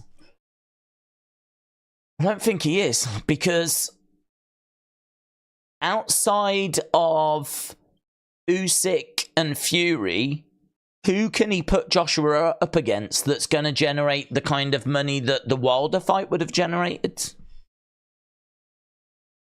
Ngannou? But then, is Ngannou going to help Joshua get to a title? If he beats Ngannou, does Joshua get any closer to a title? I mean, I don't know if they can, like, get Joshua to be, like, next in line or something, and so his next fight doesn't matter. His next fight could just be a bit of an exhibition type thing, because he's already secured that he will face the winner. So, I mean, obviously it all depends what's going to happen with the IBF title, because Usyk and Fury are fighting to unify the belts.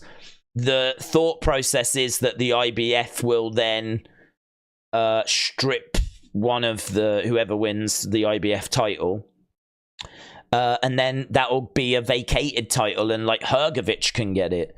So you know, maybe Joshua just doesn't fight early next year. Perhaps it'll be Joshua Hrgovic for that IBF championship if he beats Otto Wallin here.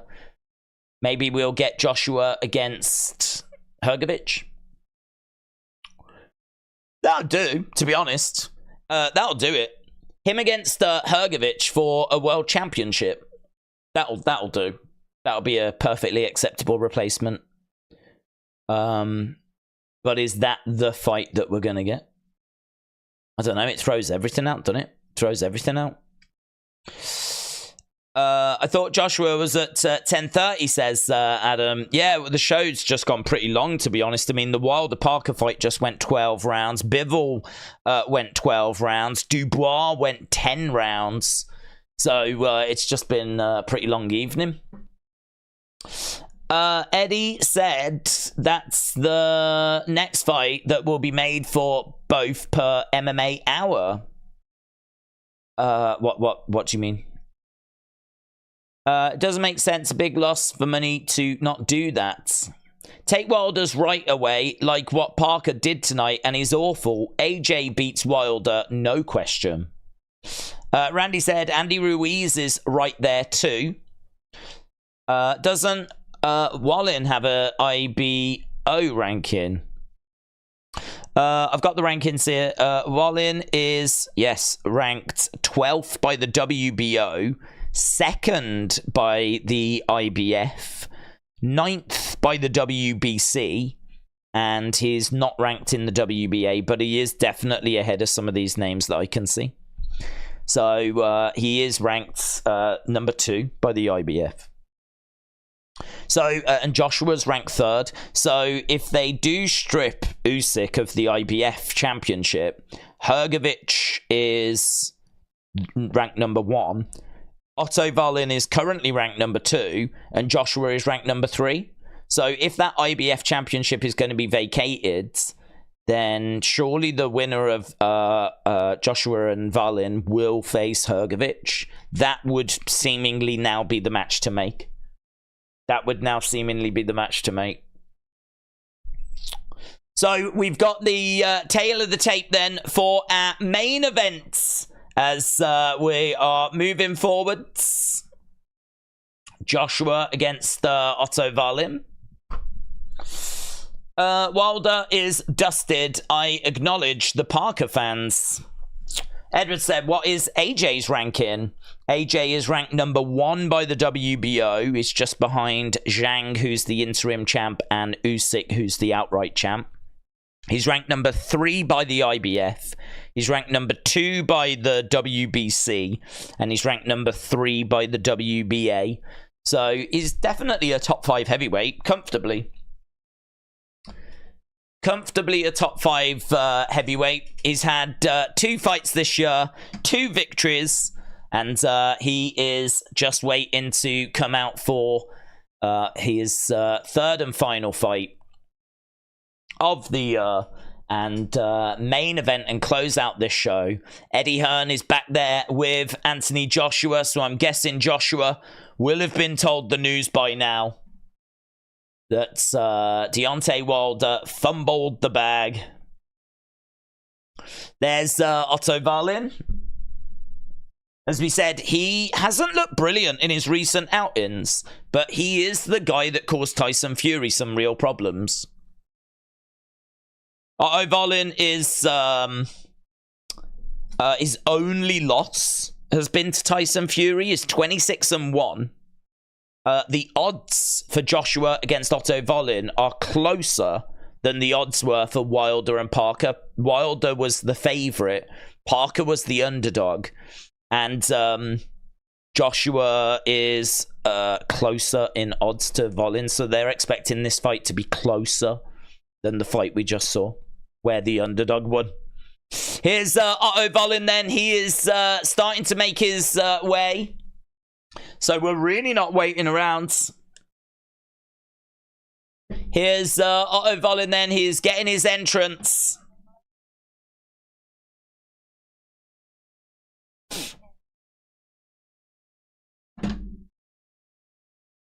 So, Otto is on a 6-fight win streak. He's a southpaw. He's quite tricky. He should survive AJ's power. He should be able to weather the storm a little bit, but he will do well if he can get to a decision. He is comfortable on the back foot. He's quite awkward. He's difficult to work out, and he's difficult to beat. He looks for counter opportunities. He can be quite strategic, watchful, calculated. He doesn't possess huge power. He's got 26 wins and 14 knockouts, Otto Wallin. I think we've got the Saudi national anthem right now. So, the Saudi national anthem. 26 wins, 14 knockouts. Anthony Joshua, 26 wins, 23 knockouts. Feel free to let me know in the chat which way you think this is going to go. So the Saudi national anthem has been observed. Thankfully, we haven't had any like rock concerts or anything for this one. I've got to say, I think they've done a good job. I mean, earlier when we started at 4, it was hard to see how we were going to do like fight, and then still be here at like 11 o'clock at night. But there was a bit of a gap, quite a gap after the first 4 fights and then the start of the next 4 fights. There was a bit of a gap there, but outside of that, we've not been hanging around too much. It's just that we've had like some fights that have gone the distance. Eddie Hearn and AJ lost out on a ton of money, said A. Jobson. Wilder against Joshua would have sold well. Good for Parker, though. Yeah, I agree. I don't think Eddie Hearn is thrilled about this. That would seem like the match for him to go off and make now, though. Is obviously it depends what the IBF are going to do. But if they are going to strip whoever wins out of Fury and Usyk the IBF championship, as long as Joshua wins now, I think there's a real case for Joshua against Hrgovic for the vacated IBF. I don't even think that will do the numbers that Wilder and Joshua would have done. Because Wilder, you would think, would probably get the American market to tune in. Don't know the American market's going to really care about Anthony Joshua against Hrgovic for the IBF title. Certainly not on the same level as they would if one of their own countrymen was fighting. So you can sort of understand that even that fight's not going to be as big. Joshua's got a lot of fans, though. But I agree, even that's not probably doing the numbers that Joshua Wilder would have done. So, but listen, that's boxing. It's their own fault in it for having him go up against such a challenging opponent.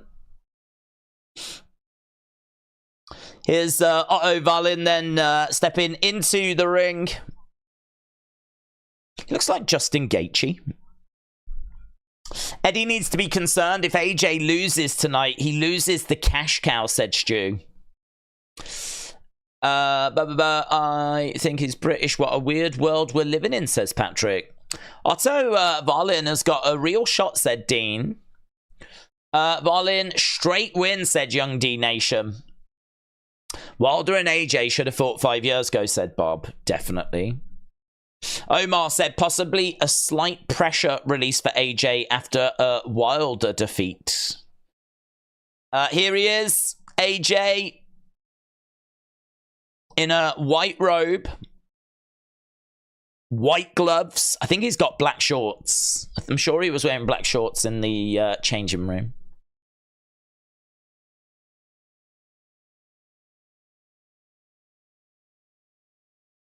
So, main event time, Anthony Joshua being shown on the big screen.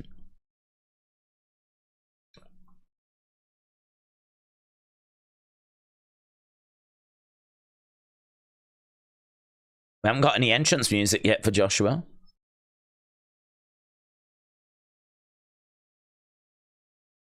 Is he meant to have some? I don't think he cares, does he? Is he just going to walk out anyway?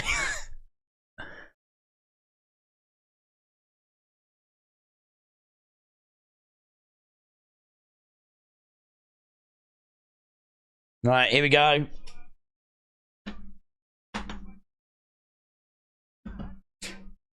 So, Anthony Joshua does get music. Steps out in Saudi Arabia for his third fight of the year.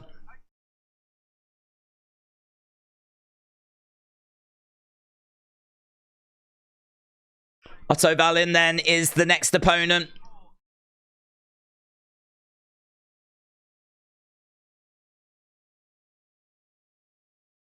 Joshua making his way down to the ring.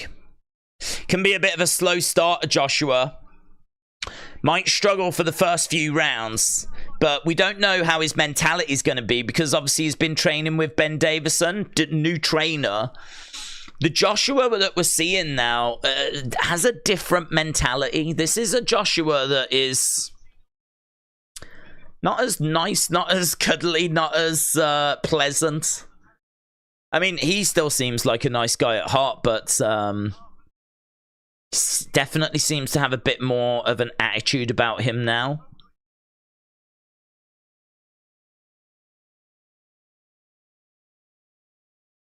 So, Anthony Joshua stepping in. He's beaten Otto Wallin twice before at the amateur level. He's got a great skill set.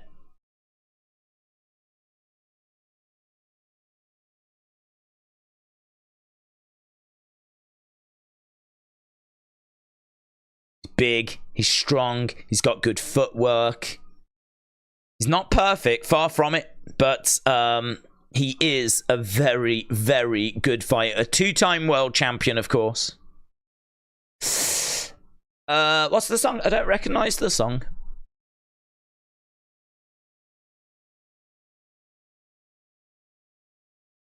It certainly was not Christmas themed, I can tell you that. Okay, right. Both fighters are inside the ring. Feel free to get in your final thoughts then, as we're moments away from the start of this one. Who do you think is going to pick up the victory here?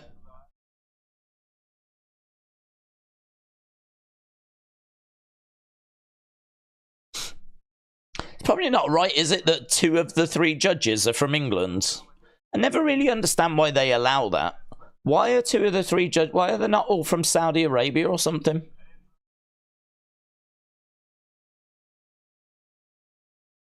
Or from Cuba? Or like, why are 2 of the 3 judges from the same country as one of the competitors? Team AJ said Harjit. Round 1, left hook, said Byron. Good morning, world, from Uganda, East Africa. Shout out to Uganda. Kazibanti, is that how you say it? Shout out to you, my friend. AJ wins in 4 rounds, says Bob. He'll run through him like a runner. Legend Killer said, Days, can Anthony Joshua save the day? It's going to be tricky, man. This is not going to be an easy fight. If he can get a stoppage here, really at any point, I would say this is a really good result for him. I'd say this is the toughest fight he's had this year. Unbeaten. Well, he was unbeaten apart from the loss he suffered to Fury. Apart from that one fight against Fury, he's unbeaten other than that. And we know that that fight was moments away from being stopped. Fury had to have 40-odd stitches. I think the fight was like 2019-ish. So, Otto's got a decent record. The level of competition is not that high, in all fairness. Fighting out of Watford, England. 26 wins, 3 losses. 2 of those against Usyk, of course. 23 knockouts. 2-time heavyweight champion of the world. It's getting a really good reaction, actually.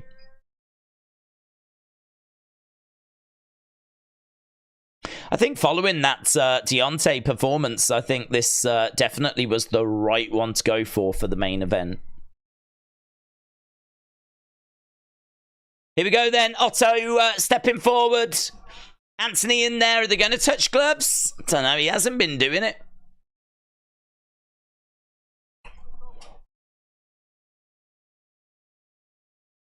They do touch gloves. White shorts, white gloves for Anthony Joshua. AJ wants his world titles back in 2024. Well, if he's going to achieve that, he needs to win here. Big fight this for AJ. Big fight. And a challenge as well. AJ comes out into the center. If he can get the stoppage, this will be great. If he can get it early, that'll be amazing. AJ out there, throwing out the jab then. Moving forward as Otto backs up a little bit. AJ again, throwing out that jab. There's a right hand that comes in behind it. Body shot there by Joshua. So Joshua in the center. Jab there by Joshua. That was good. Tries to come in with the right hand behind it. Jab coming in there by Joshua again, but just falling short. Another jab coming in, just falling short. Otto trying to get in with a shot of his own. Body shot there by Joshua. That was nice. Good body shot by Joshua. AJ again.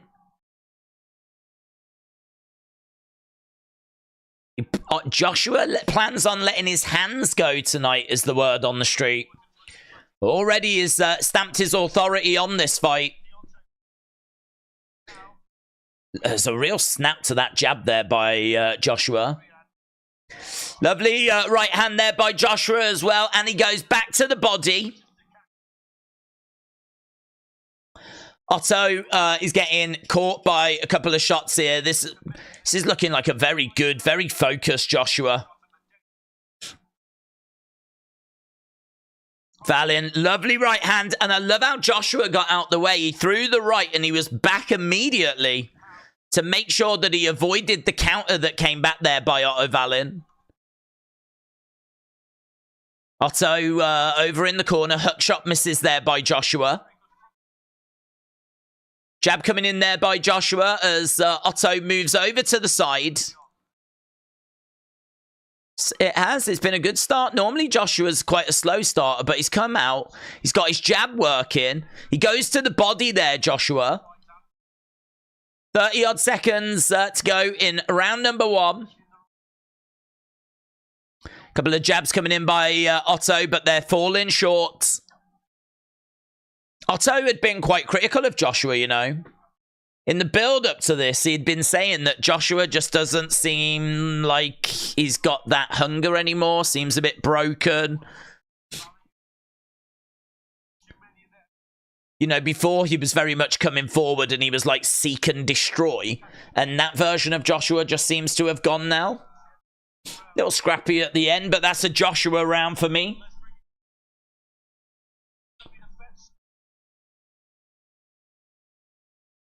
So they're saying that it might be the best, most positive start we've ever seen from Joshua. There's a lot of praise coming in for what we're seeing from Anthony Joshua from that first round. I mean, it was nothing spectacular, but you'd definitely take it.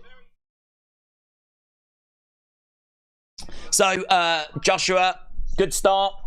Nothing more than that, though. Oh yes, Callum, shout out to you.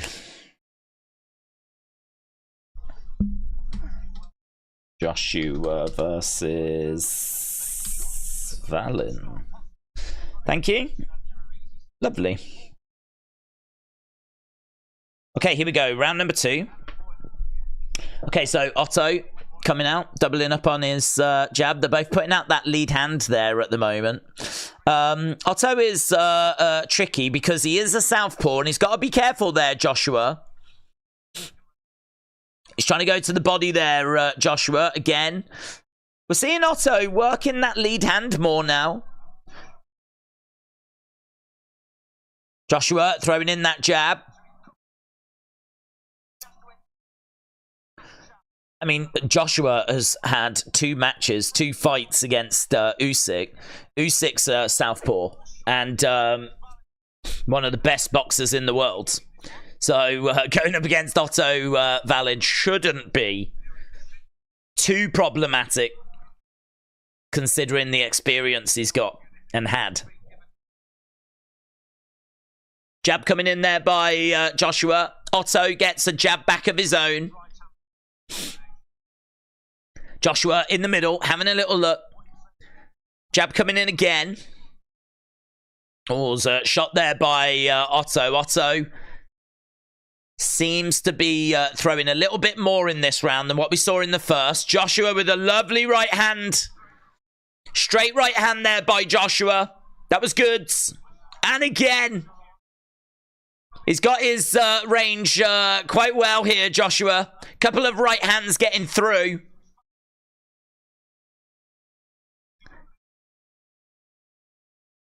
Joshua again putting that lead hand out there. He is on the ball. He's looking quite sharp here, Joshua. Trying to go to the body there, Joshua. Wallin just able to get out of the way. Wallin firing in a couple of jabs. Joshua being quite watchful. He's got to be careful to not get caught with those counter shots. Lovely right hand again. There's blood on the nose of Otto Wallin, you know. Blood on the nose of Otto Wallin. Joshua again trying to go straight down the middle. Wallin's in trouble, man. He's in trouble. He's already been caught a few times, and the blood on the nose implies that Joshua is really getting through with these shots.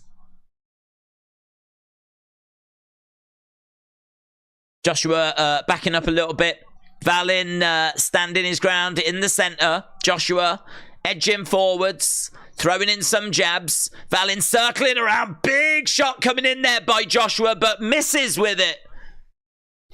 Wallin moving forward, trying to come in with some jabs, but Joshua moving back. Goes back against the ropes a little bit there. Doesn't want to allow Wallin to get into this fight. Jab coming in there by Joshua. I think that was a Joshua round as well.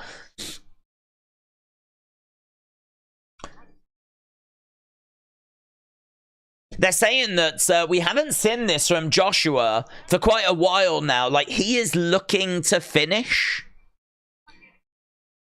He's trying to throw some shots that are really going to cause some damage. And Otto Wallin's nose is bleeding already at the end of the second. It says, apologies for audio issues. Yeah, I've not lost my audio. My audio's been okay. Well, at least not that I've noticed. They're saying to Otto, make sure that you move in your heads. Okay, here we go. Round number 3 then. Joshua coming out. He's not really been tested, Joshua. He hasn't had to worry about much coming back at him. Oh, lovely right hand. And again, trying to go to the body there. He is timing his shots well at the moment. Jab coming in. I think that landed by Otto. Another jab there by Otto that I think got through. Joshua again. Jabbing away. Feinting. Trying to see if he can create some openings as Otto throws in a jab. Jab coming back there by Joshua. Both of these guys in the center of the ring at the moment. Body shot coming in there by Joshua. A couple of jabs. Doubling up on the jab there, Otto. Joshua backing up a little bit. Another shot coming in there by Joshua. Minute gone so far in round number 3. Crowd are starting to get behind Joshua. Can hear some Joshua chants in the crowd. Body shot there by Joshua. That was good. Otto having to cover up a little bit. Oh, big right hand straight down the middle by Joshua. I tell you what, the camera was perfect for that. It was right behind Joshua, and you could see how ferocious that straight right is. Jab coming in there by Joshua. There's a lovely calmness about Joshua here. Oh, big hook shot! Otto just got knocked off balance and just resets. But he did get knocked over to the side there, Otto Wallin. Jab to the body there by Joshua. He did just get caught there, Joshua, as he went for that body shot. He did just get clipped. Jab coming in by Joshua as Wallin backs up a little bit. Body shot coming in there by Joshua. We got 40-odd seconds left of round number 3. Hook shot misses there by Otto. Joshua backing up a little bit. Looking to throw out a jab. Couple of shots coming in there by Otto Wallin. Oh, big right hand there by Joshua. Wallin over against the ropes. Lovely right hand there by Joshua. Jab coming in by Joshua as well. He goes downstairs. And Wallin is backing up a little bit as Joshua's moving forward. A hook shot comes in. Joshua moving forward. Wallin goes... that's another Joshua round. So every round, a Joshua round so far is looking really good. I think there's some real pop in his shots.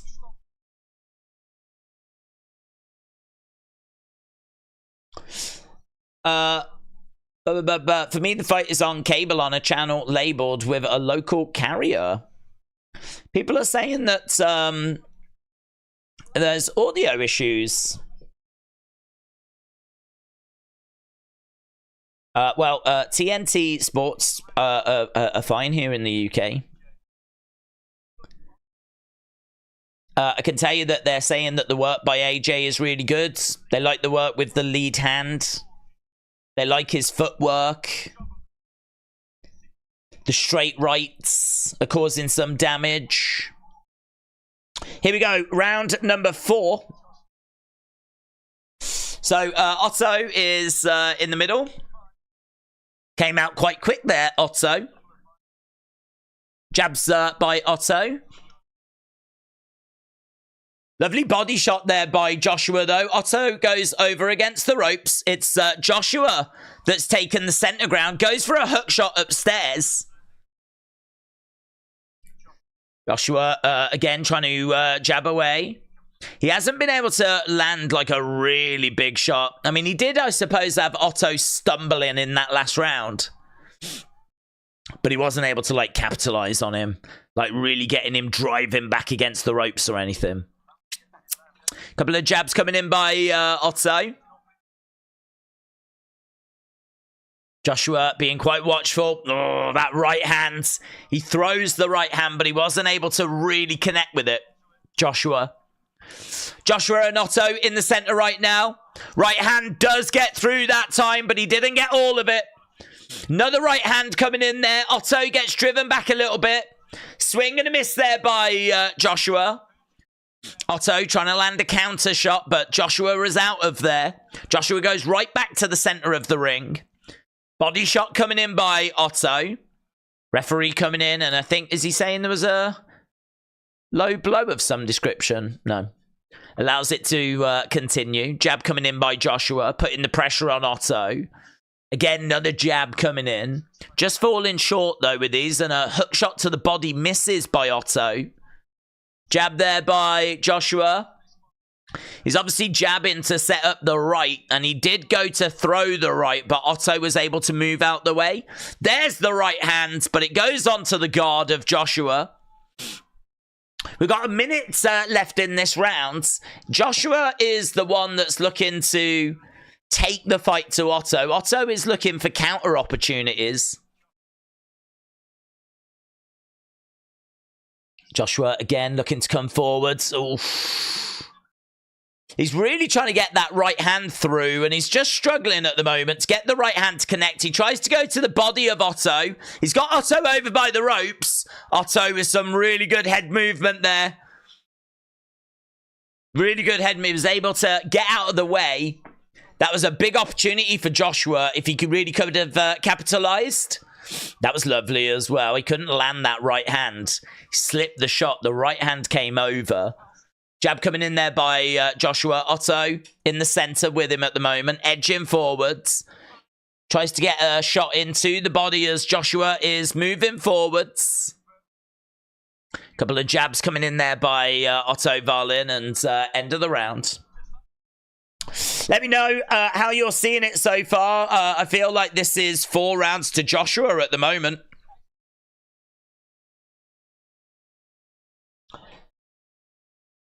Yeah, he is... Otto Wallin's giving it a go.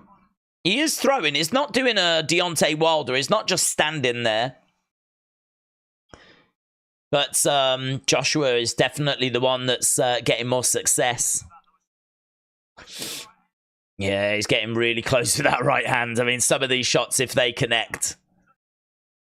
Oof. Not JPEG. Shout out to you. Hope you are well. Did you take a bathroom break? No. I knew this card was rigged to make Joshua look good, said Zaymax. Miller, Wilder, Wallin get paid to throw the fights. So Joshua doesn't have to fight. Heavyweight boxing is a joke. Right, round 5.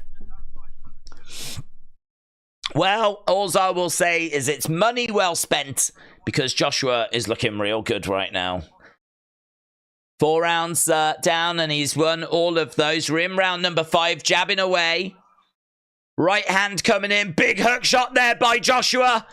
He's trying to go to the body as well. Otto is back against the ropes. Joshua has...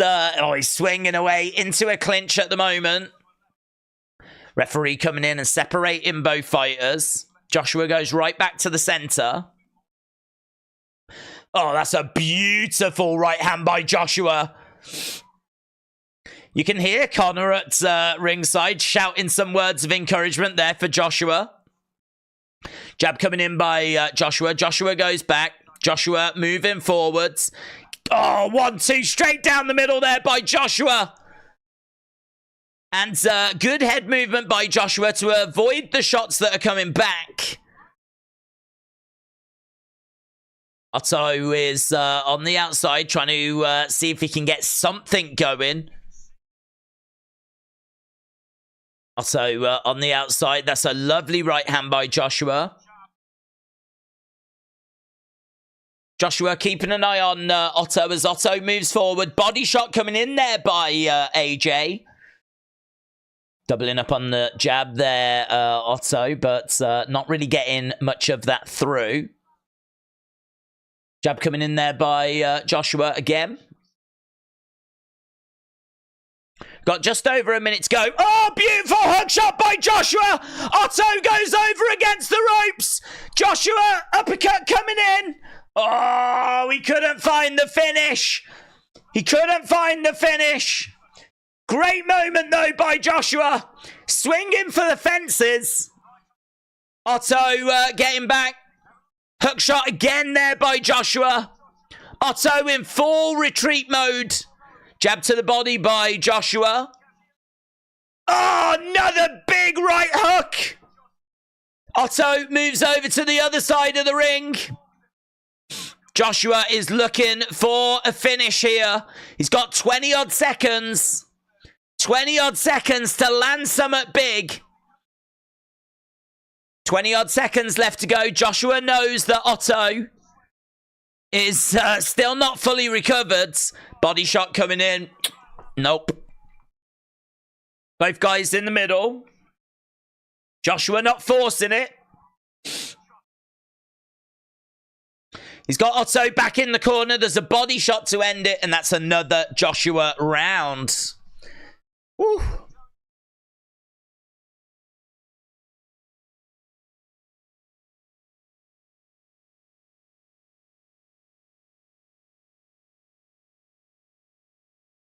Yeah, that was beautiful. Right cross, left hook. That nose might be broke, you know. It's being stopped, is it?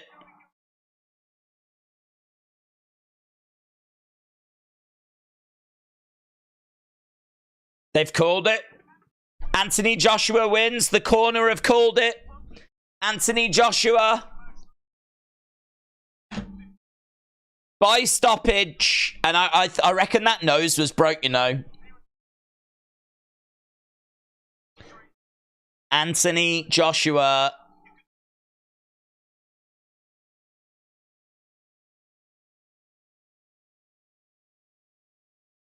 He comes over. Anthony Joshua comes over to Otto Wallin. There we go. Is Joshua on his toes or is he flat-footed?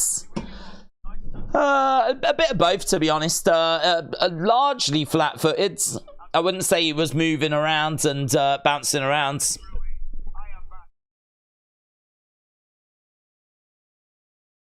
But there was times where he was had a bit of movement. To be honest, he was just doing what needed to be done. I mean, he won every single round. Against a good opponent as well.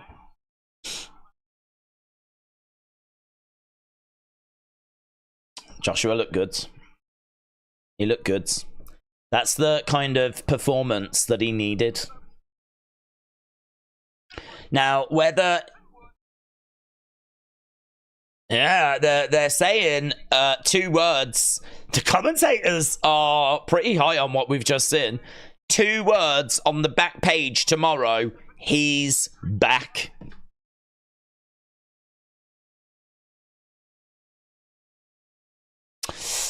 Unreal, said Scott. Wilder and Otto, huge losses. Fury is the dessert. I think so, said Craig. Right, I really want to know what they're going to say. Obviously, Wilder losing has put a spanner in the works.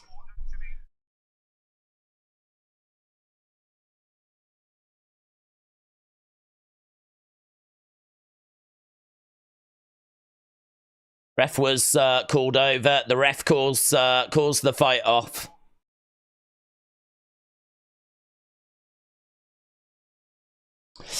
Wallin is going to have to make a rhinoplasty appointment with Frock's noseman, says Randy. Tom said, is that classed as a round 5 stoppage, as that's what I bet on? I believe so, because round 6 didn't begin.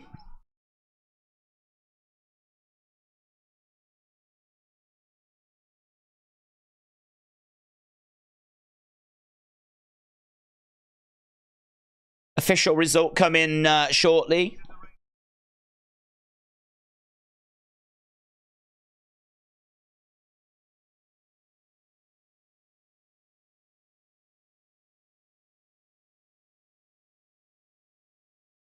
Oh, is that Amir Khan? I think, yeah, Amir Khan's in there.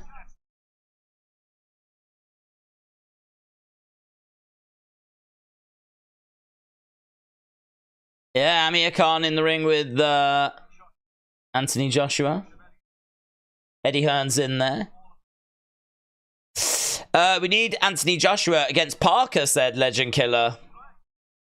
Young Donation said, I hate to say this, but congratulations, Joshua. It was a really good performance.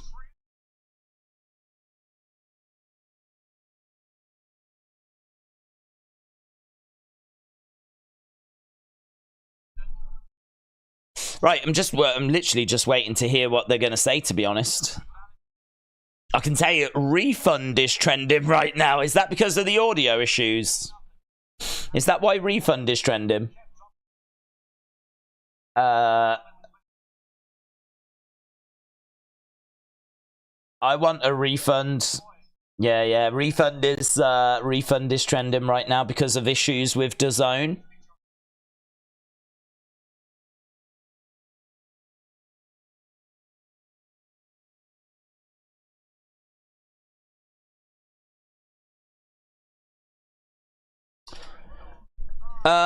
Just won 70 quid. Lovely jubbly, said Rory. Rory, shout out to you.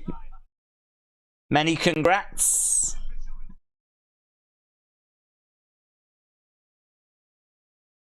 Okay, official decision.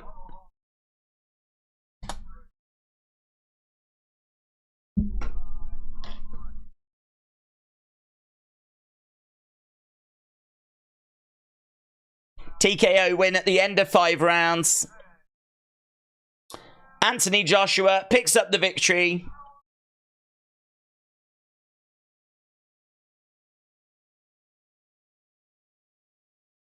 That is the big question. That's what I'm waiting for. What is next?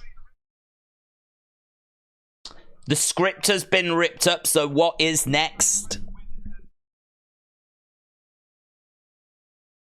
They're talking about Parker potentially.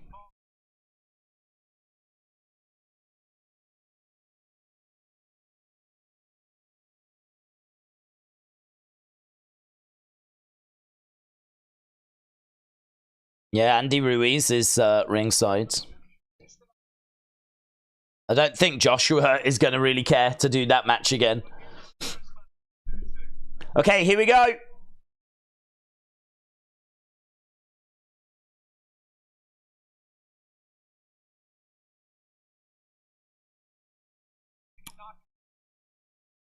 Third fight for you this year. Third win. Second knockout. Jordan, shout out to you. Can you help me find out if Joshua got the most punches and landed most punches? If he did, then I win £4,200. Really? If he got the most punches and landed the most punches... Don't know where that data would be, to be honest.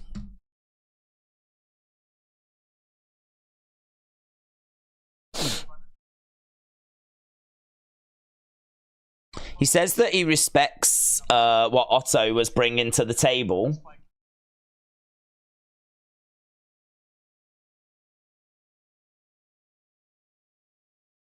My approach was victory by any means.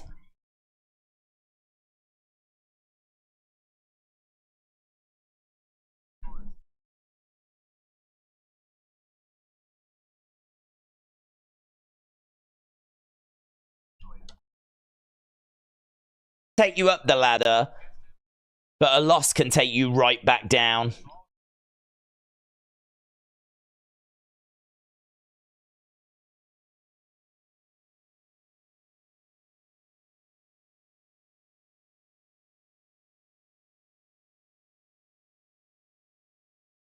He said that he's worked and fought with a lot of the fighters that were on this card.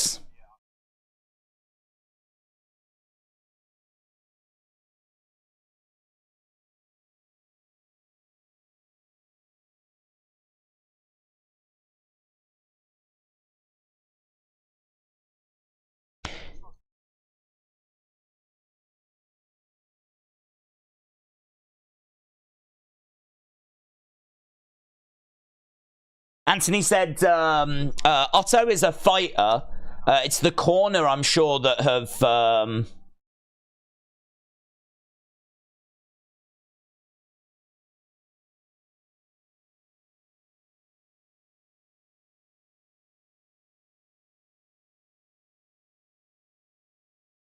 He says he's searching for greatness. I do have punch information for you.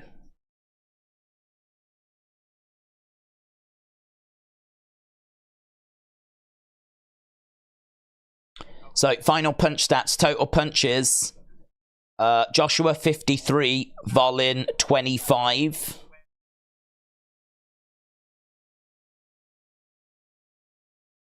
So he did throw more and he did land more. Yes. You're in the money, mate. You are in the money.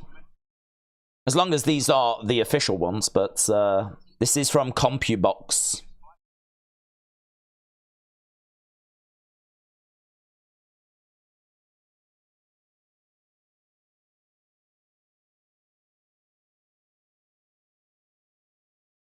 No one's running or ducking for anyone. I heard that Wilder lost.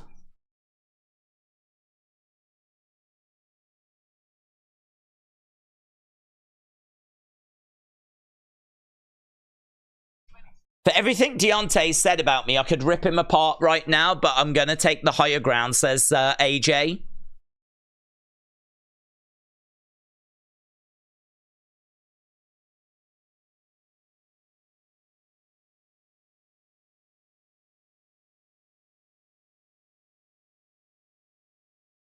Joshua says if Deontay wants to come back and fight another day, he can do that.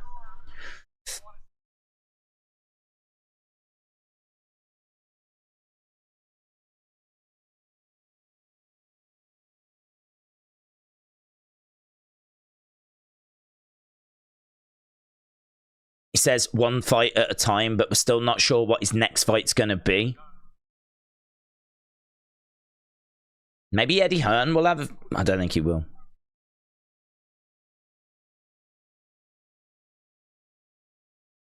Anthony Joshua said he's got to stay focused. He's on a journey.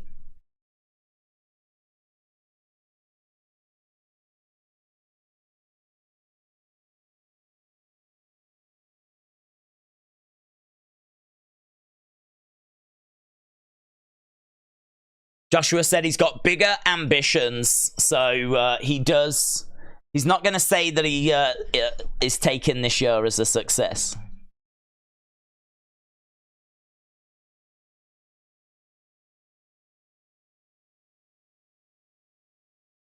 Okay, so he's just thanking a lot of people. So Joshua landed 6-4 in round 1, 8-6 in round 2, 8-6 in round 3, 10-5 in round 4, 21-4 in round 5. Eddie Hearn said he's back.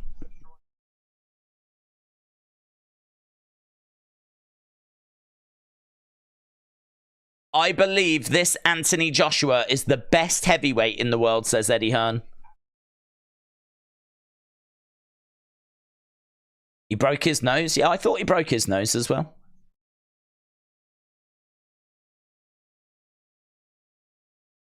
With this mindset, with this team, I think he's unbeatable. Is Hrgovic the next option?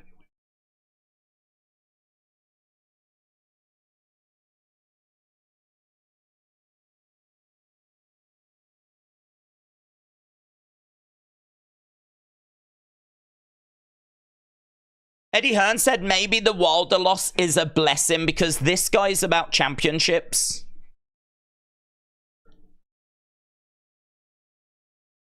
Hrgovic, AJ for the world title. So that is the fight they're talking about.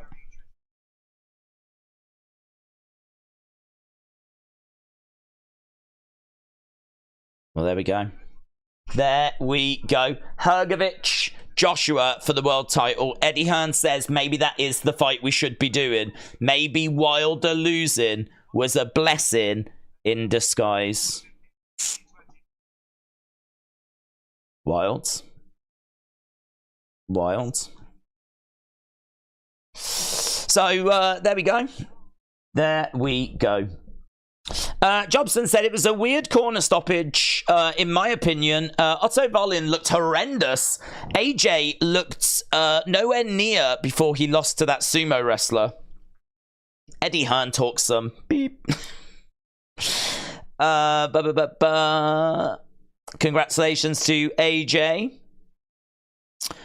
Who won, Wilder or Parker? It was Parker. Have to favour AJ to beat Wilder now. How the table turns. Zhang poked Ash back for a shared card with Fury Usyk, said Godwin. Well, I mean, good showing there by AJ. You know, he beat what was in front of him. That was someone that Fury has struggled against, but, you know, that doesn't work. That kind of maths doesn't work. You can't say he would beat Fury because Fury struggled against Otto, and he beat Otto comfortably. I mean, you know, it's different strategies, different training camps, different years, you know, so it's, you can't really do that. It doesn't really work, but it's still a very good showing by AJ. And seemingly now we might be looking at the fight with Hrgovic, who we saw earlier on tonight. Looked really good earlier on tonight, but he was facing a bit of rubbish opposition. But could be a title shot next for Anthony Joshua. So hopefully, if it's not going to be the Wilder fight, we're going to find him somewhat juicy. I don't know what next for Wilder. I mean, to be honest, he might need to have a year like AJ just had, where he fights 3 times to get the ring rust off and face some lower level competition and kind of build his way back up. Maybe the fact he's had 1 round of action in the past 2 years, and now he needs to step in there and try and beat a Joseph Parker. That was just maybe a bit too much to ask. So, yeah, really, really interesting. Really interesting. I hope you enjoyed it. I hope you enjoyed the show. Edward said, would you say the old AJ is back? I don't know, to be honest. I mean, I think that it was quite tidy. I think that it was a good performance. I don't know that I would say the old AJ is back. The AJ that looks so good against Klitschko, for example. But what I would say is that this is the best we've seen him in a while.